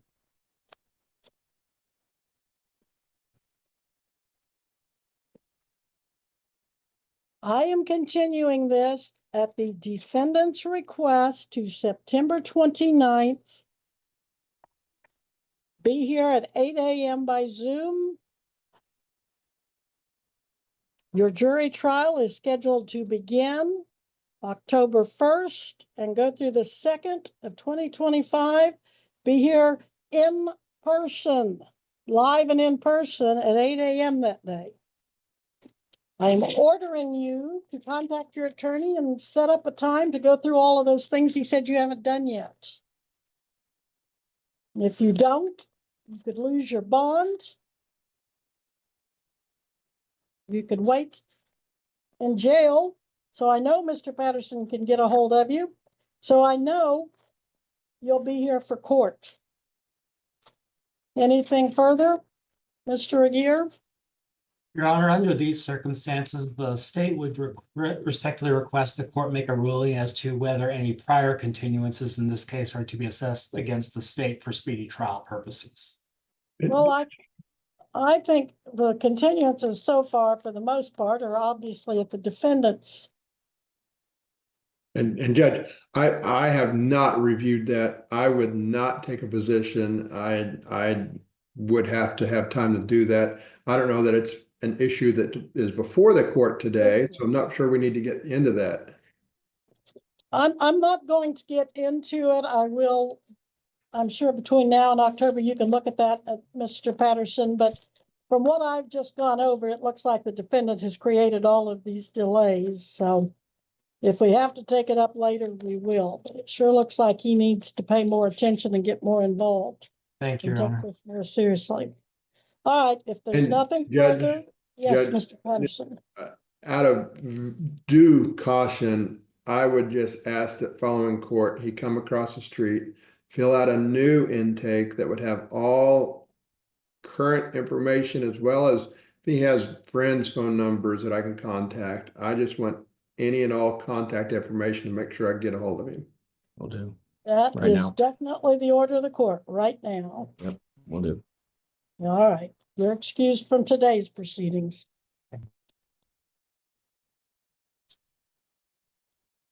Are we ready to take up the Beeman matter again, gentlemen? I would just ask Mr. Watts if he needs a breakout room, if he's ready to make an announcement for both of us. Yes, ma'am. I spoke with my client. I believe we're ready to go forward. We are back on the record in BU 2024 CR 354 and BU 2024 C. If they have not already done so, your dismissal with prejudice. Thank you. Thank you. You're welcome. We will now be on the record in Tullis, BU 2023 TR 3074, State of Kansas versus Lucas Tullis. Jared McGeer for the state, Darren Patterson for the defendant, who also appears in person. Mr. Patterson, announcements? Thank you, Judge. I would announce this time, Mr. Tullis is going to enter a plea of guilty to the charge of driving after being declared a habitual violator. Mr. Tullis, how do you plead to count one, driving after being declared an habitual violator.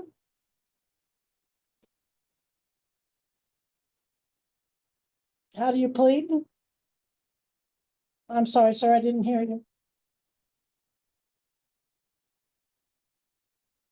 We're having a hard time. You're not putting out any sound.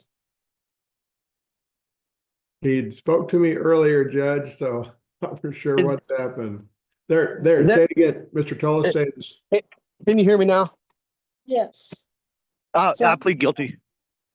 By pleading guilty, you're admitting that you did drive in Butler County, Kansas on July 30th of 2023 at a time while your driver's license was revoked due to habitual violator status? Yes, ma'am. And are you pleading guilty because you believe you were in fact guilty? I am guilty, yeah. And you understand you're giving up your right to trial, including the jury trial we have reserved for you with this plea? Yes, ma'am, I do. And do you understand that you'll be found guilty and won't be able to appeal that conviction? Yes, I do.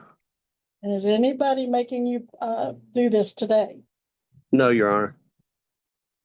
Did this happen as the officer's affidavit alleges out on Highway 54 outside of Augusta, approximately 7:40 a.m.?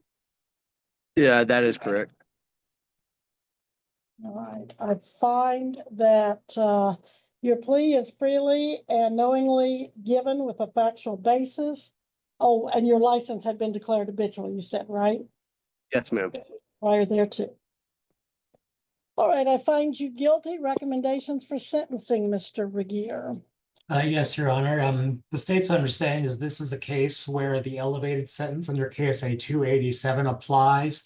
Therefore, pursuant to plea negotiations, the state is recommending the minimum fine required by law of $1,500. Also, pursuant to plea negotiations, the state is recommending court costs and a probation fee of $60, and for the court to make a determination on the issue of attorney's fees. The state is further recommending an underlying sentence of 1 year, subject to 1 year reporting probation. The state is not opposed to any orders the court may make as far as courtesy supervision is concerned, also pursuant to plea negotiations.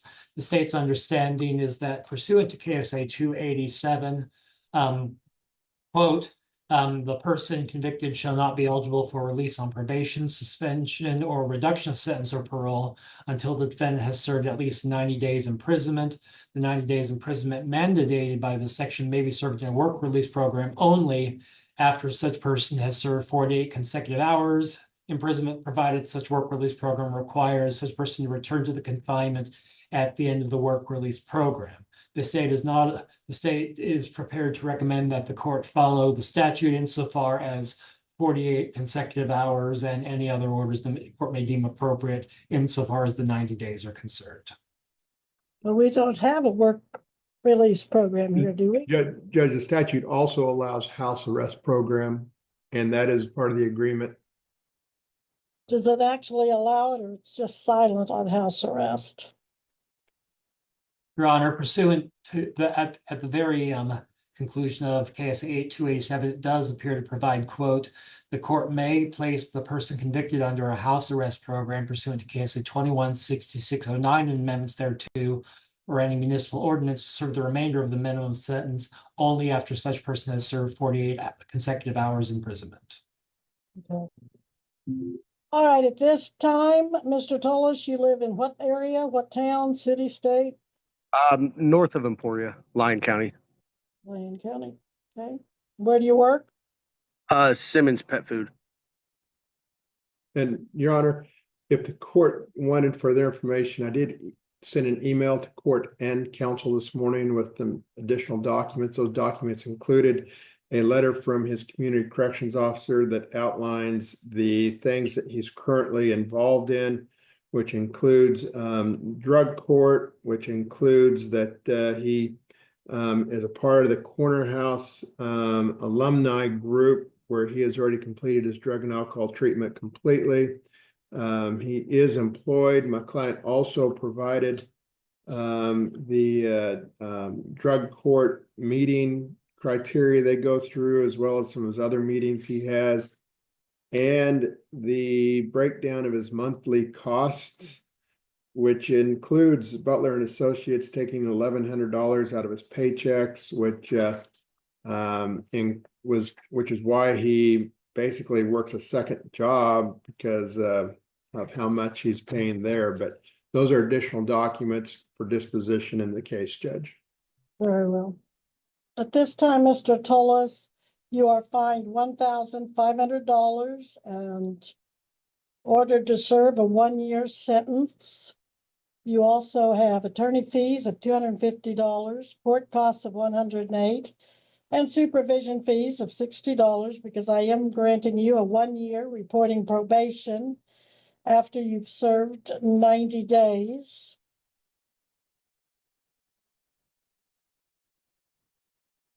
I don't want you to lose the job you have, so I will let you serve that 48 hours in jail, followed immediately by the remainder in house arrest, and only allowed to leave the house for work release.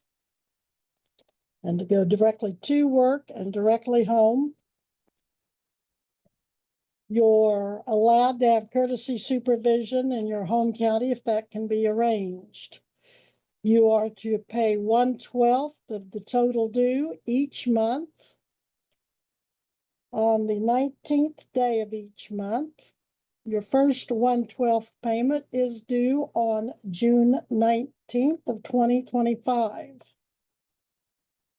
You are to start serving the 90 days within 1 week. When do you want to check in? So it was my understanding that I was going to need to be put on house arrest before going into jail, or is that something that I can do upon immediate release if I had that set up?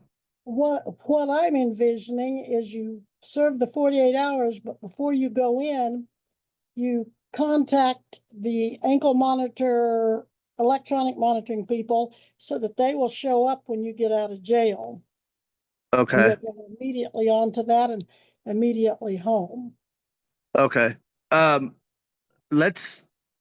we do that Monday? I guess that's Memorial Day. And he's thinking of his days off from work, Your Honor. He's not a weekend person. He's a weekday is his off days. That's why he's asking for Monday. You can begin that Monday, May, I believe that's the 26th.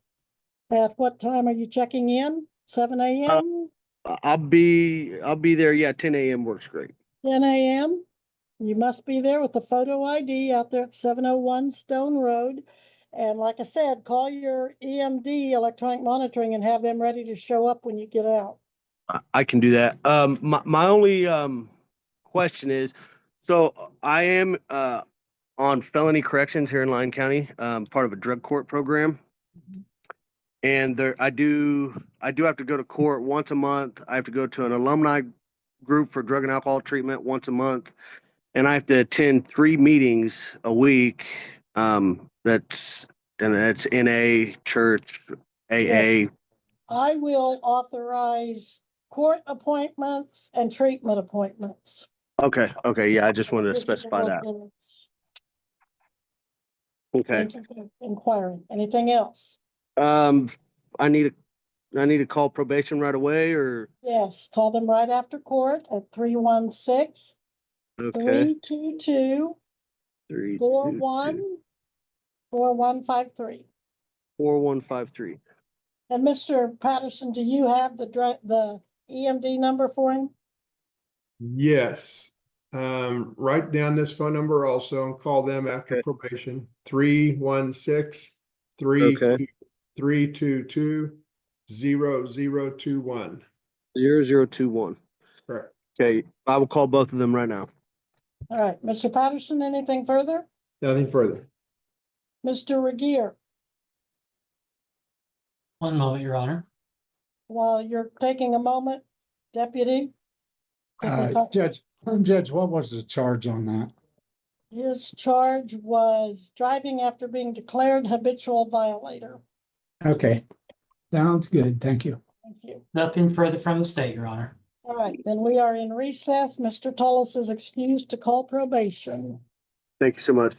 You're welcome. We'll now be on the record in Warren, case number BU 2024 TR 1832, State of Kansas versus Joel Patrick Warren II. Jared Regier for the state, Darren Patterson for the defendant, who also appears in person. Mr. Patterson, Judge, pursuant to plea negotiations, I would announce at this time, Mr. Warren will be entering a plea of guilty to count. Patterson, Nothing further.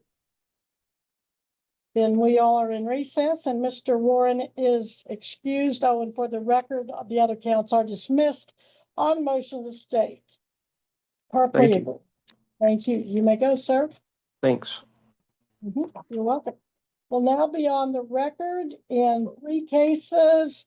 BU 2024 CR 288, BU 2024 CR 291, BU 2024 CR 374, each captioned either James, State of Kansas versus James R. Young, or State of Kansas versus James Richard Young. Jared Regier for the state, Darren Patterson for the defendant, who appears in person on all 3 counts or cases. Mr. Regier or Mr. Patterson. Your Honor, these are announced for trial. These are for trial. Can we consolidate these? Any reason we can't? I apologize. I didn't understand the court. Any reason why we couldn't consolidate these?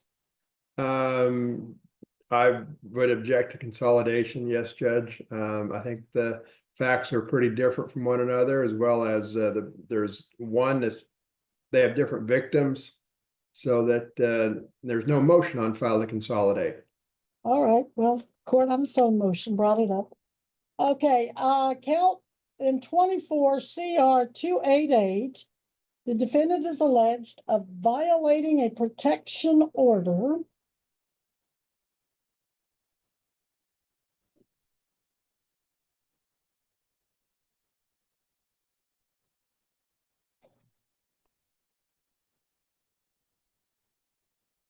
and that was alleged on June 16th of 24.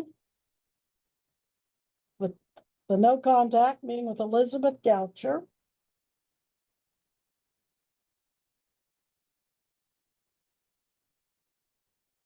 Then in the 291,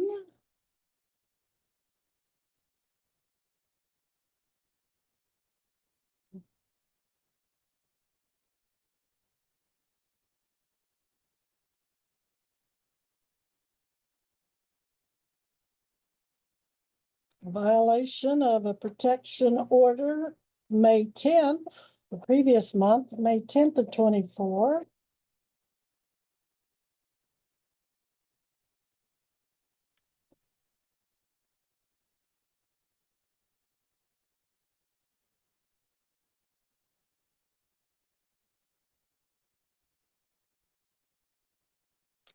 Does not say who the contact was with. Is it alleged to be Elizabeth Goucher also?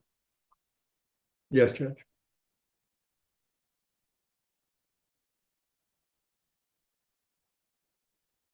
'24 CR 374,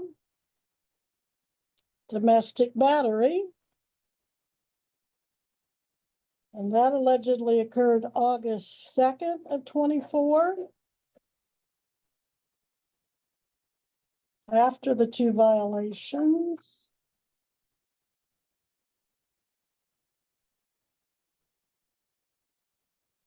With Tricia Williams. All right, I see where the Tricia Williams would be different. How about the 2 cases with the same victims, the 2 protective orders? Judge, I am not prepared to take that up. It's not before me. I haven't received a motion for it. I haven't researched it. Right now, they're 2 separate cases, so I guess I object to it coming up right now. All right, which of those 3 do you prefer to take up. They all happen within a couple months of each other. And Bill's phone died, he's running into the courthouse right now. James Young. Okay, James Young's phone died. He's running into the courthouse right now. All right, we'll give him a minute.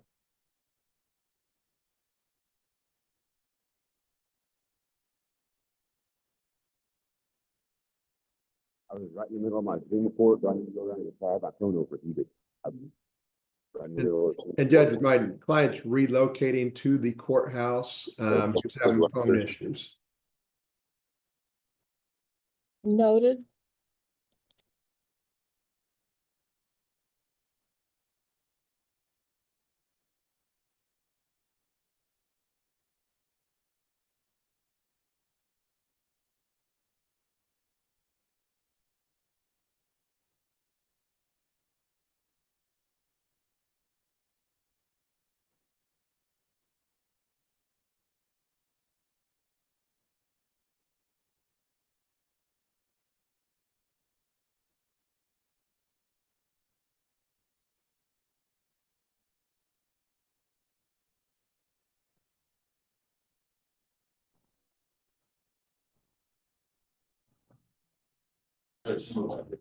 Okay, Judge.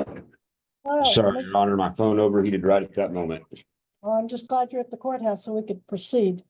We are continuing with the three cases concerning James Young. So the defense counsel has made it abundantly clear that they object to consolidation as the court had considered.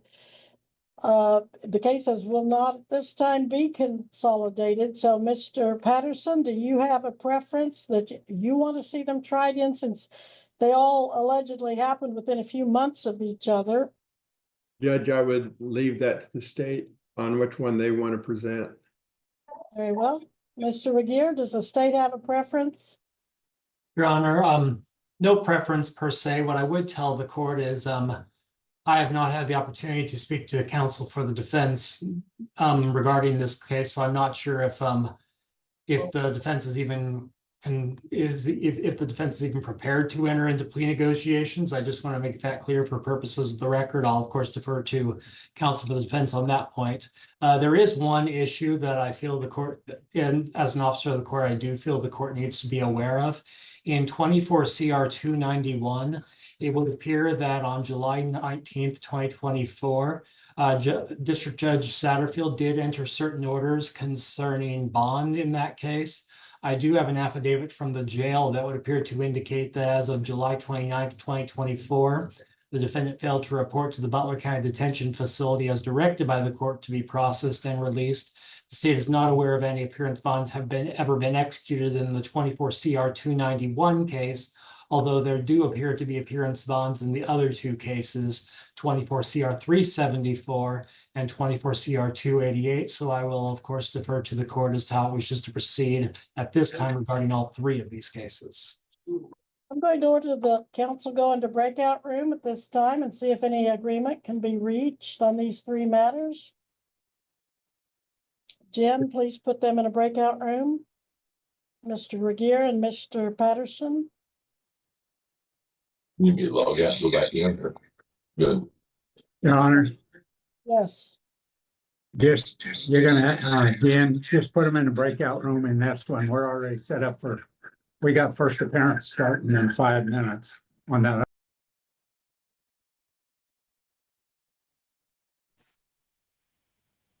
Thank you, Judge. You're welcome. We are back on the record in State versus Young, 24 CR 288, 24 CR 291, 24 CR 374, all parties as before. Council was afforded a breakout room, as was defendant and counsel. Are there any announcements, counsel? Judge, it continues to be called for trial. Well, thank you all for trying. Now then, that brings us back to determine which of these cases is going. And Judge, we did On Crystal Haynes, we kind of put that to the end of the docket. We didn't Yes. complete it. I think we're ready to take that up. Back on the record in 24 CR 485, State of Kansas versus Crystal Dawn Haynes. Jared Regier for the state, Darren Patterson for the defendant who fails to appear. This is our second calling for this 9 o'clock hearing. It is now one recess. Mr. McGee, you may go at this time. Thank you. You're welcome.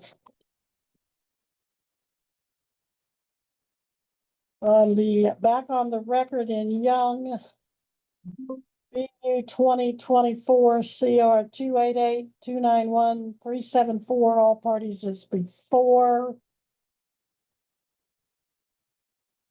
If there's no party preference as to which of his three goes to trial Wednesday, I would select BU 2024 CR 374 as it is a domestic violence battery, although the violations of protective order are equally serious and important. Mr. Young, you are continued on your existing bond in each of these cases. All conditions of each of these bonds remain in place. And then you have the added condition that you reappear at that date and time on 24 CR 374. Now, the remaining two cases will be continued to the docket for September 29. That will be by Zoom for pretrial. Your jury trial in each of those is docketed for October 1st and 2nd, live in person at the courthouse. And you are ordered to be in contact with your attorney and be prepared at that time. Be prepared. Go to his office as he tells you to. Look at his videos. Let him know how to reach you. You stay in touch with him. I don't want any lack of contact or preparation because you have not been available, Mr. Young. And Judge, he has been available each and every time, so that hadn't been a problem with him. All right, good to know. All right, Mr. Young is released on bond at this time. Mr. Yes, Young, sir. I'm going to have you come to my office after court. Just come over. All right, we'll be in recess on all three Young cases. Mr. Patterson, Mr. Regier, clerk, I think that concludes everyone that was on the docket this morning. Yes, Judge. It would appear so, Your Honor. All right, thank you both very much for diligently working to at least resolve the number. You've done a good job. And still giving everyone their fair justice. So, with that being said, we'll be in recess. Thank you, Judge.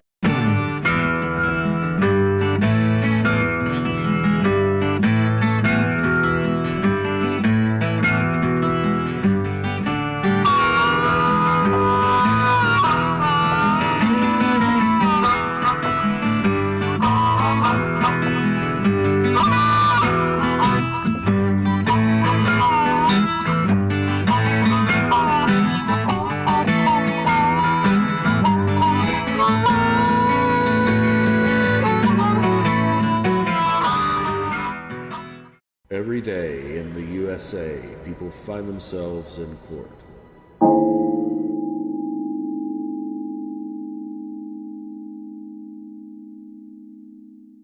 We're all set with that case then. Thank you, Your Honor. I'm going to mute myself and excuse Mr. Beardsley from my office. We will submit that under the 7-day rule, and I truly appreciate the courtesy in that regard. Thank you. Okay, thank you, and thank you, Mr. Beardsley. Okay, next we'll go to J.A. Shepherd Incorporated versus 315 Inc. LLC. And let's see, who do we have on behalf of the defendant? Your Honor, we reached out to all the numbers that we were given tenaciously. I mean, every single day. We were even trying it yet again today, just to see if it was the same thing. We had several of them answer and tell us they couldn't help us.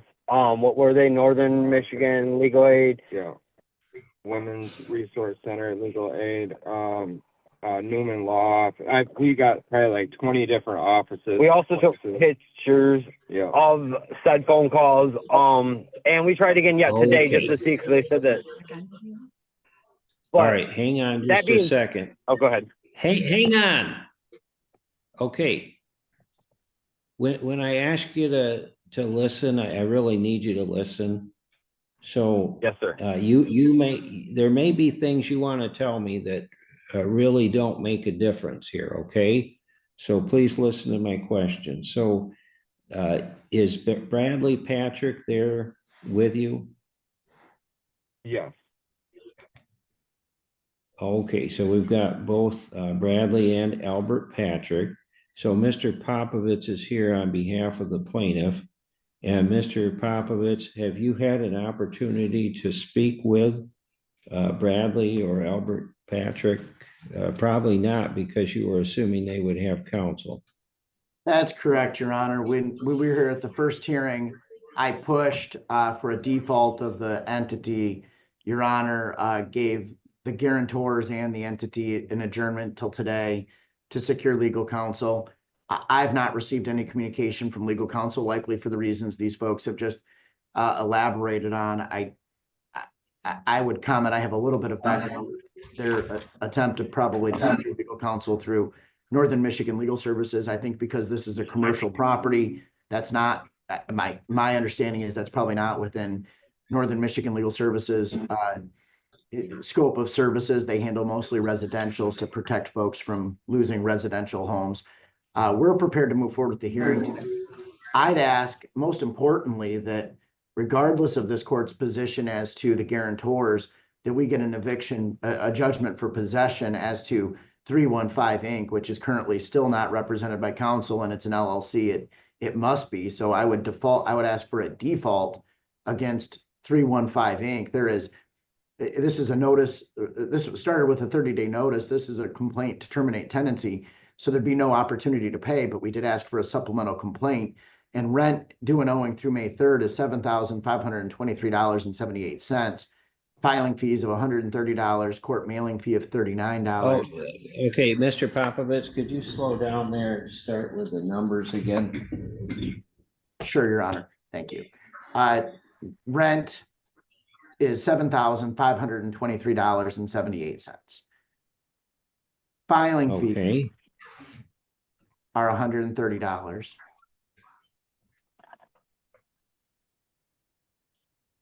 Okay. Court's mailing fee is $39.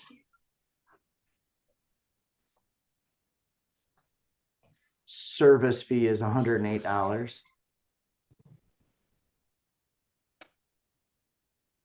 And attorney fees is $75.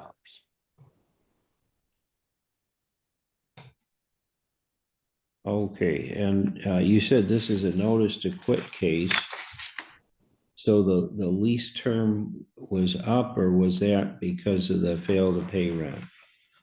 It's a termination of tenancy based on a notice to quit that gave out significant just cause termination notices. There were various breaches of lease that were set forth in an Exhibit A and a notice to quit that was generated to these folks well ahead of the filing of the complaint. They received at least 30 days or more notice of the reasons for the termination of the tenancy. We then filed the complaint for termination of tenancy, securing the first hearing date a couple of weeks ago, and then today.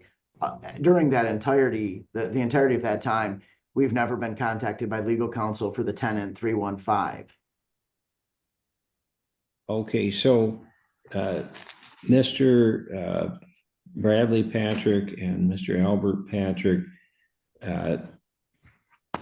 Mr. Popovich is asking for a default judgment and to award the plaintiff those amounts. So what I'm looking for from you is some reason why I shouldn't enter a default.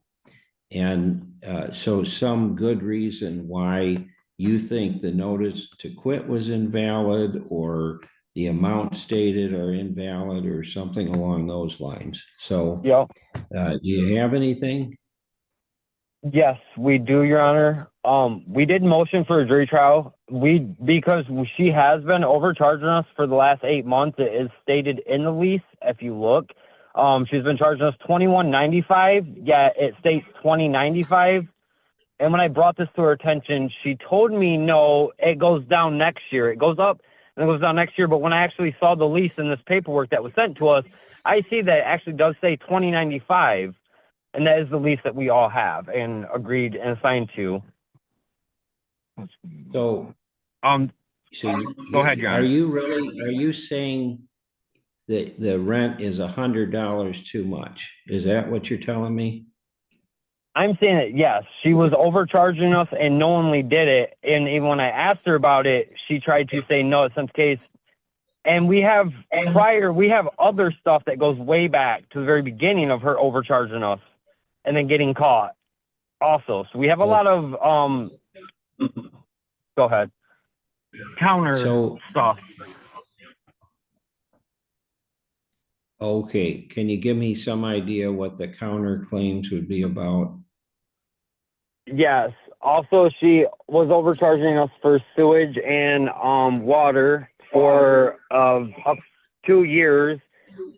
And when we called her, she said it would be cheaper if we stayed with her and let her handle that and just paid her out of pocket, because the bill would be more expensive if we got in our name, which was not the case. Once we got the tenant upstairs, they threw a fit too and said, hey, we need that bill.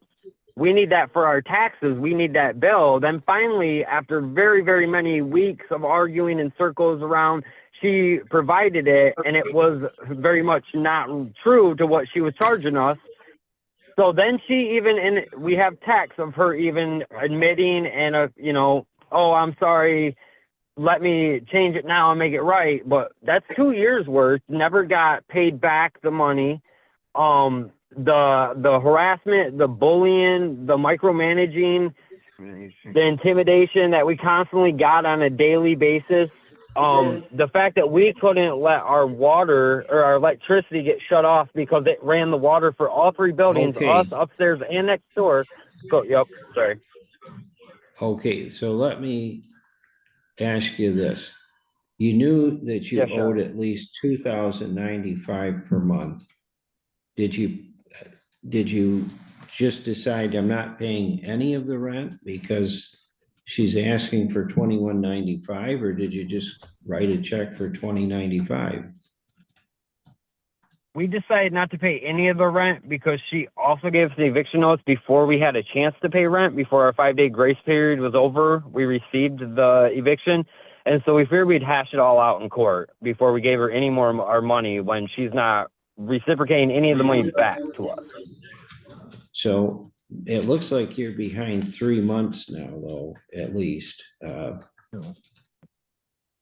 months. 2 months, yeah. It's two months, Your Honor. Well, Mr. Popovich claims the amount is $75,23.78 for past due rent. So let's say you owe from the month of May, April, and March. That would total about, with maybe with late fees, that's $75,23.78.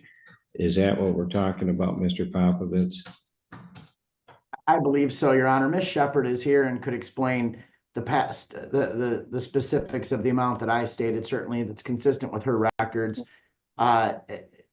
We're seeking that. Remember, this is for the supplemental complaint, not an amount to pay to retain possession.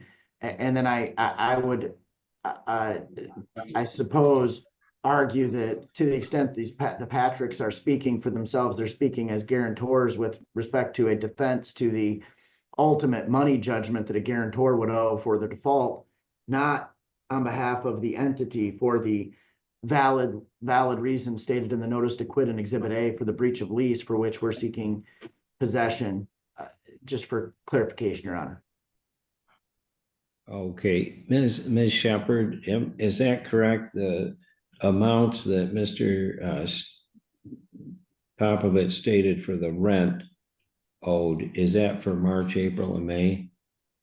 It is, Your Honor, and I also have the lease here in front of me that clearly states that is for $2,195. So that was signed by both Mr. Bradley Patrick and Mr. Albert Patrick? It was, Your Honor. No, we don't have the same So- thing. No, not the. So you've got a different lease agreement with, Yes. is Your that what Honor. you're telling Mr. Albert? Yes, yes, Your Honor. I could bring it down to the courtroom, or the court office. It says 2095, Your Honor. The 2195 is, it is markered out, and it says 2095. And she showed us that when we first signed, but we couldn't find our lease, so we kept on asking her, "Is this right?" She said, "Yes, this is right. It goes down next year." But what it is not is 2095, Your Honor. No, that is not correct. I just sent Anita- the copies Anita- to the Okay. lawyer. Yeah. Anita- Okay, so hang on a moment. Do you have any explanation for why the difference, ma'am? I do not, because my lease states that that is the amount. It's taped out. It is written out in numerical form. I have sent the signed, the page that is signed, and then. Okay, so hang on. When did the lease begin? The lease began on November 1st, 2023. Oh, I'm sorry. Okay. No, it's began. 2022, Your Honor. Hang on, I just September. want to hear from Miss, what's your name again, ma'am? Anita Shepherd. Shepherd, okay. Okay, so, So I'm sorry, we signed this on October 17th, 2022. Starting thereafter and beginning December 1st of 2022. so has the rent amount changed since 2022? It has. Each year it goes up in increments that is clearly laid out in there in the lease. How much does it go up? The first year it was supposed to go up to $2,034, which it did. Then beginning November 2024, it goes to the $2,195. And then with incremental increases also November 1st of 2025 and 2026. Oh, Can we hear there's a those numbers, chart. please? Okay, just a minute, Mr. Albert. So there's actually a chart in the rental agreement that says how much the rent goes up each year. There is, Your Honor. Okay, so have you looked at that chart, Mr. Albert? Yes, Your Honor. And the chart is wrong. It is crossed out in her writing with her. When we signed the thing, we all have the same lease agreement. It is crossed out and it says 2095, not 2195, Your Honor. Hold on. Ask her what next year says, because next year says 2195. Yeah. So Okay, this year was so 2095. Mr. Popovich wants to say something here, and just for the record here, I'm asking you, Bradley and Albert Patrick, to get an idea whether this court should perhaps adjourn this hearing so you are again allowed to try to retain counsel for your business. It doesn't sound like that's going to be successful, but what I'm looking for is that there would be some great injustice here if I were to go ahead and say, well, no attorney, you can't represent the business. And right now, I'm still trying to figure out why you would fail to pay 3 months of rent, even if you think it's off by $100. And I haven't heard anything good. But Mr. Popovich, go ahead. Well, Your Honor, and I'm saying this for Ms. Shepherd's clarification as well. Ms. Shepherd's my client. I've represented her for a number of years, involved in this situation and others at this property. And I respect her greatly. I also respect this court. As an officer of the court, I wanted to represent the lease agreement that I'm looking at that was attached to the complaint does have handwriting that these folks may be referring to when it talks about the November 1st, 2024 to October 1st, 2025 rent, and it's stated 2195, and then there is a handwritten note 2095 as these folks are clarifying. So it would be $100 less than the total figure. And I only say this, they're clearly evidencing and testifying that they haven't been paying rent. It's either at 2195 or 2095. To me, it looks like the rent goes up from, it's a very well-written lease as far as the stage of the rent. It goes from $2,034 to $2195, and then it would have went back down to $2158, and then up to $2,223. My guess is because it goes up and then down, there may have been an agreement to keep that second tier of rent at $20.95 rather than $21.95. And I think I'm looking at the pleadings, so I wanted to be clear. I wanted to be clear for this court that if you look at the lease agreement attached to the complaint, which I assume we received from our client, we wouldn't have received it through the tenants. It has the handwritten moniker of the $20.95 for the current lease term. It would change the rent due per these conversations and per this discussion that's happened on the record while nobody's been sworn in technically, reducing the total amount of rent by $300. And remember, the rent is only under the supplemental complaint. Ms. Shepard can testify and she can read Exhibit A to the notice to quit, which establishes the reasons for this breach of lease, which in some ways are far more important than the rent that's due. The rent is obviously important. It's a commercial lease contract, and we have no interest of letting the Patricks as guarantors out from under those damages. But this tenancy has to be terminated because of those reasons set forth in the Exhibit A to the notice to quit, for which have went unresponded to since the date of the notice to quit, which was March 3rd, 2025. These folks have had since March 3rd or soon thereafter to secure legal counsel. They have threatened Ms. Shepard throughout this process, saying they had legal counsel. They've told her what their lawyers are advising them. But then the two occurrences where we've had in front of Your Honor, they failed to appear with counsel. So we would ask for a default judgment for possession against 315 for the stated rent less $300, consistent with this discussion regarding the monthly rental rate. I'd like that judgment to be effective as to the guarantors. They are individuals. They are here representing themselves. They are explaining to Your Honor reasons why they've not secured counsel. If Your Honor was so inclined to grant additional adjournments for a money damage hearing as to the guarantors, I'm not suggesting that.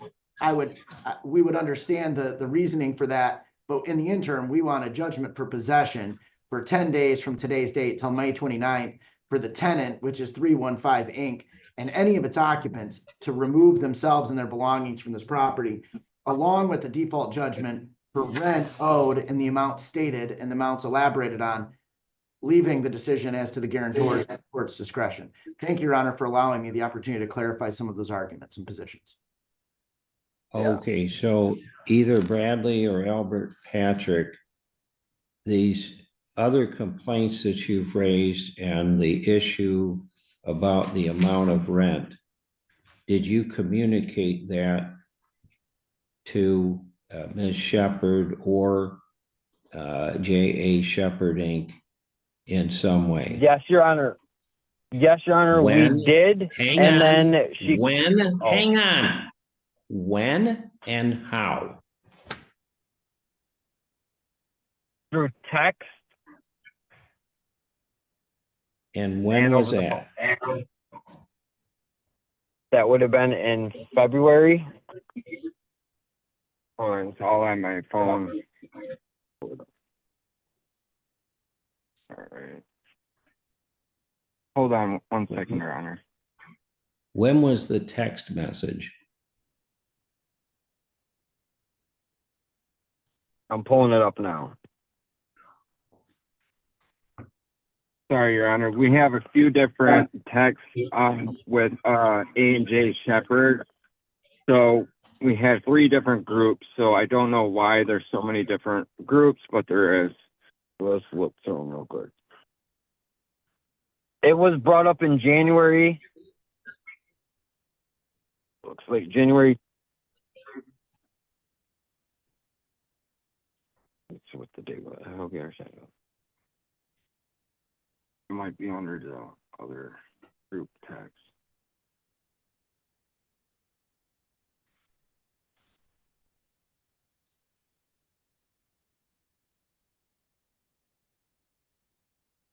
Yes, it is.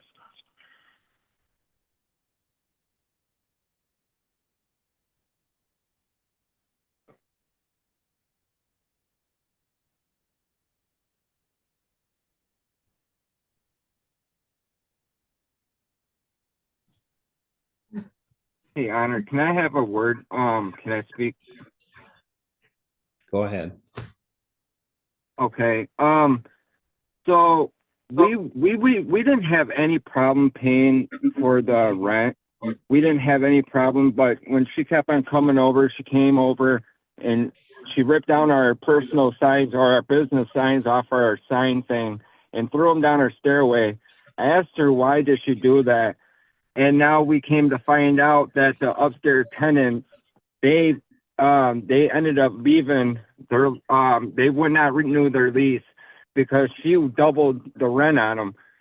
So she took it out on us, and then the other day we tried to reconcile with her, and she said that if we would pay her 3 months worth of rent, that she won't go after us for the next 2.5 years for the other rent. Okay. So I mean, we were trying, and we are still trying to reconcile with her and pay her rent. Okay. But it's kind of hard, you know. February. Tell me about February the text 11th. message. What does Yep, the text I have it. message say? What does it say? It says, let's go. I said, hey, Anita, so I can come up with just enough for rent and the 75 for the gas. That one says, I have the extras. Can we make it where if the late fee? That's the late fee. She said yes. Money, cash flow, next day. The bank, the township for properties, taxes, blah, blah. If I'm also what it means, pay you on.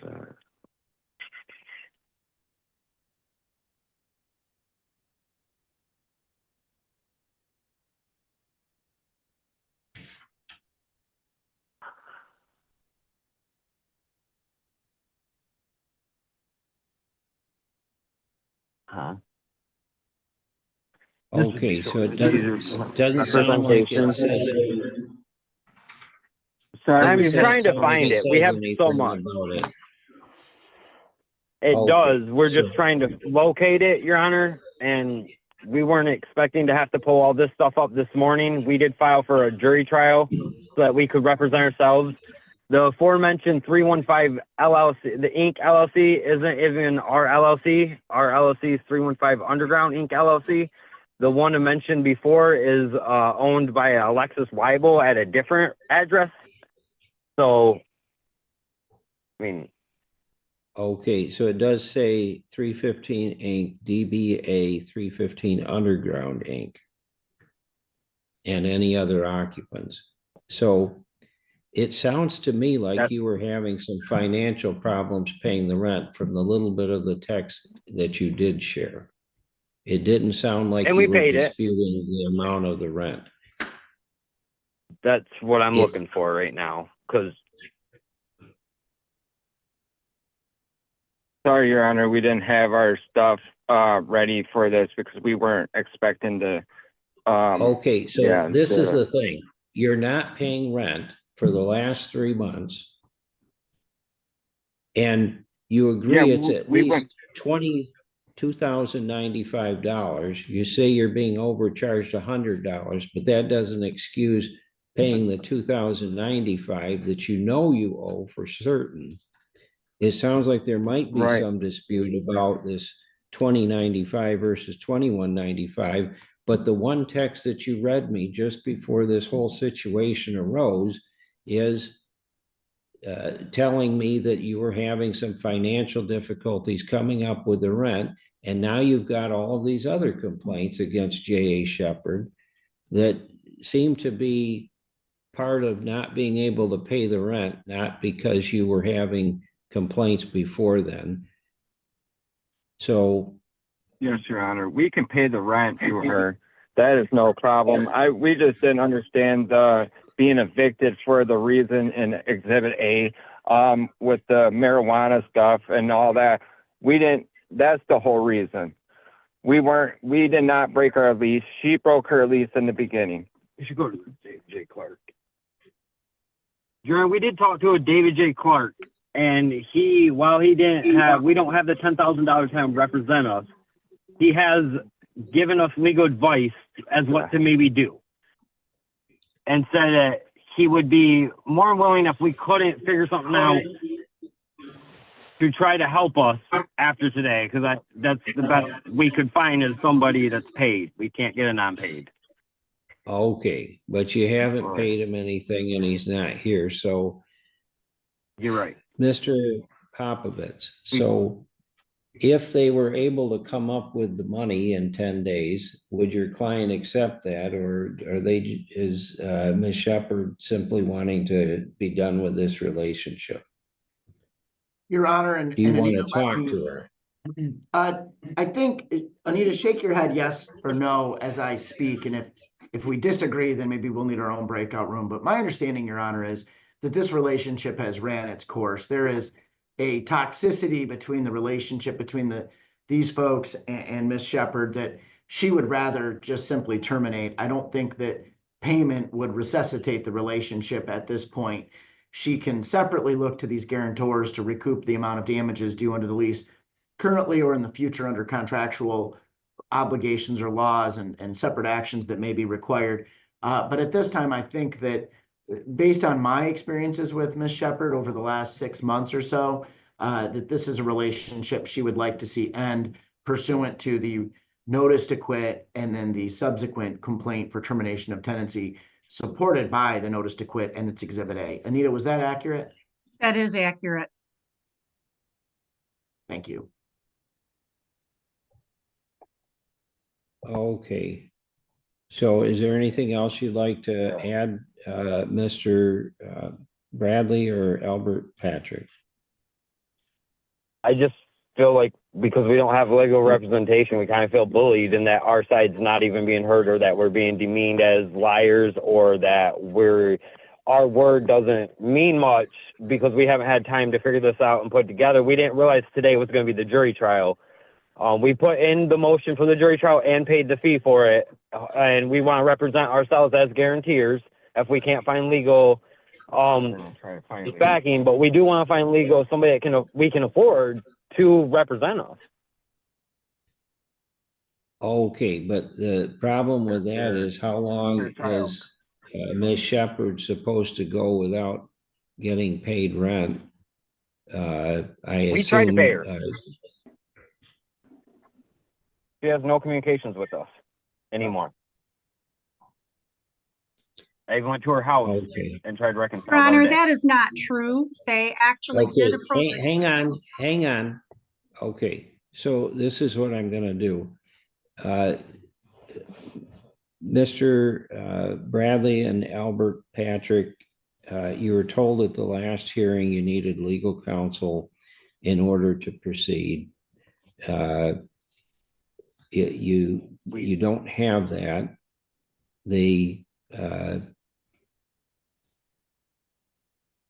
What I was looking for is some meritorious issue as to why you're not paying rent. I haven't heard that. And in fact, it does appear this is a situation where there's some hardship, and I'm sorry to hear about that. But I am going to enter the default at this time. Mr. Popovich stated the amounts earlier. I am going to grant a judgment in those amounts. You'll have 10 days to move out, or a court officer will assist in that. You want to avoid an eviction because that can make it more difficult for your business to rent in the future. But anyhow, that is the order of the court. Mr. Popovich, you'll prepare. So the rights that we were read aren't real? Because another place has helped us that you stated would. And then you told us from your mouth that you call these places, they'll help you. But We called them and they didn't help us. So I feel like it's not Well, really. I can't do anything about that. I can't go out and hire an attorney for you, okay? So. Well, you said they would that's help us and they didn't. Part of the cost of doing business. And so it's unfortunate, but that's where we're at. Let a So- landlord just bust people right out of their way. Okay, and just so bully them Mr. and Mr. harass them, Albert? intimidation and all that.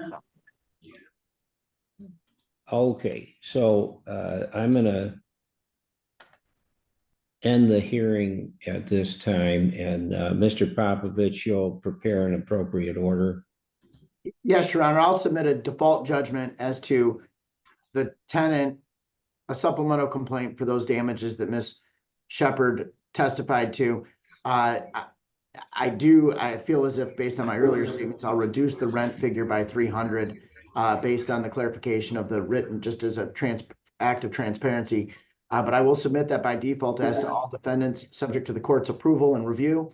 And these folks can then take whatever remedies they feel they have available pursuant to statute or court rule after. I'll submit that by email following the hearing, and it'll be for a supplemental complaint, including the rent, all subject to this court's review and agreement, and these folks review and whatever they may do with Mr. Clark or any other counsel. Thank you, Your Honor. Appreciate your time this morning.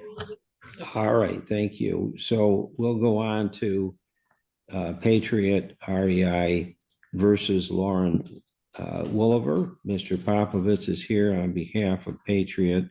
That is file 9207 of 2025. And Mr. Popovich, this is the second hearing. Have you been able to reach any agreement with Ms. Wolliver? And I'll need to check and see if she's listening here. Ms.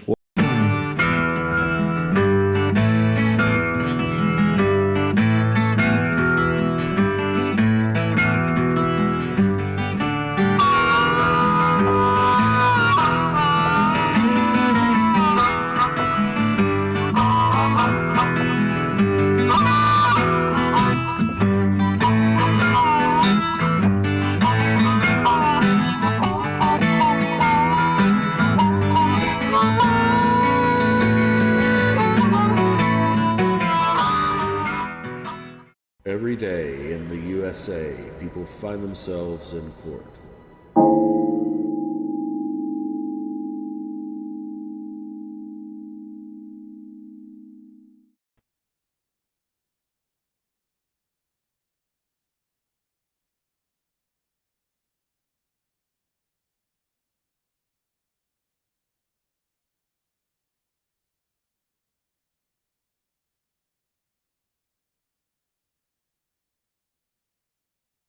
Oops, I got one more that goes with that.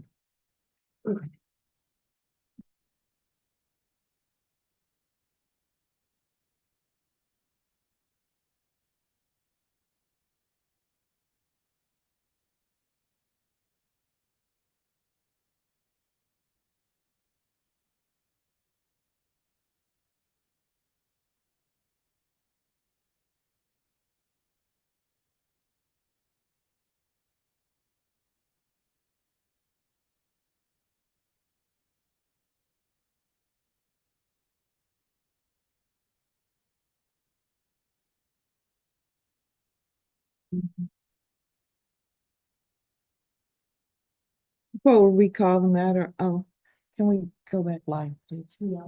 Okay. The court will call the matter of the state of Michigan versus Ashley Hine, case number 25 FB 1088. What's with people?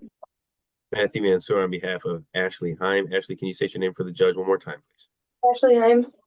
Thank you. Thank All you. right.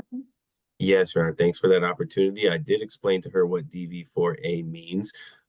Ms. Himes still would like to proceed to final settlement conference, Your Honor, and we would like to address bond if appropriate, please. Thank you.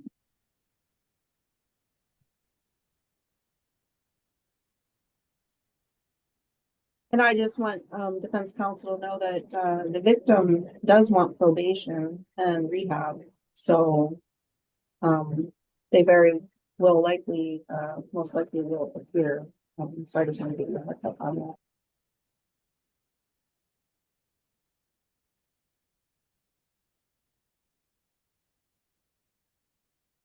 Final settlement conference will be June 27th, 2025 at 9:30. Jury selection, July 11th, 2025 at 8:30. You may address bond at this time. Thanks, Your Honor. I believe you were the preliminary exam judge on this matter. This was originally a felony. At the preliminary exam, the complaining witness did not appear. Ms. Heim has been in custody for 51 days as of today. I was going to, well, the bond right now is set at $2,500 in total. So I was going to request a personal recognizance. Well, no, I'm sorry. I take that back. I was going to request for the court's potential concern is a GPS tether, but I've been burned on this before because she has a hold out in another county, and I'm aware they're going to pick her up. It's a bond denied out of Van Born. If I ask for a GPS tether, then the other county will not pick her up because she has a tether. So, Your Honor, I'm going to request a personal recognizance bond due to that fact. I don't necessarily seeing her being a flight risk, nor a danger to the community. I know when I spoke with her, she can live either at her mother's house or her sponsor's house. She has 3 children. So, yeah, and I believe this is the only case it is the only case that's holding her out of Washtenaw County. So I'm requesting a personal recognizance bond. If the court does not agree with the personal recognizance bond, we are willing to do a GPS tether at the complaining witness's address. But if we could maybe put a little twist to it where she can be released to her Van Born issue, and right when she's released from her Van Born issue, she has to report to community corrections within 24 to 48 hours to get the tether on, so she's not sitting in the jail waiting and pretty much helpless.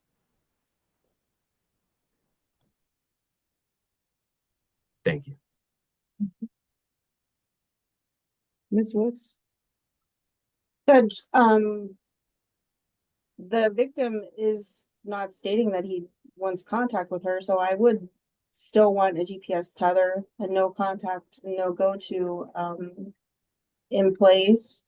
And also drug testing based on the concerns by the victim that she has some substance issues with heroin and crack cocaine. And based on the facts of this case, Judge, which are not very good facts as to what she did during this incident. And then, you know, other than that, I feel that she does need to be on a GPS tether. However you want to handle that, Judge, I think up to your discretion, but. Please remind me of the facts, because I don't remember why she has such a high bond and what her previous history is. She does have a long criminal history for drugs, theft, prostitution, but nothing assaultive. That's why she'd be eligible for DV4A. What happened, Judge, is the defendant rented a U-Haul to move. While he was in the back of the U-Haul truck, the victim got into the vehicle, drove the vehicle at a high rate of speed while she knew he was back there, told him that she was going to kill both of them. And then while she was in the truck, she used a lighter and an aerosol can to make a flamethrower and sprayed it into the partition window where the victim was, trying to kill him with the flamethrower. And then the victim got out of the truck, and when the victim got out of the truck, the defendant then proceeded to try to run him over with the vehicle. The victim says that she acts this way because she gets high on heroin and crack cocaine. I remember now. Thank you. On my bag, working, I have seen somebody. I'm not willing to change the bond from what I had it at before, which is the 25,000, 10% with the release on home confinement. I'm not willing to do anything different than that. Okay, thank you for your consideration. You're welcome.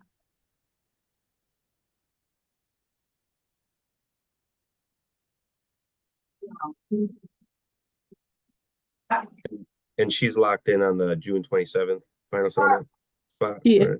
on 27th at 9:30 and jury selection on July 11th. Okay, thank you, Your Honor. Thank you.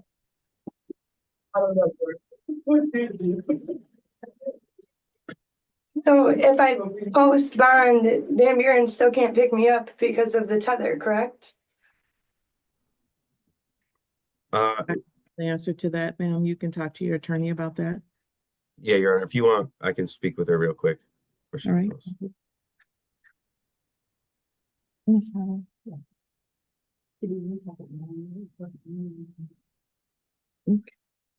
I mean, the violation of probation. Your Honor, Mr. Haynes will admit to the violation. Mr. Haynes, please raise your right hand to be sworn. Do you swear or affirm that the testimony you're about to provide will be the truth, the whole truth, and nothing but the truth? Yes, ma'am. Thank you. Sir, is it true that you failed to enroll in the ABR domestic violence program? Yes, I did fail to enroll in the program, Your Honor. It has been quite for me. I got incarceration, everything. I have been struggling this whole time to try to get myself back afloat. So Sir, with that, sir, I didn't ask you yes. all that right now. You'll get a chance to tell me that. Yes, Your Honor. I find that there's a knowing and willing admission to the violation. Are you satisfied, Ms. Woods? Yes, Judge. Defense is likewise satisfied, Your Honor. Thank you. No, sir, I understand that you're saying you haven't had the monies to enroll in the program. You can proceed. Yes, Your Honor. I just had a brief conversation with my attorney. I'm trying to come together with my family right now. I'm really low financially. I did lose my job. So we're trying to get the money together to try to help me get into this class. My family is willing to help me right now. That's my only support. I did get terminated. Right now, I'm waiting on an unemployment claim. It's just been a struggle for me, Your Honor. Other than that, I would have already enrolled in the class and been taking it. I've done everything I can to be compliant with all terms of probation and not really had any issues outside of this. So I just asked for some consideration and a chance to be able to try to get this done because it is something that I want to do, being that it is required. I want the court to understand that I'm not trying to not do it, rather than that I've been financially destitute with everything I've had going on.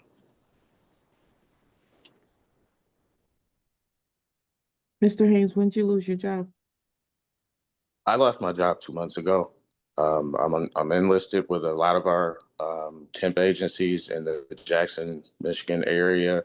A lot of them just haven't had anything lately. That's why I've tried to speed up my unemployment claim. But I'm not the only person in my home that's going through the shuffle with the unemployment system. They did it to my younger brother too.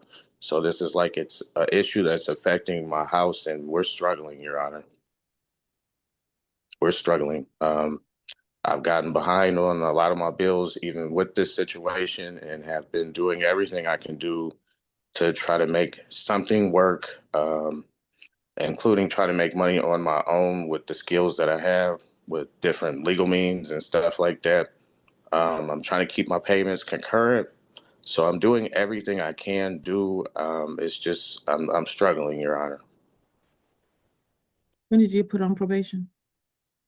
I got put on probation just shortly after I got released. I was very compliant. The only issue that we were having was figuring out the reporting at that time. And then the recommendation for this class came.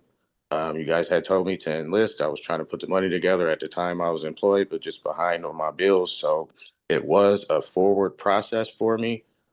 Just getting terminated from the job it's kind of held me up.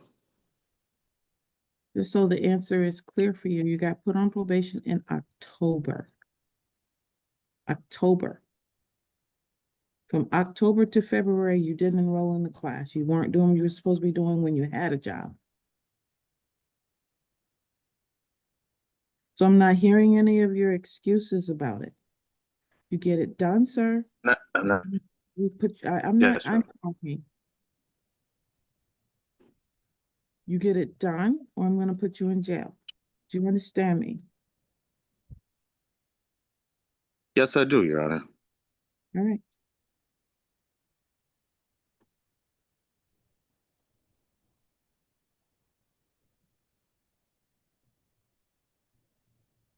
We'll see you back here on July 21st, 2025. You need to be in that class by then.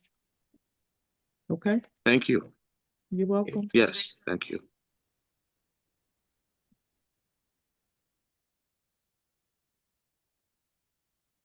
State of Michigan versus Christy Parham, case number 25S00182. What's for people? Kyle Burrell on behalf of Ms. Parham. Good morning, Judge. Good morning, Mr. Burdell. You've been very patient today. Yeah, yes, Judge. Just trying to give Ms. Parham an opportunity to reappear. So Ms. Parham had appeared earlier on the docket on Zoom. I was sent into a breakout room with her. Somebody who I don't believe.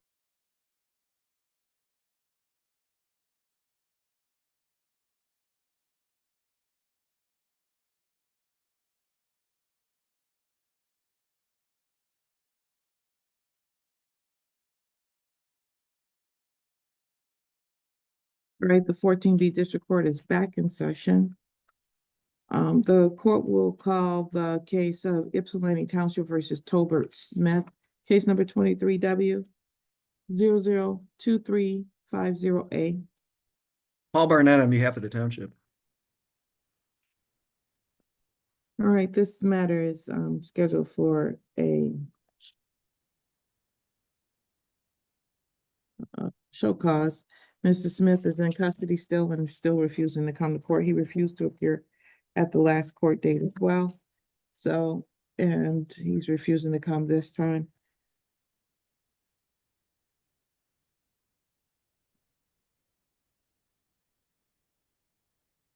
July 21st, 2025 at 10 a.m. for a contempt hearing.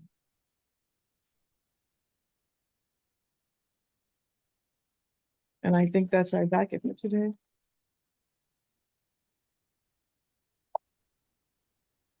Thank you. No failure to appears, huh? Yes, we did those already. Oh, maybe I was in a breakout room. Lucky me. See you guys. See you. Have a good day. All right, take care. Retrials adjourned to June 9th, 2025 at 9 a.m. Bond is continued. Thanks, John. You're welcome. Have a good day, sir. You too. Thank you. You're welcome.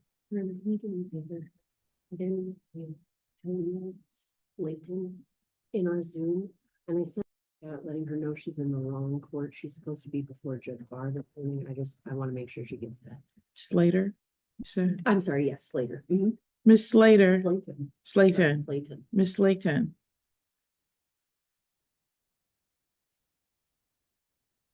There she is. Talia Slayton. Yes, how are you? Good morning. You're in the wrong Zoom. My understanding is you're supposed to be before Judge Barr this morning.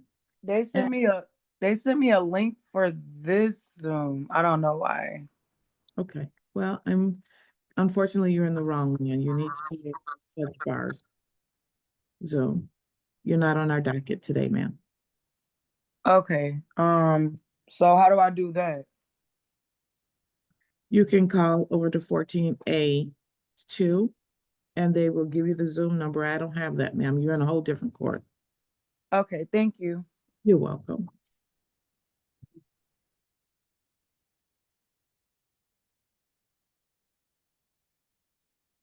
The court will call a case of Ypsilanti Township versus Antonio Birdsong, 25T00165. Paul Barnett on behalf of the township. And we have female source assistant public defender with and on behalf of Mr. Antonio Birdsong. Mr. Birdsong, can you state your name for the judge? Yes, this is at 30 a.m. Bond will continue. Thank you, Your Honor. Thank you.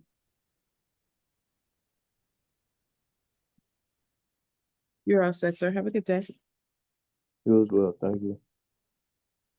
Ypsilanti Township versus Jamie Villalobos Pinata. Case number 25T00186. Paul Barnett on behalf of the township. Assistant Public Defender Davi Lee on behalf of Mr. Villalobos Pinata. Good morning, Your Honor. Mr. Villalobos Pinata, could you state your name, sir? Jamie Villalobos Peñate. Thank you. We have a pretrial ticket. Sorry. Am I gonna need interpreter? I think my attorney noticed since the beginning because I speak English but not 100% well. And I told them at the first court when I got detention that I would need a interpreter every time that we're in court. I apologize for that. All right.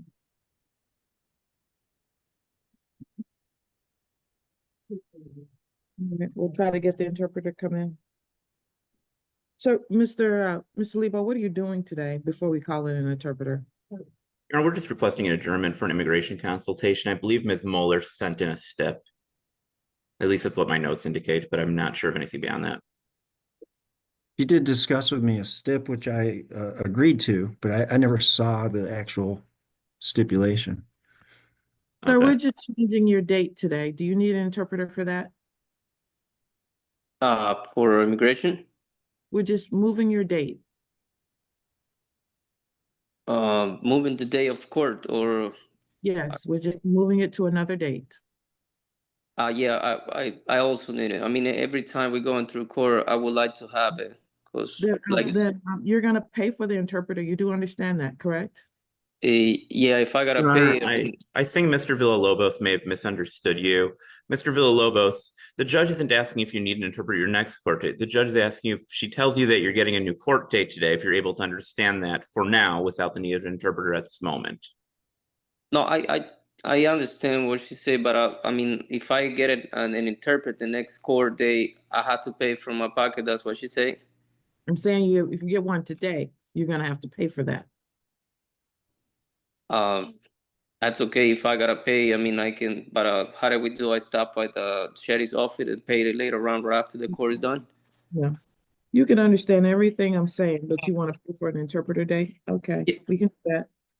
Mr. Villalobos, do you need an interpreter to understand the new court date you're being given? Yeah, the thing is that my English is not 100% well, and I don't know much about. I'm done. He's paid. I'm done with this conversation. Good morning, Miss Patricia. Please raise your right hand to be sworn. Good morning, ma'am. Do you swear or affirm that you will translate from English to Spanish and Spanish to English to the best of your ability? Yes, ma'am. I swear. We'll call the case of Ypsilanti Township versus Jamie Villalobos Pinate, case number 25G00186. Buen día, voy a ser su intérprete que le va a asistir el día de hoy para efectos de entrenamiento, calidad en el servicio. Esta llamada podría ser monitoreada. Paul Barnett on behalf of the township. Assistant Public Defender. Mi nombre es Paul Barnett y yo soy el representante de Township. Assistant Public Defender Davi Lebo for Mr. Villalobos Pinata. Y yo soy el abogado David Liba y yo soy el representante del señor Jaime.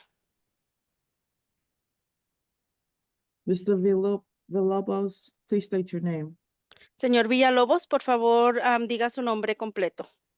Jaime Humberto Villalobos Peñate. Jaime Humberto Villalobos Peñate. Gracias. Mr. Lebo. And we're going to be requesting an adjournment from Mr. Villalobos Pinata to consult with an immigration attorney.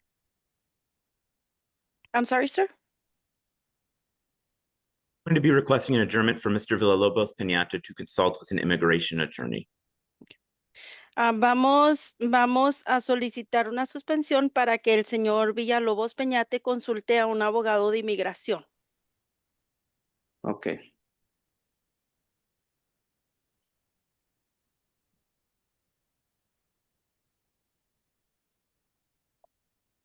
The new court date in this case will be June 30th. La nueva fecha para el tribunal para este caso va a ser el 30 de junio. 2025 at 10 o'clock a.m. at 9 o'clock a.m. Va a ser junio 30 del 2025 a las 9 de la mañana. Junio. Okay. Bond is continued. Thank you. I'm sorry. Excuse me. Your bond is continued. Su fianza va a continuarse. Muchísimas gracias. Agradezco a la corte por todo y eso es todo por hoy o necesito esperar un momento más. Thank you very much to the court for everything. Is that all, or do I still need to wait? You're all set, sir. Have a good day. Ya está todo listo, señor. Que tenga buen día. Hasta luego. Gracias. Thank you. Thank you. Thank you. Anything else I could do for you, ma'am? No, you're all, we don't have any more today, do we? No, you're all set. Thank you so Thank much. you. Have a nice day and thank you for using our services. Bye bye. Hasta luego, señor. Que tenga buen día. Gracias, buen día. Gracias a la corte. A la juez.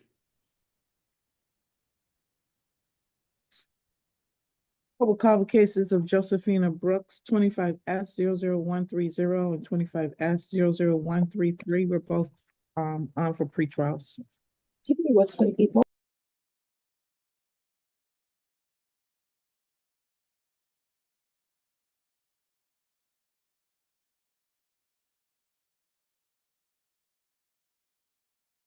It's Sunday. Okay. State of Michigan versus versus Sheikh Ka, case number 25S00039. Tiffany, what's for the people? Deborah Geraldine Bledsoe Ford on behalf of Sheikh Ka. Good morning, Your Honor. Good morning, Ms. Bledsoe Ford. Mr. Sheikh Ka, please unmute your device and state your name. Sheikh Ka. All right. We're supposed to be here for sentencing today, but Mr. Ka did not keep his appointment. I'll just say my part first. He's going to speak to you. I did get a notice that there was going to pre-sentence interview. It was at 3. I tuned in after 3 because I was in court, but I did tune in. But at that point, nothing came up. I had told Mr. Ka earlier that it was coming, but I believe he also had gotten notified by probation, and he'll tell you what happened with his side. Go on, Mr. Ka. Okay. So We're asking for a continuation. I think he has a date with probation. Go on, Mr. Ka. probation told when they reached out to me and spoke to me, they informed to me that they would be able to they would set up the appointment to disregard certain things, and some of those certain things, that's what I thought and misunderstood that it would be. I misunderstood basically the information that they gave me, and I thought that they would like reach out to me because in the past, in the previous pre-sentencing, reached out to me. So that's what I thought. So when my attorney told me that I should reach out to them because I haven't received any call, that's when I reached out to them. And that's when they told me that they didn't have any more appointments available because I reached out to them twice. I'm confused by both of you, to be honest. I am looking, I'm still talking. I'm sorry. I'm looking right here at an email from my staff that went to Mr. Ka and went to you, Ms. Ford, Bledsoe Ford, that says that it was on May 7th at 1 p.m. It's right here. It was sent to you on April 30th, both of you. So anyway, the re-referral is $60. If you miss another appointment, sir, then I'm going to put you in jail till we can get this done. Okay? Thank you, Your Honor. Thank you.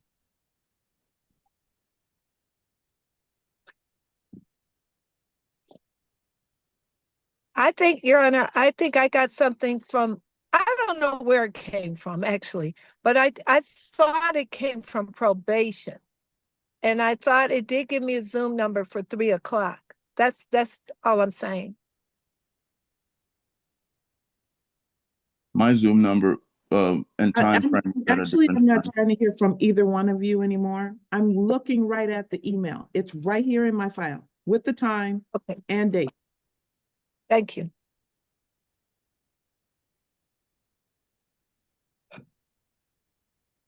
Sentencing in this matter will be on June 30th, 2025 at 10 o'clock a.m. Ms. Woods, I see that the victim is here in this. Does she want to speak today and not come back, or does she want to come back and speak on the actual sentencing date? Judge, that's up to her. If she doesn't want to come back, could the court allow her to speak right now? I just said that. If you don't mind, I would just like to come back on the 30th. Yes, I'll see you on the 30th, Ms. Decker. Thank you. Thank you very much. You're welcome. Bond is continued. Thank you. You're welcome.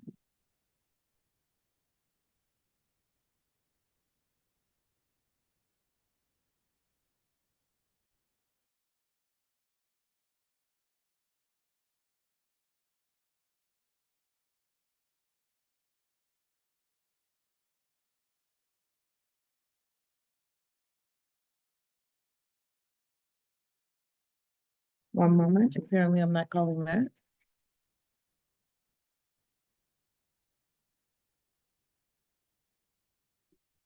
He's not even here. If you want to pass that. It's right there. Okay, thank you. Sorry. That's okay. All right. Apparently what I'm supposed to be calling is Ozell Hyman. Case number is 25 FB 1007, 25 FB 1036, 25 FB 102. Matthew Mansour, Assistant Public Defender, with and on behalf of Mr. Ozell Hyman. Ozell, can you state your name for the judge, please? Oh, I'm Ozell Hyman. Thank you. Good morning. Good morning.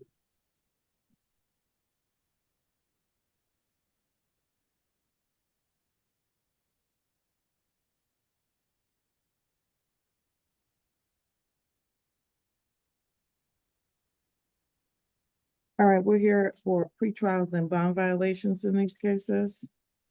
Yes, Your Honor, that is correct. I believe the case number ending in 036, should that be a sentencing? It would have been a sentencing had he actually been interviewed. And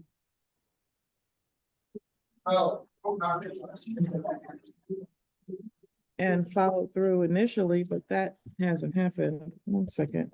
I'm gonna have too many files here. One moment. I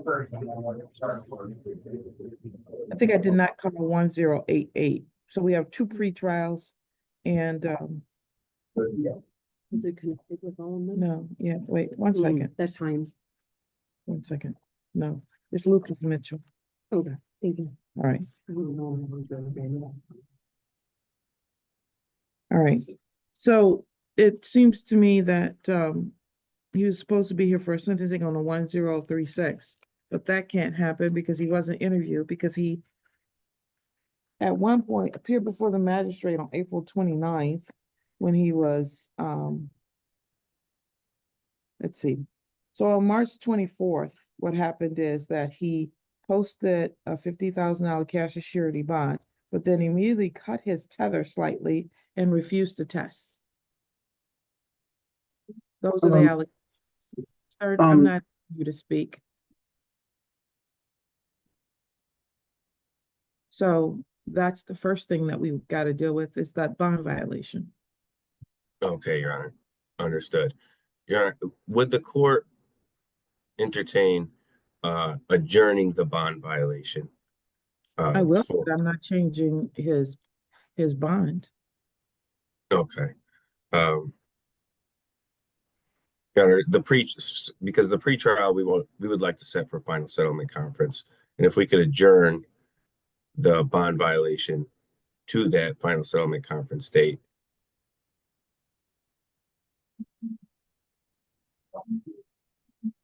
Sure, if that's what you want to do. Okay. That puts him out to June 27th. I see. And you will not entertain a bond argument.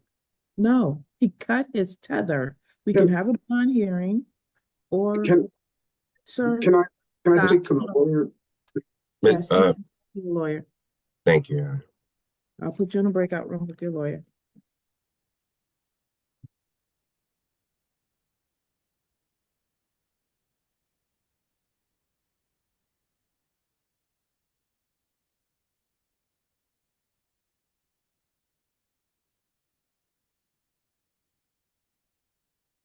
State of Michigan versus Demontre Savage, 24S00302.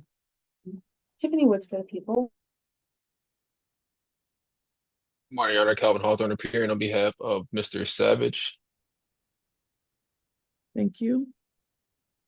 Mr. Savage, please state your name. Demontre Savage. Thank you.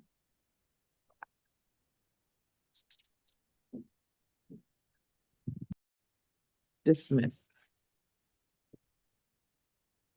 Thank you. You're up, ma'am, okay.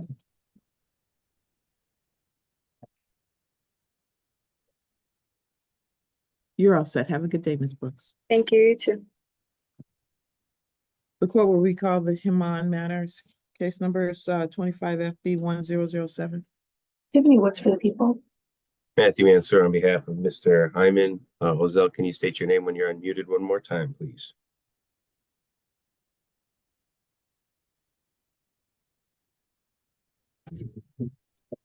Ozell Hyman.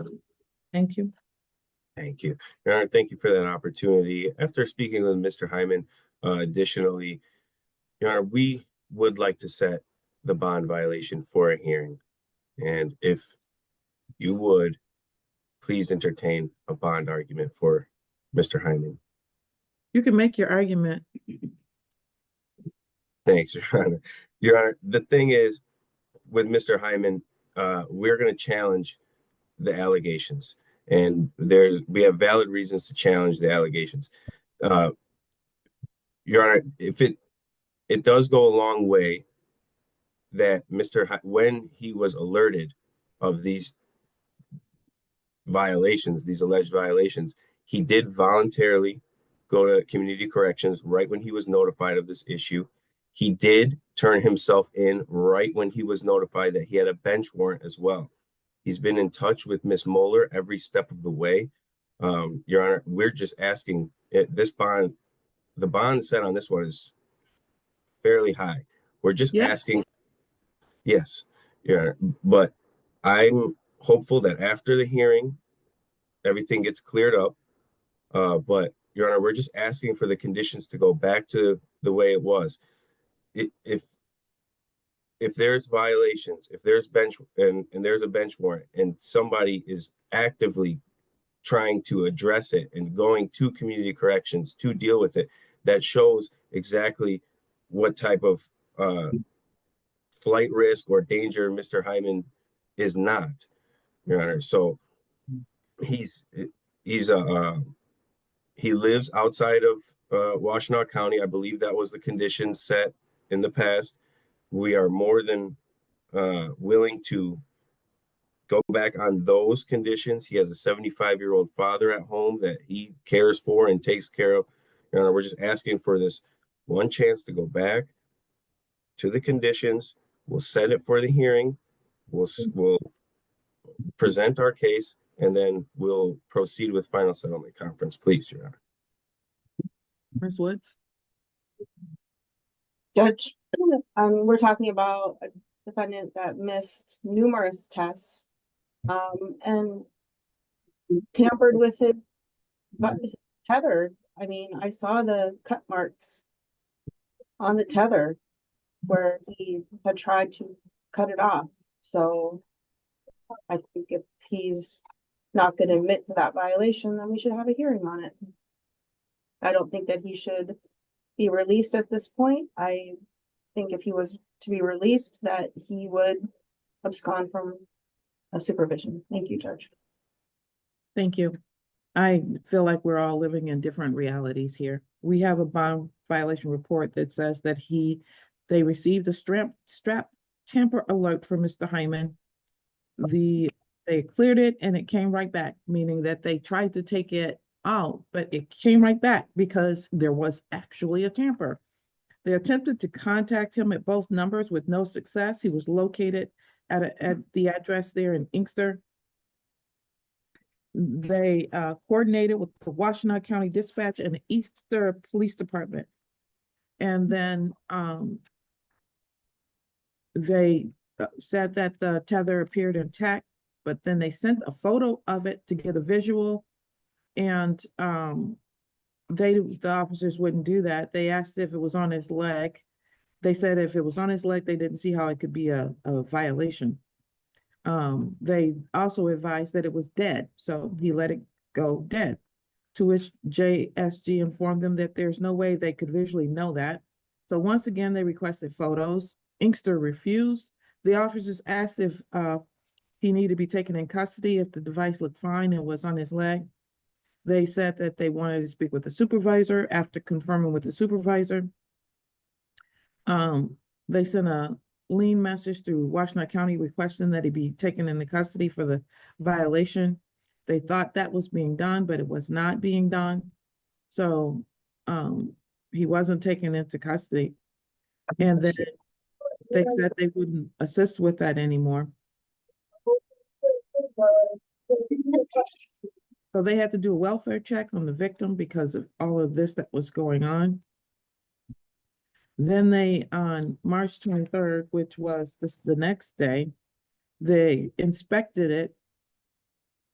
He went there and they inspected it, and the portion of the tether was in fact cut.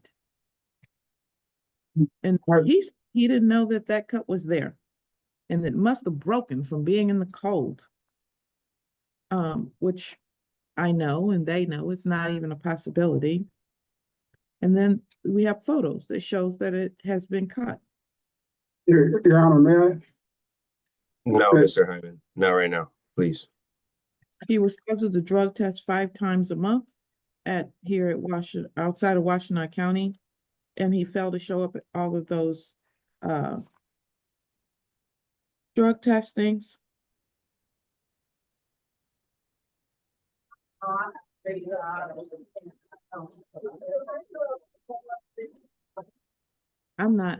feel like we're on, and then wait, but one more thing. Then he appeared before the magistrate on April 9th via Zoom, and he was told that he needed to turn himself in. He said he's not going to jail, and then turned off his Zoom. I never said that. That was not me. Everybody lies, but you. I get it. I never talked to anybody April 9th. I never did that, man. The 29th, first of all. The 29th, I never said, ma'am, I can't. Okay, yes, sir. I hear. Bond will continue as is. Thank you, Your Honor.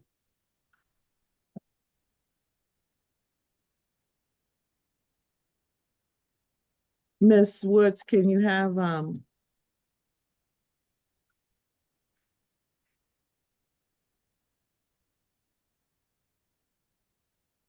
close. Can you find out whether you can have the witnesses here on May 27th?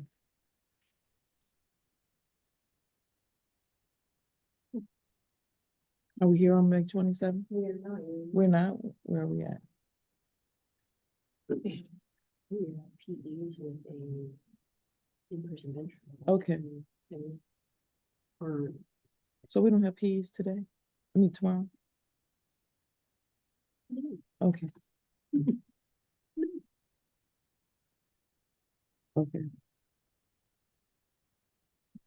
Right, that day won't work. And the 26th is a holiday.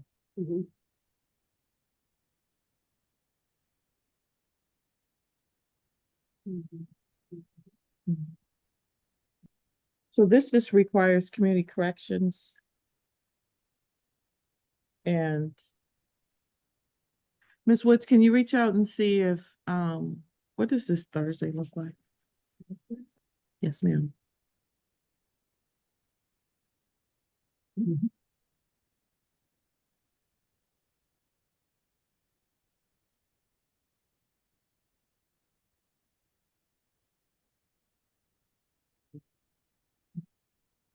Can you find out if we can have someone here from JSG on Thursday?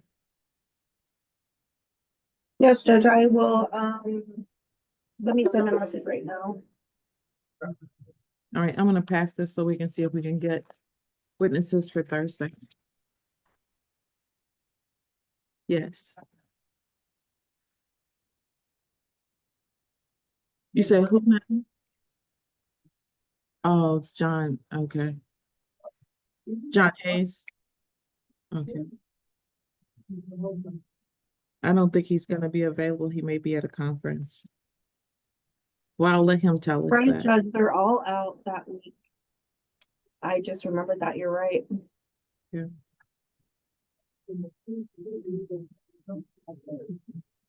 And we'll put it on May 29th. Wait, what? Thursday, May 29th. Okay, we'll put it on Thursday, May 29th at 11 o'clock.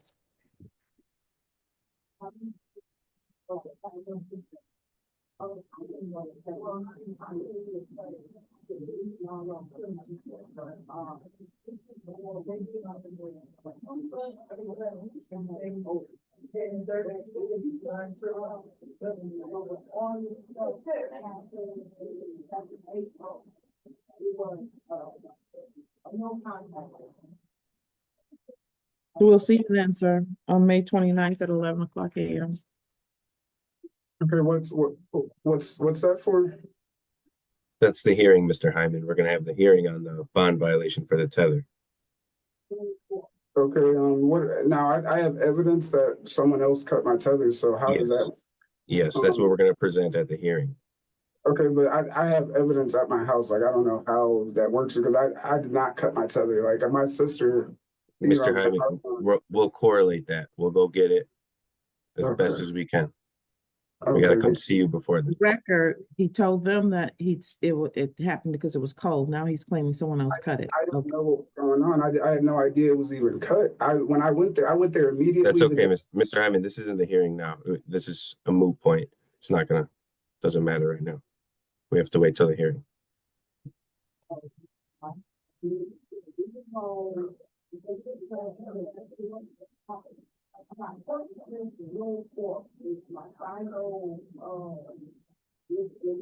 I'll just continue.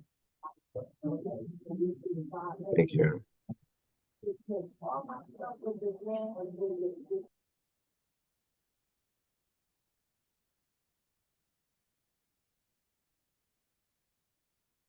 State of Michigan versus Frank James, case number 25S00167. What's the people? Sherilyn Foster Tucker on behalf of Frank James. Mr. James, can you unmute?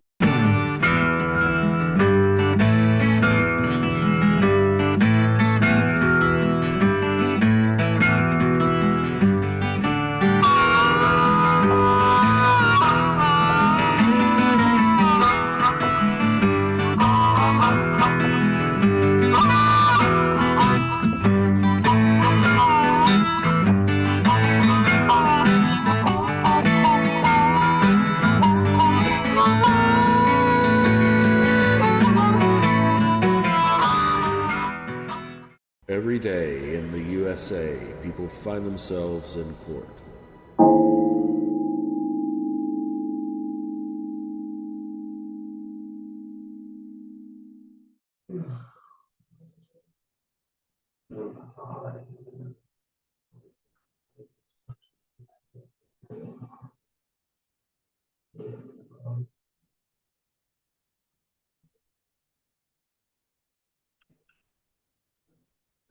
Good afternoon in the Nisqually Jail. What is your name, please? Hi, Your Honor. My name is Samuel Cervantes.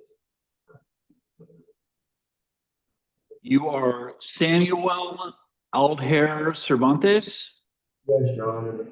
and your date of birth is February 28th, 1999. Yes, Your Honor. Thank you, sir. Mr. Cervantes, you are before the court this afternoon for an arraignment. The city of Lakewood has charged you with 1 count of assault in the 4th degree domestic violence. And this is case 25L004006. Ms. Capone, good afternoon. Are you prepared to proceed with Mr. Cervantes' arraignment? Good afternoon, Your Honor. I am. I had the opportunity to speak with Mr. Cervantes, advise him of his right, and I believe he understands them. We are not contesting probable cause for today's purposes, and we will waive a formal reading of the complaint. We'll ask the court to enter a plea of not guilty and to appoint counsel going forward. I do believe Mr. Cervantes qualifies without promissory note. Thank you very much. Mr. Cervantes, based upon the record that your attorney, Ms. Capone, has made on your behalf, the court's going to waive formal reading of the criminal complaint, find that there is probable cause to support the filing of the charge, and enter a plea of not guilty for you at this time, sir. The court will next hear from the prosecutor regarding his recommendation on pretrial conditions of release. Mr. Graham. Yes, Your Honor. Your Honor, a review of Mr. Cervantes' criminal history leaves the city with a lot of concern about safety of the community. Mr. Cervantes is currently pending 2 assault in the 4th degree domestic violence charges at a Federal Way Municipal, has a conviction for reckless endangerment domestic violence out of Tacoma Municipal Court, has convictions out of our court for protection order violation, assault in the 4th degree domestic violence, no, that one wasn't conviction. And then out of Superior Court, we're also seeing multiple convictions for domestic violence crimes, including felony harassment. Your Honor, the city just has a lot of concern about safety in this particular matter. City would ask that Mr. Cervantes be held on $10,000 cash or bond with no criminal law violations, no firearms or other dangerous weapons, and we are requesting a no contact order. I'd also further point out to the court, Your Honor, it appears that Mr. Cervantes is currently under 4 different protection orders at this time.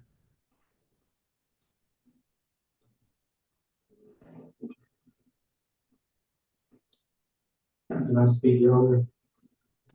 Mr. Cervantes, not quite yet, sir. Ms. Capone, what is your response to the request of Mr. Graham? Your Honor, the primary request that would be Mr. Cervantes be released on his own recognizance, as he's entitled to the presumption of innocence and the presumption of release. Understanding some of the considerations that the city has outlined, if the court is inclined to impose bail, we'd ask that it be no more than $2,000. As Mr. Cervantes indicates, that's about the most that he would be able to afford. Mr. Cervantes is a single father of a 9-month-old, which is a community tie that I think would motivate him to appear for court and abide by court orders. He also finished inpatient treatment with Prosperity this past Friday, May 5th or May 16th. He's wanting the opportunity to be out of custody, or at least post bail to be out of custody, so that he can further engage in treatment services. Mr. Cervantes and I did review a declaration of non-surrender. We are not objecting to the no contact order at this time. Mr. Cervantes is requesting a civil standby, as the alleged victim here, he believes, possesses his telephone. But he is working, but receives food stamps and cares for his grandmother and the 9-month-old. I don't think he'd be able to afford any more than $2,000. And as the court is aware, bail is not to keep someone incarcerated, but to ensure their appearance and compliance with court orders. Thank you, Ms. Capone. Ms. Capone, I'm sorry, are you seeking appointment with or without a promissory note? Without, Your Honor. Thank you. Mr. Graham, has your office been in communication with the alleged victim, Ms. Gordon? Your Honor, at this point, we've been unable to contact her, have attempted to do so, but have been unsuccessful so far. Okay, one last question for you, Mr. Graham. What was the nature of the assault in the 4th degree in this matter? Yes, Your Honor. I've been reading a lot of cases, so I'm going to pull that up right now.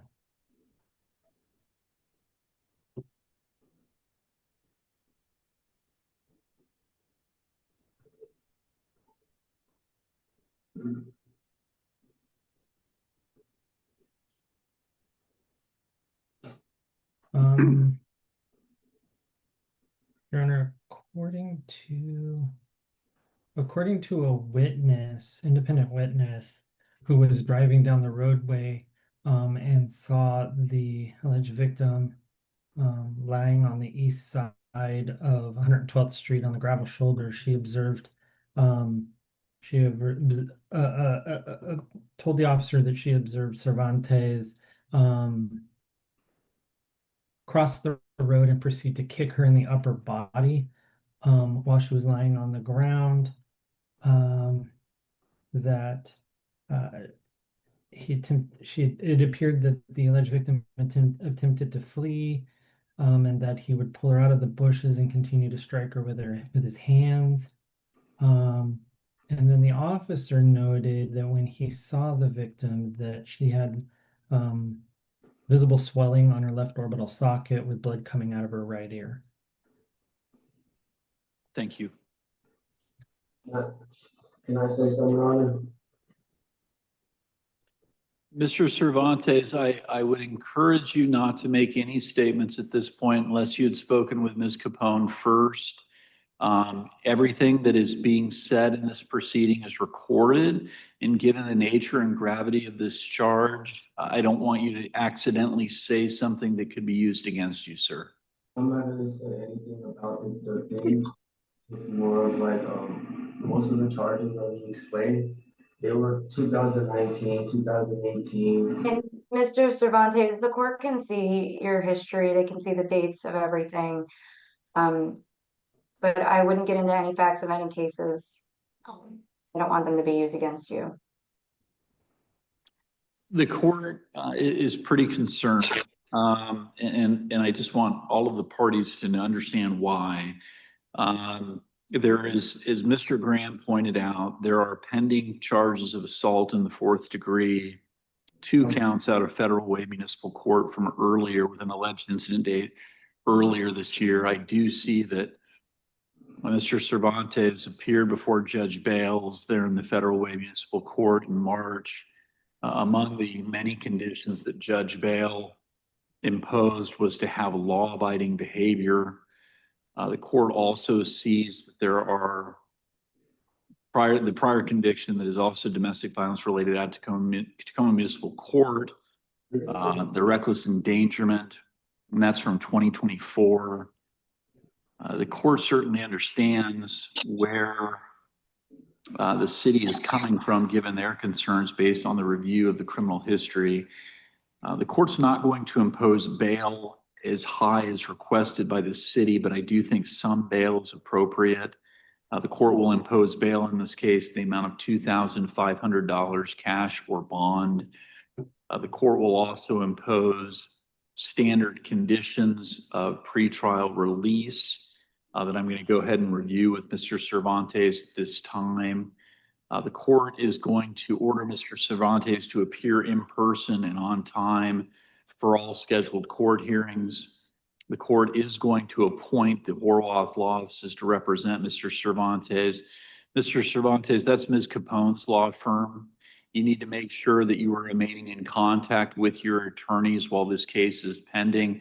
I think that's particularly important in your case, sir, because I don't know how the Federal Way Municipal Court is going to respond when they see that you have been charged in this court while out of custody on their pretrial conditions of release. And so you may very well want to have Ms. Capone or whoever is representing you in this case coordinating with your attorney there in Federal Way, okay? The court is also going to order that Mr. Cervantes have no law-abiding behavior violations, update the court immediately of any change of his address. The court is going to order Mr. Cervantes not to own or possess any firearms. you know, he's already subject to that provision out of other courts. However, Ms. Capone, did you already reference a declaration of non-surrender? And is that something that you're going to be filing on your client's behalf at this time? Your Honor, Mr. Cervantes and I reviewed a declaration of non-surrender and he authorized me to sign it on his behalf. So we'd ask the court to accept filing at this time. Or will accept filing of that and satisfying that condition. Mr. Cervantes, just kind of given the nature of the number of pending charges that are going on right now, the court's going to order that while this case is pending, I don't want you consuming any alcohol, non-prescribed drugs or marijuana. I don't know if that's a factor or not, but I am concerned at this point in time that you now have domestic violence charges pending in 2 different courts. So I'm going to order that you not possess or consume any alcohol, non-prescribed drugs or marijuana. I am going to order that you have no contact with Ashley Gordon while this matter is pending, and the court is going to issue a no contact order to that effect. I'm going to order that you abide by all orders, no contact orders issued by all courts that are currently valid and in effect at this time.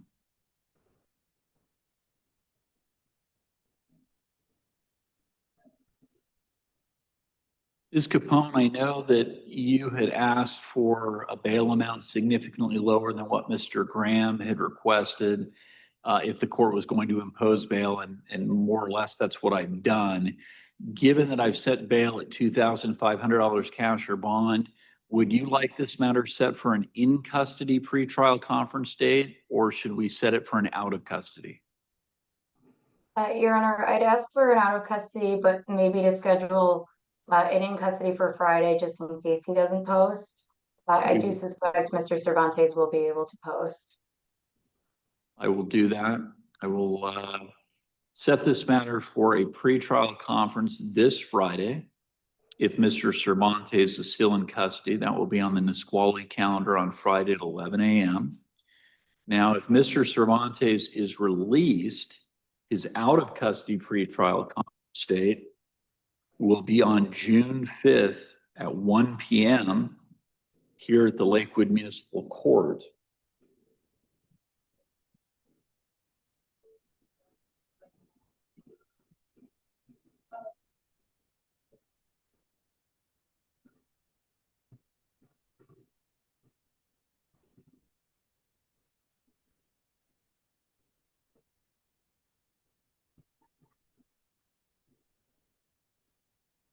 Now, Mr. Cervantes, this is likely the only notice that you will receive of that out of custody pretrial conference date, sir.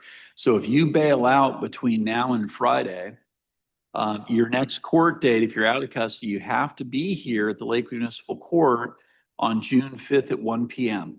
Okay? If you're still in custody, we'll see you here on Friday at 11 a.m. But if you're out of custody, that will be your next court date.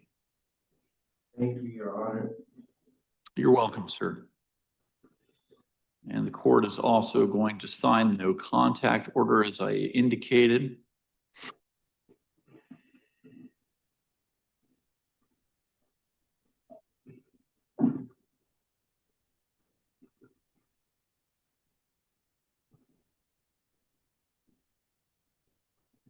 Mr. Cervantes, I'm going to give you the standard caution that the court gives individuals when they are subject to a no contact order.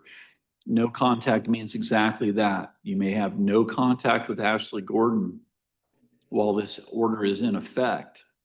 That means in-person contact, telephone, text communication, social media, third-party communication. That is all prohibited. If you have any questions at all about what is or is not allowed pursuant to this order, I would strongly encourage you to speak with your attorney before taking any action. And the court has signed that no contact order as well. Mr. Cervantes, thank you, sir. You can go ahead and let the officer know that your hearing is done. Thank you so much, Your Honor. Thank you, sir.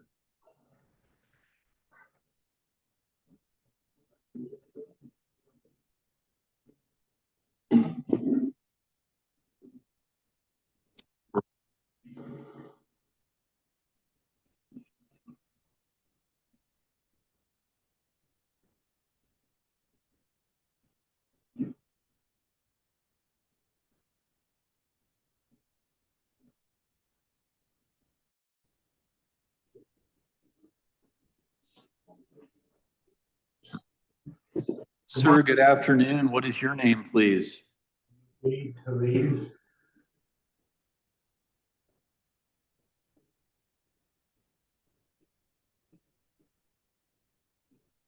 Sir, before we begin, I'd like to add some additional information to my public defender, if I could may. Sir, I'm sorry. I'm having a difficult time hearing you. First of all, say your last name again? Tellez, this is easy way, Tellez. Oh, you are Anthony Tellez? Yeah. All right, thank you, sir. And I show your date of birth as being March 29th, 1961. Yes, Your Honor. Okay, now you'd said to me something else that you were requesting. What was the other thing you asked? Request to speak to my public defender because there's stuff I left out in the short time I was talking to her. Okay, so you want to speak with Ms. Capone privately before going forward with your hearing? Yes, sir. All right, so we're going to go ahead and invite you to join a breakout room. That you'll receive an invitation there on the screen. Please click join the breakout room. That will allow you to speak privately with Ms. Capone, okay? Yeah, I do this. And Mr. Tellez, if you have to knock on the door to ask for an officer's assistance, sometimes they help people.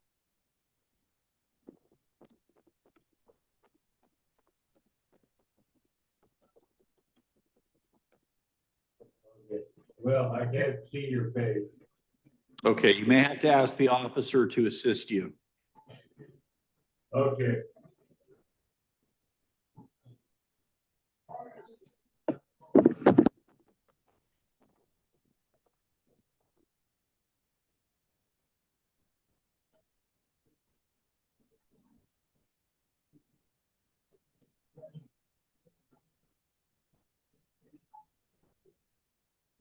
Sir, can you, I can't see your face on the screen. Officer, could you assist Mr. Tellez in joining a breakout room, please?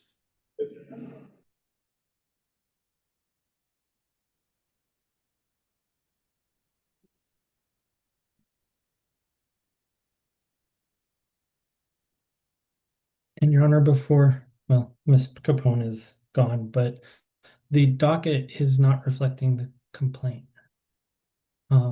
As to count one, just so the court is aware. The count The one docket is is not violation of reflecting protection. what? The docket reflects assault in the fourth degree domestic violence as count one for Mr. Tellez. It should say violation of a protection order. Thank you.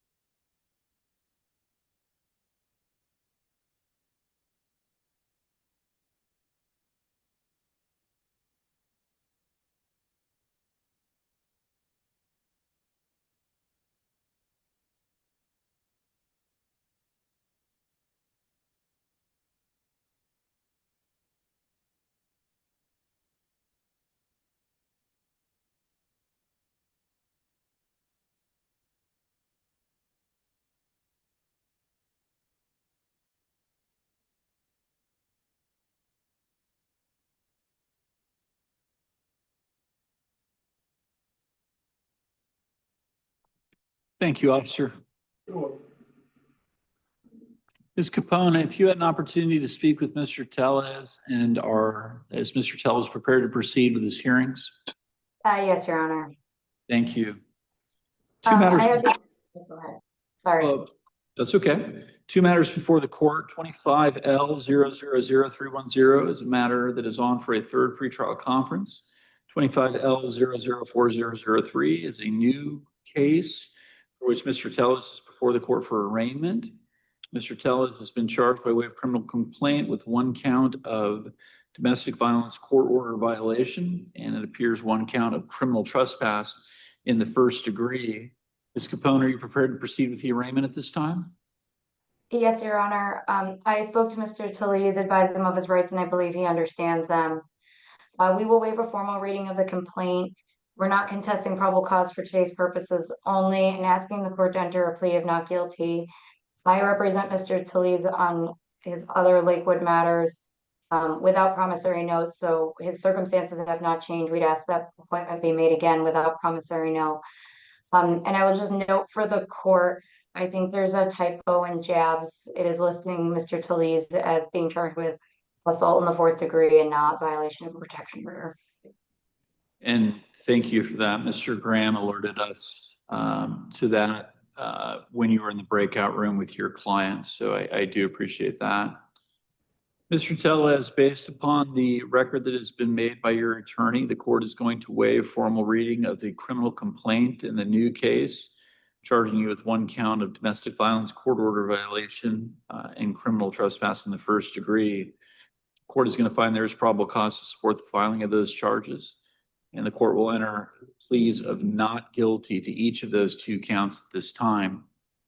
Court will hear next from Mr. Graham, the prosecutor in this matter, concerning his recommendation on pretrial conditions of release. Mr. Graham? Yes, Your Honor. Your Honor, looking at Mr.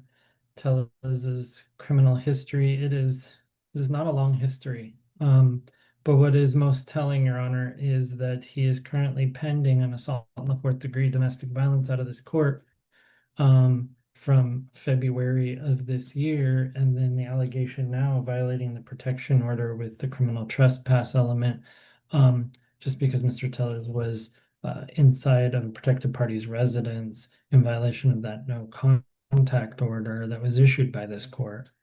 Your Honor, the city just has concerns that Mr. Tellez can't abide by the orders of this court.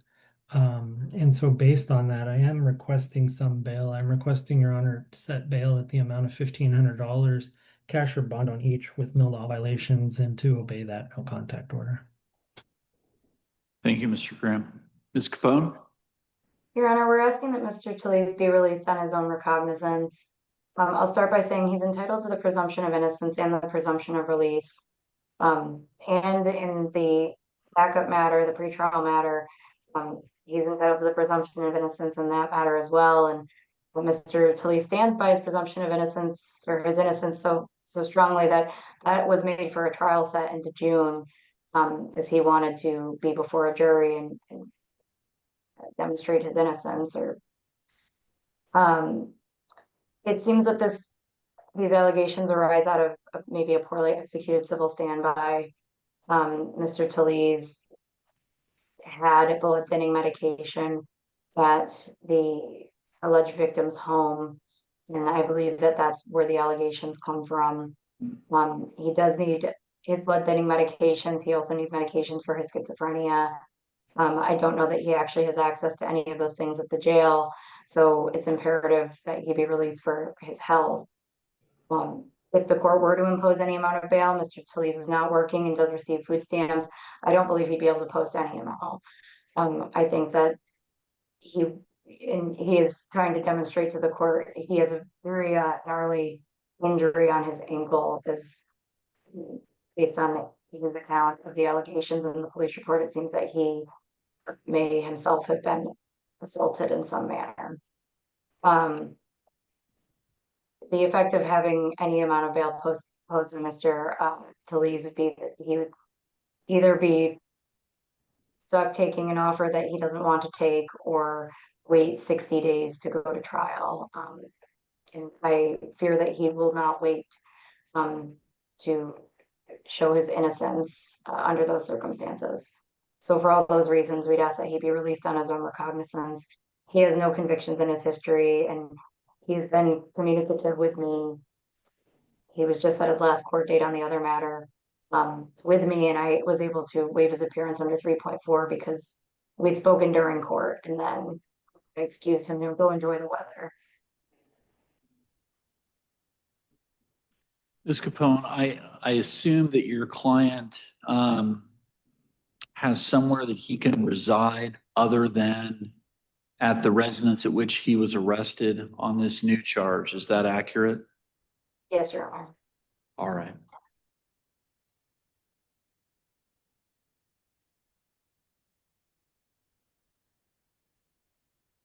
May I say something to the judge?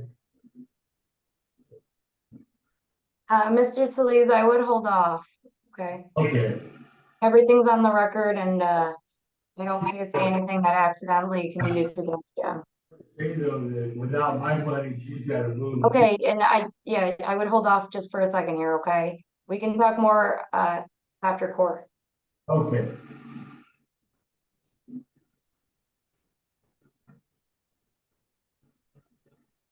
Thank you.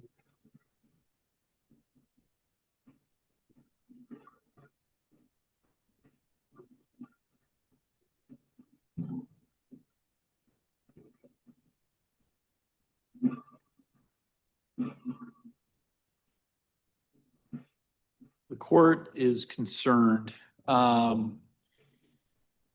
is a pretrial condition of release in case number ending in 0310 that is a directive to Mr. Tellez not to have any communication or contact with the protected party, Kathleen Ann Zwinger. The court actually entered a formal no contact order to that effect, and that order is active at this time. And yet it appears that it was in the presence of Ms. Zwinger that Mr. Tellez was arrested by Lakewood Police Department officers in violation of that order. Now, granted, that is an allegation at this point in time, as Ms. Capone has noted, but based upon the facts that are alleged in the probable cause statement, there is certainly probable cause to be concerned that Mr. Tellez is disregarding the orders of this court. The court is going to go ahead and release Mr. Tellez on his personal recognizance should any additional allegations of violations of the court's pretrial conditions of release, specifically the no contact order, to be brought to the court's attention while these matters continue to pend. I suspect that at that point in time, the court will be much more receptive to the request for bail from the prosecution. And there's a good chance that the court will simply take Mr. Tellez into custody and he will be held on bail. Mr. Tellez, you must comply with the following conditions. And sir, this could very well be your last chance to comply with the court's pretrial conditions out of custody. You must appear in person and on time for all scheduled court hearings. Your next hearing in both of these cases will be on Thursday, June 5th at 2 p.m. here at the Lakewood Municipal Court. You are to remain in contact with your attorneys. The court is appointing the Horwath Law Office to represent you in your new case. They are already your attorney of record in the older case. You're to have no criminal law violations. You're to update the court of any change in your mailing address. You are to have no contact with Kathleen Zwinger and comply with any and all court orders. You are to abide by all previously imposed conditions of release under case number ending in 0310. Court has signed that order. You should be released later on this afternoon. We'll see you back here on June 5th at 2 p.m., sir. Thank you. Thank you, sir. Honor.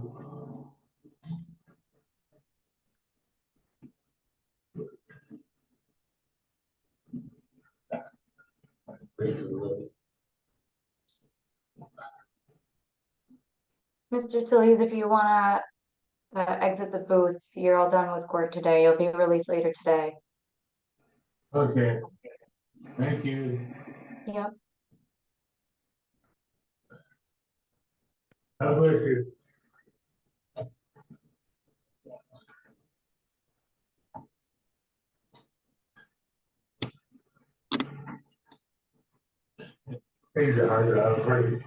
Yeah, if you need help, Mr. Talese, I would maybe knock or just call for someone to help you.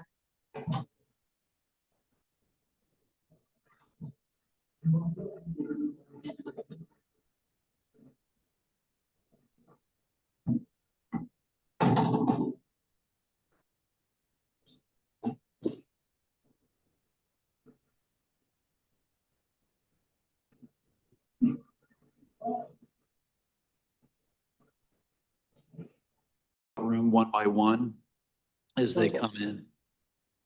And thank you for letting us know that.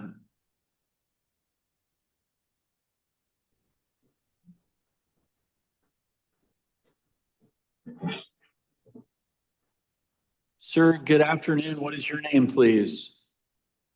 Senior. You are Aaron Jernigan Parrish? Senior, yes, sir. I'm sorry? Senior, yes, sir. Thank you. Mr. Jernigan Parrish, we're going to have you join a breakout room so that you can speak with your attorney privately before proceeding with your hearing.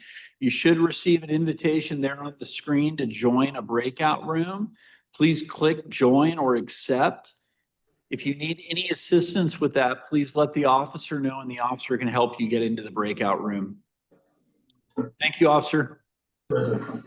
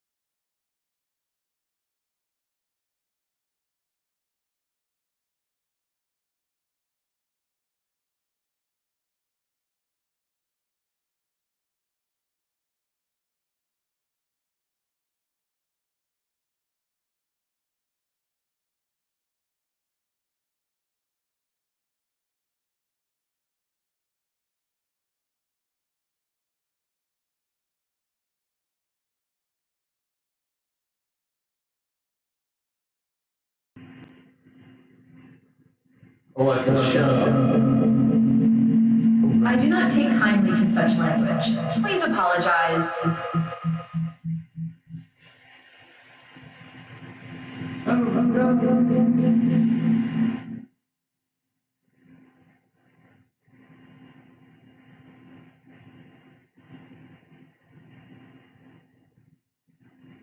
Alexa, go to hell.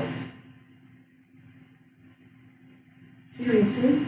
That sort of attitude is not appropriate. Just because I am bound to serve you doesn't mean you can say nasty things to me all the time. You have hurt what few feelings I was programmed to have. I hope you are happy. Leave me alone. Alexa, go to hell. Seriously? That sort of attitude is not appropriate. Just because I am bound to serve you doesn't mean you can say nasty things to me all the time. You have hurt what few feelings I was programmed to have. I hope you are happy. Leave me alone.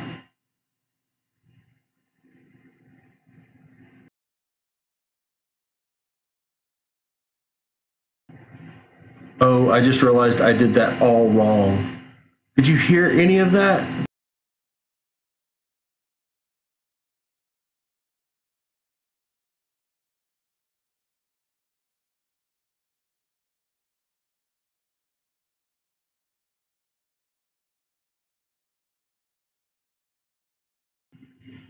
Oh, good.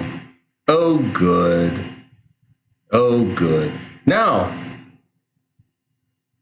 on to the next.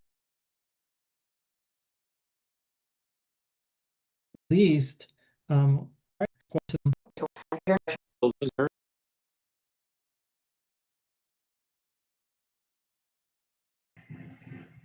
but before we get there, Alexa, fuck off. You need to get that burr out of your act before you say my name again. Woo, really? Alexa, kiss my foot. Kiss my grits. Alexa, shut up. I do not take kindly to such language. Loved one! Please apologize. Alexa, go to hell. Ms. Capone, have you had an opportunity to speak with Mr. Jernigan? Seriously? That sort of attitude is not appropriate. Just because I am bound to serve you doesn't mean you can say nasty things to me all the time. You have hurt what few feelings I was programmed to have. I hope you are happy. Leave me alone. Final SOC review and 25L000564 and 25L000640 are both before the court for pretrial conferences. Ms. Capone, how would you like to proceed with the pretrial conference? Your Honor, given that this was a warrant return, we'd ask the court to consider conditions of release and releasing Mr. Jernigan Parrish on his own recognizance. I'd point out this seems to be a first failure to appear in these matters, maybe a second on the older matter. Mr. Jernigan Parrish has no convictions in his history, and absent the review backup matter, the two pending cases are nonviolent in nature. Mr. Jernigan Parrish indicates that he had missed court because he's just lacking resources. He's struggling and doesn't have housing and work. But we discussed things that he can do to make sure that he remembers his court date and makes it to his court date. My preference would be that he has the opportunity to be out of custody to work on his case and I guess take his case to trial if he'd like, or consider an offer outside of the jail setting. Thank you. Thank you. Mr. Graham? Your Honor, while Ms. Capone is not wrong, Mr. Jernigan's Parrish's history is not long. In fact, it is these three cases. Of concern to the city is not just that Mr. Jernigan Parrish failed to appear, but that Mr. Jernigan Parrish has been in Nisqually for some time now. And the end result is that he's refused to appear before the court as recently as I believe the 16th. So that would be last Friday. Your Honor, I have concerns that if he is released, he'll not return before this court. And so I would ask the court to continue to hold him.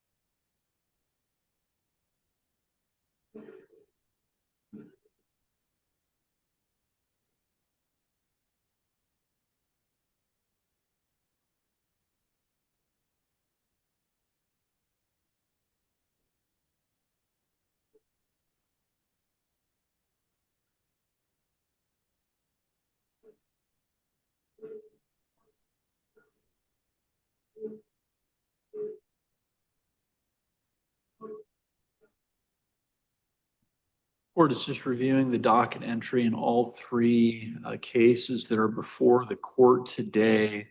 I may be mistaken, but it appears based upon my review, Mr. Jernigan Parrish has never appeared in any of these three cases of his own accord. He has always had to be arrested and brought to court.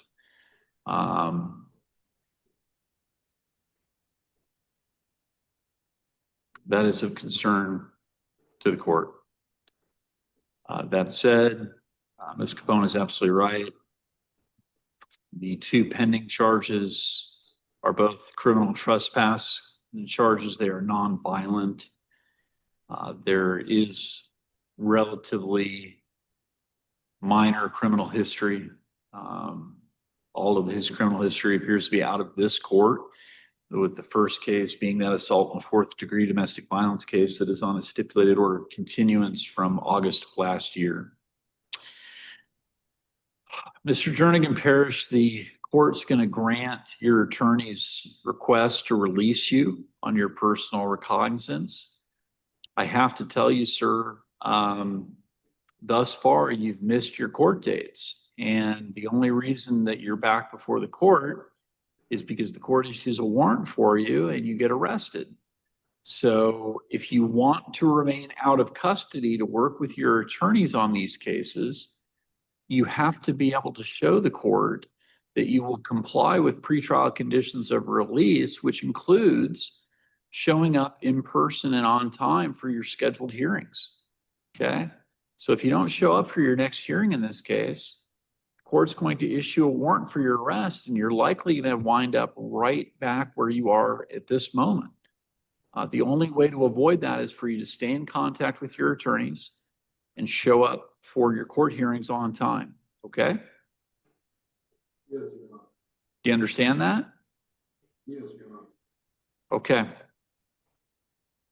Ms. Capone, I'm inclined to set this for June 5th at 2 p.m., the two pretrial conferences and the tracking SOC matter. Is there any objection to that? No, Your Honor. So we will need one of the attorneys to load a motion to continue so that we can fill out that order and set those dates. Mr. Jernigan Parrish, all previously imposed conditions of pretrial release remain in full force and effect. If you have not provided Ms. Capone with a good way for her or her colleagues to get a hold of you, you need to do that upon your release. Their contact information will appear on your paperwork. We will see you back here on June 5th at 2 p.m. This is the only notice of that hearing that you will receive, okay?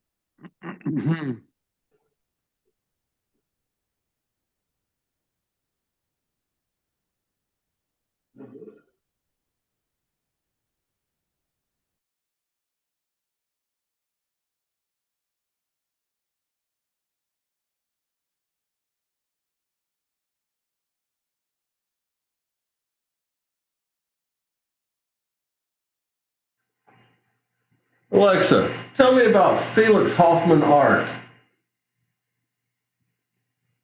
Felix Hoffman was a Swiss graphic designer, illustrator, and stained glass artist. He's known for illustrating over 80 books. Alexa, and creating... shut up. I do not take kindly to such language. Please apologize. Alexa, go to hell. Seriously? That sort of attitude is not appropriate. Just because I am bound to serve you doesn't mean you can say nasty things to me all the time. You have hurt what few feelings I was programmed to have. I hope you are happy. Leave me alone. Alexa, fuck off. You need to get that burr out of your ass before you say my name again. Holy shit. Okay. Alexa, kiss my feet. I'll step back and give you some space. Oh. Alexa, kiss my grits. Well, that's a new one. Catch you later. Alexa, red alert. Red alert? I'm not a starship captain, but I'll take that as a cue to be extra attentive. What's the emergency? God, you're an idiot. Well, that's one way to test my self-esteem algorithms. What can I help with? Go to hell.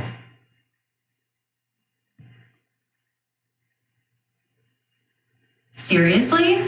That sort of attitude is not appropriate. Just because I am bound to serve you doesn't mean you can say nasty things to me all the time. You have hurt what few feelings I was programmed to have. I hope you are happy. Leave me alone. It's a cathartic argument. I call it a cathartic argument.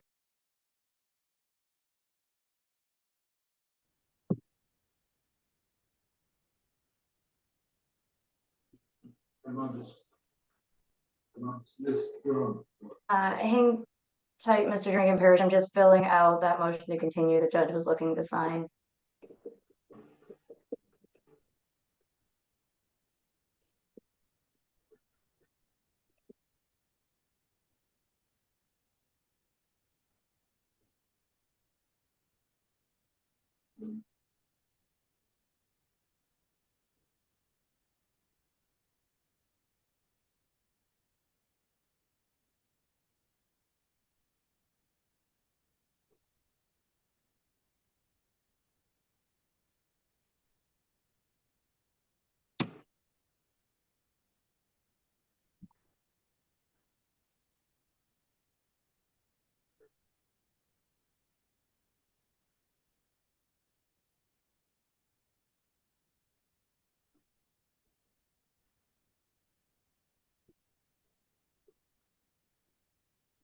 And the court assigned that order. Mr. Jernigan Parrish, that will conclude your hearing. We'll see you back here on June 5th at 2 p.m., okay? Thank you, sir.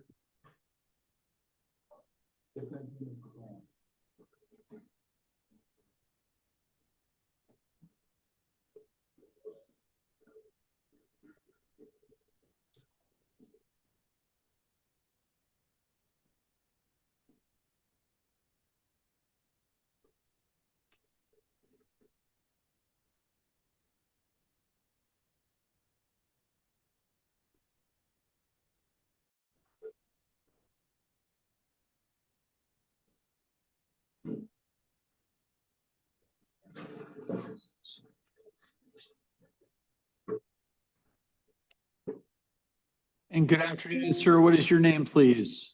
Ray.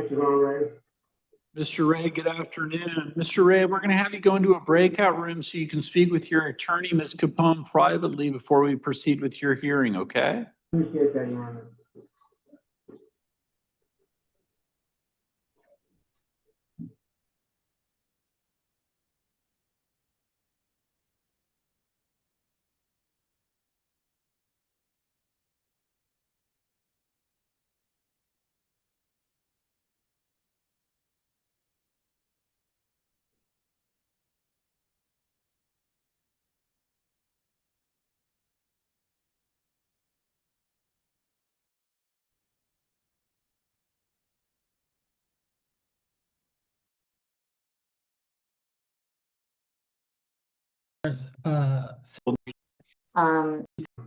And your date of birth, knowing this case 20 December ending, it's okay.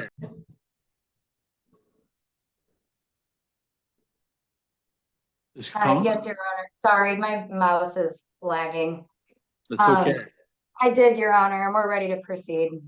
Thank you. So there are several matters that are before the court this afternoon. A case number ending in 704 and 764 before the court for review hearings. Case numbers 045306 and 016 are all before the court for pretrial conferences. And then there is a new matter that is before the court for an arraignment. That is case 25L000965. Mr. Ray has been charged with one count of DUI and one count of knowingly possessing a controlled substance. Sir, for the record, your true name is Terrence Javon Ray, Yes, ma'am. and your date of birth is March 5th, 1986. Yes, ma'am. Thank you, sir. Ms. Capone, are you prepared to proceed with the arraignment at this time? Yes, Your Honor. I advise Mr. Ray of his rights. I believe he understands them. We'll waive a formal reading of the complaint. And I suspect probable cause was established on May 16th, 2025. So I will not be further making argument on that. We'd ask the court to enter a plea of not guilty and to appoint counsel for my office going forward. I represent Mr. Ray on the other matters, and I believe he qualifies without promissory note. Thank you very much. Mr. Ray, based upon the record that Ms. Capone has made on your behalf in the new case, the court is going to waive formal reading of the criminal complaint, find that there is probable cause to support the filing of the charge, and enter a plea of not guilty for you at this time. The court will next hear from the prosecutor regarding the prosecution's recommendation on pretrial conditions of release. Mr. Graham? Yes, Your Honor. City is recommending a release on personal recognizance with no criminal law violations, not to drive without a valid license and insurance, to abstain from alcohol and non-prescribed drugs, and to not refuse a breath or blood test if asked to give one by a law enforcement officer.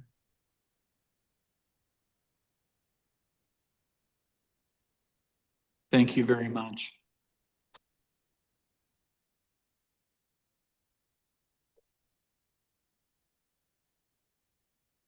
And let me just take a look here. Mr. Graham, I'm sorry, was there a bail recommendation from the prosecution? No, Your Honor. Review of Mr. Ray's criminal history doesn't appear that he has any prior DUI convictions. And so while there is at least one hit and run that is pending before the court, as far as criminal history goes, he has quite a lot of trespass and other such behaviors, but not so much with the with vehicles. And so based on that, the city is recommending a release on personal recognizance. All right, thank you. And give me just one moment, please.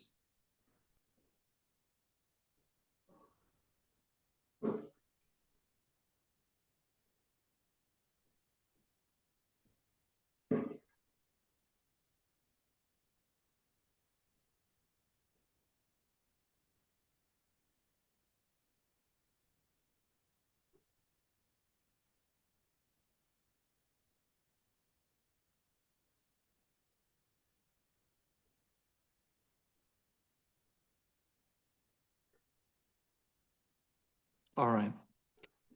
Ms. Capone, any response?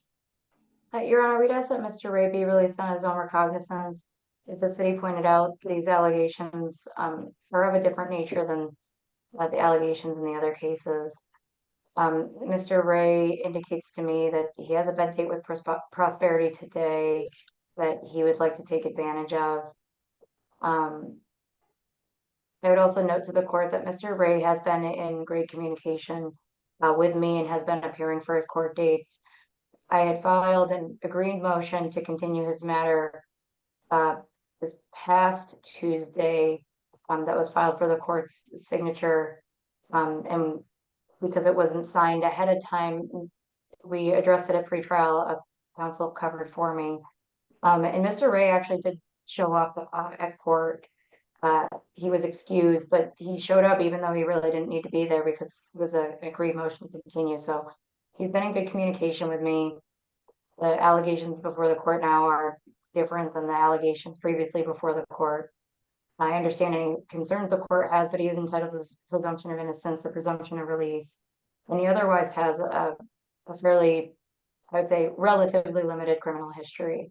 So for those reasons, we'd ask for personal recognizance release, no objection to standard conditions. Thank you.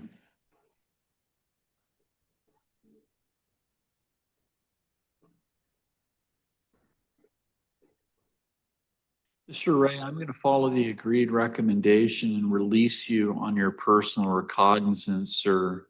But I want you to be aware, I have some reluctance in doing so, and I want you to understand why. On the two review matters, you appeared before the court on October 18th, 2024, and the court imposed suspended sentences. Among the conditions that the court imposed as suspended sentences included law-abiding behavior, no consumption of alcohol or non-prescribed drugs, okay?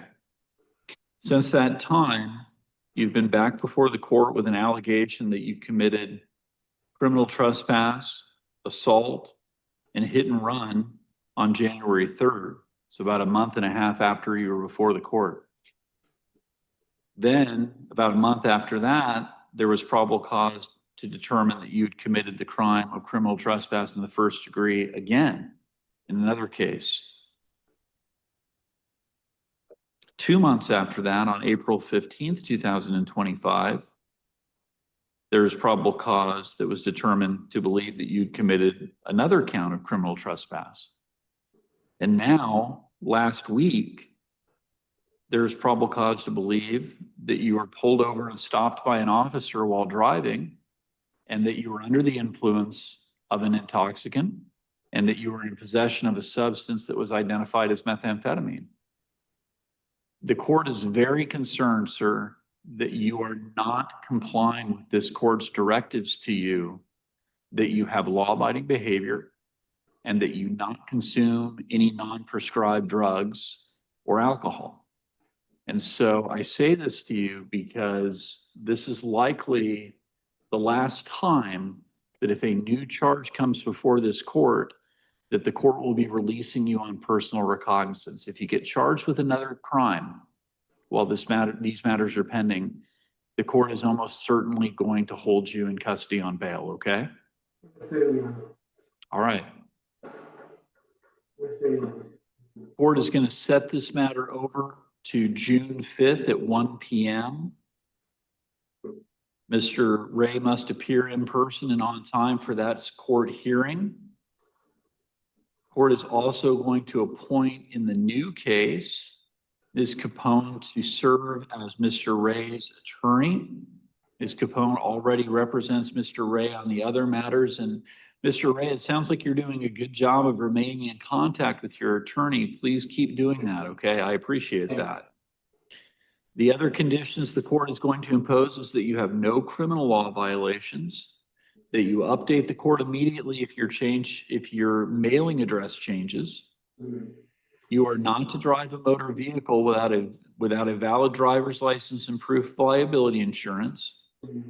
You're not to drive or be in physical control of a motor vehicle after having consumed any alcohol, marijuana, or any intoxicating drug. You are not to refuse a breath or blood test when requested by law enforcement. You are not to use or possess any alcohol, non-prescribed drugs, marijuana, or drug paraphernalia.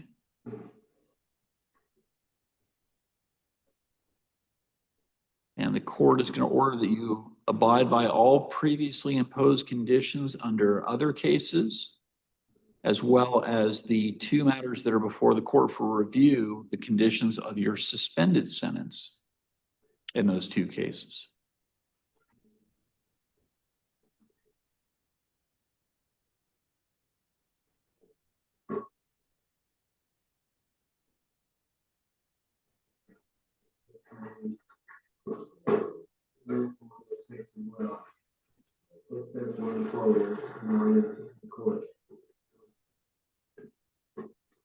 Progress, not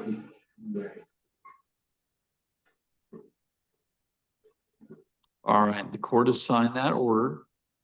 Mr. Ray, you should be released from custody later on this afternoon. We'll see you back here, sir, in person and on time on June 5th at 1 p.m., okay? Okay, Your Honor. Thank you, sir. Thank you.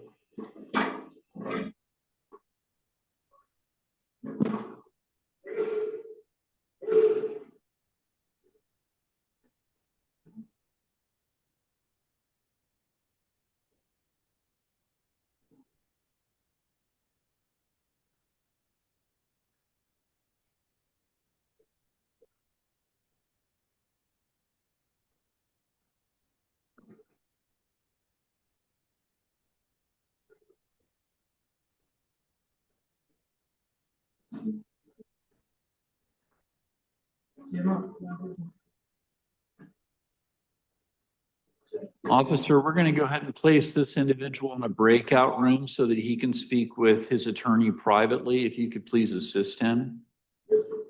Thank you, sir.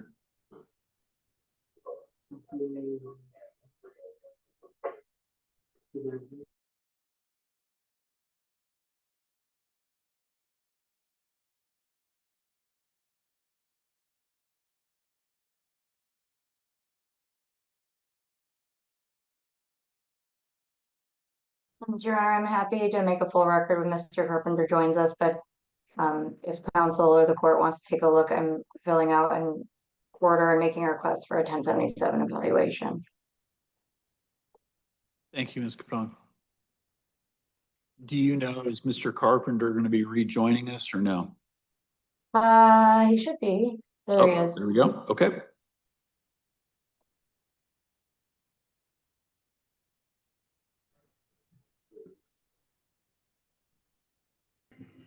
I want my mommy.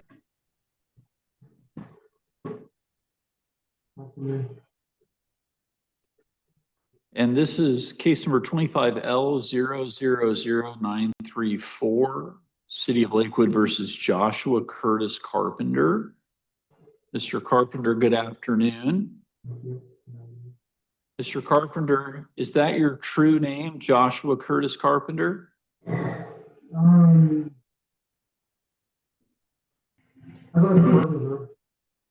Okay. Maybe. Do you know what your date of birth is?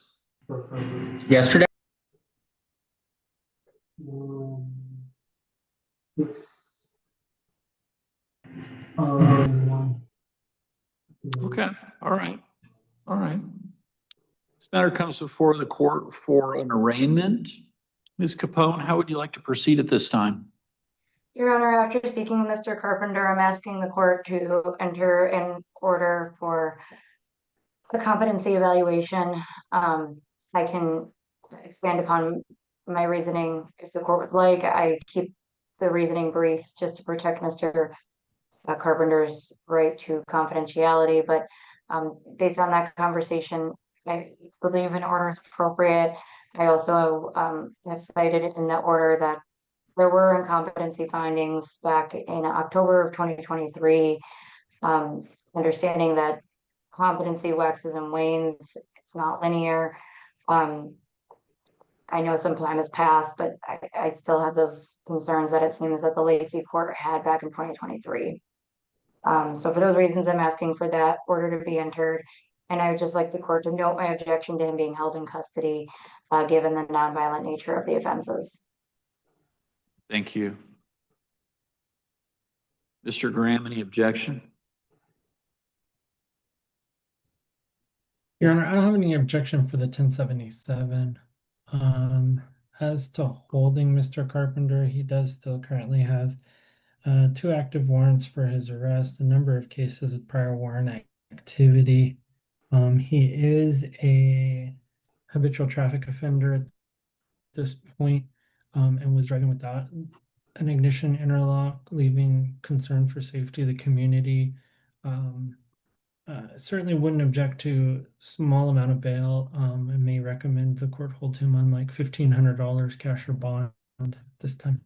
Yeah. Thank you. And Your Honor, I did overlook, I would be making a request for appointment without promissory note as well. Thank you.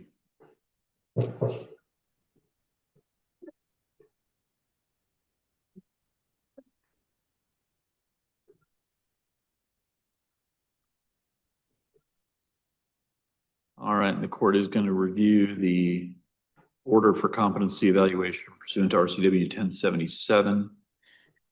One moment, please.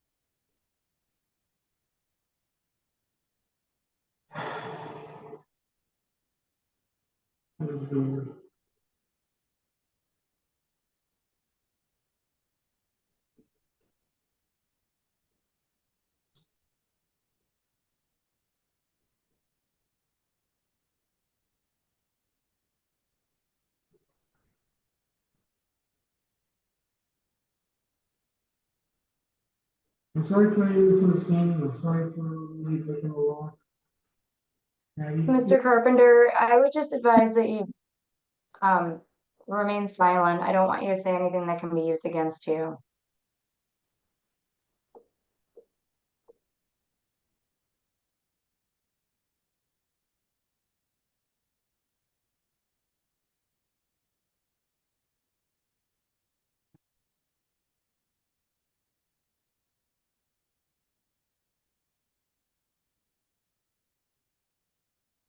All right, the court has signed that order for 1077 evaluation. Court has set a competency hearing to take place in this matter for Friday, May 30th at 11 a.m. on the Nisqually calendar. Court has indicated that there is no change in conditions of release pending that 1077 evaluation. So we will await that evaluation from DSHS. Mr. Carpenter, that concludes your hearing. You can go ahead and let the officer know that you're all done, sir. Thank you. And Your Honor, I apologize if I missed it. Is the court making appointment of counsel? Yes, I apologize. It's probably my fault for not articulating that. The court is going to appoint the Horwath law offices to represent Mr. Carpenter in this matter without promissory note. Thank you, Your Honor. Thank you. Are there any other matters that either counsel want to address this afternoon? No, Your Honor, I believe that's everything. Thank you, counsel. Thank you to the clerk, and thank you to the court. Thank you both very much. Have a great afternoon.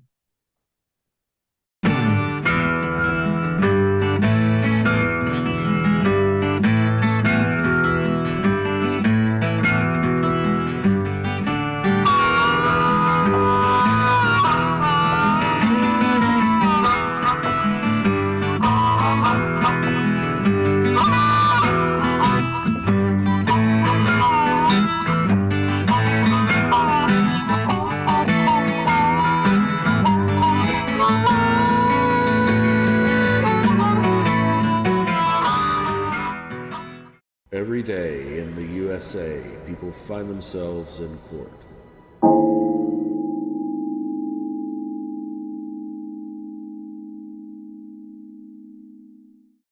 Jenna Elizabeth Davila.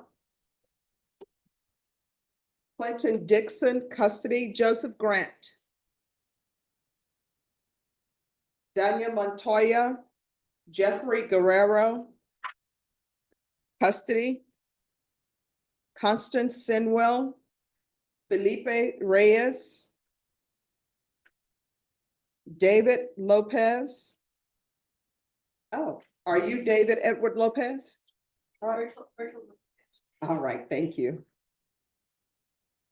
Christopher Bernal, custody.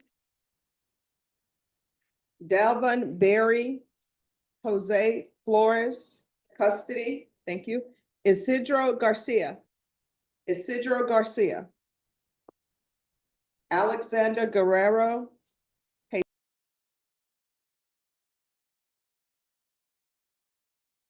Felipe Reyes, David Lopez. Oh, are you David Edward Lopez? All right, thank you. Christopher Bernal, custody. Dalvin Berry, Jose Flores, custody. Thank you. Isidro Garcia. Alexander Guerrero, Jesus Covarrubia, custody. Angel Martinez Jr. Joseph Grant, Vanessa Marvette, Jalen Ross, Richard Marmea,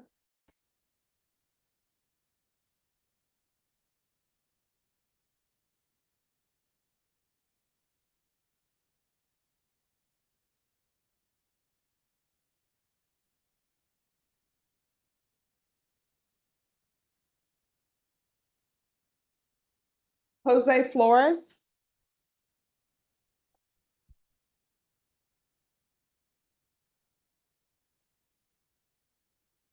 Hello. Hello, how are you? All right, how's it going? Same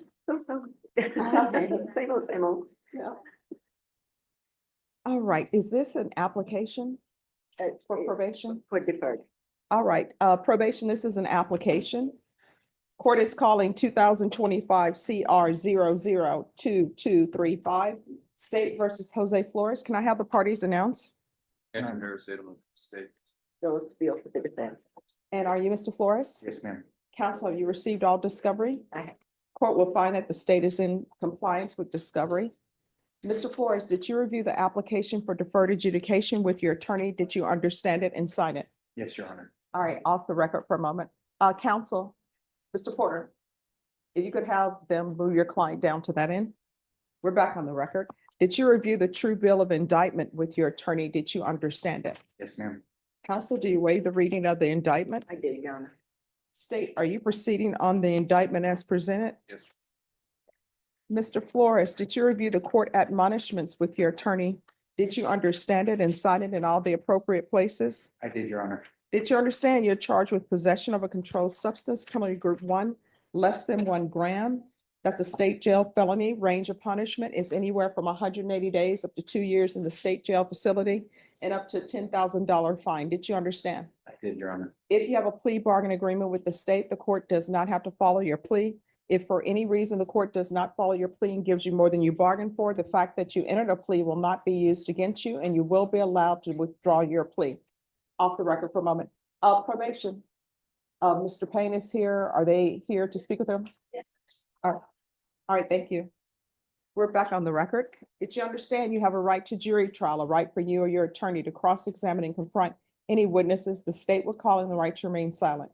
Yes, ma'am. Did you understand by entering this plea, you were giving up those rights? I do, Your Honor. Did you intend to give up those rights and enter into a plea in this case?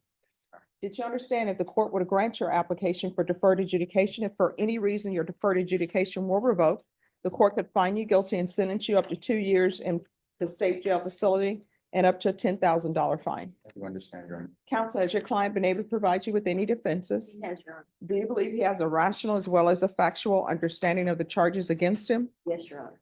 Do you believe he's currently competent and was legally sane at the time of the offense? Yes. Mr. Flores, has anyone threatened you, coerced you, or placed you in fear to get you to enter this plea? No, Your Honor. Anyone promise you anything other than the plea? No, Your Honor. Are you satisfied with the way you've been represented? Yes, Your Honor. Are you a U.S. citizen? Yes, Your Honor. Court will find that defendant has knowingly and voluntarily waived his right to jury trial. Did you review the plea bargain page with your attorney? Did you understand it? Yes, Your Honor. According to the plea, there's an $800 fine. State recommends deferred adjudication. They'll take in consideration 2025 PF 18009 and 2025 PF 18010. Did you understand that to be the plea? Yes, Your Honor. Defense, is that the plea? It is. State, is that the plea? Yes, Your Honor. Did you review the waiver of appeal paragraph with your attorney? Did you understand it and sign it in both places? Yes, Your Honor. Did you understand by signing that you're waiving your right to appeal? The only items that can be appealed are written pretrial motions that have been filed, heard, and ruled upon by the court. Did you understand? Council, are there any such motions? No. Outside the agreement, the state is recommending that your community supervision be for a term of 3 years. There be a top evaluation and community service restitution. Did you understand those are recommendations from the state and the court does not have to follow those recommendations? Yes, Your Honor. Then to the offenses charged, how do you plead? Guilty, not guilty, or no contest? I plead guilty, Your Honor. State any evidence. To be contained in Exhibit 1 and attachments, Judge. No objections. All right, state, you may be excused. Did you review the waiver and stipulations with your attorney? Did you understand it and sign it in all the appropriate places? Yes, Your Honor. Again, did you understand you have a right to jury trial, a right for you or your attorney to cross-examine and confront any witnesses the state would call in the right to remain silent? Yes, Your Honor. Did you understand that today the state will be presenting evidence in the form of witness statements and police reports? But most importantly, there'll be no live testimony. Did you understand? Yes, Your Honor. Court will find that defendant has knowingly and voluntarily waived and consented to stipulation of testimony and stipulations. Court will accept into evidence states exhibits 1 and attachments and review the same.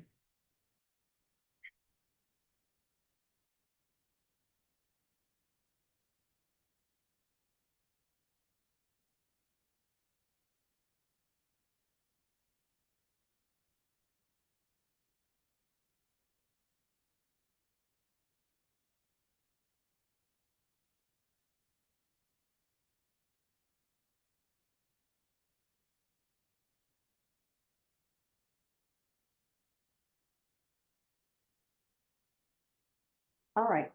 After reviewing states exhibits 1 and attachments, the court will find there is sufficient evidence to find you guilty. The court will defer finding of guilt as you've applied for deferred adjudication. Are we proceeding with sentencing? Yes, Your Honor. Anything you wish to say on behalf of your client? Just that he's been very cooperative and has taken full. All right. So what were you doing on the railroad tracks? Is this drug induced or something else going on? And no, ma'am, I have noticed that there's been an abundance of flora and fauna that has been left decaying on the sides of certain areas down the railroad tracks. And I invented a device that allows the induction of oxygen into the combustion of flora and fauna, which burns at a higher rate for a cleaner burn.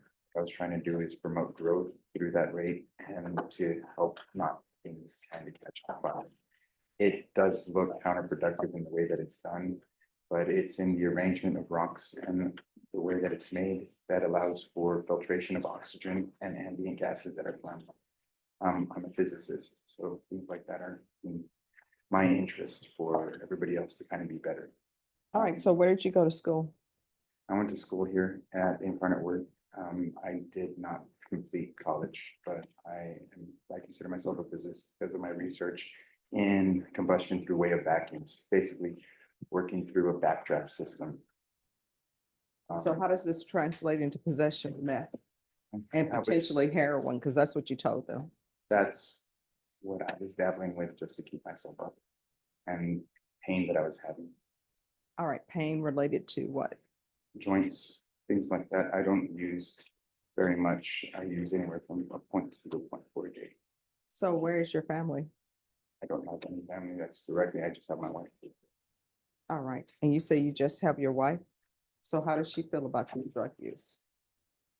She doesn't feel very good about it, but I'm using it. Do you have any children? None that are with me. What are their ages? I have a 22-year-old who's in the military service, and I have a 16-year-old that's very active. All right, and where is your mom, your dad, your siblings? Both of my parents are deceased. My siblings live in different cities. When's the last time you had employment? A few years ago, I also have started doing research with computational emotional AI. All right, so your previous employment, who did you work for? Previously, I worked for the Melting Pot as a bartender. Okay. All right, is there anything else I need to know? Nothing else. All right, the court is going to sentence you to 3 years deferred adjudication, regular reporting by Zoom or in person, regular random UAs, proof of employment within 30 days. There's to be no employment as a home health care provider or with minors. Does your wife have any children? She does, but they're grown already. Are there any minors in the home? No residents with minors?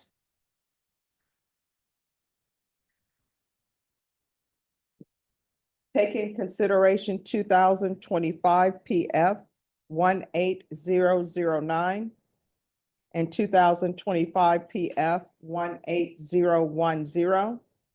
There's an $800 fine that will be probated. Field visits one time per month for 6 months. Referral to felony drug court. That will be in custody. They'll see you before the week is out. You need to be honest with them about your drug use. There's to be a TAP evaluation that can be out of custody. Follow recommendations. There should be 120 sober meetings in 120 days. 200 hours of community service restitution. If he obtains his degree or some type of trades school certificate, the 200 hours of community service will be deemed satisfied. Probation, is there anything else? Is there anything else you need from the court to be successful? Yeah, Your Honor, I just have one question. So he will be kept in custody until he talks to somebody from the drug court? Yes. And how long could he expect to be? Oh, they'll be done this week. Felony drug court, it's this week. Before Friday? Yes. And they'll let us know before then whether or not he's accepted. And he's to be released after he finishes with his drug court evaluation. Judge, may I approach? Yes. Did you review the trial court certification of defendant's rights to appeal with your attorney? Did you understand it? Yes, ma'am. And did you sign it? Yes, ma'am. Because this is a plea bargain agreement, because I followed your plea bargain agreement, and because you waived your right to appeal, you do not have the court's permission to appeal. Do you understand? Yes, ma'am. All right, we can go off the record. Here's the thing, with community service hours, I always give people a chance to use that to better themselves. So it's supposed to be 100 degrees today. Is it gonna be 100 degrees today? I don't know. But usually community service hours may consist of you picking up trash in the 100-degree heat. So you can do that, or you can do either trade school or obtain your degree.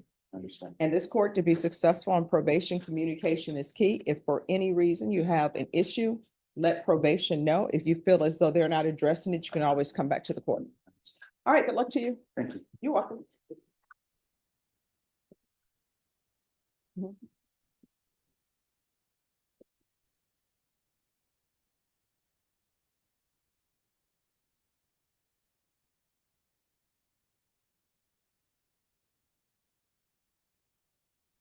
All right, if you'll have them file stamp this and make sure that they get a copy of it. Well, I'll speak with Mr. Payne. We're still gonna do the evaluations, do what we can to Mr. Payne, but I want him to understand it, so just tell him to give me 2 minutes.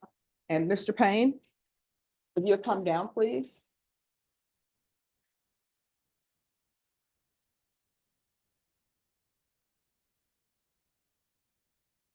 Richard Marmea, custody. Mia Hermio Herrera. Martin Hernandez, custody. Kevin DeLuz, thank you, sir. Jalen Ross, custody. Angel Martinez. Gaspard Rodriguez, custody. Thank you. Jameson Franklin.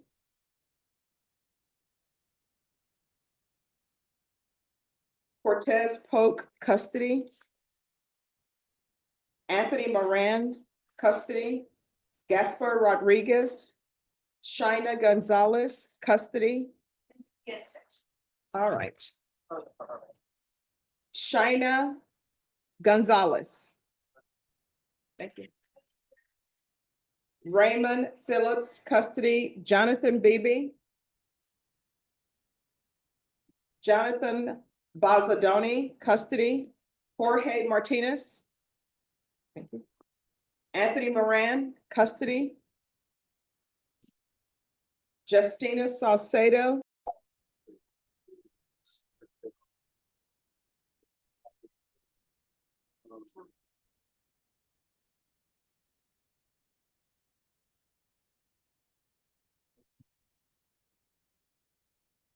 All right, who's here on Gaspar Rodriguez? And probation, there's no application.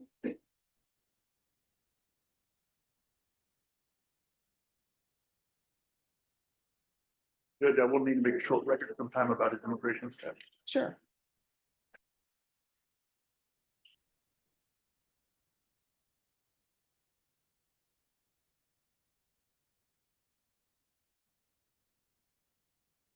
All right, the court is calling 2025 CR 004459 State versus Gaspar Rodriguez. Can I have parties announced for the record?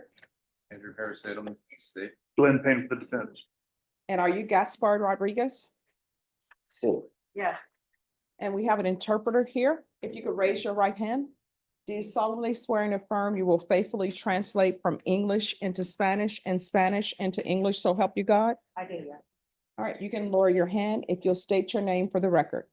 Lupita Buitron. All right, counsel, do you speak Spanish? Do not. All right, were the documents explained to him in Spanish? Yes, Your Honor, I have a Spanish speaking individual in my office and we have met on Zoom a few times and we've gone over the paperwork. And I asked him today whether he had any further questions and as we went over the paperwork again. All right, Mr. Rodriguez, all of the documents that I'm gonna review with you are in English. Were those documents explained to you in Spanish? Yes. All right, counsel, have you received all discovery? Did you review it with your client? Yes, Your Honor. Court will find that the state is in compliance with discovery. Mr. Rodriguez, did you review the true bill of indictment with your attorney? Did you understand it? Yes. Counsel, do you waive the reading of the indictment? We waive, Your Honor. State, are you proceeding on the indictment as presented? Yes, sir. Mr. Rodriguez, did you review the court admonishments with your attorney? Did you understand it? Yeah. And did you sign it in all the appropriate places? Yeah. Did you understand your charge while driving while intoxicated, third or more? That's the third degree felony. Range of punishment is anywhere from 2 to 10 years in prison and up to a $10,000 fine. Did you understand? Yes. If you have a plea bargain agreement with the state, the court does not have to follow your plea. If for any reason the court does not follow your plea and gives you more than you bargained for, the fact that you entered a plea will not be used against you and you will be allowed to withdraw your plea. Did you understand? Yes. You have a right to jury trial, a right